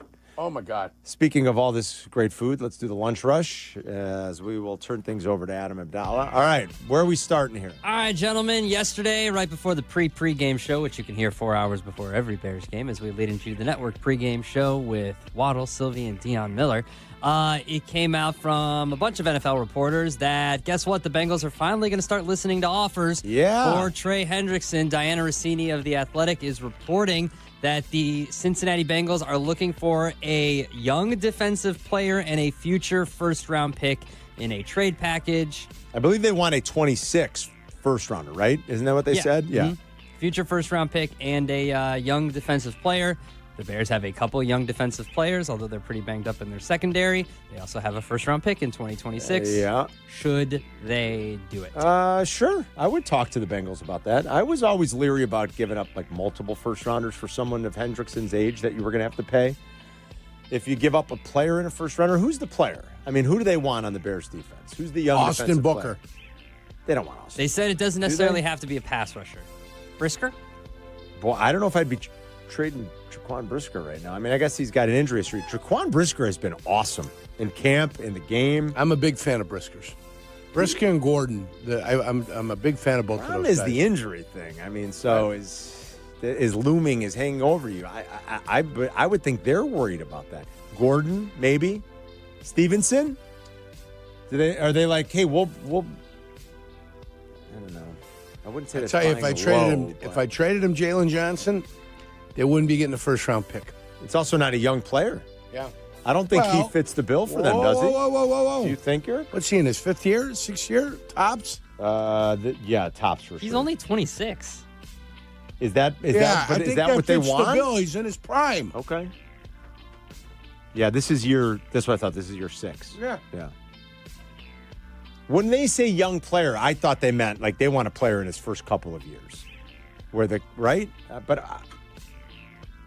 Then Austin Booker fits. I would certainly think about it. And I would call. I'd be on the phone asking. I bet you they are. Ryan Poles said, that it doesn't stop. Doesn't stop here. He said it when Sylvie and I talked to him when I was in for Waddle, what was that, 2 weeks ago? And Poles was on, that they're always making calls. They're always looking. They're always exploring. He also said there's nothing close, but that was 2 weeks ago. But I did notice that for the first time, it looks like they're going to start kicking the tires on some of this. Good. Yeah. Now, the betting market does say, like, the overwhelming favorite are the Bengals. That he stays. It's like minus 450 that he just ends up staying. Yeah. And they figure something out. And they want to make a run, You got to try to capitalize here. Is trading Trey Hendrickson the best way to do that if you're them? I'd say no. They've got a bad defense. He was awesome last year, and they had a bad defense. Awesome last year, they had a bad defense. Yep, and he was awesome, and they had a really lousy defense, and it cost them in games. All right, what else, Adam? Also, over the weekend, the Big Ten wants to ruin college football. Oh, why? What happened? The report is that the Big Ten is now floating the idea of expanding the postseason to 24 or 28 teams. They want everybody in from the 28-team model would guarantee the Big Ten and the SEC 7 automatic bids. The ACC and Big 12 would get 5 automatic bids. Then there would be 2 auto bids for the non-Power 4 conferences and 2 at-large teams. This is garbage. You would get rid of conference championship games because even now they're meaningless. They're meaningless, and you wouldn't have time, would you? And you would have 20 on-site games. 20. Garbage. This is garbage. Why is it garbage? Because it is. Agreed. The 7th Big Ten team doesn't deserve to be in a playoff. Sorry. Yeah. Does the feel like 4th Big Ten team doesn't deserve to be in the most playoff. likely. Feels like do you say the same thing about the SEC? Yes. What's the point of the regular season if 7 teams from each conference are going to make it? I mean, I know they're full of themselves, but Jesus. Come on, guys. Get serious. What's the point of any regular season? What do you mean? Well, at least now, or it was with 4, it meant something. I don't think it does really anymore. I think it meant something when you really couldn't afford to lose a game. You can lose a game. You can lose 2 and make the playoff. Well, if they're going to have 28 teams going, you bet you're You can go 500 now. I'm just playing devil's advocate with you guys. I mean, I think you're probably right. But where is the cutoff then? Bring back the BCS. Do you guys really think they're going to stop? Do you think they're really going to stop adding teams with the amount of money they make, with the popularity of football, the popularity of college football? They're not going to stop adding teams. Carm, you've got the 8. You got 16 playing into the round of 8, the 8 buys. So what is the Big Ten going to say? Well, our teams get 4 and the SEC get 4. They get all the buys, and everybody else gets to play into they us. would lobby for that. What a joke. Okay. What a joke. Well, they're going to keep adding. I mean, the Big Ten right now we know is Ohio State, Michigan, and who? Penn State. Penn State. Although they could be the best team in college football this year. They have a hard time winning big games with that coach, though, for whatever reason. But it's hard to totally bash him, but at the same time, but it is. It's Ohio State, Penn State, Michigan. That's it. Yeah. Illinois is going to be decent. Illinois should be good, but they're not of that ilk. No. And then what schedule? Who do they got to play? Their schedule. I mean, Oregon's always good, but I don't know. And they've got a very good coach. So, I don't know that even Oregon is of that ilk when you talk about Ohio State and Michigan. It is. It's Ohio State, Michigan, and Penn State. This year might finally be Penn State's year, too. Veteran quarterback. They're super talented. Like, their entire group of starters are coming back. Yeah, no. Well, they've lost a stud passer. Yes. Oh, you mean on offense? No, I mean most of their guys the on starters defense. are back. They did lose a premier pass rusher. Yeah. By the way, the stuff coming out of New York about Abdul Carter, my Lord. I mean, like that he's just like this guy is going to be wrecking dudes. He's having a great camp from what it sounds like. That Giants defense has a chance to be pretty good. You're like, I've circled that as a Bears win because it's a home game, but that defense might be really good, you guys. So is the game plan for the Fighting Illini to go 11-1? I mean, that would be their plan. I assume. That's an interesting question. I would think it's their plan. They lose to Ohio State, right? We all have number 3 Ohio State kicking the living crap out of them, right? Yeah. That's what we have. It's going to be in Champaign, that game. But they play Indiana at Indiana. If they get by that, they've got a chance. Otherwise, they're going to be a 2-loss team. Yeah. They should be good. By the way, for Penn State, there are some tricky games on the schedule, but they get the benefit of, well, first, Nevada, FIU, Villanova. None of that should be a problem. They get the benefit of having Oregon in their place at night. It's really hard to win at night there, right? I just did a Matty Berflus. They do have to go to Ohio State. That's the big game for them, the first week of November. But I mean, the Fighting Illini get Northwestern, Wisconsin, Maryland, Rutgers, Washington, Purdue, USC. The only 2 teams of any ilk whatsoever at Indiana, and then they host Ohio State. We'll see Indiana, too, what it looks like in year 2 without the quarterback. But I like Cignetti. I think they should be okay. All right, what else, Adam? Rob Manfred yesterday on Sunday Night Baseball talked about expansion and realignment in baseball. His contract as commissioner ends after the 2029 season, and he's probably done after that. And he wants realignment and expansion to take place before he is out. This is what he said. I think if we expand, it provides us with an opportunity to geographically realign. I think we could save a lot of wear and tear on our players in terms of travel, and I think our postseason format would be even more appealing for entities like ESPN because you'd be playing out of the East and out of the West. He basically said like matchups like, Boston and Anaheim won't, start at 9 o'clock for Boston fans. Like you would have the playoffs be like the West teams would be in the West and the East teams would be in the East, and that's how the divisional realignment would happen and baseball would realign. And he wants this done before he is done being commissioner in 2029. Sounds complicated, though. I don't know. Sounds like this is going to have approval by the Major League Players Association. Everything is. Yeah. I mean, you say the players would travel less. Wouldn't they say yes to that? They would travel so less. like Is the that way, what they're telling people? Well, the proposal here would be we're doing this for you. Instead of the leagues being national American, it's going to be an East-West situation. right. So that means What about the Midwest? Well, the Cubs and the White Sox will be in the same division. Same division with the Brewers and probably the Cardinals. And then I don't know where they go from there. There's an article on CBS that has it'd be Brewers, Cubs, Twins, White Sox. Brewers, Cubs, Twins, and White Sox. That's exciting. So then you get New York would have the Mets and the Yankees in the same division. And the Red Sox and the Phillies. I don't know. As a consumer of baseball, it does not bother me that you could get an NLCS of New York Mets and Los Angeles Dodgers. It does not bother me, that they play some games later and it's on the West Coast and some of the games are early because it's the East Coast. Doesn't bother me either. To rip up the history of rivalries in baseball to do so is crazy. Yeah, it doesn't bother me either. Yankees, Mariners in the ALCS doesn't bother me. No. That you have some games late, some games early. Everybody west of the Illinois-Indiana border would be in one league if they're going to do it geographically. Mm-hmm. Because it's 15 teams that are west. Yeah, but they're going to expand, the Sox, remember. The Brewers, and the Cubs. Yeah, however they do where? it. Well, and the expansion cities are Nashville, rumored, and Portland is rumored. Mm-hmm. So that's 1 and 1. It would be those two. Nashville and Portland. So Nashville goes to the east. Nashville goes Portland to the east. goes to the west. Yeah. And then Nashville would be technically what they're calling the Central, the Cardinals, Rockies, Royals, and Nashville. How many divisions would he want then? There's only 4 per division? This would be 4 divisions. There'd be 8 divisions of 4 teams, right? Yeah. Mm-hmm. I'm sorry, that's stupid. 8 divisions of 4 teams. Yep. Yeah. which they're trying to mirror football, it sounds like, in a course sense. they are. That's what you're trying to do. Okay. Here's what I would also say to Rob Manfred. Make sure you don't screw up next offseason. And worry about that. Cross that other expansion bridge when you get to it. Make sure there's no lockout in 2027 or anything else crazy. Anything else, Adam? That's the lunch. All right, and we'll talk about our players of the weekend. I think we have some good nominations for who wowed us this weekend coming up next. You're listening to Carmen and Jurko on ESPN Chicago, Chicago's home for sports.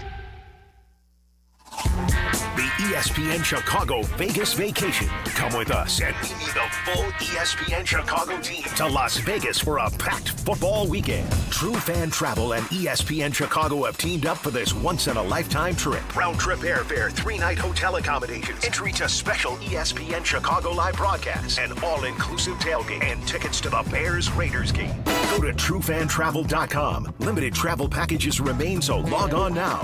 TrueFanTravel.com for the ESPN Chicago Vegas Vacation, September 26th through 29th. The ESPN Chicago Vegas Vacation.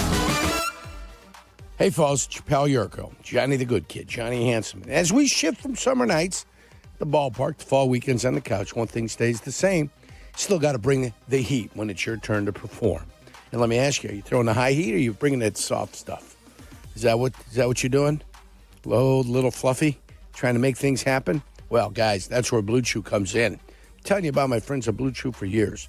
It's a chewable tablet with the same active ingredients as Viagra and Cialis, but without the awkward doctor visits or the pharmacy lines. See, everything's online. It ships right to your door in a discreet package. No pills to swallow, no weird conversations, just confidence you need when it counts the most. Blue Chew's licensed providers work with you to find the right fit, and it's all made in the U.S. of A. and shipped direct, so it's affordable.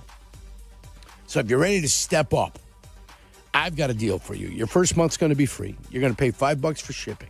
You go to BlueChew.com and use promo code ESPN. Chew it and do it. Blue Chew, your playbook for better performance. Hey, friends, I'm Tom Waddle, and I drive a Hawk. Find your next car at HawkAuto.com. Choose from 12 Hawk Auto locations at Forest Park, St. Charles, Plainfield, Joliet, Carroll Stream, and now LaSalle, Peru. Shop thousands of vehicles from 13 big brands. Save with 0% financing or make no payments for 90 days. Plus, save even more with our complimentary maintenance plan. Find your next car at HawkAuto.com and drive what I drive. Drive a Hawk. HawkAuto.com. Financing and plan on select models with approved credit. It all started back in 1971 when Rocco Polisi and his wife Nancy brought a taste of Italy to Chicago. That's right, Nancy's Pizza, home of the original stuffed pizza. Rocco crafted his recipe from scratch, and when you cut into that crispy crust, you get a gooey molten blend of mozzarella and your favorite fillings that's just perfection. Also, try Nancy's thin crust, crispy on the edges with that caramelized cheese. It is sure to hit the spot. Taste a piece of Chicago pizza history. Stop by my guys at Nancy's in the West Loop on your way to the game, or order from any of their locations throughout the suburbs. Hey guys, it's Silvy for Window Nation. Right now, save 50% on every window style and pay nothing for 2 years. No money down, no payments, no interest. This deal ends soon, so hurry. Call 866-90NATION or go to windownation.com and let them know that Silvy sent you.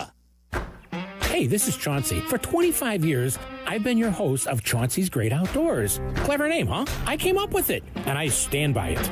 Chauncey's Great Outdoors, Saturday morning from 6 to 7 on ESPN Chicago. Your fantasy draft is here. The Smack Talk is starting, and this season, ESPN Bet is giving you more ways to ride with your squad. Introducing ESPN Bet Fan Center, where you can instantly link and bet on your fantasy teams right in the ESPN Bet app. An enhanced sports betting experience only from ESPN Bet, the sports book for sports fans. Download the app today. Must be 21 plus. Gambling problem? Call 1-800-GAMBLER. In New York, call 877-8-HOPE-NY or text HOPE-NY 467-369.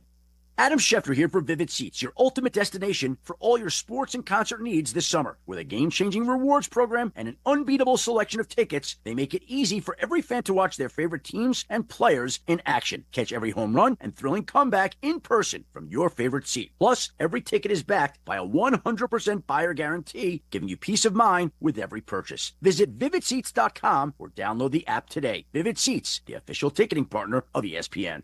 $6.7 million. The Veroliak Law Group wins again for their clients. That's right. The Veroliak Law Group recovered $6.7 million for a client who was injured in a truck accident. If you're injured, make sure to call the Veroliak Law Group. Working from home or back in the office? Don't miss a minute of Carmen and Jurko.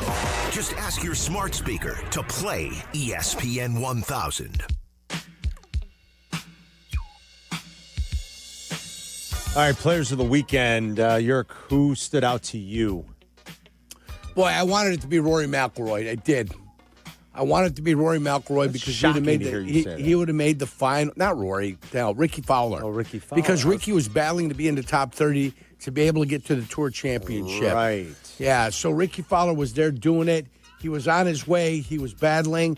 And then he got a double bogey in like the 14th hole, and it just absolutely sidetracked him. So because I can't do Ricky, I'm going to do Scheffler. Scotty, you're getting nominated. Yeah, chipped in on 17. That chip in was nuts. The chip in was awesome. The chip in was nuts. I mean, it was one-stroke lead. Both of the guys were off the green, and he chipped it in. You could see the wind go out of McIntyre's sails. Ridiculous. It was fantastic. Yeah, it was pretty good. All right. So I'm going to go with Scheffler. Scotty Scheffler. Chris? All right, because Jurko selected Scotty Scheffler, can I give it to Mr. Banana? Yeah. I don't know his name, but it seemed like it was a hell of a weekend on the south side. I'm giving Who's the guy in the all yellow gear? That's the It's owner. Mr. Banana, Oh, right? you actually mean the guy dressed up as like the No, he's running the show. That's the guy who Jesse owns Cole. the That's Jesse Cole. Yes. Like shout out to that. It seemed like they did a great job this weekend on the south side. Chris, I'm giving it to the whole thing, the whole Savannah Banana thing. I'll just spare whole the banana suspense. hammocks? Oh, I was there. It was awesome. Yeah, the whole thing. So you're right, and he's so into it. He won't sell. He's been offered a fortune. He won't do it. It almost seems too good to be true, or like it's an act. But he seems to genuinely care about growing this thing even more than it's already grown, and like letting fans everywhere be able to experience it. They're selling out everywhere they go. They sold out Clemson, you guys. They sold 80,000 seats. There's not a baseball game in Major League Baseball that would sell 81,000 seats. There's not one. Is there? I don't think that so. would sell 81,000 seats at this point. I mean, maybe Dodgers, Yankees, like last year or something. Maybe. But it's incredible what he's doing and what they've done and what they've got going on. It really is. Adam? I'm going to do kind of the same thing. I'm going to give all of the UFC the players of the weekend. They were here at the United Center. It was... you went into it thinking it was not a great card, but the results were fantastic. You had two back-to-back spinning back elbow knockouts by Carlos Prates, who smokes cigarettes constantly. What? Like it's great. He's a Muay Thai fighter. And he's blasting heaters in his post-fight press conference. And then you had Lerone Murphy had a spinning, and then the main event. People will say it was boring. But the fact that Khamzat Chimaev had 21 minutes of, almost 22 minutes of control, and had Dricus du Plessis in a crucifix submission, and he never tapped, and he never, he was just hitting him in the head constantly, and he never tapped, never got knocked out, anything. It was one of the most dominant performances I've ever seen. And Chicago got a good show. They sold out the United Center. Good. Hopefully it's not 6 years again before UFC comes back. Yeah. It was a good weekend of those different types of events between the banana stuff and the UFC. I did see a lot. I saw Barstool Eddie was over there. He looked like he was having fun. Friday night, the Bananas game, it was Burley and AJ. And Saturday night when I was there and Sylvie was there, we got to see PK come out and take an at-bat, which was great. And Ozzie Guillen coached first at one point. They really know how to put on a good show. The merch lines were incredible, incredibly long. I mean, they've got to be making money hand over fist, but he swears that that's not the reason he's doing this. It's just probably a nice little bonus to the whole thing. But the amount of enthusiasm for it was really remarkable. A development in the Cub game. First of all, if you followed Eddie's advice, Eddie on the north side, he gave you a 4-player parlay for today. Yes, he did. We assumed he meant game one. He gave you a 4-player RBI parlay.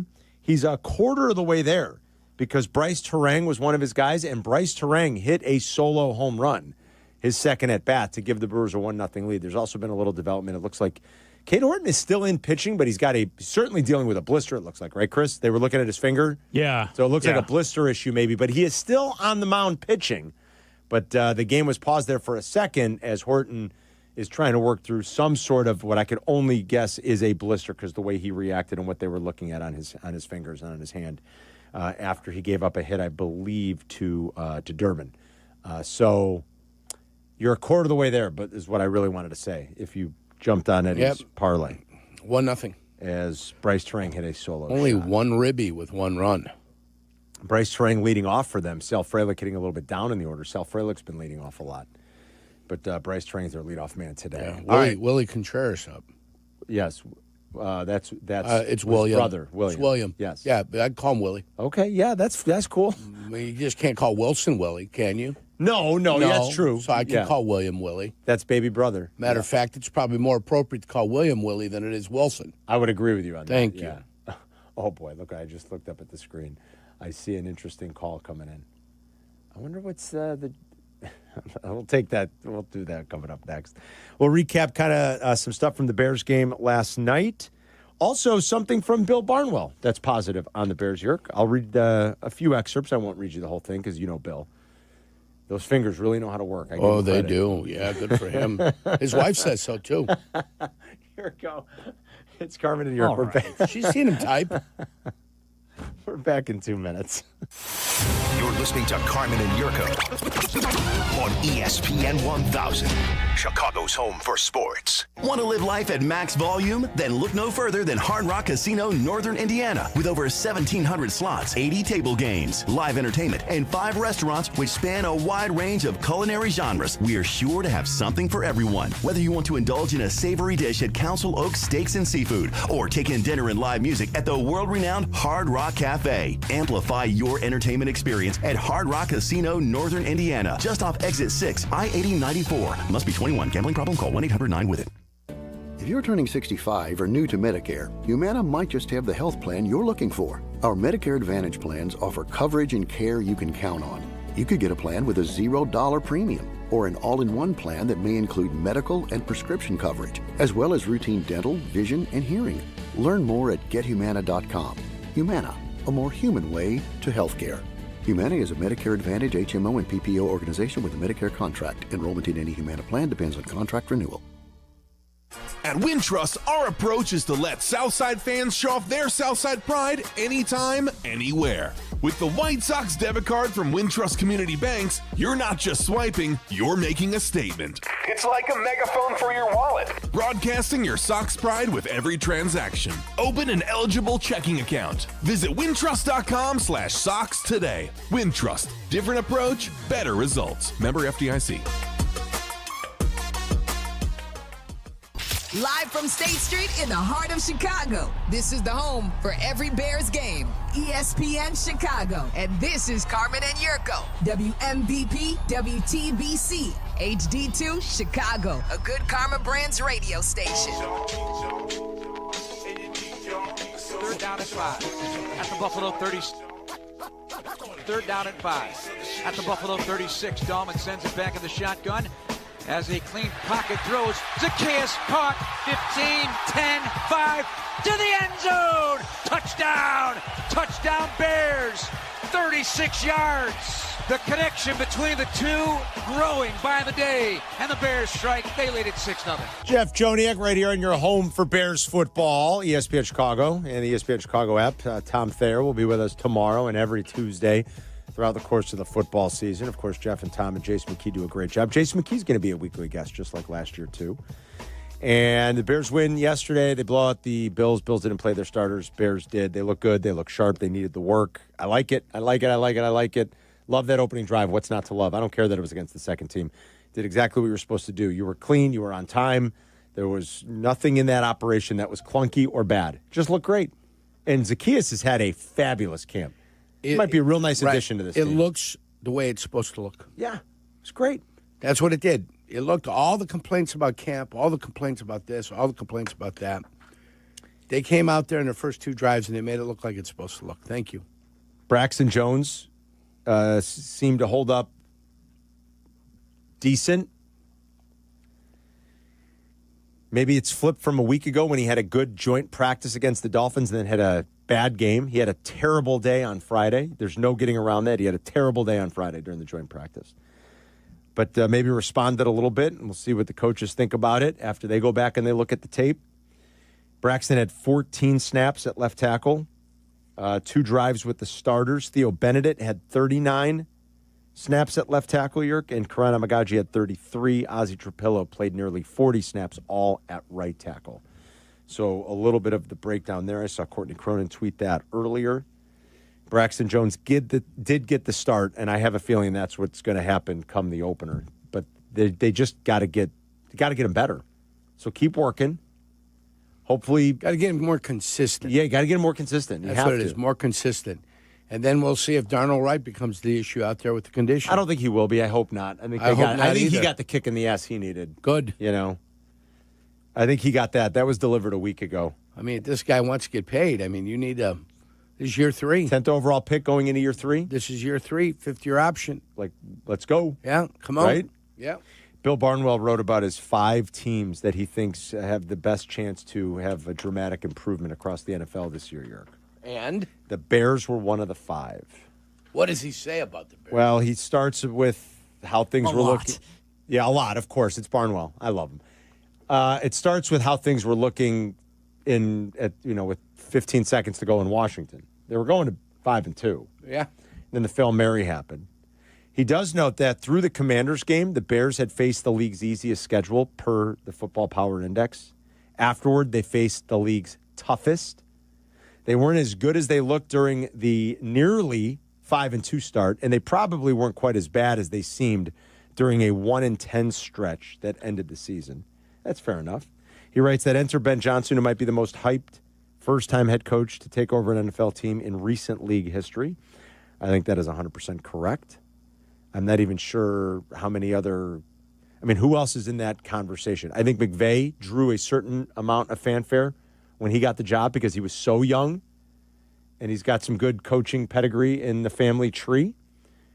That's worked out brilliantly well for the Rams. You would agree, Yerk? Oh, yeah, absolutely. Let's hope this is good. He writes, we truly have no idea what he'll be as a head coach once Sundays come. He could be either the next Kevin O'Connell or the next Adam Gase.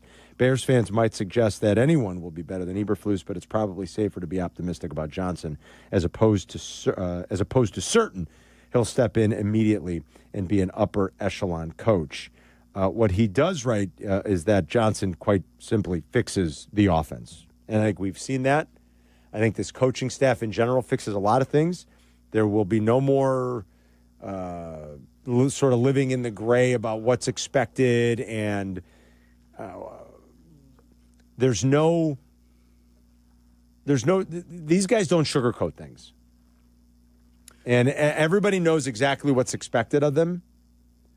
I thought the blocking in last night's game was exceptional. I thought Luther Burden got the message after getting called out by Ben Johnson a couple of weeks ago at practice. He's not kidding when he says no block, no rock. It's like it's not just cute. I mean, it is cute, but it's not just cute. He's serious. You can watch his Lions teams do it the last couple of years. It's not something he's saying. Well, there's consequences to what he says. That's what you got to have, Carmen. Thank you. It's got to be consequences. It's so Barnwell's writing about all that. Like, Johnson's just going to fix a lot of those things, and he thinks Dennis Allen will fix some of the problems that we saw this defense go through and some of the transition that the defense went through. He writes about Brisker. I'm not going to obviously read the whole thing, of course. It's very lengthy. I encourage you to go to ESPN.com and you can check it out for yourself. What's he think? He writes about Brisker. He likes Brisker. What's not to like? And talk about a guy who's had a strong camp. Brisker's had a strong camp. He writes, in the secondary, the Bears sorely missed Jaquan Brisker, who missed the final 12 games of last year with a concussion. Over his 3 NFL seasons, they have allowed a 50.4 total QBR with their talented safety on the field and a 67.4 mark without him. And I'm glad Barnwell did this to give that split some context. That's the difference between being the league's 7th best pass defense and its worst over the past 3 seasons. When you look at that specific metric, QBR against. 7th best with him, worst without him. I'm glad Barnwell put that context in there. That's how good Brisker's been. So he writes all that to say that the Bears could certainly be one of the 5 teams that has a huge improvement in 2025. He also wrote about the Raiders. And again, you got a new head coach there, and Pete Carroll, and Geno Smith maybe fixing some things. He wrote about Jacksonville. Surprise, surprise, Yerk. New coach there. Mm-hmm. Maybe getting the best out of Trevor Lawrence, a coach that did an incredible job, I thought, with Baker Mayfield last year.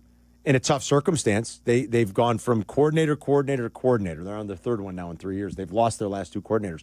But I thought he did as good of a job, if not better, than Canales of sort of tailoring things to Baker's strength. And that offense was awesome last year. So no shock that Jacksonville's on that list. The Giants are on that list, who we've talked about a little bit. I still don't love their quarterback situation. That's for damn sure. And I don't love the depth of their offense.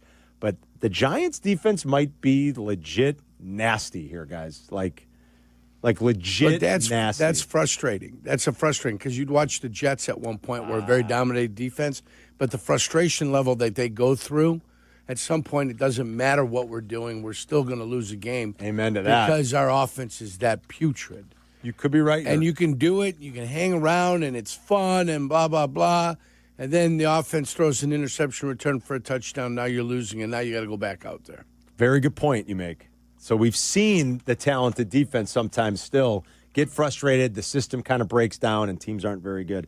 And then the other team you wrote about, oh, gosh, forgive me now. It was the Giants. It was the Bears. It was the Jaguars. It The was Raiders. Raiders. Who's the fifth, Adam? Can you recall? Let me look real quick. Oh, I can't remember who the fifth team he was writing about. I mean, I'm trying to just think in my head, too, who we talked about that as a dramatic chance to improve. You said 49ers, Bears, 49ers. Giants. Thank you, Chris. Duh. And the 49ers for very obvious reasons. You know, injuries just kind of wrecked them. They had bad mojo. You know, I mean, McCaffrey got hurt early again. Remember Ricky Pearsall? Remember Ricky Pearsall got, was it stabbed or shot? He was shot. Shot through the heart. I mean, one of their players, to blame. one of their draft picks, was shot like the week before the season started. All the injuries. They just had bad mojo. That's why I thought the Bears, it's so silly now. I thought the Bears were going to go out there and win that game. Yeah. You know, it felt like San Fran sort of tapped out. It's been a disastrous year. They were coming off a bad loss. They tapped in. Boy, did they put it to the Bears that day. They didn't tap out. The Bears look even worse. Yeah. Ugh, it was so bad. I mean, they got destroyed, the Bears did. It's got to be better this killed. time in Vegas here. It's got to be better. I know I've been like a little bit of a jinx. I've talked about it. Sorry, I'm not going to not go on the trip. I am going. Book your travel now at truefantravel.com. But Tampa a few years ago, me, Silvy, Danny, our boys, 35-0 at the half or whatever it was. Yeah. Kansas, Dallas, me and you and the crew in Dallas. They were at least somewhat competitive in that game, but Dak and Dallas hung, 49 on them? Yeah, they scored some points, but it was over. It was over. They hung like 49 on them. So they traded Roquan. Yeah, right. I think they got rid of Hicks. Yeah. That might have even happened before that game. Might have. They got 49 hung on them. The year after that, we go to Kansas City. Oh, again at the half. Yeah. They're just getting their you-know-what kicked in. Taylor's in the house for the first time. Mm-hmm. Zachary Taylor, the former president? Not the former president, Taylor Swift. The Bears are an afterthought. Their fans are, feeling bad for us, which is even worse. Yeah. We're sorry. Sorry. You know, we know about the whole Mitch Mahomes thing. And I was like, terrible. Oh, come on. You guys stink so bad. Last year, San Francisco. Yeah, are you kidding? That was a beating. I've been a little bit of I've been some bad juju for them, but I am going to Vegas. Today, by the way, is the last day you can book the travel with the airfare, everybody. We told you that last week. This is it. They have to put the flights in motion here, so today's the day. you can still book the hotel. If you live out there and you want to just come hang with us during the tailgate, do that. If you're a Vegas transplant or if you live on the West Coast, you're going to that game and you don't need the full package, you can go on truefantravel.com, find the ESPN Chicago Vegas Vacation banner, that tile, and click on it. And then you can customize the trip if you want. But the last day to build the full package and to buy the full package is today. You know, guys like Danny from Schaumburg want the full package. Is Danny going? Yeah, that's what they're there for. They want the full Monty, the full package. 312-332-3776 if you want to ring us up and talk Bears. But yeah, make sure you get to the website and book today before it's too late if you want to get the airfare. Yep. Danny is in Schaumburg. What up, Danny? Are you going to Vegas?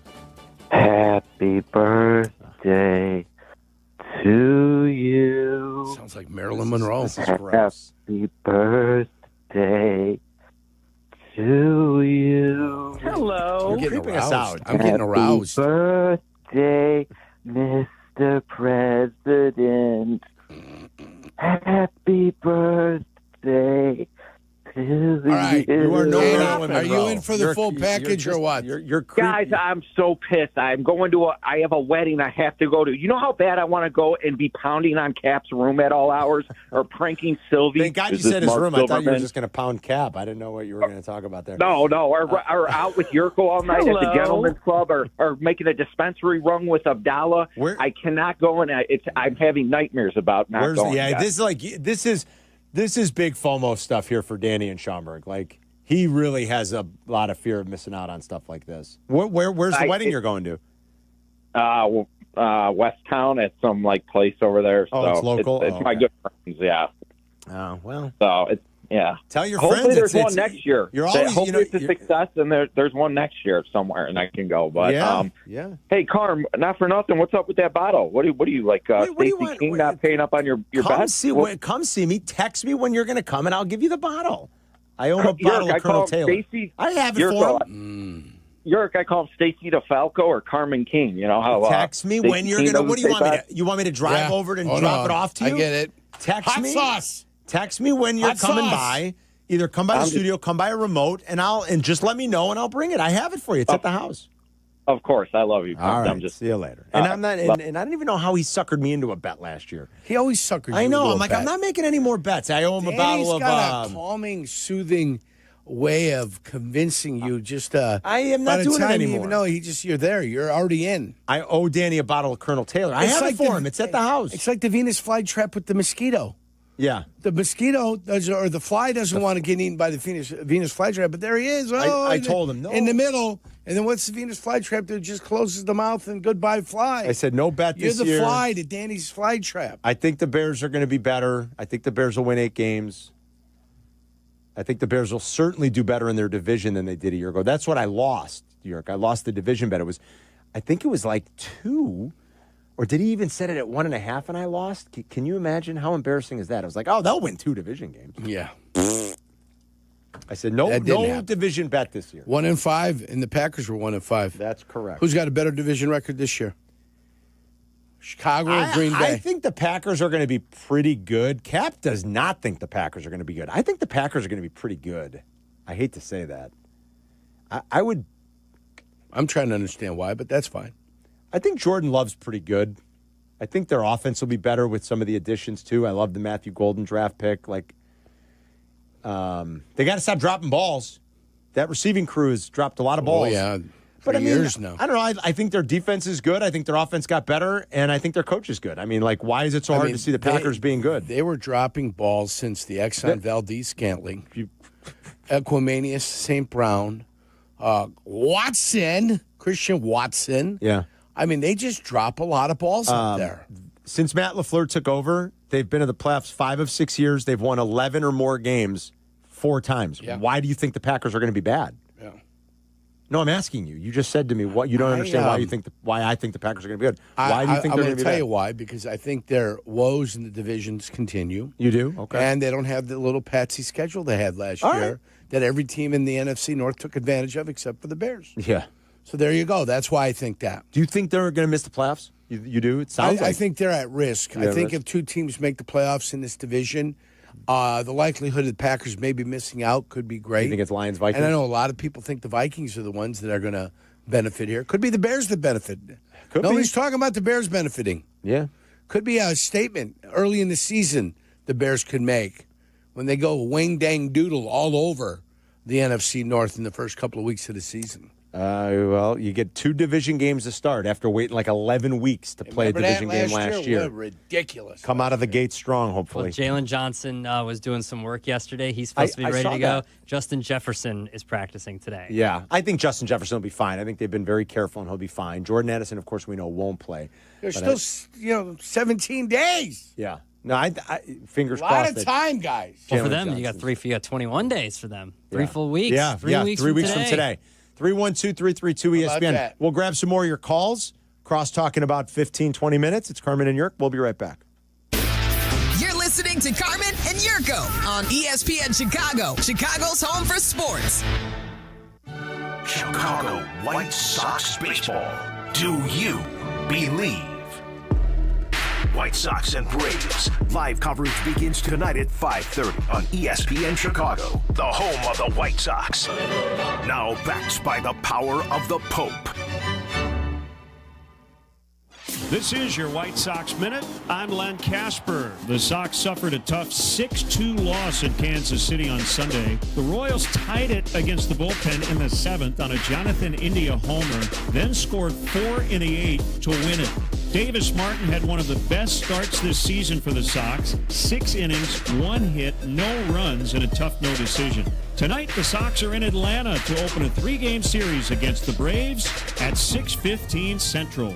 Sox fans head to the ballpark next Thursday, August 28th, for African American Heritage Night presented by Black McDonald's Operators Association. Celebrate with friends and family as the Sox take on the New York Yankees at 6:40 p.m. The first 10,000 fans will get an Ice Cube bobblehead. To purchase tickets, visit whitesox.com/promos. This has been your White Sox Minute. When your team's best players have all been traded and the latest pick is overrated, just raise a glass with a friend or two and tell them more, tell them more, tell them more, do. May your team be great and your picks be true, and if it falls apart, you'll know what to do. Just raise a glass with a fan or two and tell them more, tell them more, tell them more, do. It's a crazy world, so what do? You tell them more, tell them more, tell them more, do. Hey! Tullamore Dew Irish Whiskey, 40% alcohol by volume, imported by William Brandt & Sons, Inc., New York, New York. It's football season, and that means training camp game plans and getting your body in peak condition. But if you're still battling sinus pressure, allergies, or snoring every night, you're not game day ready. Take it from me, Sinus and Snoring MD is the place to go. They've got cutting-edge, non-surgical treatments that work. I've seen it. I've felt it. It's a total game changer. Don't wait till mid-season to get right. Go to sinusandsnoringmd.com today. That's sinusandsnoringmd.com today. If you're the unwitting victim in a calamitous mishap, anticipate compensatory damages, subrogation relief, or tort claims under... Guys, what are they even saying? Coast Ivoni ads don't sound like that. Lawyers like that are exactly why people call us. No legal mumbo-jumbo, just real talk. We're from Chicago. We talk like you, we fight for you, and we have real conversations so we can help you. They get where you come from, they get what you need, and they get you. Coast Ivoni, your local personal injury lawyers, because they are Chicago. 708-4million. Finding your dream home is truly tough. So many options. The stakes are high, so don't go it alone. I'm Chicagoland's real estate agent, Sammy Lubeck. I have deep local knowledge. Working with Baird & Warner, I've got access to private listings you won't find online. I help buyers like you find the right home and win it. Whether it's your first place or your forever one, I'm here to make the process simple and successful. Start your search at www.sammy.homes. Once again, I'm Sammy Lubeck, and I am Chicagoland's real estate agent. Save big on everything for your next project when you shop at Menards. Protect and enjoy your outdoor living space with Thompson's Clear Wood Sealer. It maintains wood's natural color and provides durable, year-round protection from water and sun damage in just one coat. View our entire selection of Thompson's water seal products on Menards.com. Plus, check out our weekly flyer and find all the great deals happening this week. Save big money at Menards.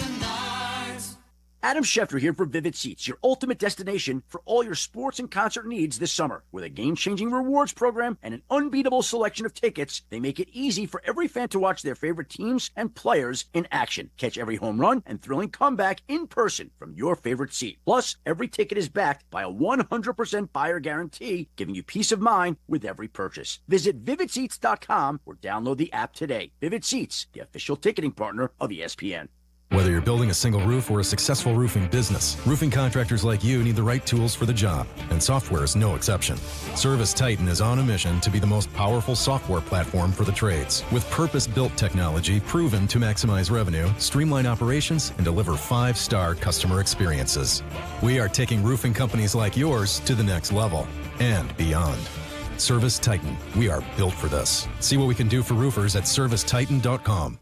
Great Clips is your answer to back to school. You can get a kid's haircut for just $5.99. That's right, for kids 10 and under, haircuts are just $5.99. For a limited time, no coupon needed. August 4th through August 21st at participating Chicagoland salons. Great Clips. It's going to be great. Zoning out on that Zoom meeting? Zoom. Find out what Carmen and Jurko were talking about. Tell your smart speaker to play ESPN 1000. Bears averaged 6.4 yards per play yesterday. Thing of beauty, man. Thing of beauty. That first drive was great. Caleb on time, comfortable, confident, knowing where to go with the ball, delivering strikes. Bajan, I thought, played well, too.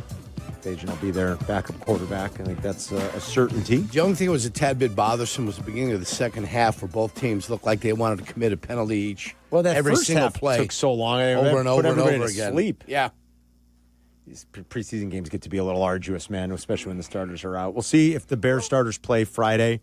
I wouldn't totally rule it out or dismiss it. Andy Reid did say that some of their starters in Kansas City will be playing. I think Mahomes is going to play a little bit. He did not play. Minshew started the game for them the other night. I had it on.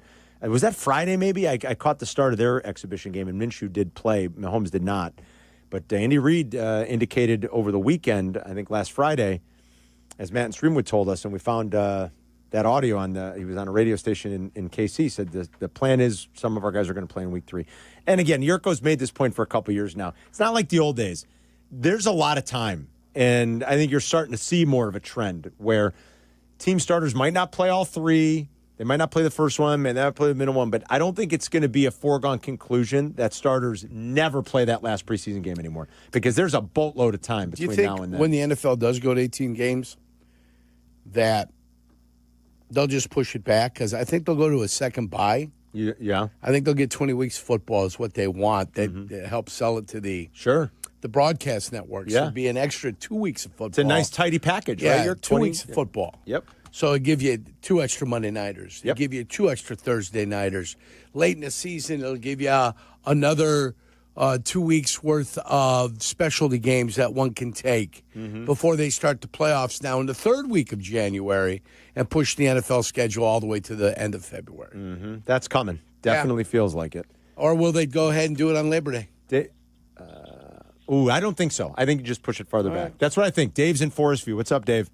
Hey, gentlemen. So I have to agree with the opening drive with the generational talent was great. I enjoyed every minute of it. And when Caleb's in there, he's usually in the shotgun, okay? In my opinion, when you run a play-action pass, the shotgun doesn't fool anybody if you run it out of the shotgun. Now, Tyson comes in. He's under center. They run play action. And I'm like, whoa, somebody's read my emails over at Hallis Hall. And the whole Buffalo defense bites on the play. He rolls out. The receiver's half naked out there, and he hits them. Do you think that they're going to get Caleb under center? Yes. And run the play action like that? Because now he's a big running threat. And I just think the play action works way better under center than out of the shotgun. Yes, you'll see the play action really works when you can run the ball. You'll absolutely see it. It really works when you run the ball well. Again, you could argue it works even better. Yeah. Yep. Oh, no. You can argue it. I'll tell you it does. I think there's plenty of data that suggests you don't have to be a great running team to effectively run play action. But you're right. I got to believe in it. Yeah. I got to believe that it's going to happen. Yeah. It's an added threat. Of course he'll be under center, yes. And they've spent the offseason making sure that he's comfortable doing that. It'll be all right. Randy in Seattle. What's going on, Randy? Hey, boys. Jurk wanted to wish you a happy birthday. Would have been remiss if I didn't call in. Thank you, Randy. You betcha. Yesterday was my late mother's birthday, so you guys are close. Hey, Jurk, I listened to the postgame yesterday, and I have to be honest with you, you sounded like a guy who wanted to be anywhere else except where you were at that point in time. That's all I can tell you. That's a preseason game in August. From you before, brother, but I just wanted to let you know. There wasn't also a lot of chaos to this football game. No. If anything, there was a calming of the fears during that football game.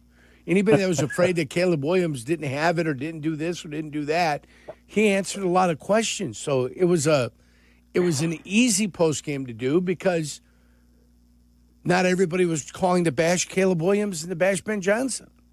That's true. Well, hope you had a good golf game. Happy birthday. Have a great day today. Thank you. Thanks, Randy. Plus, we had 2 callers that were kind of early callers yesterday. First 2 out of the box. No good? Left us scratching our heads a little bit. All right. Well, why? What was the problem? You'd have to go back and listen to them. I don't know if you guys had the benefit of hearing it because it's so late night after the game. but the first two callers on Peggy, the postgame show with Peggy and I were difficult. I really thought that this would have been valuable. Drugs were being taken. This would have been valuable information in the pre-show meeting. I was playing golf, guys. Yeah, it's also a tough show as well to host. So that's what I've heard. The toughest. I would imagine the toughest. According to Peggy, it's the toughest show to host ever. Yeah. Chris, it's the hardest.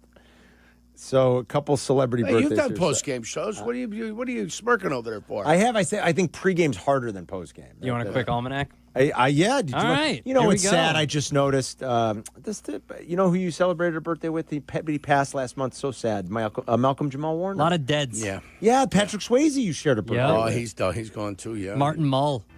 Dead too. Also dead. All right, give us some birthdays. Well, what about the good ones? What about the good I ones? know Robert something. Redford, not dead. Robert Not Redford, dead. 89. Yeah, Edward Norton, not dead. Not dead. Had to be a great Norton. actor. Yeah. Christian Slater, also Boom. 56. Pump not up the dead. volume.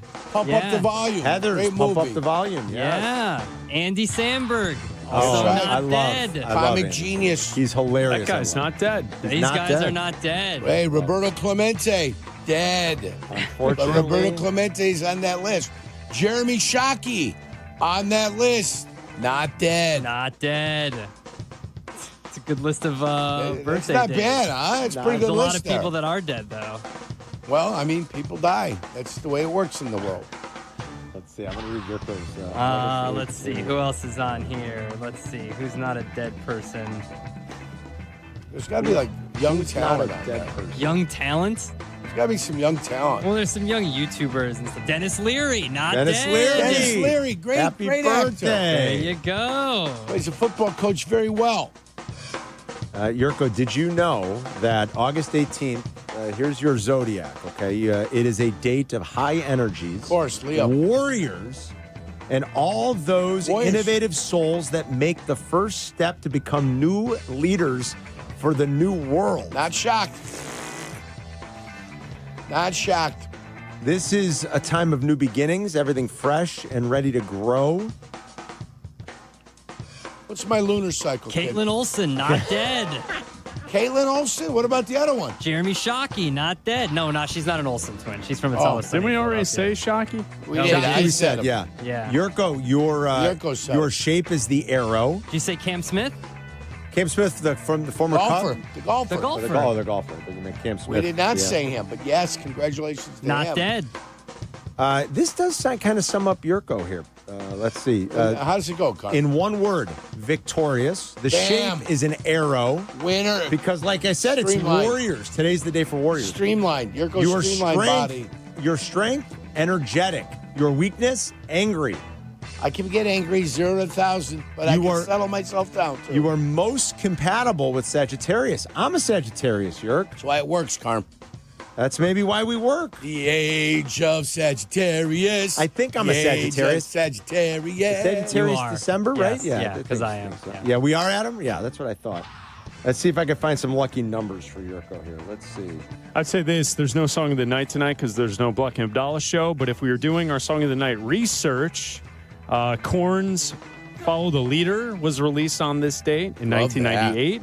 And Kid Rock released his album Devil Without a Cause on this date. Oh, Kid Mother Rock from the old school. Maybe a little ball with the ball for Jurko's birthday for Song of the Night. That'd be great, guys. Jurko, did you know on this day in 1587, the first English child is born in the Americas? I did not know this.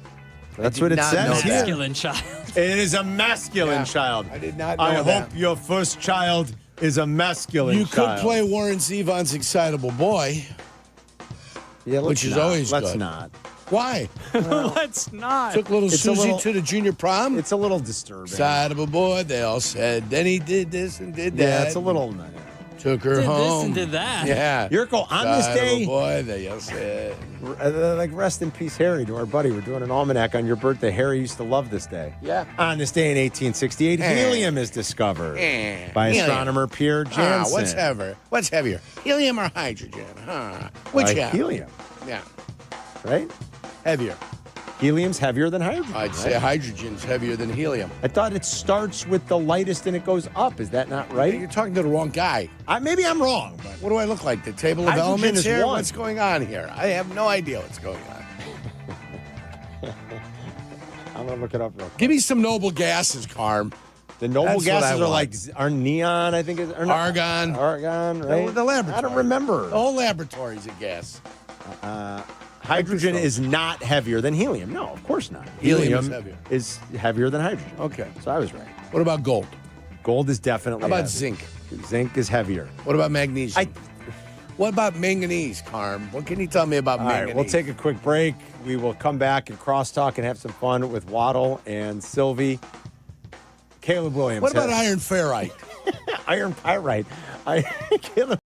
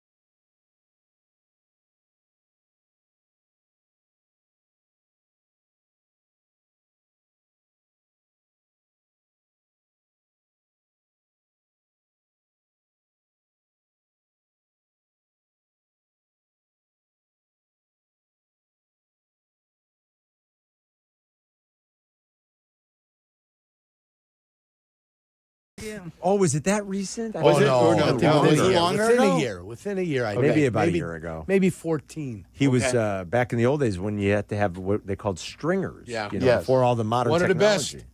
And you'd gather audio for stations all around the country. All around and the send country. it to them. Yeah. It was back in April. It was in April? Yeah. That's Just when it now? passed? Yeah. Wow, I felt like it was longer than that. Wow, 4 months ago. All right, boys, what's up? I What do like you got that for shirt, us? Sylvie. I just got this. So Brand new. Who'd you get it from? I was wearing Homage. a shirt. Homage. Yeah, I A was place wearing called a Homage. shirt. I was wearing a shirt Friday at the remote, and a few people were like, "Hey, that's a really good shirt. It's the Walter Payton shirt, and it's from Homage." And Kyle Brandt does the partnership with them for Angry Runs. So, like, I have when who was the last Bear that won Angry Runs? A couple years ago. It was from Carolina. Yeah. I have that 1 year. That guy. It was Freeman? No, the big guy. Dante Foreman. Dante Foreman. Yeah, I have that one. I have Deontay. Those Homage shirts are nice. That's I don't a good know one. if it was Deontay. Well, he had the apostrophe. No, it's Dante Foreman. Yeah, the apostrophe. He had the apostrophe. Yeah, I like that one. Yeah. And what was I going to say?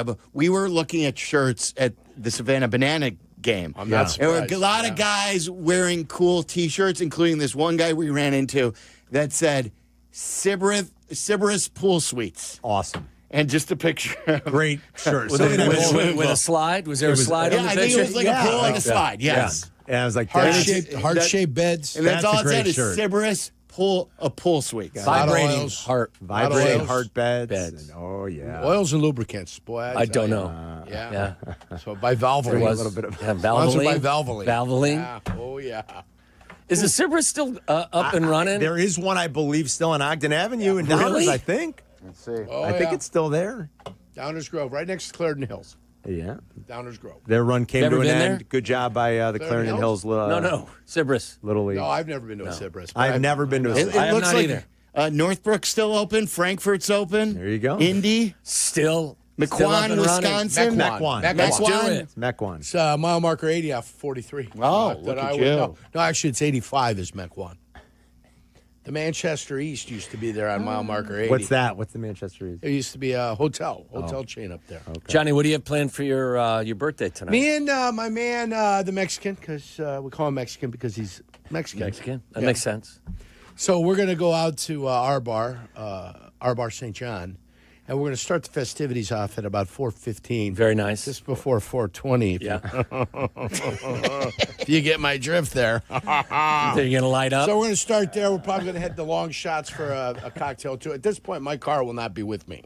Good. I will be. Boy, it's a Monday. You're going out hard, huh? For even on a Monday? Well, it is his birthday. Well, but I mean, still, what like, does I that guess mean? he's work good. tomorrow I guess either. he's coming in hard later tonight as well. so, Yeah, that well, was good, I mean, Sylvie. listen, let's protect the innocents, okay? And then probably going up to the bullpen. Yeah, the bullpen 3 different bar. bars What's the on bullpen? a Monday. Wow. Yeah, stretch the legs a little bit. What's the bullpen? Bullpen's a bar. Yeah? Yeah, the bullpen. Wait, what do you mean what's a bullpen? I That's didn't where know your what it is. expertise are at. Yeah. That come in the 5th, 6th, Did 7th, not and know. 8th innings. Not sure. Ball, what's a bullpen? Oh, my God. Yeah, no. So the bullpen, that's all in St. John and Cherville right there. Very nice. Within a mile of the house. Yeah. Within 1 mile of the house. That's what you're looking for, you know? Now, will somebody be driving you, or will you absolutely. Uber? I'm going to park the car at home. My son will take me to the first bar. Okay. And then it'll be Ubering. And then you'll there. Uber. All right, Ubering. good. Will you be heading to Polecats to end the evening? The Polecats is a little too far away. The clubs in my vicinity are Club 390. Okay. On Joe Orr Road and Yeah. State Street, if you knew. I've been by And it. Route 30, we've got that wonderful establishment, too. I haven't been there a lot, and I forget what its name is, but it's right there. There was one. Atlantis. Atlantis, right there. Yeah, that's right by me. There Some say Fort Heights, but I say it's right there across 394. And, what would we say? Linwood, maybe? Sauk Village? Sauk Village. Are you working tomorrow, Johnny, or you got Yeah, tomorrow he's off? working. Oh, no, I'm working tomorrow. Are you? Okay. I'll be here with bells on. Really, you're working I mean, tomorrow. he's been That's he's true. By already 9 tired. o'clock, I should be done. Oh, you'll really? be in bed by 9 yeah, tonight? by 9 o'clock. I mean, if Really? you start, Oh, you start at 4:15. So? By 9 o'clock, the He's like, lampshade. so amateur. Should take the lampshade off. I'll put it down, and then I'll be ready to rock tomorrow. Okay. At that point, I believe That's the Cubs maturity. I believe at that point the Cubs would have won 2 games. Oh, I don't to know. have I'm it not within sure. 6. Not, you better And get then you we'll better be get talking going. about this team. They got plenty. They got time. We got the game's only halfway over almost. Who's got the other RBI for the Brewers? 2 home runs. Yeah. From who? Who's the other one? Durbin. Oh, see, he's not part of Eddie's Dick 4-pack. Durbin hit a home run. Eddie gave out an I RBI heard that. 4-pack. Yeah. Yeah, he got one of them. Are you buying that he wins all these parlays? No, I'm I not. think he looks up what happened. I'm not buying it one bit. And then calls in with it. He should tell him to take a picture of his win. I'm not buying it. There was a time I was working a weekend. I was working a Sunday morning. It was before we got the Bears. Eddie called in and he said, I have this parlay for you. He gave me like a 5 or 6 leg parlay. And I said, you know what, Eddie? I'm going to take you up on this. I'm going to play this parlay. And then he called the next morning. I was working with Shay. And then Shay turns to me and goes, Eddie wants to know how the parlay went. He said he won you a lot of money. I was like, 2 of the legs hit. He gave me 6. I don't think Eddie knows how a parlay works.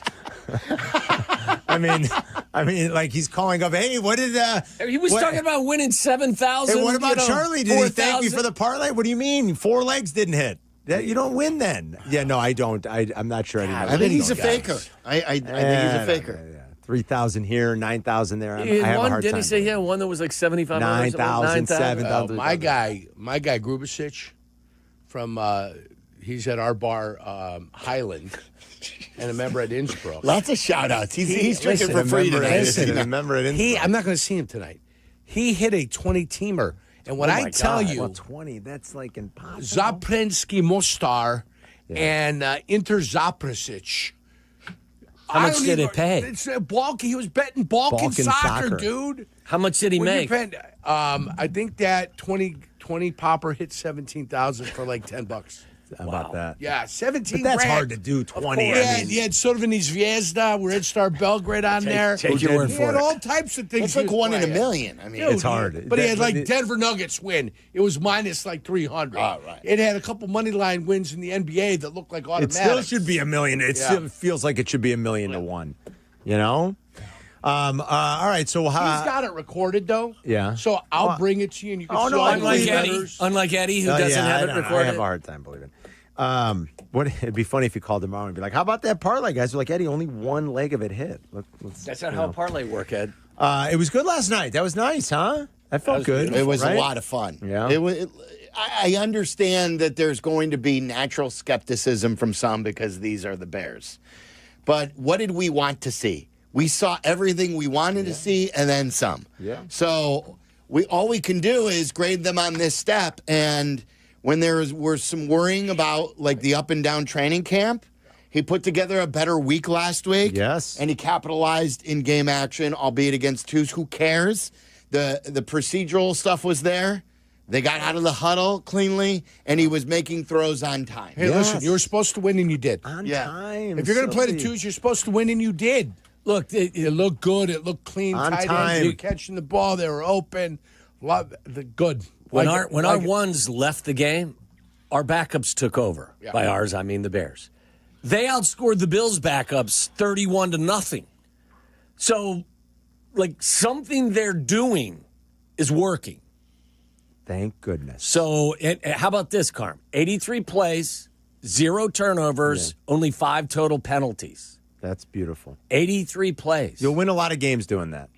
0 turnovers in 83 plays. You will win a lot of games doing that, I feel like. I mean, there were so many good things. Yeah. Again, it doesn't count, but you got to build on these. Well, I like things. that Caleb's starting to string these together. Yes. That's all we've been asking 1, 2, for. 3, ball out. 1, 2, Thank 3, you. ball out. Just 1, 2, trust 3, what ball you're out. seeing and do it. Just trust it and let it rip. We'd be standing in the booth last year. Danny and I stand next to each other behind Joniak and Thayer. And every time last year, Caleb would throw something like high, wide, hold the ball. They'd be punting. We just look at each other. We're like, oh boy, yeah, what's going on? And then the next week it happened. And then we're like, everything looked like it was like the hardest job in the world, right? Yeah. Yeah, everything was, and we're like, this is not what we thought we were going to be getting. And we knew he had a lot of things going against him. Now it's starting to look like it's making sense. And that's all we've asked for. Yeah. And I love this coaching staff. I do. Over? No, I'm not going to bet the over. Little But bit? I did Little bet. over? I told Little the guys over? earlier, I did bet Caleb's over passing prop.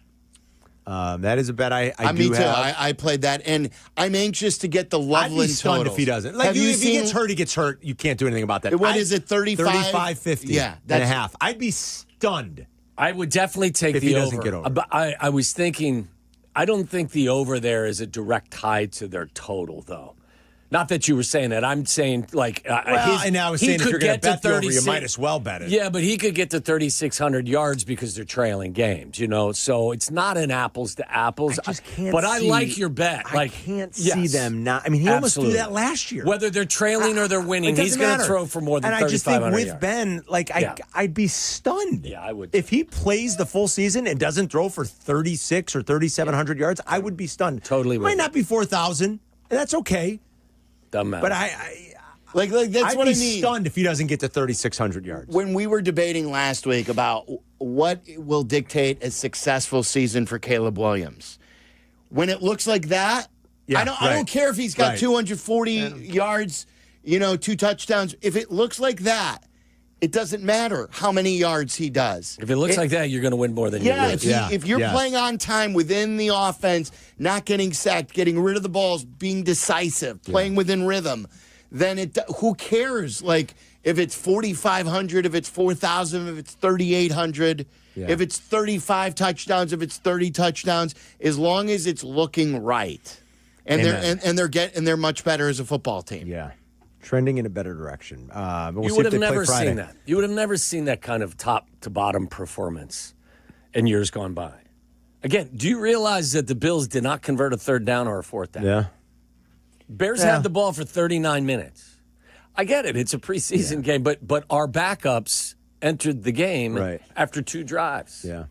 Our backups dominated their backups. It looked great. We'll see if they play Friday. Sounds like Mahomes and some starters will play a little bit Friday. I wouldn't mind if the Bears played another series. You think maybe get them out one series? I think, why not? Especially if you can build some momentum, if you feel good about it, and you want to, he keeps talking about these reps that you want to get. They won't have as much of a chance this week because it's a weird week with the travel and the last exhibition game. Play a series. Mahomes is going to play, it sounds like, so play a series. Do you think that this upcoming week's Hard Knocks will be the best addition with the Bears in them? Maybe. I might watch it. I haven't been watching because remember last year was a huge letdown, and it was part of the regime and everything, the way they did business. So the Bills are the subject of Hard Knocks. Yeah. The Bills practice against the Bears in Lake Forest. That will be on there. And the Bears kicking their ass should be on there. Yeah. And, I wouldn't mind if they would do an Ian Wheeler side story. I know. Even though it's the Bills, but last year's topic was him getting hurt. That's a great call. On Hard Knocks, and here was Ian Wheeler scoring 2 touchdowns with the Hard Knocks cameras back. That's a great at call. Soldier Field. That'd be fun. Like at least give me 2 minutes on Ian Wheeler. Yeah. All right, what's on the show, boys? So a lot of Bears conversation. Bears fans, what'd you think last night? How are you taking last night? Are the Bears back? Are you cautiously optimistic? Or do you just need to see it in during the real games before you get any ounce of excitement? We'll talk about the Cubs as soon as they go final. They're trailing 2-0 right now. I'm shocked they have no runs. Not really. Not really. And Danny has an interesting topic we'll do rapid reaction to. Okay. If you have to name one thing, one person, one anything in Chicago sports, what are you most excited about? Could be super zoomed in because his was Ben Johnson. Ben Johnson. His is the most excitement that we have in Chicago sports is Ben Johnson. I think that'd be my answer. Who would you guys answer? Whether it's a person, whether it's a thing, whatever it is, we'll take your calls later in the show. Sounds good, boys. Have a great show. York, happy birthday. Happy birthday, Johnny. Happy birthday, good kid. Waddle and Silvy are next. Waddle and Silvy on Chicago's home for sports. ESPN Chicago. The ESPN Chicago Vegas Vacation. Come with us and meet the full ESPN Chicago team to Las Vegas for a packed football weekend. True Fan Travel and ESPN Chicago have teamed up for this once-in-a-lifetime trip. Round-trip airfare, 3-night hotel accommodations, entry to special ESPN Chicago live broadcasts, and all-inclusive tailgate, and tickets to the Bears-Raiders game. Go to TrueFanTravel.com. Limited travel packages remain, so log on now. TrueFanTravel.com for the ESPN Chicago Vegas Vacation, September 26th through 29th. The ESPN Chicago Vegas Vacation. WindowWorks has been the trusted choice for Chicago homeowners for over 30 years, delivering custom windows and doors that fit your style, your home, and your budget. No cookie-cutter installs, just factory-certified pros and top-quality results that you can count on. And with summer heating up, now's the perfect time to upgrade. Act fast. Buy one window, get one free. That is happening right now. All you have to do is dial pound 250 on your phone and say Waddle to schedule your free consultation and get an estimate. That's pound 250, keyword Waddle. Call them now. Hey, fellas, it's your pal Jurko, Johnny the Good Kid. As we shift from summer nights at the ballpark to fall weekends on the couch, one thing stays the same. You still got to bring the heat when it's your turn to perform. Now, let me ask you, are you throwing the high heat or just floating the soft stuff over the plate? Oh, my. But that's where Blue Chew comes in. And I've been telling you about my friends at Blue Chew for years. It's a chewable tablet with the same active ingredients as Viagra and Cialis, but without the awkward doctor visits or the pharmacy lines. Everything's online, and it ships right to your door in a discreet package. No pills to swallow, no weird conversations, just confidence you need when it counts the most. Blue Chew's licensed providers work with you to find the right fit. And it's all made in the U.S. of A. And it's shipped direct, so it's affordable, too. So if you're ready to step up, I've got a deal for you. Your first month is free. Just pay $5 for shipping. Go to BlueChew.com. Use promo code ESPN. Chew it and do it. Blue Chew, your playbook for better performance. Hi, it's Chris Hune from Universal Lighting of America. If you own a business or manage a building, now's the time to upgrade to LED lighting and actually save money. We're an official 2025 service provider for ComEd and NIPSCO, and they may cover up to 70% of the project. We make it crazy simple from install to paperwork. I'm not kidding. You get better light, lower bills, and we handle all the hard stuff. Call us or visit ulasaves.com. I'll come out and show you what's possible. Let's light it up. Roofers and Waterproofers Local 11 provides quality value and service in all facets of the commercial, industrial, and institutional roofing and waterproofing industry. Promoting skilled craftsmen and craftswomen through apprenticeship training, Local 11 members are trained in the application of the latest roofing and waterproofing techniques. They are at the forefront of design and installation of environmental-friendly solar, green, and garden systems. To find a highly skilled roofing contractor today, go to ChicagoRoofingContractors.org. Are you ready to unleash the beast? Monster Energy is here to give you the edge this college tailgate season. Loaded with bold flavors, our powerful blend gives you the energy you need to push you beyond your limits. Tune in all season long with Monster, the energy drink of ESPN Radio College Football Tour. Power your performance with a drink that's as hungry for victory as you are. Crack open an ice-cold Monster and dominate your competition. Monster Energy. Unleash the beast. Grab yours today. This is the story of the one. As a safety manager at a manufacturing plant, he does everything he can to keep his coworkers safe. From finding ways to reduce risks to keeping safety supplies in stock. And for that, he relies on Grainger.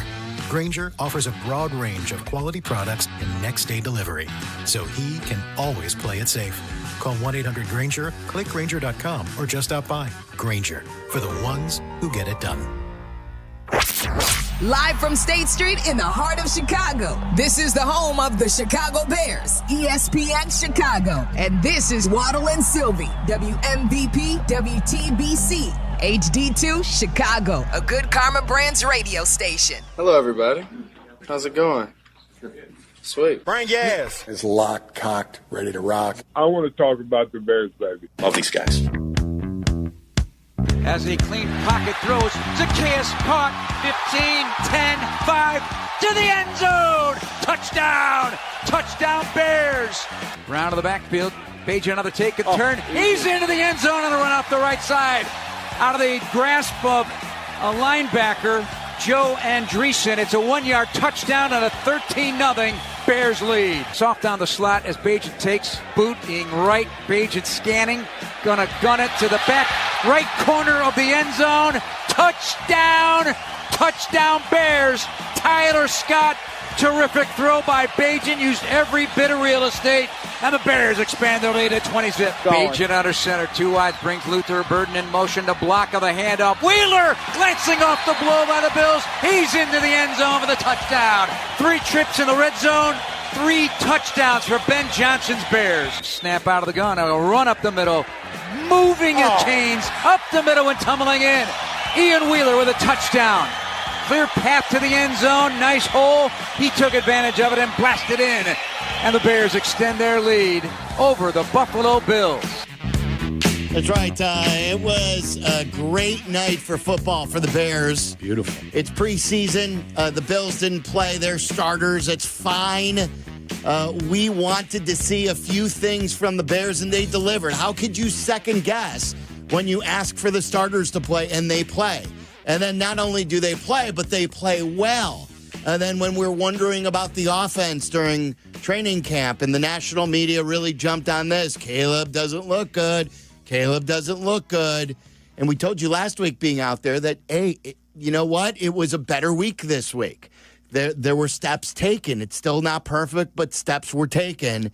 And then you see what you saw, a drive to start the game with terrible field position, a holding call, too, that, remember, set them back from Dahlman, and yet they still overcame it all. And I don't know what it will mean on the opening night against the Vikings, but certainly if the tables were turned and they got beat 38-0, and Caleb Williams would not have led them on a touchdown scoring drive, and he didn't play on time, we'd all be melting down right now. It means on opening night they have talented players. The system works. When you play on time and trust it, it will pay dividends.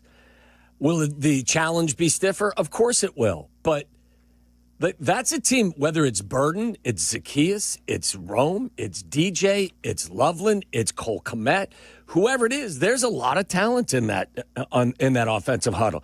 I thought Braxton Jones, again, there was no Joey Bosa across from him. There was no Rousseau across from him. But I thought he did enough to protect his quarterback. Got beat inside on one play, but the ball came out so quick there was no way a defender was going to get to the quarterback.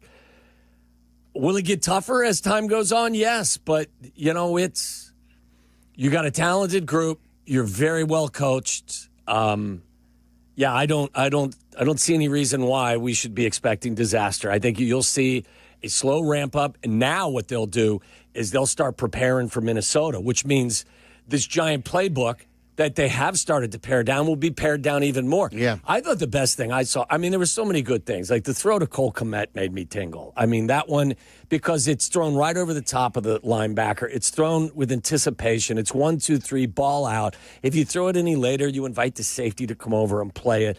It was beautiful. The ball that he throws to Loveland as well, it looks a little high, but guess what? It had to be high because there was a defender that was underneath the route. But most of all, it was clean as hell. There was no, gesticulating at the line of scrimmage and trying to get guys in position. The operation was clean. It was effective. It was pretty. It was a great night of football. And we always talk about this. Does the process make sense? Sometimes you may not see immediate results. Doesn't mean that you're going to go 10-7. But we have been saying ever since, and this is why I love us being at camp, because it's one thing, and we have great reporters who we could trust, but it's one thing when we get our eyes out there. And we've been there at least twice a week since camp opened. We were there for minicamp. We were there for OTAs. We've been able to see how far they've come. And so far, the process has made all the sense in the world. They didn't play in that first preseason game. We didn't love it. But then he put them out there this week, and they looked like they're ready to go. Mm-hmm. They look like they made progress. At no point, I can assure you, Bears fans, has it looked like that on any drive in training camp. No, it has not. Whether they're playing against the Bears starting defense, whether they're playing against the Dolphins or the Bills, there have been some good. But has no point did they ever march that decisively downfield. And it's sort of the comp that we've been hearing is he's been drinking out of a fire hose. They've been giving Caleb, they've overloaded him to the point where they want to see what he can handle and what he doesn't handle. And now they're, like you said, they're paring it down. Yeah, and look, it's a great analogy, but quarterbacks, it's the most difficult position to play in all sports, at the high school level, at the college level, and certainly at the NFL level. Guys play that position at an exceedingly high level, and they make hundreds of millions of dollars because they can handle all of that stuff. So the fire hose has been turned off, and now you're going to be drinking out of a water fountain because you're paring everything back and you're getting ready for a Vikings team that Ben Johnson knows how to game plan for. Now, I mean, are they going to be a stiffer challenge than the 2s from Buffalo? Of course they will. Is it going to look magnificent? Maybe not. But, like, there is so much good that you saw from last night's game. And there are so many talented players in that huddle that I'm expecting them to be a good team. I really am. I'm not expecting them to be a great team. I'm expecting them to be a good team. You've been on board with that. I can assure you that I did not rush to a sports book and play the over after yesterday. I am very excited, though. Because I asked for things. They gave me the things I asked for. How could I not be happy when they do that? But I am not rushing to a sports book and saying that they're going over 8.5. I need to see a lot more before I really believe in it. But Bears fans are making sense. Yeah, that's a huge start to all of this. The talent is there. You used the first overall pick on a quarterback. You used the 10th pick on a tight end. You used a high second-round pick on a receiver. Rome was the 9th pick of the draft. DJ makes $25 million a year. Like, you've identified and accumulated talent. Now it's about getting the most out of these guys. And I would just say I feel a hell of a lot more comfortable with Ben Johnson in charge than I have over the last couple of years. Did you say Burden, too? Did you mention Burden? Yeah, high second-round pick. Like Burden, and you're seeing these things pay off. Carmen told the great story about the day that you guys swapped shifts. We told you that really hard practice they had. That was the day that Ben Johnson was yelling at Luther Burden, get your ass in there. Yeah. When he wasn't blocking, Carm said it was the same play that they scored the touchdown on when he did make the block. So 2 weeks later, after getting his ass chewed for not sticking his helmet in there, what did he do on that play? He was a big reason why it became a touchdown. And then the offense looked a lot better than it has. The things that they're coaching are getting better, and that's very, very encouraging. And I like this from Ben Johnson, too. This was in the post game, and he was at the podium. He was asked about his scheme and his game plan.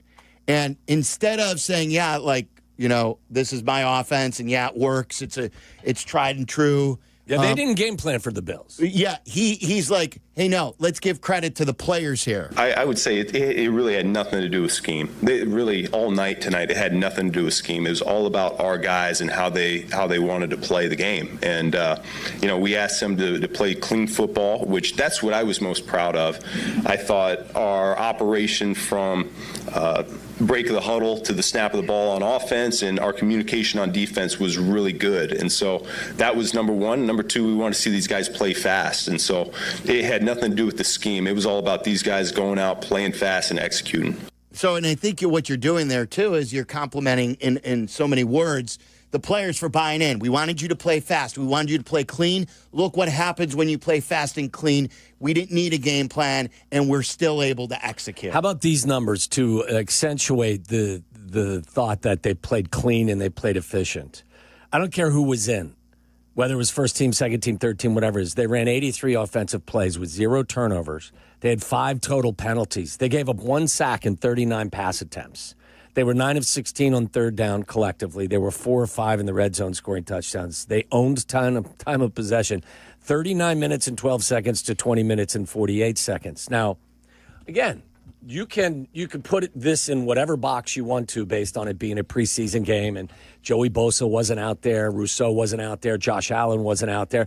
But again, I'll repeat, after the first 2 series that our ones played, our backups came in, and our backups outscored their backups 31-0 over the course of the last 3.5 quarters. So they're doing something right from player number 1 to player number 80. Yes, for sure. And then here's Ben on Caleb Williams.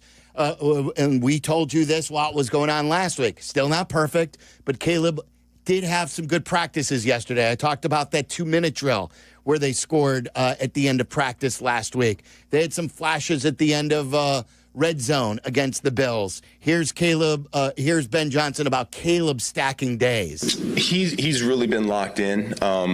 it's anytime you're a young player, there's usually a couple steps forward and one step back, and that's really been the story of his training camp. And he and I have been really open and honest about that as we've gone through. And he's had some really good practices, and then he's had a couple where it's like, that's not good enough, bud. So I thought really the 3 days of practice we had this week and this game were the most he's stacked up good days in a row right now. And so the challenge is going to be to keep pushing in that direction. Like, did they even have a coach last year saying that's not good enough to anybody? Not good enough. It appears that they did not. Our culture is awesome. Yeah. Again, one of the words that is a key word for me is trust. Caleb has to trust that this system, is going to get the most out of his talent. And the coach has got to trust that the kid can handle what he's giving him as well. So that combined trust is going to be a huge. He's got to trust his O-line. He's got to trust his receivers. He's got to trust all of it. And if you do, there's a really good chance that once that becomes kind of second nature to you, then your natural ability just comes through. You don't even think about it anymore. It's 1, 2, 3, the ball is out. You see it. I know exactly what's coming here. If you work hard enough and you watch enough film, you know the tendencies of what you're going to expect from your opponent. So. I think that there's some things going on up there at Hallis Hall that haven't been going on up there for quite some time. All right, Bears fans, where's your level of optimism? Was last night something you needed to see? Are you still being a skeptic as to that it's only preseason and you will not be moved by anything they do in the preseason? 312-332-3776. Pat on the South Side, you're on ESPN 1000. What's up, Pat? What's up, fellas? Coaching matters, and that's watching that game last night. That's all I kept thinking. I'm like, we finally got an offensive line that has a backbone. We have a coach that's not calling 20 wide receiver screens all day long. It's just like we're watching real football now. Yeah, and like those plays over the middle, right? How often, Waddle, did he use the middle of the field last year? Not much. And it was when you're not using the middle of the field, you become a much easier offense to defend. I loved last night that I think the first 3 completions or 3 of the first 4 or 5 were to tight ends. Ball to Loveland, deep seam to Komet, throws another over route to Loveland. Like, they're using the middle of the field and they're using their tight ends. So, again, I can't guarantee you anything other than the fact that they will be a much better coach team on both sides of the football this year than they have been in quite some time.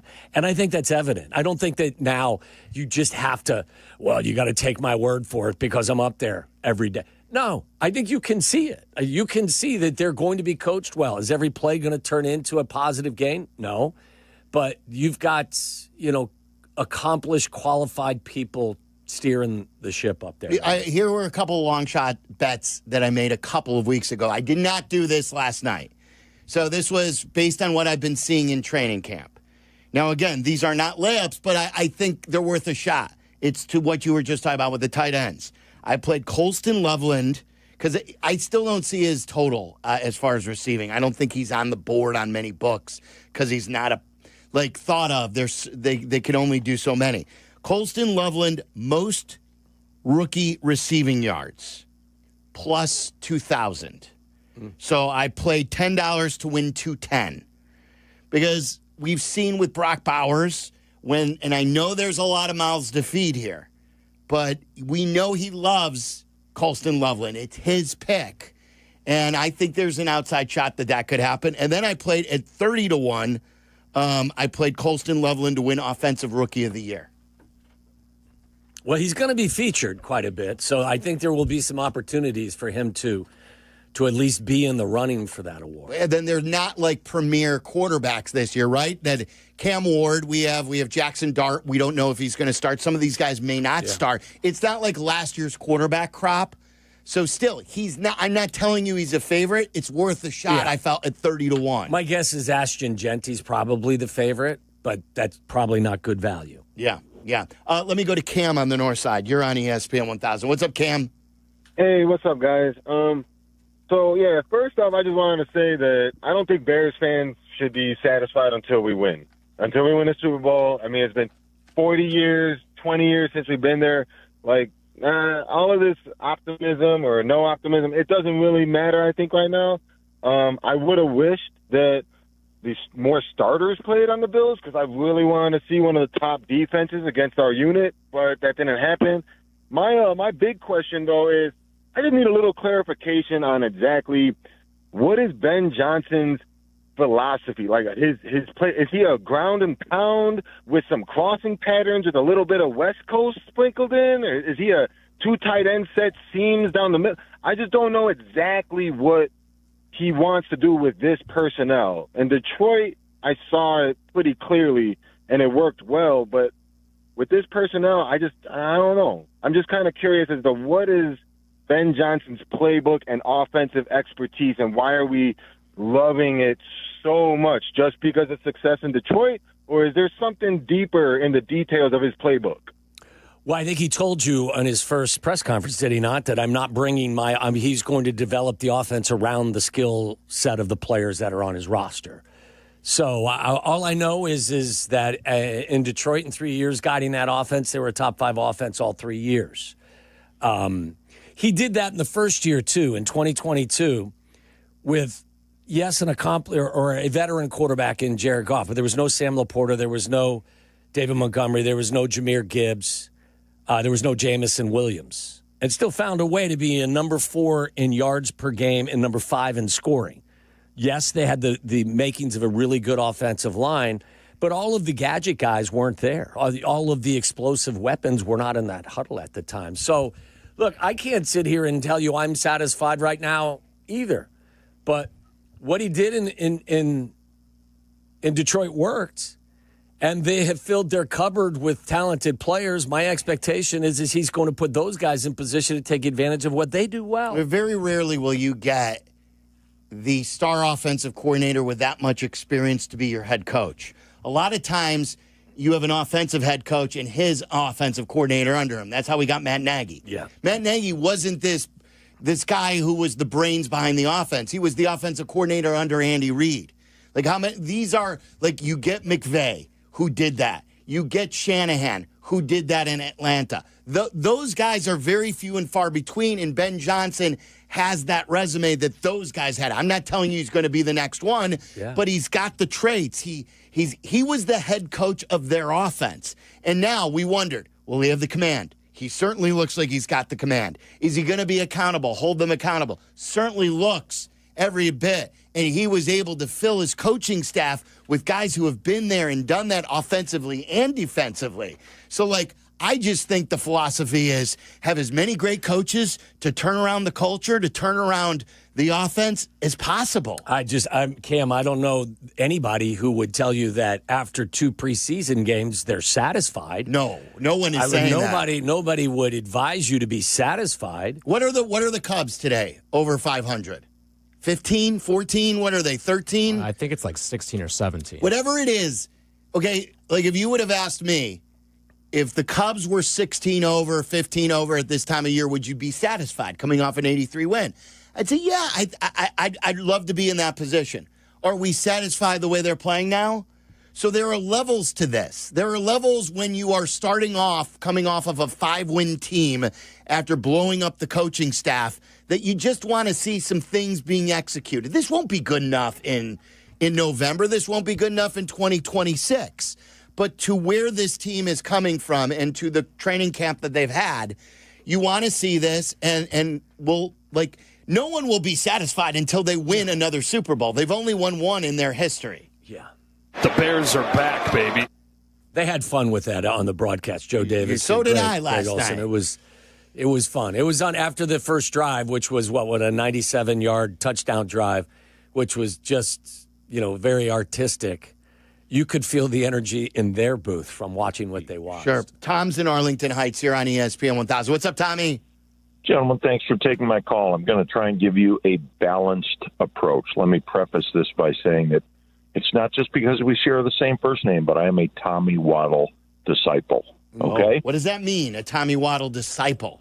It means the things that he has to say, and Kap and J Hood say this in the mornings as well, he is just a very insightful, intelligent, detail-oriented commentator. Thank you. Love it. And so he gives us a lot of value. And therefore, Tommy, let me remind you, last year after the Jacksonville game, you complimented Caleb Williams on having the cleanest performance that you had ever seen. Yeah, it was. It was spectacular. And what happened after that? It went south pretty quickly. Okay, so my caution, and to your comment, Silvy, I am retaining my skepticism until I see regular season wins. Let's talk after week 4. Sure. Absolutely. Totally reasonable. Well, but now to your philosophy, though, Tom, Jacksonville happened in week 5 last year? Yeah. So, you could say see what happens after week 4, but there's still no guarantee that anything that happens in the first 4 weeks will hold true. Matt Nagy went, Two division games. 2 division games are the difference this year, Silvy. Matt Nagy went 12-4, and I thought they had arrived. I was massively wrong. So the point is you can only take what you're seeing in real time. It's easy to go back and say, oh, we should have been more cautious. But, we're happy when they do well, and we're unhappy when they don't. One other point that Tommy has made that I'm clinging to as well, trust Ben Johnson. Cam asked, what do you think his approach is and stuff? I don't care. I mean, I think he is holding the players accountable.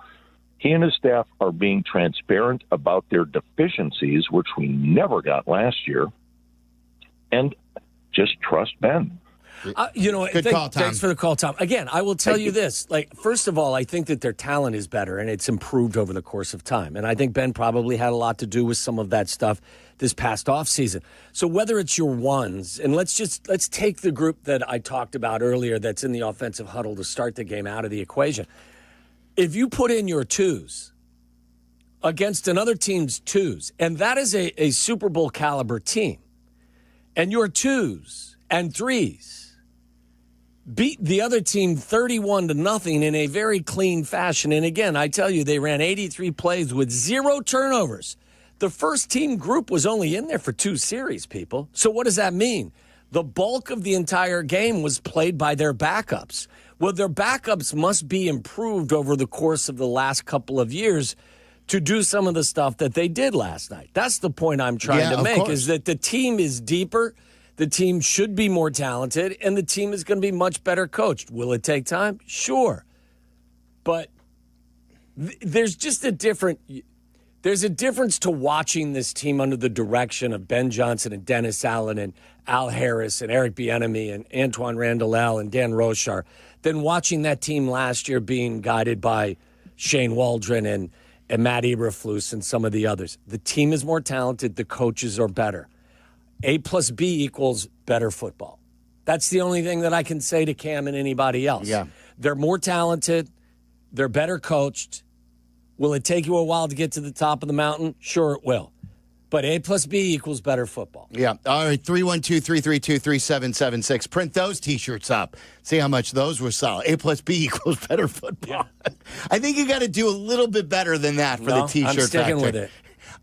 We'll take your Bears calls on what you think. And also, the general manager noticed something about the coaching staff, and he was willing to tell a national audience about it. We will play that for you coming up next.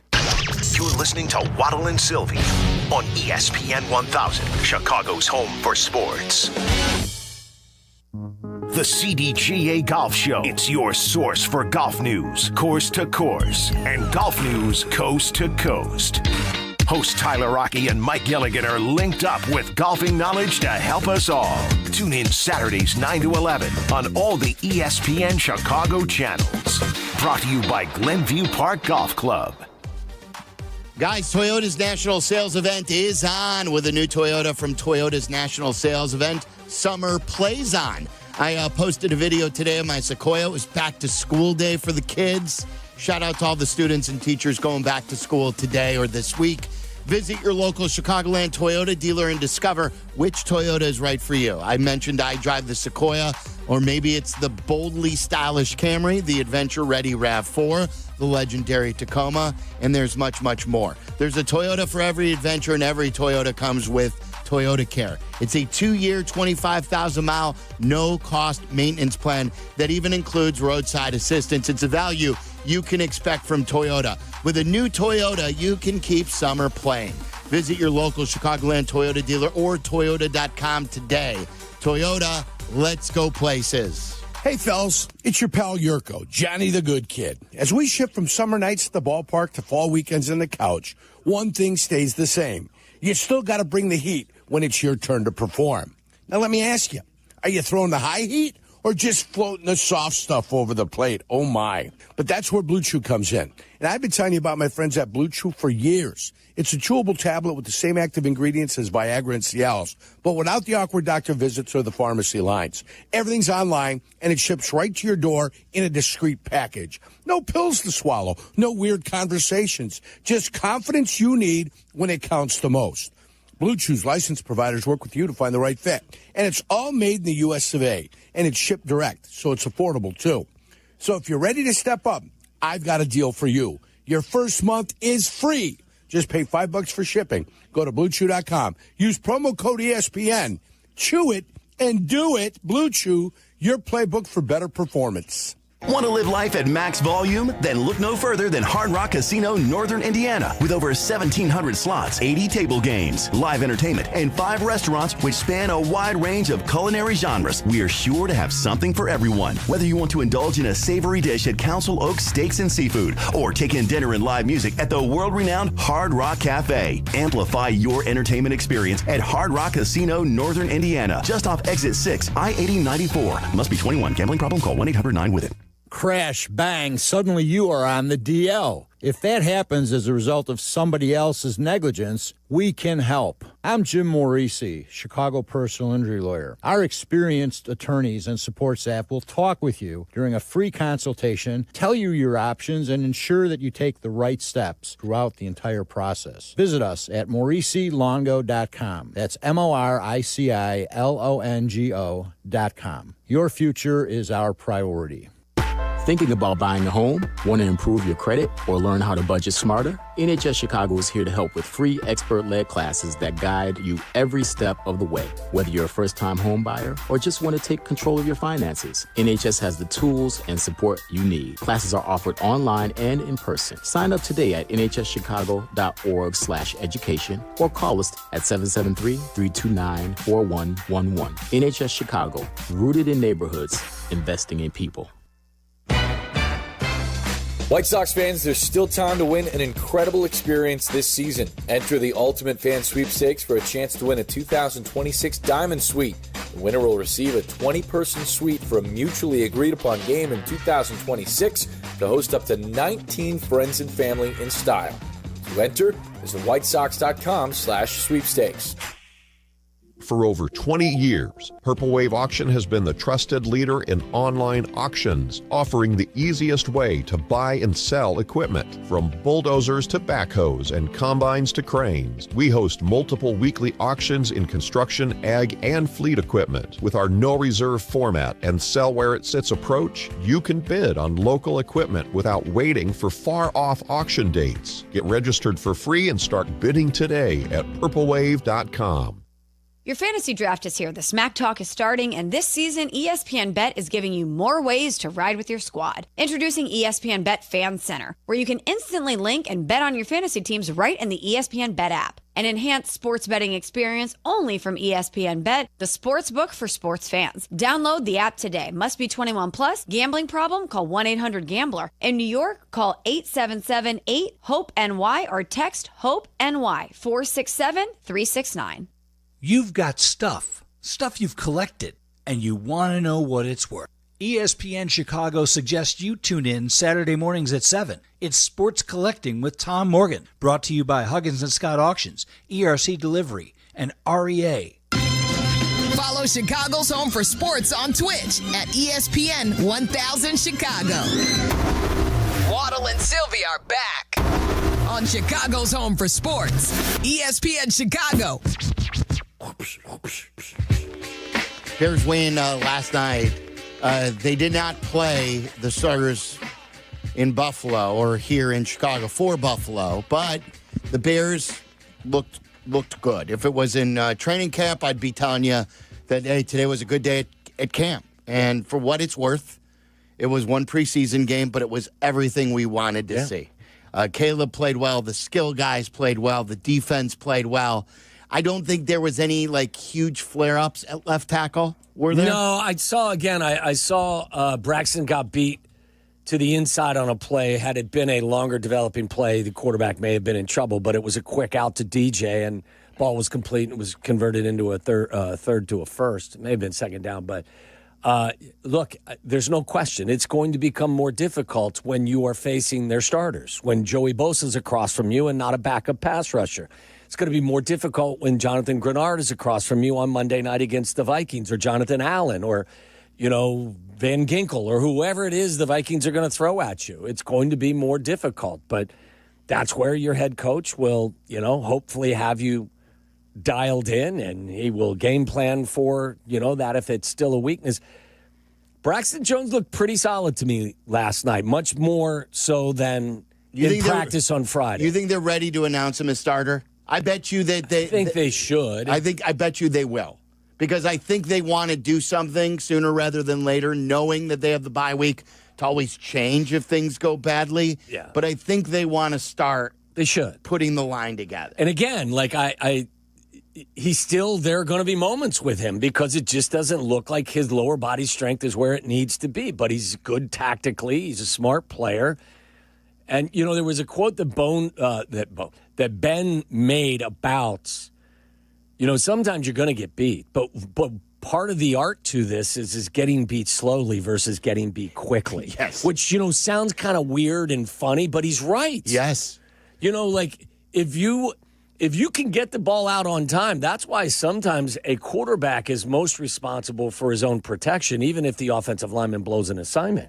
Because if he does get the ball out on time, you just negate the effect of that pass rush, even if your left tackle's getting beat. All right, so we were all things on the radio, so I did not get to hear a lot of this, but we have pulled some of the best stuff from the television broadcast. And remember, this was a national television broadcast, so the nation got to see this too. It's a good booth. It really is. Oh, yeah, with Joe Davis and obviously you know how much we like Greg Olsen. I saw Joe Davis from afar. I didn't get a chance to meet him, but what he's done on a baseball standpoint, from think about a young broadcaster like he is. I don't know how old Joe Davis is. I don't think he's very old. He has filled the shoes of Vin Scully locally as the voice of the Dodgers, and he has filled the shoes of Joe Buck nationally from a baseball standpoint. He is the voice of Major League Baseball on Fox, and he is the voice of the Dodgers. That's pretty good. Yeah. And then what we think about Greg Olsen. We think Greg Olsen is the best football analyst currently out there. Yeah, I agree. So I want to play you this. This was Ryan Poles sitting down with them, and I guess they showed them the Luther Burden block. And remember, Burden made a couple plays, too, from a skill point. But this was the block that led to the touchdown. And listen to Poles' reaction. I thought this was pretty interesting. Yeah, I think Luther is a tough dude. Run after the catch, I knew that was a special part of his game. What I think you can take away from that is our coaches, and that there's a standard of how you're going to play. That was not how it looked early in training camp, trust me. And he heard about it a lot, and now you get the lights come on, and he's executing the way that the coaching staff needs it to be done, and it's selflessness. It's helping his running back spring free and score a touchdown. So if he continues to do that, he's going to be a special player in this league. We always talk about that, Waddle, the development portion that you really can't measure or know fully how well or badly they're being developed. But it's not just having a good draft pick. It's taking the draft pick, going through the highs and the lows, and getting him out on the other side and making him an effective player as well. I think it's across all sports. You have to identify talent, and you have to develop it. You can do one, but if you don't do the other, you're never going to get to where you want to go. So you've got to do both. First of all, you got to pick good players, and then you have to develop them. There are plenty of guys in the league, regardless of the sport, that are talented people, but if you don't develop them, they never reach their potential. Yep, 312-332-3776 if you want to talk to us about last night's Bears game. Jimmy on the north side. It wouldn't be a Bears Victory Monday without you. What's up, Jimmy? Fellas, how are we? We're terrific. Best to your family, especially you, Sylvie, after that fluff to Waddle. Which fluff to Waddle? Wait, no, from the last caller. He's trying to give you. Oh, yeah, that's right. Yeah, you were right. Yes. All over it. Yeah. First and foremost, want to congratulate Kevin Warren on this master class in business negotiations with the stadium progress. Heard last night he connected the dots with Cook County. That was pretty impressive. So good for him. I think, Tom, you know where I'm going to go with this. It really chaps my ass when people say the teams, we're not one player away from being a contender or we don't have enough salary cap room. I think, you look at the Bears' defensive line right now, and I agree with everything you're saying about the coaching. I mean, the offense is super, super high octane, seems to be. And if we wake up in week 5 and say Austin Booker looks good in the preseason and he doesn't have any sacks, and Trey Hendrickson got traded to a division rival, I mean, that's going to be pretty much a disaster. And I really think that they should consider going to get, a guy who's going to be like Joe Tooney. You know what I mean? Like all-pro, 2-year contract with Caleb on his rookie contract. I mean, let's go. Let's do this. When do we get to expect W? You know how I feel about it, Jimmy. Like You've been preaching this, even when it looked like there was no chance he was getting dealt. Yes. He's on the market. Yeah, He's now on he the is. market. Right. So fill everyone in, Waddle, about what happened over the weekend with Trey Hendrickson. Well, the Bengals they're open to trading him now because they can't find common ground in terms of contract extension.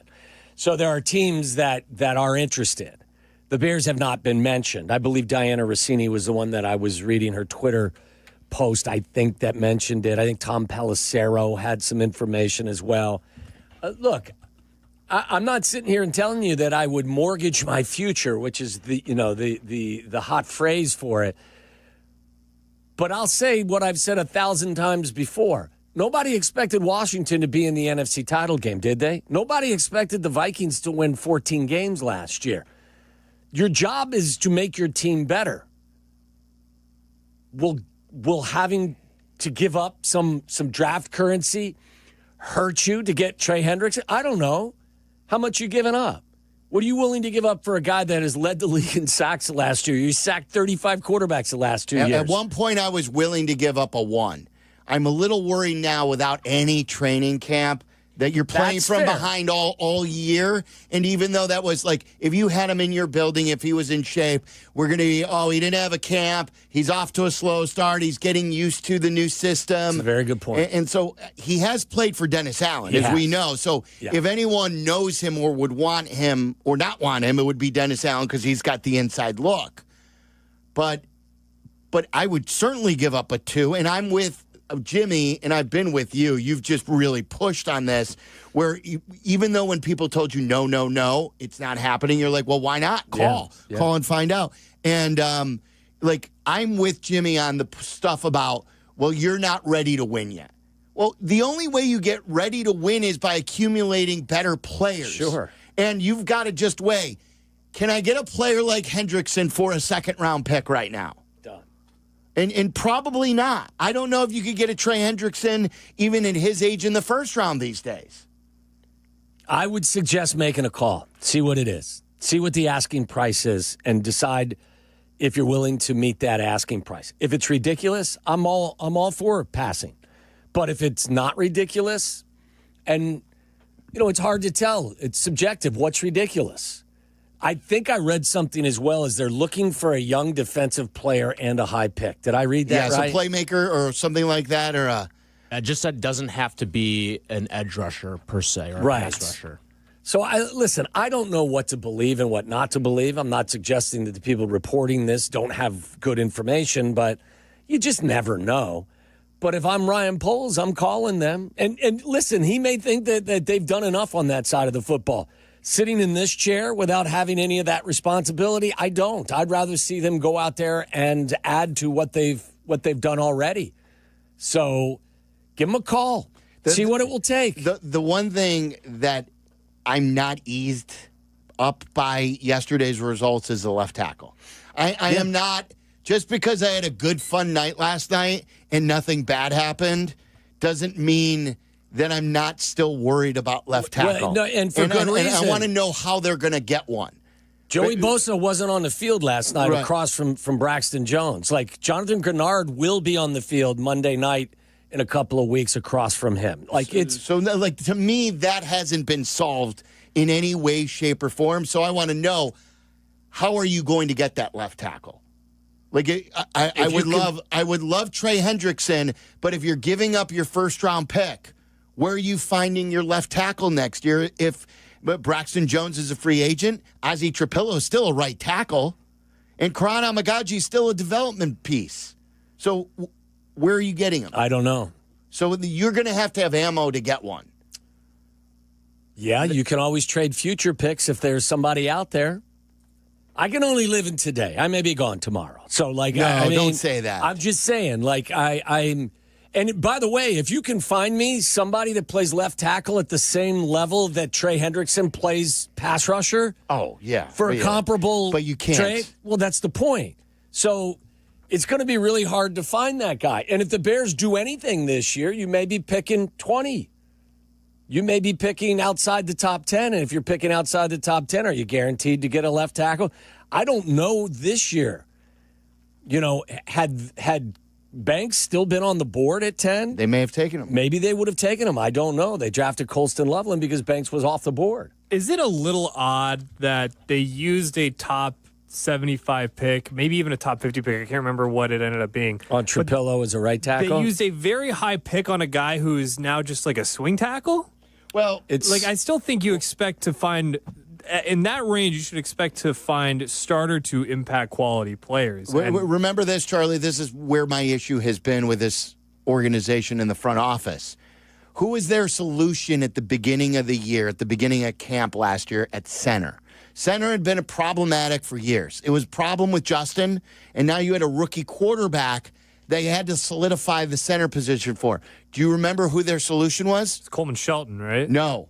He was like competing, but when we entered camp, there was another player who was projected to be their starting center. It was Ryan Bates. It was Ryan Bates. Do you know how many games Ryan Bates started at center in the NFL? None. Right. They give him like a 4th-round pick to him, too. That's not nothing. Fifth, yeah. So they projected a player who had never been a center to play center. They now projected a right tackle who wasn't good enough to play left tackle at BC to be your starting left tackle or compete for left tackle this year. And we'll see if Trapillo can still do it. What I don't like, my philosophy and I'm never going to be a GM, I'm too stupid, but I do think it's a basic one. You draft a left tackle to be a left tackle. You draft a center to be a center. Now, there are others who are young who eventually get converted, but to me, Bates... If you remember the Bills situation, the Bills cut their center. Bates wasn't their solution internally to take over for their center. But somehow the Bears deemed him to be, we'll give you a 5th for him. It didn't make any sense to me. Now you gave up a 2nd-round pick to draft a right tackle to be your left tackle. So while I'm thrilled with what happened last night, I'm still concerned over left tackle. And again, I don't think that those questions have been answered. But I can't worry about holding a 1st-round pick in 2026 to solve left tackle if, in fact, I can add a player the caliber of Trey Hendrickson to my defense. Yeah. And I think he makes me better. But I think the point you make, it's really, he's 31 years old, I think he is. He's had no training camp. And he's getting to your team late, regardless of where he goes. Because if you get him, you need him now. Right. He's here for the now. Right, because you're basically going to give him a 2-year contract extension, something in that neighborhood. I need 17 and a half more sacks from him. Yeah. Like, I'm not giving something up to get another 8-sack season like you've gotten from some of these other guys. And is he ready to give you a 15-sack season? That's my only pause. Somebody's going to give the Bengals a 1st-round pick for him. You think so? Yes, I do. I still think they're going to. He wants to be there. They want him there, but yet they can't find common ground. Well, I mean, if in fact if the Browns won't write him a check, I do believe somebody will give up a late 1st-round pick. The last time a defensive player over the age of 30 was traded for a 1st-round pick, I believe, was in 1994. Wow, so that long ago. I think teams are really hesitant to trade 1st-round picks for guys in their 30s. No doubt, but guys in the 30s, and Jeff Meller did this exercise for us about 6-7 months ago. Pass rushers have aged quite well. The top pass rushers have aged quite well at the age of 30 or over 30. Those were all the best guys of all time, though. Like, Trey Hendrickson isn't an all-time pass rusher. Trey Hendrickson has been as good as anybody in the league, top 3 pass rusher over the last 5 years. Over the last 5 years, but he's compared, like, is Trey Hendrickson Hall of Fame bound? His career's not over yet. He's 31 years old. I guess what I'm saying is, like, you find yourself in a spot where you're paying him elite, like, I don't know what I got to what am I money. paying? I don't know in what I 2 got to years pay. he's just a good to very good player. All of a sudden you're getting diminishing value. He's not going to get paid the way that Myles Garrett was getting paid, and he's not going to get paid the way that Micah Parsons was getting paid. I think he wants to, at least in the span of 2 years, if it's a 2 or 3 year deal. Well, you don't make that trade with the Cincinnati Bengals without having an agreement with him. So, yeah, I don't think the Bears or anybody else is willing to give him a contract that is comparable to what Myles Garrett has. But by the way, if this isn't rock bottom for the Cubs, I don't know what is. I want to paint you a picture. Later tonight, it after could they be lose that could be rock second bottom. They trail currently 7-0, but there's something bigger going on at Wrigley that I want to fill you in on. We'll continue to take your Bears calls, whether it be about Trey Hendrickson, what you liked from yesterday. Do you feel comfortable at left tackle?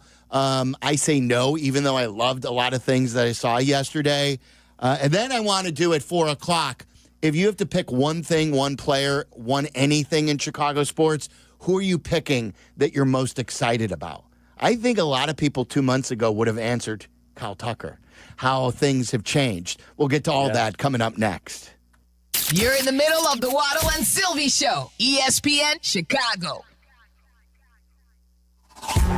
The ESPN Chicago Vegas Vacation. Come with us and meet the full ESPN Chicago team to Las Vegas for a packed football weekend. True Fan Travel and ESPN Chicago have teamed up for this once-in-a-lifetime trip. Round-trip airfare, 3-night hotel accommodations, entry to special ESPN Chicago live broadcasts, an all-inclusive tailgate, and tickets to the Bears-Raiders game. Go to TrueFanTravel.com. Limited travel packages remain, so log on now. TrueFanTravel.com for the ESPN Chicago Vegas Vacation, September 26th through 29th. The ESPN Chicago Vegas Vacation. Hey, guys and gals, if you're a football fan, fantasy football fan, I got something new and outstanding for you. I've been around the game long enough to know that great football is all about making adjustments, and that's why I'm into the Renegade Fantasy app. Real-time substitutions, clock stoppage, and second season drafts. You can actually coach your own team mid-game. No more watching your lineup tank because of one bad quarter or an injury. Step up, make the right calls, and win like a pro. Join my league at RenegadeFantasy.com and show me that you've got what it takes. Winner takes home bragging rights and a $5,000 cash prize. Again, check it out at RenegadeFantasy.com. If you're turning 65 or new to Medicare, Humana might just have the health plan you're looking for. Our Medicare Advantage plans offer coverage and care you can count on. You could get a plan with a $0 premium or an all-in-one plan that may include medical and prescription coverage, as well as routine dental, vision, and hearing. Learn more at GetHumana.com. Humana, a more human way to healthcare. Humana is a Medicare Advantage HMO and PPO organization with a Medicare contract. Enrollment in any Humana plan depends on contract renewal. Howard, my head is on a swivel at crosswalks these days. Oh, yeah, cars everywhere. I had a buddy on a bike get clipped by a Jeep who took off. What do you do? Well, it's important to seek immediate medical attention, take pictures, and gather witness names and numbers. Aiken Law can also help obtain video footage, police reports, and work with insurance companies or anything else necessary. And that's why I have 312-6 million saved in my phone. Howard is our lawyer on the Kap J Hood Show, weekday morning 7 to 10 on ESPN Chicago. One night, one barrel. If you only attend one whiskey university, make it this one. We'll taste the first ever single barrel pick of Woodford Reserve Double Oak, hand selected by us and our listeners at the distillery. And to help tell the story, we're bringing in a real whiskey PhD, Woodford Reserve Master Distiller Elizabeth McCall, for a lesson you won't forget. It's Whiskey University with Woodford Reserve at Saranello's in Wheeling. Tuesday, August 26th at 6:30. Seats are limited, so don't be tardy. And please drink responsibly. Time now for ESPN Chicago's Sports Business Minute. Brought to you by your Chicagoland BMW centers. From Crane Chicago Business, here's Danny Ecker. There is no correlation between the Chicago Sky winning games and selling tickets at Wintrust Arena, or at least that's what the 2025 season shows. With just 5 home games remaining this year, the Sky are averaging almost 9,500 fans per game. That's on track to easily break the 20-year-old franchise's record high, despite having one of the worst records in the WNBA. 2 games at the United Center helped, of course, including one with Caitlin Clark, but the Sky have sold out a total of 7 games this season. Having one of the faces of the league in Angel Reese has proven to be a big needle mover. Over the 7 games, the star forward has recently missed with a back injury. Paid attendance has been about 7,500 on average. The Sky rank 9th in the 13-team league in attendance this year, though they also play in the 9th largest venue. For the Crane Sports Business Minute, I'm Danny Ecker. Summer's meant to be wide open, and with BMW, nothing stands between you and the road ahead. The BMW X3 makes every journey effortless with X-Drive and expansive cargo space. The plug-in hybrid X5 moves through summer without limits, combining uncompromising power and electric adaptability. And the all-electric i4, sporty, sleek, and unmistakably BMW. Find your ultimate driving machine now at the BMW Summer Sales Event. Hurry in for exceptional offers now through September 2nd. We're brought to you today by GNC. Hope I'm not interrupting your workout routine, but the GNC Live Well sale is going on right now. Buy one, get one 50% off everything in the store and at GNC.com. That's right, everything. Protein, pre-workout, creatine, vitamins, supplements, and so much more. Go for it all and don't miss out. At GNC, nutrition isn't just the department, it's the whole freaking store. You got goals, GNC has results. Visit your local GNC store or go to GNC.com. Your fantasy draft is here. The Smack Talk is starting, and this season, ESPN Bet is giving you more ways to ride with your squad. Introducing ESPN Bet Fan Center, where you can instantly link and bet on your fantasy teams right in the ESPN Bet app. An enhanced sports betting experience only from ESPN Bet, the sports book for sports fans. Download the app today. Must be 21 plus. Gambling problem? Call 1-800-GAMBLER. In New York, call 877-8-HOPE-NY or text HOPE-NY 467-369. Do you have trouble getting in and out of the bathtub? Are you afraid you'll slip and fall entering or exiting a tub? Safe Step walk-in tubs can transform your bathtub from an area of concern to a calming refuge. Call them today at 1-800-731-4558 and save $1,600. Safe Step walk-in tubs and showers are proudly made in Tennessee and offer an ultra-low step-in, avoiding that difficult climb over a traditional bathtub wall. They also offer a variety of therapeutic benefits that may help soothe your aching muscles and joints, increasing your mobility, boosting your energy, and improving your sleep. Safe Step walk-in tubs are designed to easily fit your existing tub space and are often installed in as little as 1 day. Just dial 1-800-731-4558 today to save $1,600 and receive a free shower package. That's 1-800-731-4558 for a free no-obligation consultation and to save $1,600. Safe Step walk-in tubs. Safety never felt so good. Guys, I want to tell you about my friends over at the Sanctuary Golf Course. It's the Southland's finest golf course. The Sanctuary in New Lenox. The Sanctuary offers 18 holes of great golf on fabulous course conditions. Just minutes from I-80, 355. Book your tee time at golfsanctuary.com. Listen to us now, live on the ESPN Chicago app. Listen to the show in HD at 100.3 HD2 FM. Listen now on ESPN 1000. This is Waddle and Silvy, ESPN Chicago, Chicago's home for sports. Tucker pops it up, left field. Lockridge makes the catch. And 1, 2, 3. You can hear it there in the background. Jesse's been texting us, too. The low light on Marquee Sports Network, that was the fourth plate appearance for Kyle Tucker. He just popped up.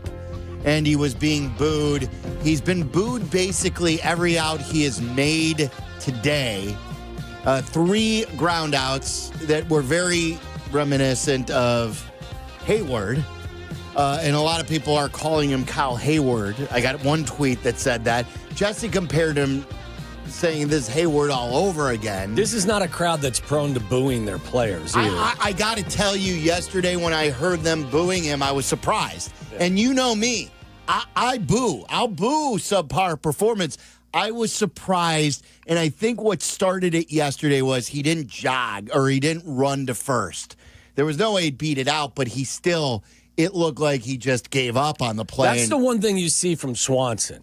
He may not be hitting the ball hard or well or good enough, but he beats out a lot of, lazy throws and lazy ground balls. This is what Jesse just texted us. He said, Tucker slammed his helmet down so hard after his latest out, we heard it in the press box.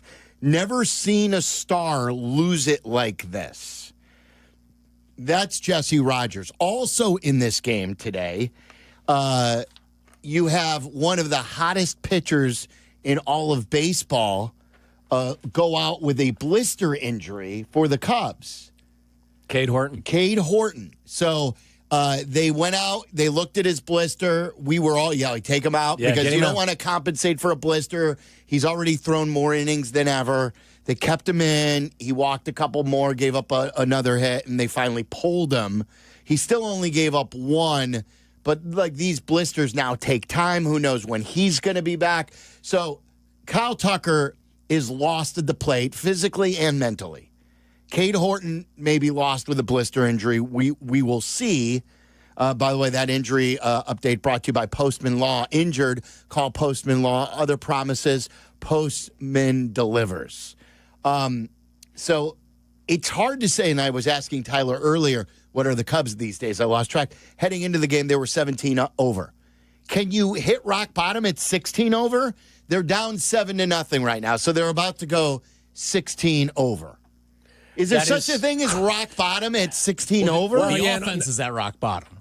Not just that, but you still lead you may be in second place in your division. You're the top wild card team in the National League.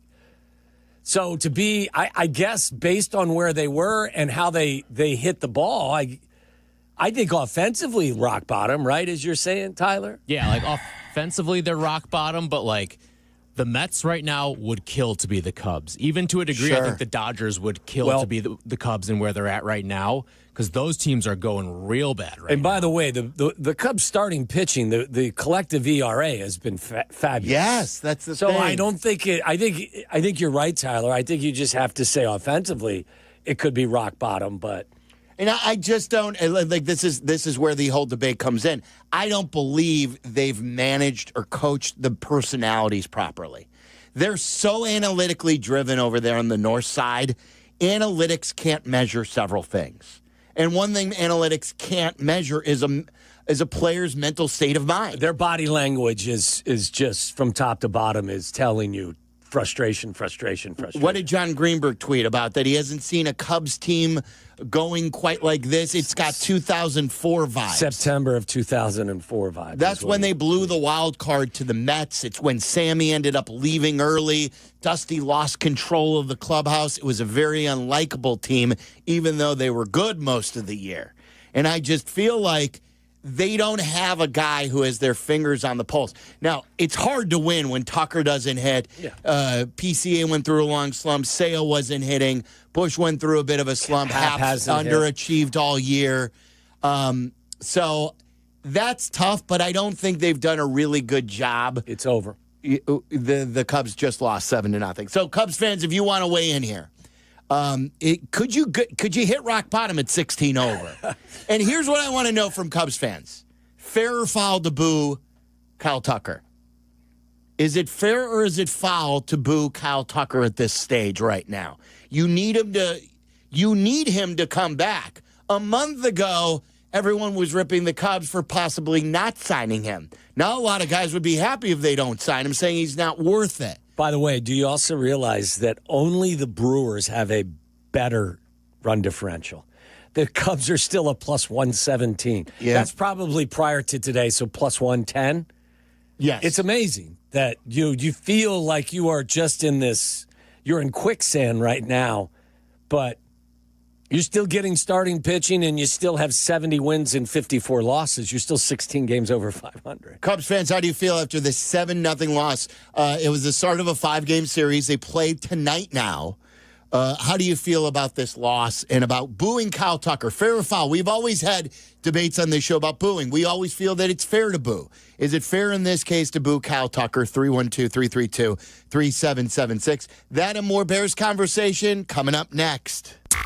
Live from State Street in the heart of Chicago, this is the home for every Bears game. ESPN Chicago. And this is Waddle and Silvy, WMVP, WTBC, HD2, Chicago, a good Carmen Brands radio station. Training camp coverage on ESPN Chicago, brought to you by Hard Rock Casino Northern Indiana and by your Chicagoland and Northwest Indiana Chevy dealers. Guys, I tell you all the time about how important mental wellness is to me. Mental health is health. It's health in general, guys. And when the mind is right, the body will follow. I talked to my therapist today, a matter of fact. I talk to her every 2 to 3 weeks. It helps me be a better dad. We all have issues. A better coworker. It helps you to be a better friend. And if you're really dealing with a problem, it's so important that you talk to someone immediately, and that's where BetterHelp comes in. BetterHelp.com/timeout. You'll get 10% off your first month. Now, what is BetterHelp? BetterHelp is the largest online therapy platform in the world. They've got over 30,000 therapists. They have a 4.9 star rating on a 5-star scale. That's almost 2 million client reviews. People love them. They're going to match you up with someone that's perfect for you. And it's convenient because you could do all the work online. You don't have to get to somebody's office.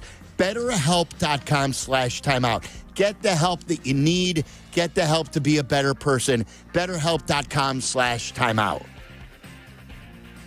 Are you ready to get off the bench and into the game with a great new career? Then ETI School of Skilled Trades is just what you're looking for. As the Chicago area's premier welding and HVAC school, we've helped thousands of people just like you get started in great new careers. Step up to the plate and swing for the fences with a brighter future. Learn more at eticampus.edu or by calling 888-830-7678. ETI, it's your future. Own it. Guys, it's Carmen. You know I love the food scene in Elmwood Park, but we're joined by someone even more biased, the mayor of Elmwood Park himself, Skip Saviano. I've got the best job, Carm. The restaurants are amazing, but there's much more that makes me so happy in our little hidden gem of a community. So what makes it special? The people, no question. Elmwood Park's neighbors care for each other, the families thrive, and businesses succeed. I definitely feel that every time I come through. You know, we hook you in with a meal, and the next thing you know, you're moving in. Tell him, Mayor Skip. Elmwood Park is waiting for you. Save big money on all of your household essentials when you shop at Menards. Soften your water with Diamond Crystal Water Softener Salt. It helps your soap and detergent clean better, minimizes water softener residue, and increases the life of your appliances. Pick up a 50-pound bag of Solar Naturals Salt Crystals today at Menards. Plus, check out our weekly flyer on Menards.com for all the great deals happening now. Save big money at Menards. Every 40 seconds, a child is reported missing. Find the Children is a nonprofit organization dedicated to helping find missing kids. You can be a part of their mission by donating your unwanted car. Call 1-800-294-0222. You'll receive the maximum tax deduction, and we provide fast, free pickup. Call 1-800-294-0222. Donate your unwanted or unused car. Call 1-800-294-0222. This advertisement was paid for in partnership with Cars R Us and Find the Children. Life insurance. Why are you putting it off? Can't afford it? Too much hassle? Think you don't need it? There's lots of excuses for putting off life insurance. But if you weren't there, who would pay the mortgage and other bills? With Ethos, you could be covered in 10 minutes and boom, family protected. Ethos, fast and easy online term life insurance. Up to $2 million in coverage with no medical exam. Some policies as low as $1 a day. Answer a few health questions and get your free quote at ethos.com/play. That's ethos.com/play. Life isn't always a highlight reel. If an accident has you sidelined, Postman Law is ready to fight for you. Over $3 billion been covered for their clients, delivering speed, ease, and results. Call 844-POSTMAN now. Postman delivers. Let them deliver for you. Follow Chicago's Home for Sports on Instagram at ESPN_Chicago. This is Waddle and Silvy. Listen now in HD on our app and on ESPN 1000. Crowded boxes, Caleb takes and fakes and rolls to the near side, flips the pass, Loveland the catch, 10, stiff arm to the 14-yard line. He's taken out of bounds there by the Buffalo defense. He circs out of the shotgun, takes the snap. Braxton Jones at left tackle, winding up, throws the seam. It is caught. First down, 43-yard line. Cole Kmet. Oh, yeah, baby. Snap to Caleb, looking to throw again. Outside left, pass is caught. DJ giving up some ground. Tries to recover, and he gets near midfield. He'll pick up 5 anyway. Hankins the back. Snap is back to Caleb. Stands in the pocket, delivers a tight spiral. Snagged out of the air, and a reach by Loveland all the way to the Buffalo 42-yard line. 3rd down and 5. At the Buffalo 36, Dahlman sends it back in the shotgun. As a clean pocket throws, Zacchaeus caught. 15, 10, 5, to the end zone. Touchdown! Touchdown Bears! 36 yards. The connection between the two growing by the day. And the Bears strike. They lead it 6-0. Let's hope it's a sign of things to come. Jeff Joniak, Tom Thayer right here on your home for the new Bears, ESPN 1000. It felt new last night. Joniak was so pumped up, too. And there was one point in the broadcast. I don't know if you were driving home and you heard this. I witnessed it, and I looked at Danny. Thayer was so excited, he stood up. And he never stands up. And even Joniak pointed out, he goes, look at you, you're standing up. In all the years doing these games, I've never seen you jump out of your seat like that. But he was quite excited. So, oh, yeah, baby. Oh, yeah, baby. Hopefully more of that. Less of the throw it stuff. Throw it! 2 seconds and out. Love it. No, it's what you were looking for. This is what we asked for was play on time, play within the structure of the offense. Feels good. So we talked a lot of Bears. If you want to still get in on the Bears, talk about what you liked last night. If you think it's going to carry over, the head coach, the quarterback, who you're buying stock in. But the Cubs just went final.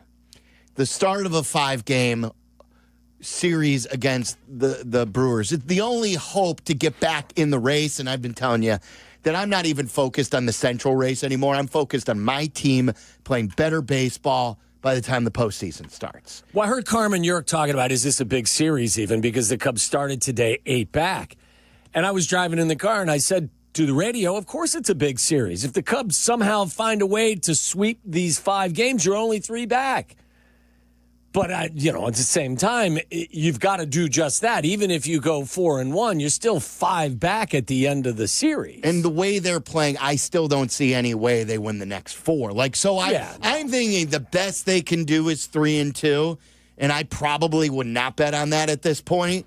But, now, you're 9 out. Lights out. 9-9. But the fact is, I just got a text from Dion who said the Cubs are done. Big Cat texted me on Friday, the Cubs are done. But as we were just saying with Tyler, they're 16 up. They aren't, quote, done. And there are a lot of teams other than the Brewers who are going equally, if not more bad. But the Cubs are not trending in a good spot, especially offensively. They had 2 hits today. Cade Horton has a blister issue, had to be taken out of a game. The last thing you ever want to do is start a 5-game series and go to a bullpen game immediately because of an injury on the start of a doubleheader. That's why they left the guy, whoever was in at the end of the game, they left him in there longer than you normally would. Well, especially, too, after your long man, Ben Brown, gave you 54 pitches yesterday. Yeah. So that would have been an ideal spot to have Ben Brown pick up and try to get you 4 innings. And he wasn't available today. So if you want to weigh in on the Cubs, and here's the topic at hand. Kyle Tucker was booed big time today. All 4 at-bats. He rolled over on a pitch, ground out 3 times in his first 3 at-bats, and then his last one, a lazy, shallow fly ball to left field for an out, going 0 for 4. If you've listened to this show, you have known that we have been preaching he needs a day or 2 or an IL stint, something. So, this is not Kyle Tucker. This is not the same Kyle Tucker we saw at the beginning of the year. While slumps happen, this is certainly prolonged. You even said, you would be willing to bet he's never even gone through a stretch like this before. And Tyler, you said at Hallis Hall last week, you would have sat him for the entire Pirates series. Yeah. Because he's not helping you. He hasn't had a home run since July 19th. And he's only had one home run. They had one home run. That was it in the month of July. And obviously no home runs. And that's just not who he is. He doesn't have an extra base hit this month. Yeah. So why do the analytics continue to say to play him? Like, that's what I'm asking. Why? Like, there are a lot of things that they do, and the players are to blame the most. But when Kyle Tucker shows you he needs a day, and he's completely out of it. Yeah. He's completely out of it. Don't you look at him as the manager and someone who knows him inside the clubhouse saying, hey, take a couple. Take a couple. Like you like to say, not a 20. We need a full timeout right now. You need a couple of days off. Get your head right. Relax. It helped PCA this last week. He's come back and he's hit the ball better. He has 1 RBI in the month of August. How could Kyle Tucker have 1 RBI in the month of August and you tell me that he's fine? Yeah, and not good. Hurt? Not good. It's not good. Like, he should be on the IL. Because he's clearly not going to help you in this Brewers series. I would put him on right now. Just give him 10 days. Give him 10 days. Like, if you're not going to IL him, at least give him a couple of days off to get your head right. Sit down. This is not working, and it's lowering his value. You're hurting yourself as a team. There's still time to get this right. Like, my big issue is there are always buttons to be pushed by a manager, and I feel like he's not pushing any of them or trying. He's not trying to get them out of it other than saying, well, the expected batting average is much better than what the actual batting average is. To me, that's not good enough, especially in a game that is really, really mental. Kyle, are you crashing right now? Is Tyler crashing as a Cub fan? Cub fan crash? Is that what this is? I'm supposed to go tonight, but I'm kind of praying for rain now. You contemplating not going? I'm praying for rain. Is it supposed to rain? It's supposed to storm, yeah. Oh, really? Okay. So, Cubs fans, this is the show that preaches fan the way you want to fan. Yes. We won't preach to you, fan the fan you want to fan, and then say you're a jackass after that. Don't be a dick, though. Don't be disrespectful or don't be, an evil human being about what you're doing. So it's fan the way you want to fan with an asterisk. Yeah. Saying don't be a dick. Yeah. I think but don't be a dick. I think that's booing is not being a dick. No, I'm not saying that is. No, I know that. I'm not saying that. I mean, but if you are screaming horrible things at a player, that's not acceptable. You fan the way you want to fan within reason. I love to boo. I don't. You're a booer. I feel like we even boo our kids at times. You boo your kids? You've never booed your kids? I used to whistle at them when they weren't hustling. You wouldn't scold them when they did something wrong? Oh yeah. Or when they weren't giving their all in school, you wouldn't scold them. Now, it doesn't mean that you suck. It means you need to do better. I think booing shows that you care. First of all, it would not have been on my mind to boo Kyle Tucker, but I'm not telling anyone that they're wrong in this case because I completely understand it. I think whether it's the fan base, the manager, we got to figure out how to get this dude right. Mm-hmm. They're not going anywhere. And now you gave up your top prospect for him. So now what they're going to do is, with him going downhill the way it is, it's giving the Cubs an out to now not sign him. And they'll get off scot-free and just say, well, look, we can't pay a player that we don't think is worth that much money. How much does he cost himself at this moment if the season ended today? I don't know if he's getting signed to a 10-year deal. Like Jesse has said, he doesn't think because, and we can't project, but you said if the season ended now. Today. If the season ended now with Kyle Tucker throwing his helmet, having 1 RBI in a whole half a month, hitting 1 home run going back to mid-July, I wouldn't give him a long-term deal. How could anyone, like you would give him outs at a lower deal? Maybe he would sign up 1 year, prove it. But how could you commit? Oh, you couldn't. Hundreds of millions over a long haul when you have seen this I believe Kyle Tucker will be a good player and a great player again. But right now, if the season ended today, I believe he's lost a lot of money in a long-term deal. As far as the archetype of like his contract status / who'd be interested in him, it feels a little Bellinger-ish, maybe. Like because Bellinger was an MVP, like he was one of the best players in baseball for a while there. It felt like, and then all of a sudden it was just kind of over in LA. And then he signs the prove it deal with the Cubs. They give him that little extension. He gets traded to the Yankees.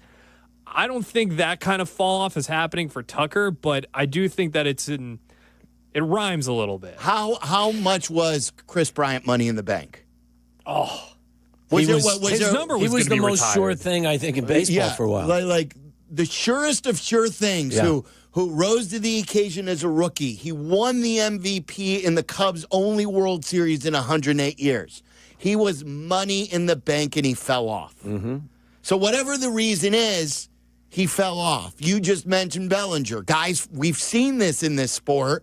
I'm not saying Tucker is. I still would bet on him being great again at some point, but I don't know if you can bank on that with money.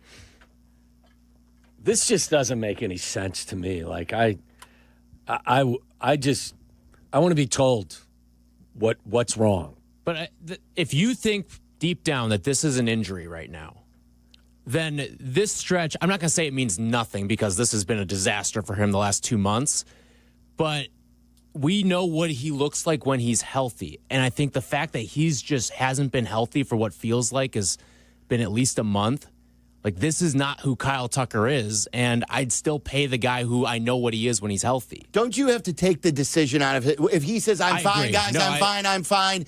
You have all your analytics, you have all your swing path videos, you have all this stuff.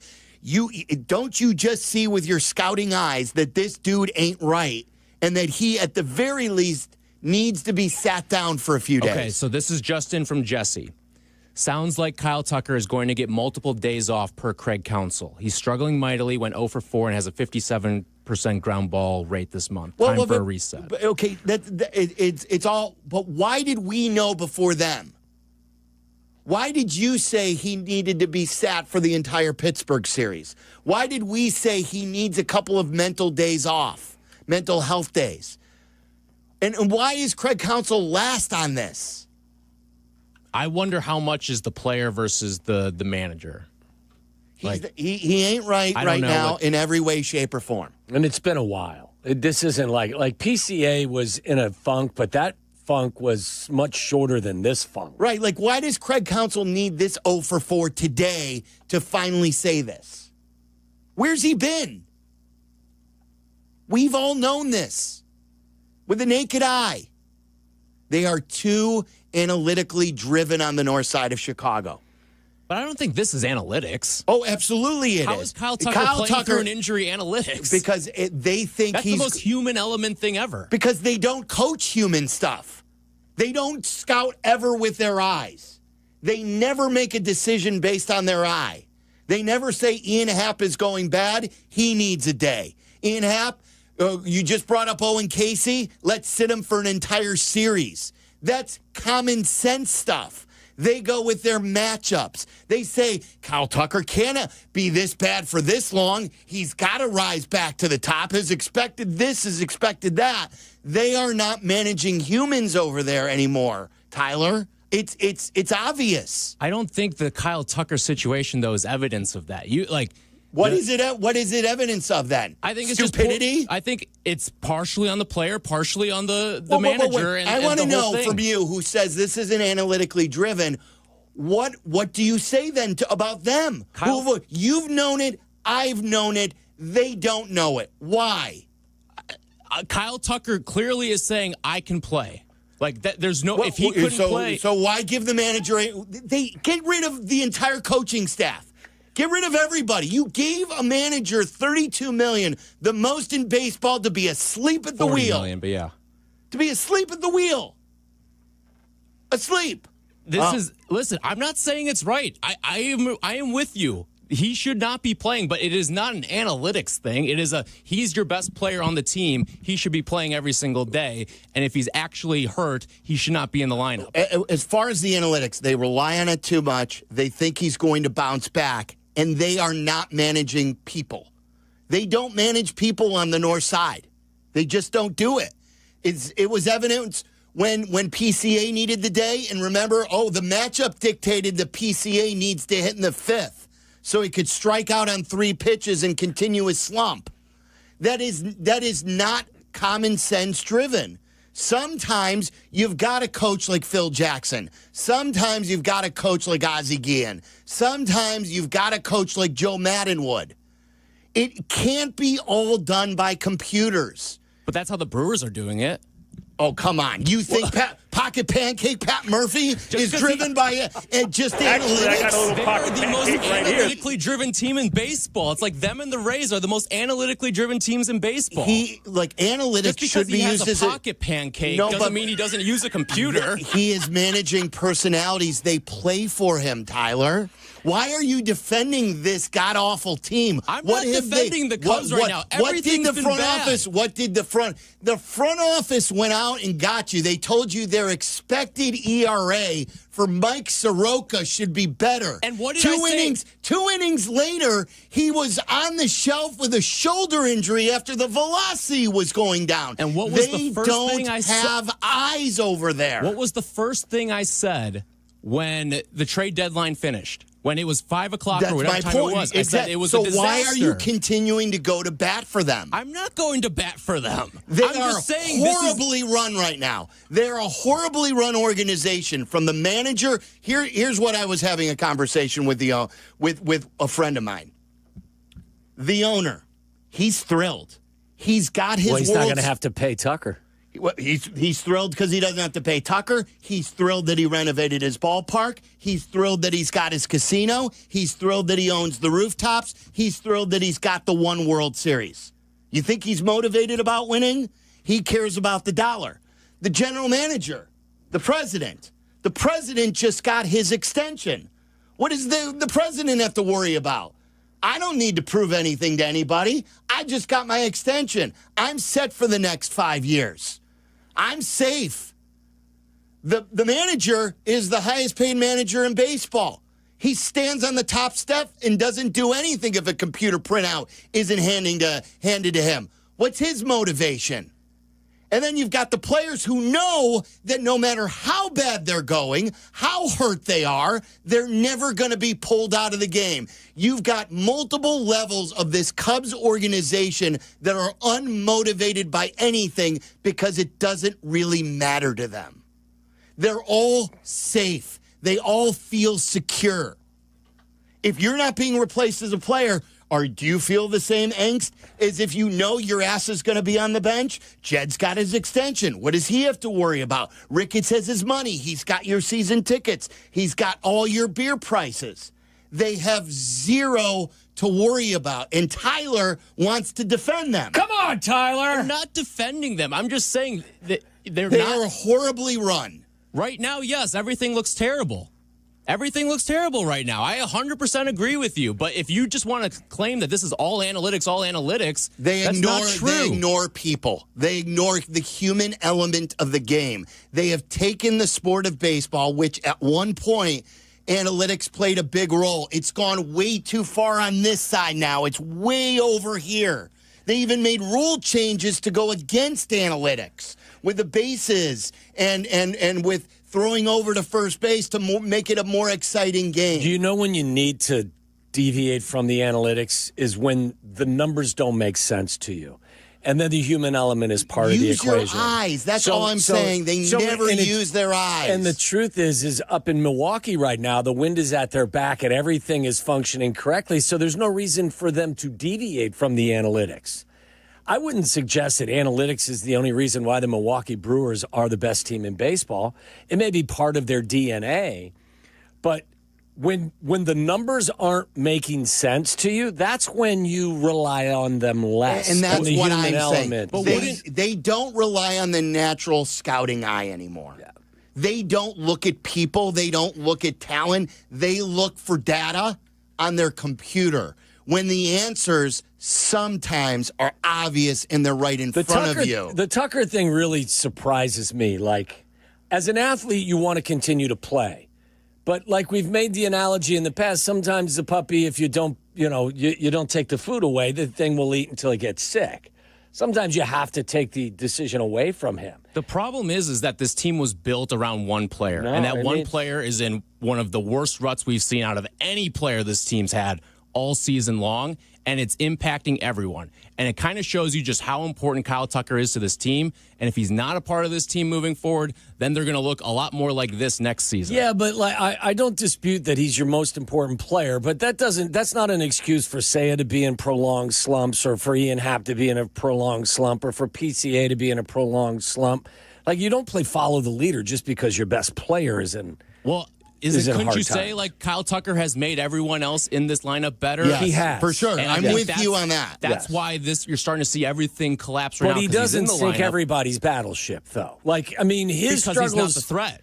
Right now, he's not a threat. I know, but that Kyle Tucker in the slump that he is in should not be the excuse for why several other players are in a miserable slump themselves. He may bring your overall offensive numbers down some, but that doesn't mean that, that Ian Happ and PCA and Suzuki should all be slumping because it's not follow the leader. I mean, that's probably how it's been all season long, though. I think Kyle Tucker has been the reason why PCA has played as well as he has, why Bush has been as good as he has, why Shay has been as good as he has. And when he's not going, and when they don't fear Tucker's bat, all of a sudden, you start to see the warts on a lot of these other players at the same time. All right. I did not expect a crash, as you like to say, Waddle. Yeah. I did. What is it, crash or crash out? What's the term? Crash out. So, like, I've requested this music for the two of you guys right now. Dave Matthews. I needed to get that off my chest, though. I get very angry when it's a common sense element, and guys sometimes don't follow common sense, and they're looking for a greater answer when it's right out in front of you. He's not right. We've known that. All right. Enjoy some Dave. Little Dave Matthews for you Cub fans out there that are feeling a little bit of crash coming your way. He's coming to Alpine Valley to poop on you. August 22nd and 23rd. Hide the women and children in buses. He's coming to poop on you. It's the Dave Matthews Show. Cubs are pooping on you now. I'm sweating. I did not anticipate that. 312-332-3776 if you want to talk to us about that. How about the Bears? It's ESPN 1000. And I come into You're listening to Waddle and Silvy on ESPN 1000, Chicago's home for sports. The CDGA Golf Show. It's your source for golf news local and golf news from around the world. Hosts Tyler Rocky and Mike Gilligan are linked up with golfing knowledge to help us all. Tune in Saturdays 9 to 11 on all the ESPN Chicago channels. Brought to you by Glenview Park Golf Club. Great Clips is your answer to back to school. You can get a kid's haircut for just $5.99 for a limited time. That's right, for kids 10 and under, haircuts are just $5.99. If summer fun has done a number on your kid's hair, you know what to do. Get into Great Clips to say goodbye to summer shaggy and hello to school year sharp. Your kid's hair will look great for those first day pictures. The skilled salon stylists at Great Clips will even save your kid's haircut details and clip notes, so the next time you come in, it's even easier than the first, and you've got one less thing on your mind. Whether the kid's hair has split ends from the pool, got shoved under a baseball cap all summer long, or simply grew way too long, convenient online check-in makes it easy to get in for your back-to-school haircut. Download the Great Clips app today or visit greatclips.com to check in online. All haircuts for kids 10 and under, just $5.99 for a limited time and no coupon needed. This promotion runs through August 21st at participating Chicagoland salons. Back-to-school haircuts at Great Clips. It's going to be great. This is your White Sox Minute. I'm Len Casper. The Sox suffered a tough 6-2 loss in Kansas City on Sunday. The Royals tied it against the bullpen in the 7th on a Jonathan India homer, then scored 4 in the 8th to win it. Davis Martin had one of the best starts this season for the Sox. 6 innings, 1 hit, no runs, and a tough no decision. Tonight, the Sox are in Atlanta to open a 3-game series against the Braves at 6:15 Central. Sox fans head to the ballpark next Thursday, August 28th, for African American Heritage Night presented by Black McDonald's Operators Association. Celebrate with friends and family as the Sox take on the New York Yankees at 6:40 p.m. The first 10,000 fans will get an Ice Cube bobblehead. To purchase tickets, visit whitesox.com/promos. This has been your White Sox Minute. I'm Chicago personal injury lawyer Jim Morisi. Even when we're careful, other people's negligence can threaten our futures. As one of Illinois' most successful injury firms, winning the most complex personal injury and workers' compensation cases is what we do. Consultations are always free. Visit us at MorisiLongo.com. That's MoriciLongo. Morisi Longo and Associates. We're there when you need us. Are you confident your retirement game plan is as strong as steel? Hey, it's Jurko for Mitch Lyons Wealth. MitchLyonsWealth.com is full of tools for you to access at no cost to make sure you're positioned to win retirement. Go to MitchLyonsWealth.com today and get a free copy of Mitch's book or his retirement documentary. You can set a no-obligation 10-minute call with Mitch and his team to see if strategies they are utilizing might improve your retirement. That's MitchLyonsWealth.com, your best game plan to protect, grow, and win retirement. This is an ad by BetterHelp. These days, there's advice for everything. Cold plunges, meditation apps, cleanses. But how do you know what really works for you? As the largest online therapy provider in the world, BetterHelp can provide access to mental health professionals with a diverse variety of expertise. Talk it out with BetterHelp. Our fans get 10% off their first month at BetterHelp.com/timeout. That's BetterHelp, HELP.com/timeout.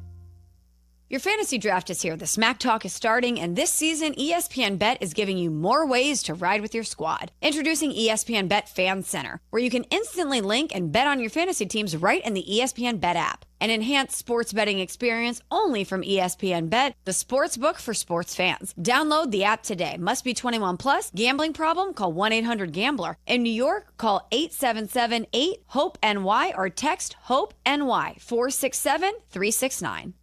A SoFi personal loan is here to help you achieve something once thought impossible, overcoming high-interest credit card debt. Walk the tightrope of your finances with one low, fixed-rate monthly payment, no fees required, and as soon as the same-day funding. That's right. Pull off your own debt-defying stunt with a SoFi personal loan. Visit SoFi.com/trick to learn more. Loans originated by SoFi Bank, N.A., member FDIC. Terms and conditions apply. NMLS 696891. The Nissan No-Hitter is rolling on the White Sox Radio Network. Enter now at NissanNoHitter.com. If the Sox throw a no-hitter this season, you could win a brand new 2025 Nissan Rogue. Presented by your Chicagoland and Northwest Indiana Nissan dealers. Follow Chicago's Home for Sports on Twitter at ESPN 1000. This is Waddle and Silvy on Chicago's Home for Sports, ESPN Chicago. All right, reading the tweet that Jesse sent out. I would think Twitter would be, wow. He said, Craig Counsell on Kyle Tucker getting booed. The fans are frustrated and Kyle is frustrated. When you make outs, it doesn't look good. He's trying, it's just not clicking. We're going to have him take a step back here. Just give him some days off to reset him. Hopefully. And it's nice of them to finally recognize that when the majority of the Cubs fans have known this for a good week or two already. Do you think that they have felt the pressure of the Brewers' dominance, that it's forced them to make some bad decisions? The front office? Well, like today, again, I said, when Carmen and Jurko were having the discussion, it seems like it's a lost cause. Obviously, they were 8 down to start the day. But what if you, and I know you're going to giggle, what if you would have swept the 5-game set? You're down 3 with, a month and a half of baseball left? Yeah, of course. So...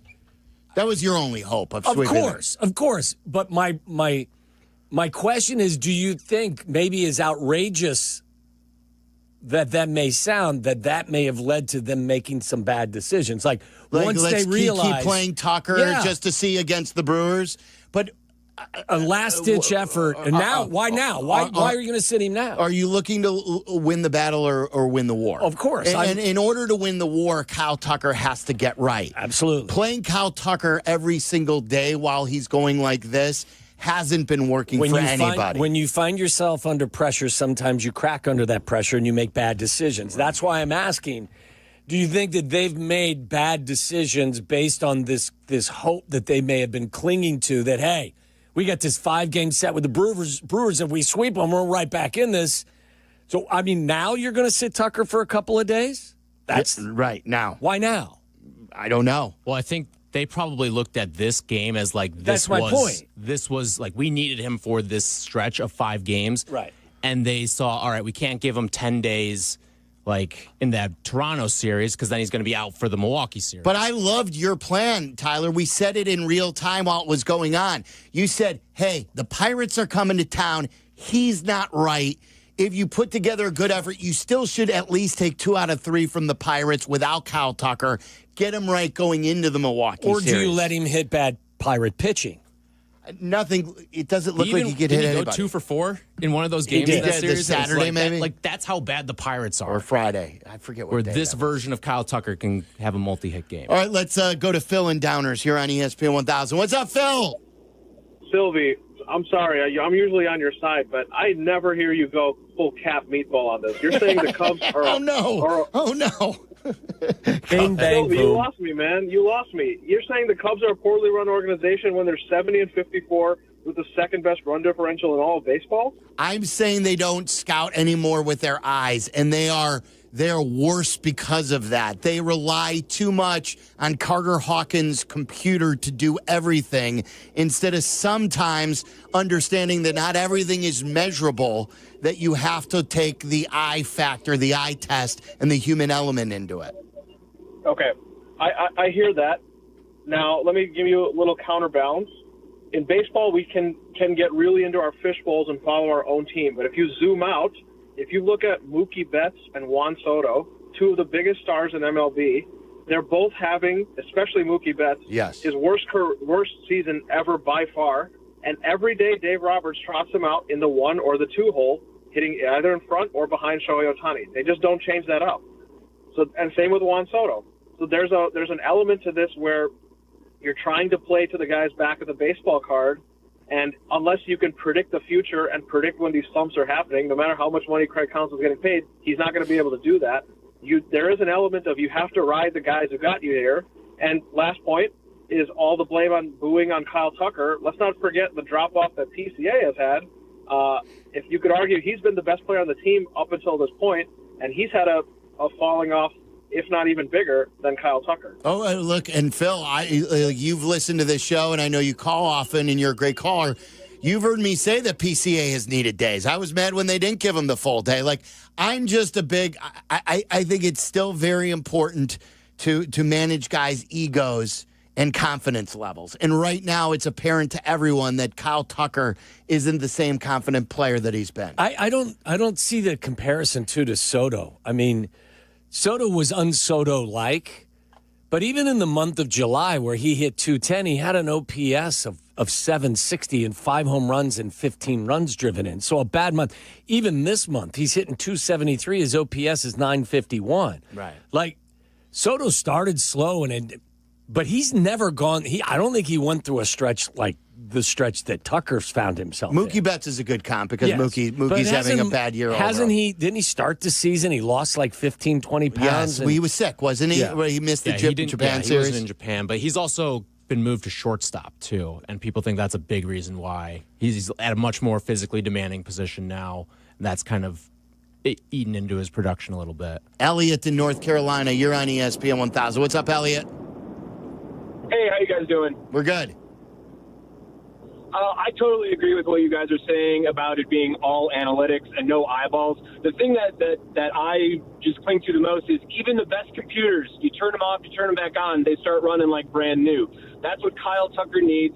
this mild-mannered guy. That's what we've all heard all season. He's mild-mannered. He doesn't show emotion. But he slams his helmet down twice in the last week. He needs a reset. He needs a reboot. That's all I got to say on that. Yeah, it's been obvious. Thanks, Elliot. Appreciate it. Mark in Lansing, you're on ESPN 1000. What's up, Mark? Hey, maybe this is really who Kyle Tucker is. He's a career 270 hitter. He's been injured. Last year he played, 80 games? He's only had 3 seasons where he played a full season. So maybe this is who he really is. Maybe the Cubs are lucky they didn't sign him. Mark, thanks. Last year, what did he break a bone in it? Was it a shin? Is that Tom Ricketts calling? Yeah. Play the music, Charlie. Randy in Seattle. Randy, what's going on, my man? Hey, boys. Mark, I want to tell you I agree with you on something you've been saying for a while, and that should shock you because we never agree. Yeah. But you've been right all along about don't pay attention to what Milwaukee's doing. Take care of your own business. Yes. Play your game. Totally agree. I wasn't planning to say this when I called in, but I called in before you got on the Kyle Tucker rant. Good job by you, except here's the one thing that you didn't include in it. Kyle Tucker, different from PCA. Kyle Tucker is one of the best hitters in the game of baseball and has been for a while. And with better players, experienced, really great hitters, most managers will let the guy hit his way out of it. Okay? Young kids maybe need a break. Kyle Tucker, maybe not so much. If he's injured, we got a whole nother story. But that's the only contrary position I would take on that. But I have something I wanted to, I don't know, we may fight on this one, Silvy. All right, here we go. Here we go. I'm ready. You ranted and raved back prior to the trading deadline about everything the Cubs didn't do. Yes. We didn't get another starting pitcher. We didn't get a third baseman. We didn't get another bat in the lineup. And they've kind of gone to hell in that period of time since then. And not exactly since then, but close enough. Yeah. Do you still think they should have made moves, and do you think it would be any different today if they had? Because I don't think so, and I'm glad that they didn't. Yeah. Because the problem isn't the moves they didn't make, it's the problem is the guys on the roster right now. I think we played the audio. 2 hits today. Yeah, no, I get it. I think the audio, I think this was a clubhouse that was looking for reinforcements. And I think that took the wind out of their sails, too. I think Rizzo told you that on a podcast recently on other Cubs teams he's been on when he felt like he's admitted, oh boy, they didn't give us help. And it sort of takes the wind out of their sails. So I totally think that they needed to add arms in the bullpen, higher leverage arms. They didn't get the cream of the crop arms. And you're seeing this now. That I still think they're short in the bullpen. Even though their starting pitching has done well, I would have loved another starting pitcher. I stand by everything I said at the deadline. Okay, so you think they should have traded high prospects to get the bullpen arms? I think that if you're not going to trade those prospects, you can't bring them up and have them sit out the full weekend. You either bring up a prospect to make an impact on your team immediately, you keep them in the minors to develop, or you trade him to get a better player. I think what they did was the absolute worst decision to bring him up, play him in Toronto, fly him back to Chicago, and have him sit the entire weekend. Silvy, I don't agree with you on treatment of prospects, but that notwithstanding, the relief pitching has not been great. I'd love another arm back there. However, the big problem hasn't been from the mound. It's been from the plate. It's probably been from the manager as well. I've got some complaints, as you do, about Counsell. Okay. But it's the guys in the dugout who, remember, for a good part of this season, they far and away were the best team in baseball with the best record, with the greatest run differential of any team in baseball. Okay? These guys have proven they could do it. Now, maybe PCA hit a bit of a wall. And by the way, when he went 3 for 3 that day, I think those were the first hits he got since my bar mitzvah. That's how long it seemed like it had been. Randy, thank you. We got it, buddy. We got to get to some fun stories inside Waddle's world. And by the way, you're still going to go to the postseason. It's like 96% possibility. It is getting lower, though. Oh, okay, but my point is that when you do get to the postseason, those arms in the bullpen will will serve you well. Yes, so of course. Just because you have crashed here as a fan and your team is being destroyed by the Brewers are destroying everybody. It doesn't mean you shouldn't have gone on and actually made some decisions that would have made this year's team better. Like, I don't think you can look at it that way. Like Randy said, well, I'm glad with the benefit of hindsight they didn't make those trades. Well, you're still going to the postseason. Some of those arms that may find themselves in San Diego or the Mets or wherever else Yankees, may sure. look good in Cubs uniforms when you get to the postseason. Right. By the way, the Phillies, Zach Wheeler, I think, just had surgery for a blood clot in his arm. You never know what's going to happen down the stretch. Never. 312-332-3776. We'll have some fun stories inside Waddle's world next. This is Waddle and Silvy on ESPN Chicago, Chicago's home for sports. The ESPN Chicago Vegas Vacation. Come with us and meet the full ESPN Chicago team to Las Vegas for a packed football weekend. True Fan Travel and ESPN Chicago have teamed up for this once-in-a-lifetime trip. Round-trip airfare, 3-night hotel accommodations, entry to special ESPN Chicago live broadcasts, an all-inclusive tailgate, and tickets to the Bears-Raiders game. Go to TrueFanTravel.com. Limited travel packages remain, so log on now. TrueFanTravel.com for the ESPN Chicago Vegas Vacation, September 26th through 29th. The ESPN Chicago Vegas Vacation. Bulk. You're probably driving past one right now. You know, a neighborhood bank you didn't even realize is part of something bigger. Wintrust has over 200 locally run community banks, and every one of them is powered by people who actually know the area and care. They make decisions right there in your neighborhood, not in some far-off corporate office. And whether it's growing your savings or launching a business, their local experts are ready to help. Because communities are not one-size-fits-all, your bank shouldn't be either. And when strong communities connect, big things happen. Find your local Wintrust Community Bank and experience banking as it should be at wintrust.com.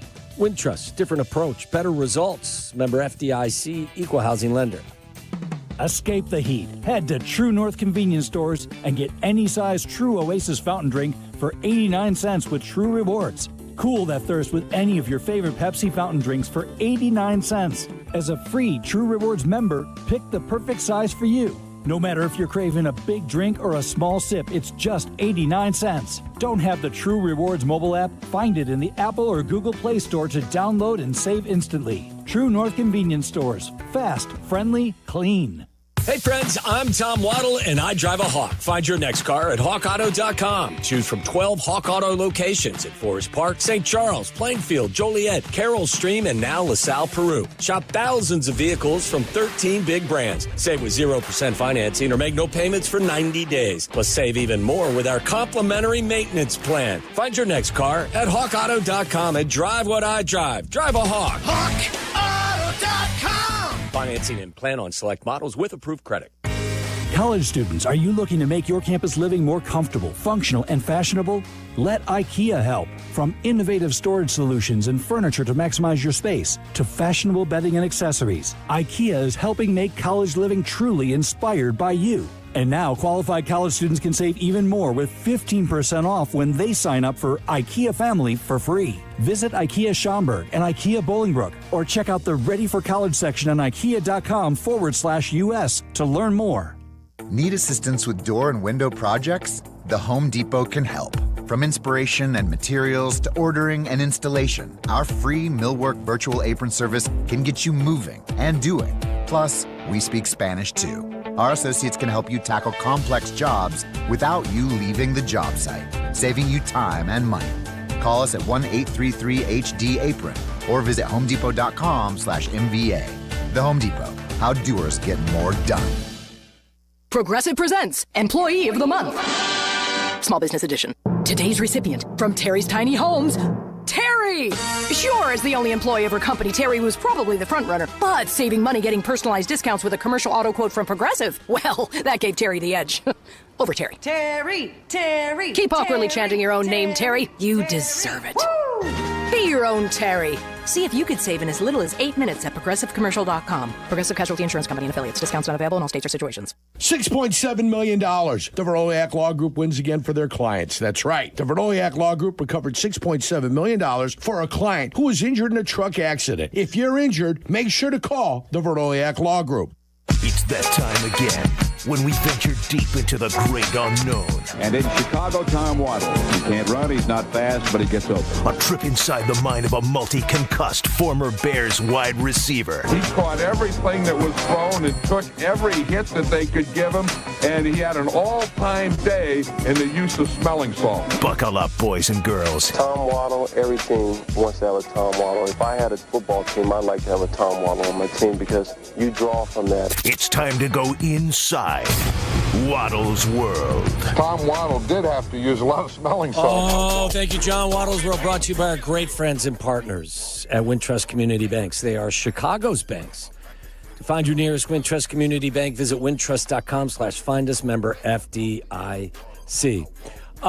Did you see this story about, here's the quote, being short is a curse. The men paying thousands of dollars to get their legs broken and lengthened. What will be broken and lengthened? Men are actually people who, and I've seen this isn't the newest thing in the world. People that are unhappy with their height are having their legs broken surgically and Short lengthened. kings. Yes. Oh, look, I'm short, but like to do that is ridiculous. Like I would love to be taller, but no way. He was on his honeymoon in Kuala Lumpur, looking out of his hotel window at the silvery points of the world's tallest twin skyscrapers, that Frank decided it was time to become taller. He had recently confessed to his new wife how much his height had bothered him since he was a teenager. As a man dedicated to self-improvement, Frank wanted to take action. He picked up the phone, called a clinic in Turkey that specializes in leg lengthening surgery, and made a booking. Okay, so what is more of a shock factor?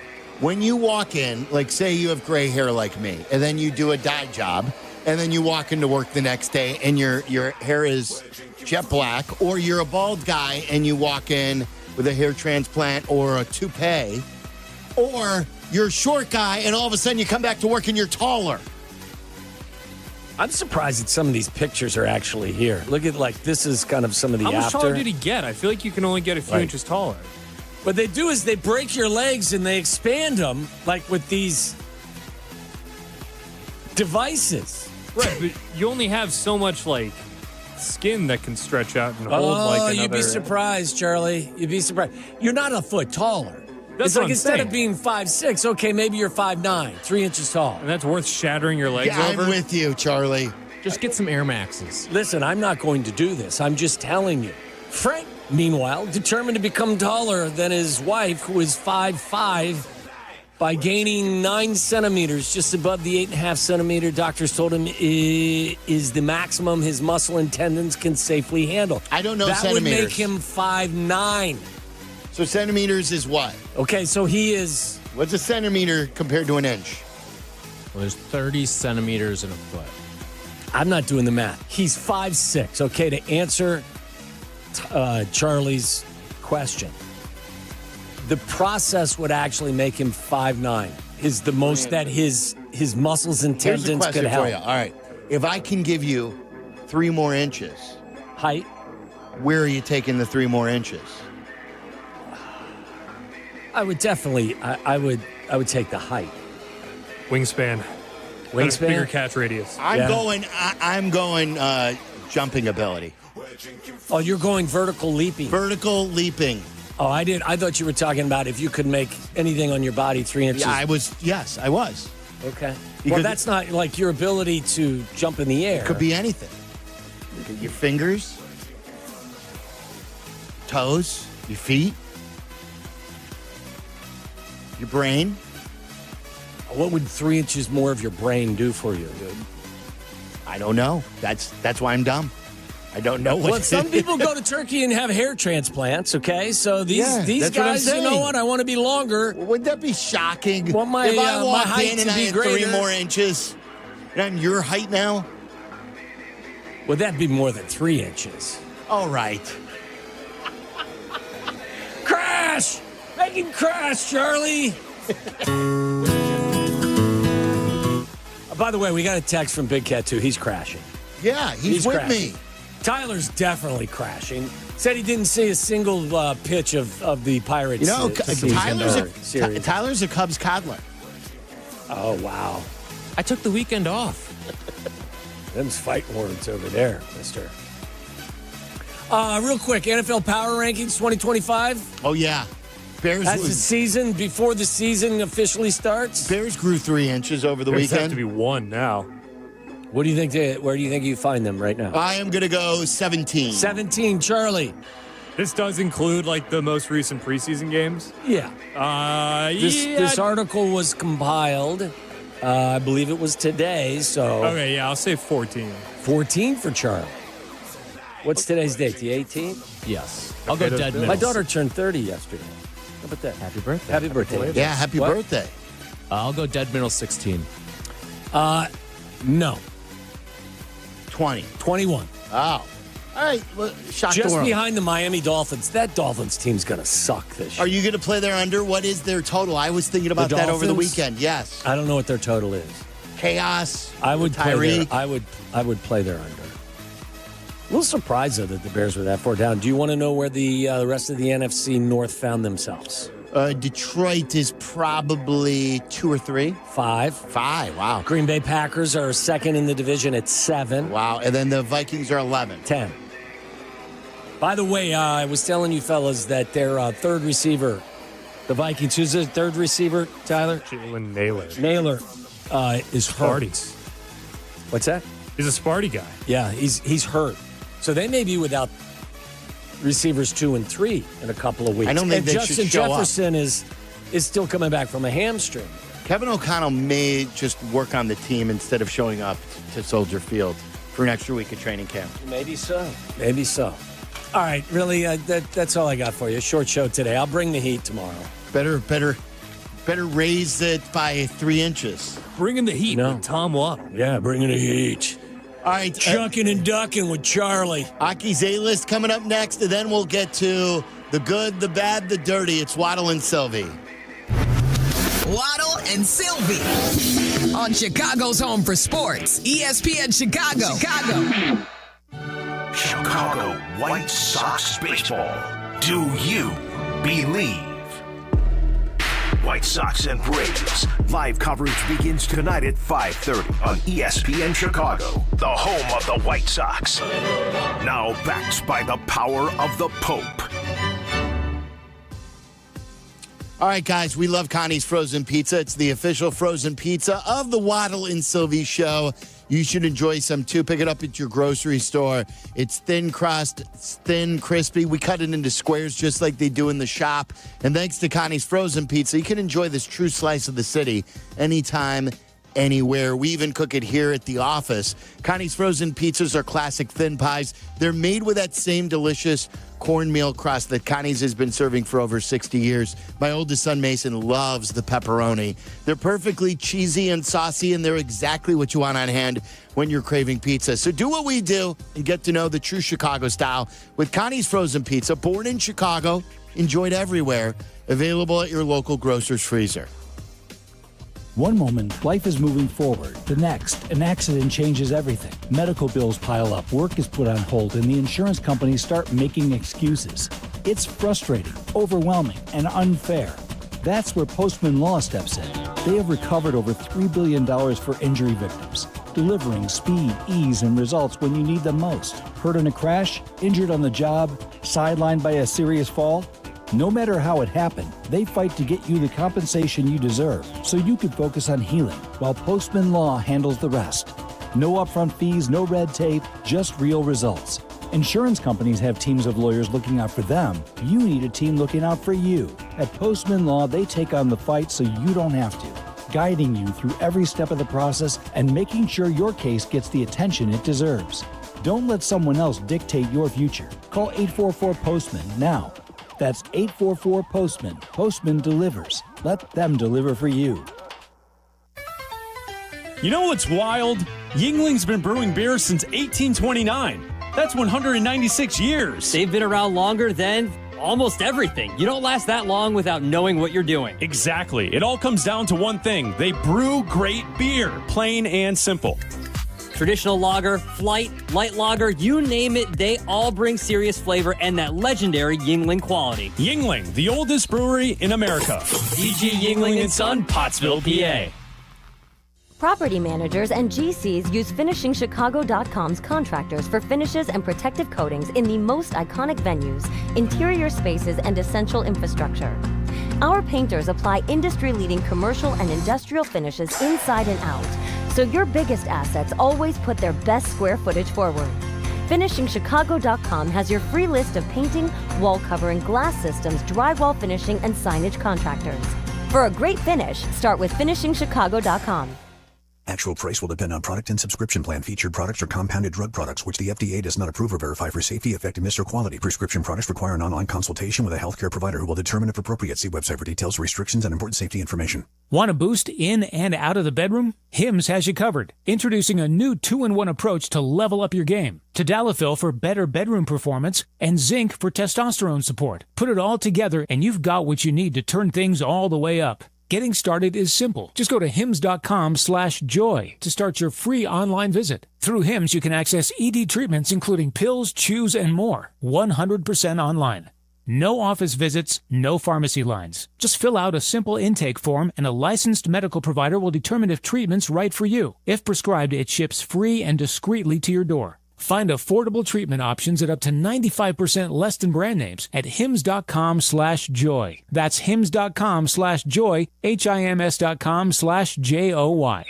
Advantage Acura of Naperville is your connection to your new Acura. Drive home in one you'll love in less than 60 minutes, or they'll make your first car payment. And every new Acura comes with the Advantage Plus program. Come see them in Naperville or visit AdvantageAcura.com. Restrictions apply. See dealer for details. When your team's best players have all been traded and the latest pick is overrated, just raise a glass with a friend or two and tell them more, tell them more, tell them more do.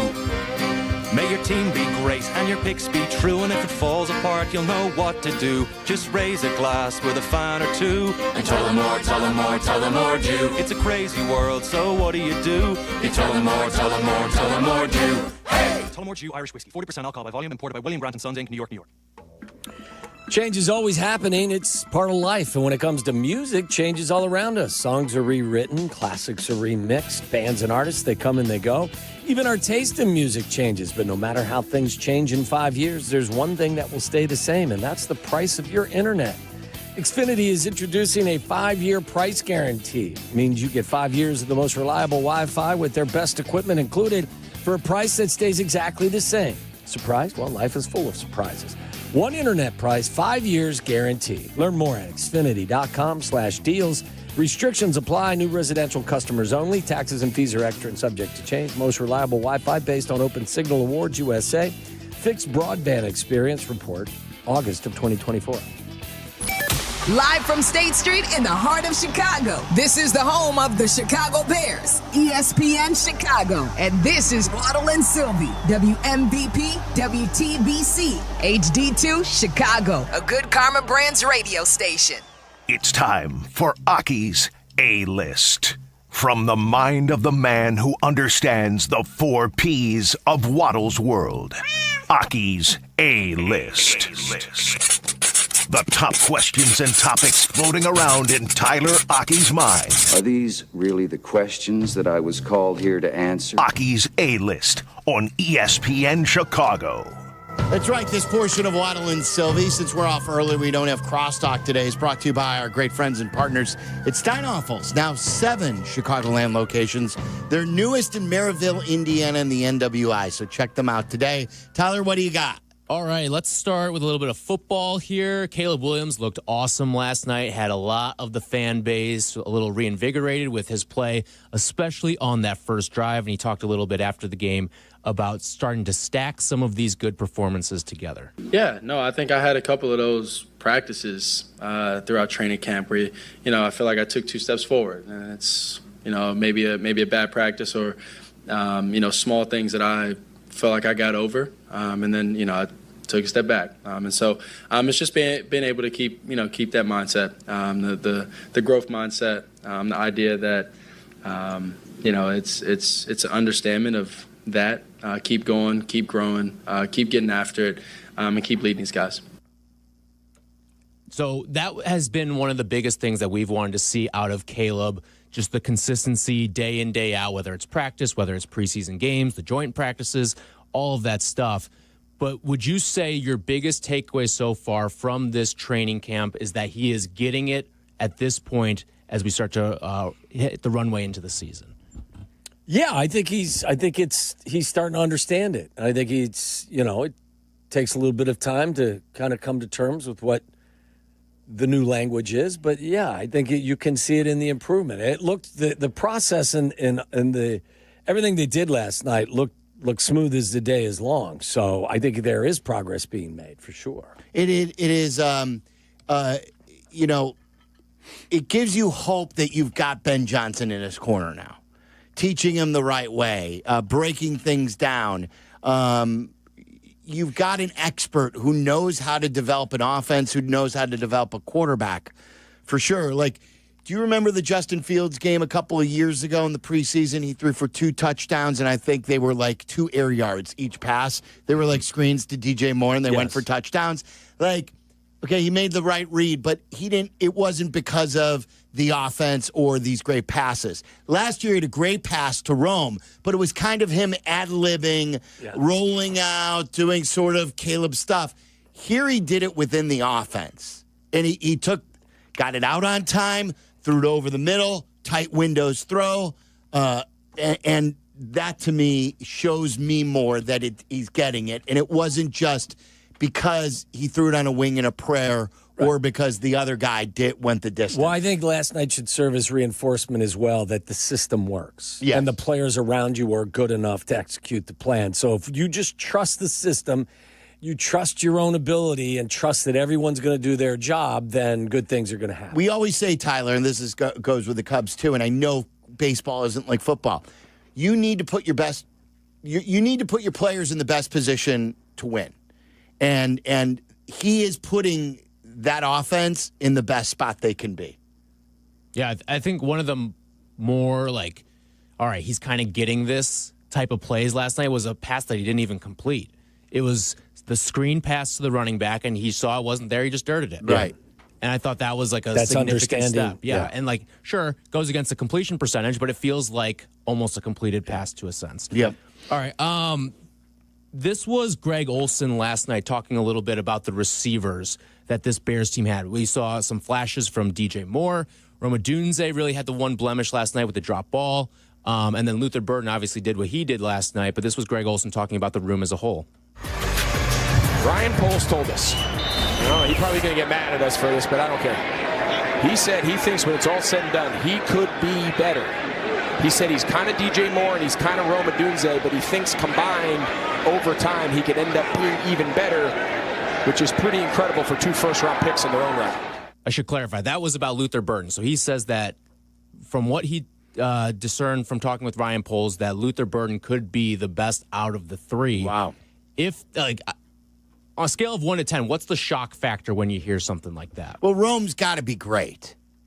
You draft Rome at number 10. 9 to be great. Burden was what, 39? So 39. If Burden exceeds that, fine. But I also need Roma Dunze to be great, and I need DJ Moore to play like DJ Moore from a couple of years ago. But Burden looks the part, and then including the swag afterwards with the sunglasses. And Ocho Cinco has been singing his praises on social media. He loves him. He's tremendously talented. I mean, he can work the inside. You see how comfortable he is in the middle of the field as well. Wide receiver screens are going to be thrown to him as well. Just keep him dialed in. That's it.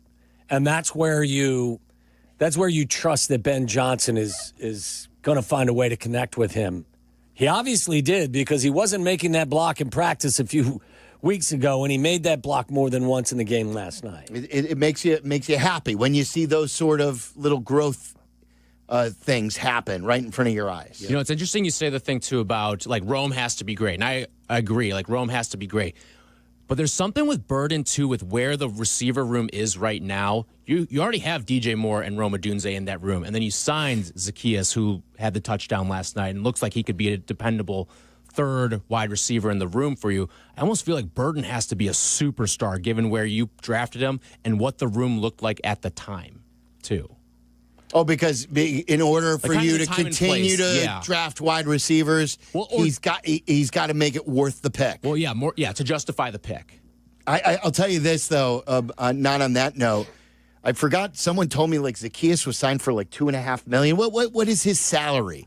He could be one of the best values going. Now, he hasn't done anything in regular season yet, but if training camp is an indication, and then this game, he continued to show me the exact same thing. 1.5. 1.5. 1.5. 1 year deal. He signed, this could go down if it keeps trending this way, as Ryan Poles' best free agent signing. The Lions always had these types of number 3 receivers, too. They had DJ Chark a number of years ago when Ben Johnson first came onto the scene, and then last year they had it with Josh Reynolds. Like, they very much value the... I'm going to start using cliches here, but like the lunch pail kind of dirty work receiver. Yeah, exactly. Like wasn't it Tim Patrick too? Wasn't he another wide receiver there? Yeah, exactly. Like they really value having that kind of presence on your offense. Yeah, and like this goes to what you've been saying, Waddle. I bet you Ben Johnson had a huge role in saying, hey, this guy, he's too good to pass up. He'll play a role for us. He'll be perfect at $1.5 million. $1.5 million. Yeah. I mean, it's the same way that I can guarantee you Ben Johnson looked at Luther Burden and said, I got to have that guy. So, look, it's a plethora of offensive weapons. Now you just got to find a way to get the quarterback on the same page with all of them when they're in the huddle. I mean, there's a lot of talent there. Zacchaeus has been as steady and as impressive as anyone in camp. When you get to the regular season, is he going to be splitting reps with Burden? I would think maybe as the season goes on, but I would think at this moment, Burden is going to get a handful of plays, but Zacchaeus is going to be the third receiver they rely on more at this moment. But Burden probably closing that gap very quickly. So, interesting thing from last night's Sunday night baseball game. Rob Manfred, the Little League game. Rob Manfred was asked about expansion in baseball and expansion teams, and it seems like Nashville's one of the inevitable ones, and maybe a couple others that come along as well. But the way that he answered the question, he went almost immediately to realignment in terms of the divisions and making the divisions more and more regionalized. And a lot of these like proposed now things that you're seeing all over the internet would have the Cubs and the Sox. It should be that way. In the same division. Do you like that or not? I've been saying this. I've been preaching this for years. I remember having Jason Benetti on the show like 6 or 7 years ago when we were out at Binny's, and I was asking him that before a Cubs-Sox series. The way to make the Cubs-Sox series less of a novelty is to make them real rivals. Everyone says they're just rivals amongst the fans. What I want is an NFC North-style division. Give me Detroit. Give me the Twins. I know St. Louis isn't in the football area, but you got Milwaukee to cover the Green Bay, Wisconsin area. And then keep St. Louis in there. And then you've got those teams with the Cubs and the Sox. And you have yourself, even if they're not all in one division, I'm not sure how many teams they would go. I think it would be divisions of 4, so 8 divisions of 4. So you couldn't do the whole division, but if they're in the same league at the very least, where they're all fighting for a pennant in a playoff spot, I think it would up things a great deal. I would put the Mets and the Yankees in the same division and the same league. And I know that would take away that if the Cubs and Sox would ever make the World Series. But we've had 2 World Series appearances. Two since 59 for the Sox and 2 since 45 for the Cubs. That ain't happening to begin with. I'd rather have the Cubs and Sox compete for playoff spots every year and make it matter. It's interesting because I don't mind having one team in each league. Like in football, the Jets and the Giants, excuse me, one's in the AFC, one's in the NFC. Out in L.A., you get what? You got the Rams in the NFC and you get the Chargers in the AFC.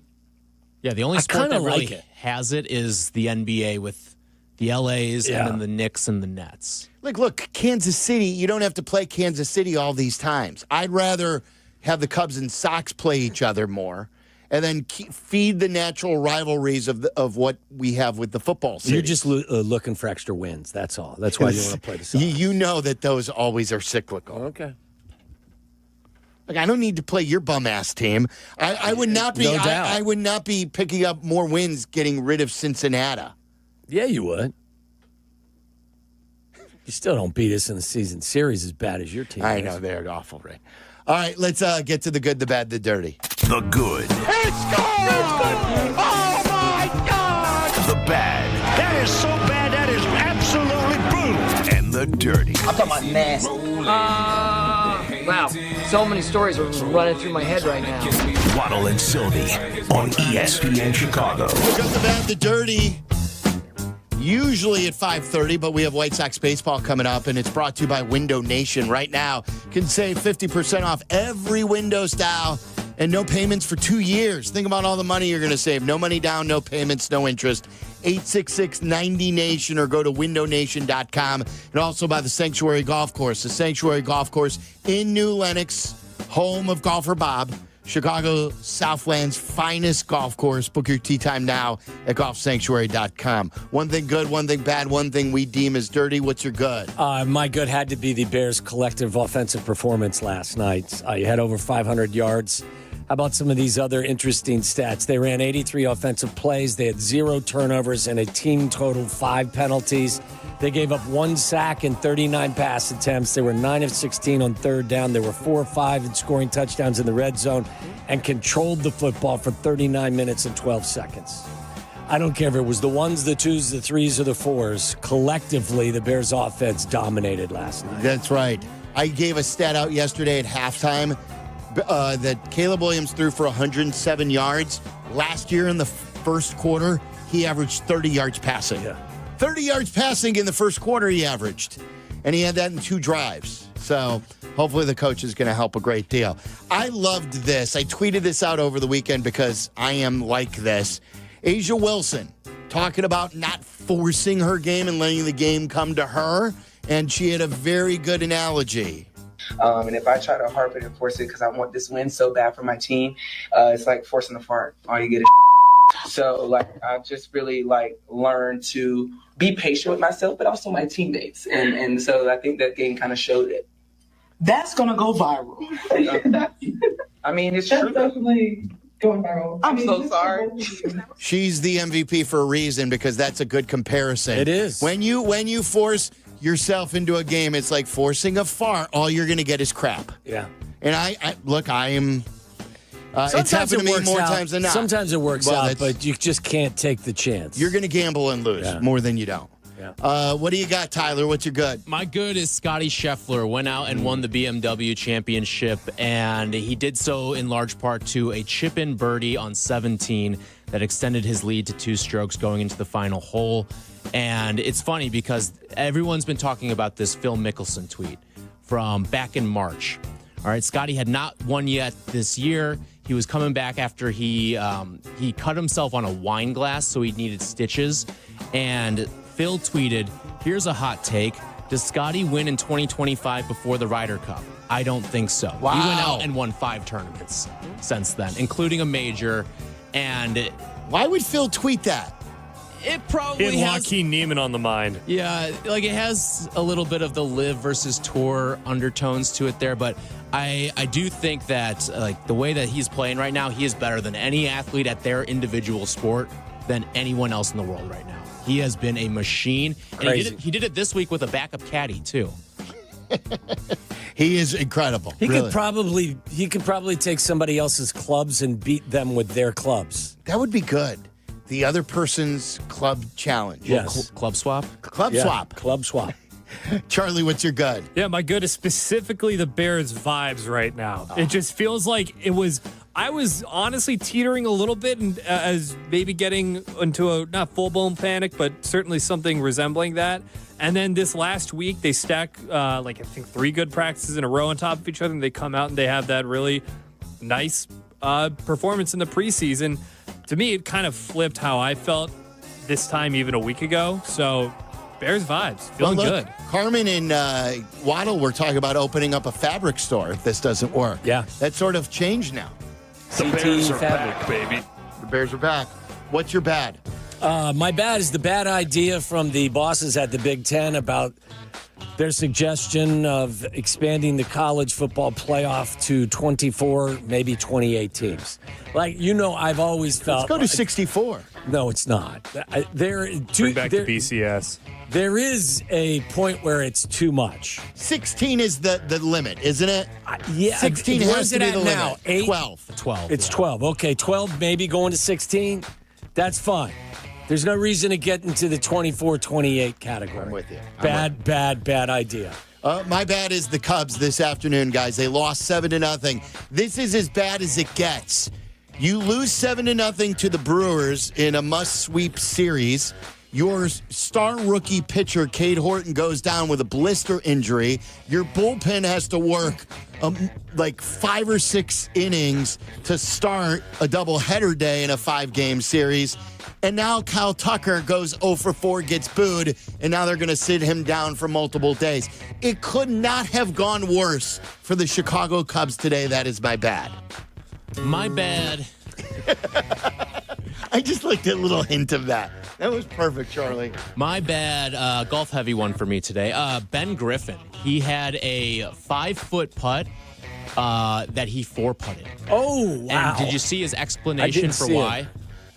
He had a stroke? He said kind of close. He said he overdosed on creatine, so his hands were shaking the entire time. Jeez. None of the putts were were longer than 5 feet that he attempted, and he ends up 4-putting it. Wow. Is that a thing? Can you overdose on creatine? Sounds like it. The way he said it is like he drinks it while he's on the course, and he kind of like evenly sips it, but his shaker got like a clump of one, and so he took in like a What's his name? Ben Griffin. He might be on the Ryder Cup. He wears aviators. Yeah. How did Jesse do filling in for you, by the way, on the golf show? I texted him after and I said, "How'd you do?" And he was like, "Easy." Hello. Jesse somehow. That's why you had to go with so much golf, because you missed the golf show. Exactly. All right, Charlie, what's your bad? My bad. This is my least favorite part of the summer. It's the last 2 weeks leading into the actual regular NFL season. We've gotten our beaks wet a little bit with the preseason football. Now I want the real football. It's right there. You see the light at the end of the tunnel, and yet it seems like the closer you get to that light, the further it gets away from you. The further it gets. You're longing for real football. Need some football. What's your dirty? My dirty is a repeat contestant here. Big Dumper's at it again.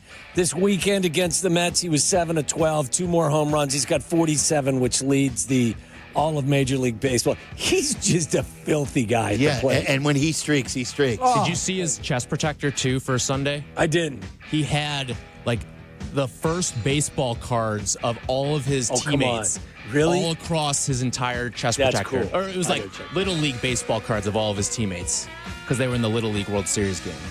I love it. I saw this morning. I think he also plays for Seattle, but he was on a rehab assignment. Did you guys see Victor Robles and his crash out, as you guys call it? I think he got thrown at or got hit by a pitch threw his bat, in right? a minor league rehab, and he's throwing his bat at the pitcher. Like, what are you doing? You're just on a rehab assignment. How many games does Major League Baseball have precedent here? Can they suspend him for minor league actions? I bet they can, yeah. No doubt, yes. That's got to be you can't throw your bat. You can't throw a bat, ever. All right, wrap us up, boys. My dirty was the catch that Young-Hoo Lee made out in center field for the San Francisco Giants. He was making a sliding catch. He dropped it, but as he was rolling over, he caught it between his legs. It is one of the best catches you will ever see by a baseball outfielder. You should have saw the catch at the Savannah Bananas game. They were flipping it as they were catching. Yeah. Some pretty cool stunts. Charlie, what do you got? Yeah, I know this is kind of a little bit of a frozen period for the NBA. The Bulls still haven't signed Josh Giddey. How dare you bring Bulls conversations to today? I had this written down as Monday as a possibility 3 weeks ago for Dirty, and then I was like, I'll do it later. And then it's still a thing. That should be your dirty for the rest until they sign. Yeah. Is it bad of me to say I don't care? I don't either. I don't know if they care. I don't think they do. They have shown us they don't care. Jerry's waiting for the Savannah Bananas money to come in, and then he'll go out and sign Josh Giddey. It lived up to it. I got to tell you guys. I didn't know. I did not know what the Savannah Bananas would be, even with a rain delay. It was outstanding, and like the team they play, the Firefighters are really good too, and they do all these tricks as well. And I was at the game where Paul Pauly came out and hit. Okay, did Burley? So you weren't at the Burley? Burley and AJ was the Friday game. I was for Ozzie coaching first, and PK coming up to Pauly chance. It was fun. A lot of fun. So they put on a great show. Thank you to Charlie. Thank you to Tyler. We've got White Sox baseball coming up next. For Waddle, I'm Silvy. It's ESPN 1000. We'll talk to you from Hallis Hall tomorrow. Have yourself a great Monday night. Waddle, he's gone. Really excited. That was a big thrill. Hi, it's Andre Dawson, including myself, Ed Belfour. There's a very low percentage of this that is smiles and glory holes. Who's getting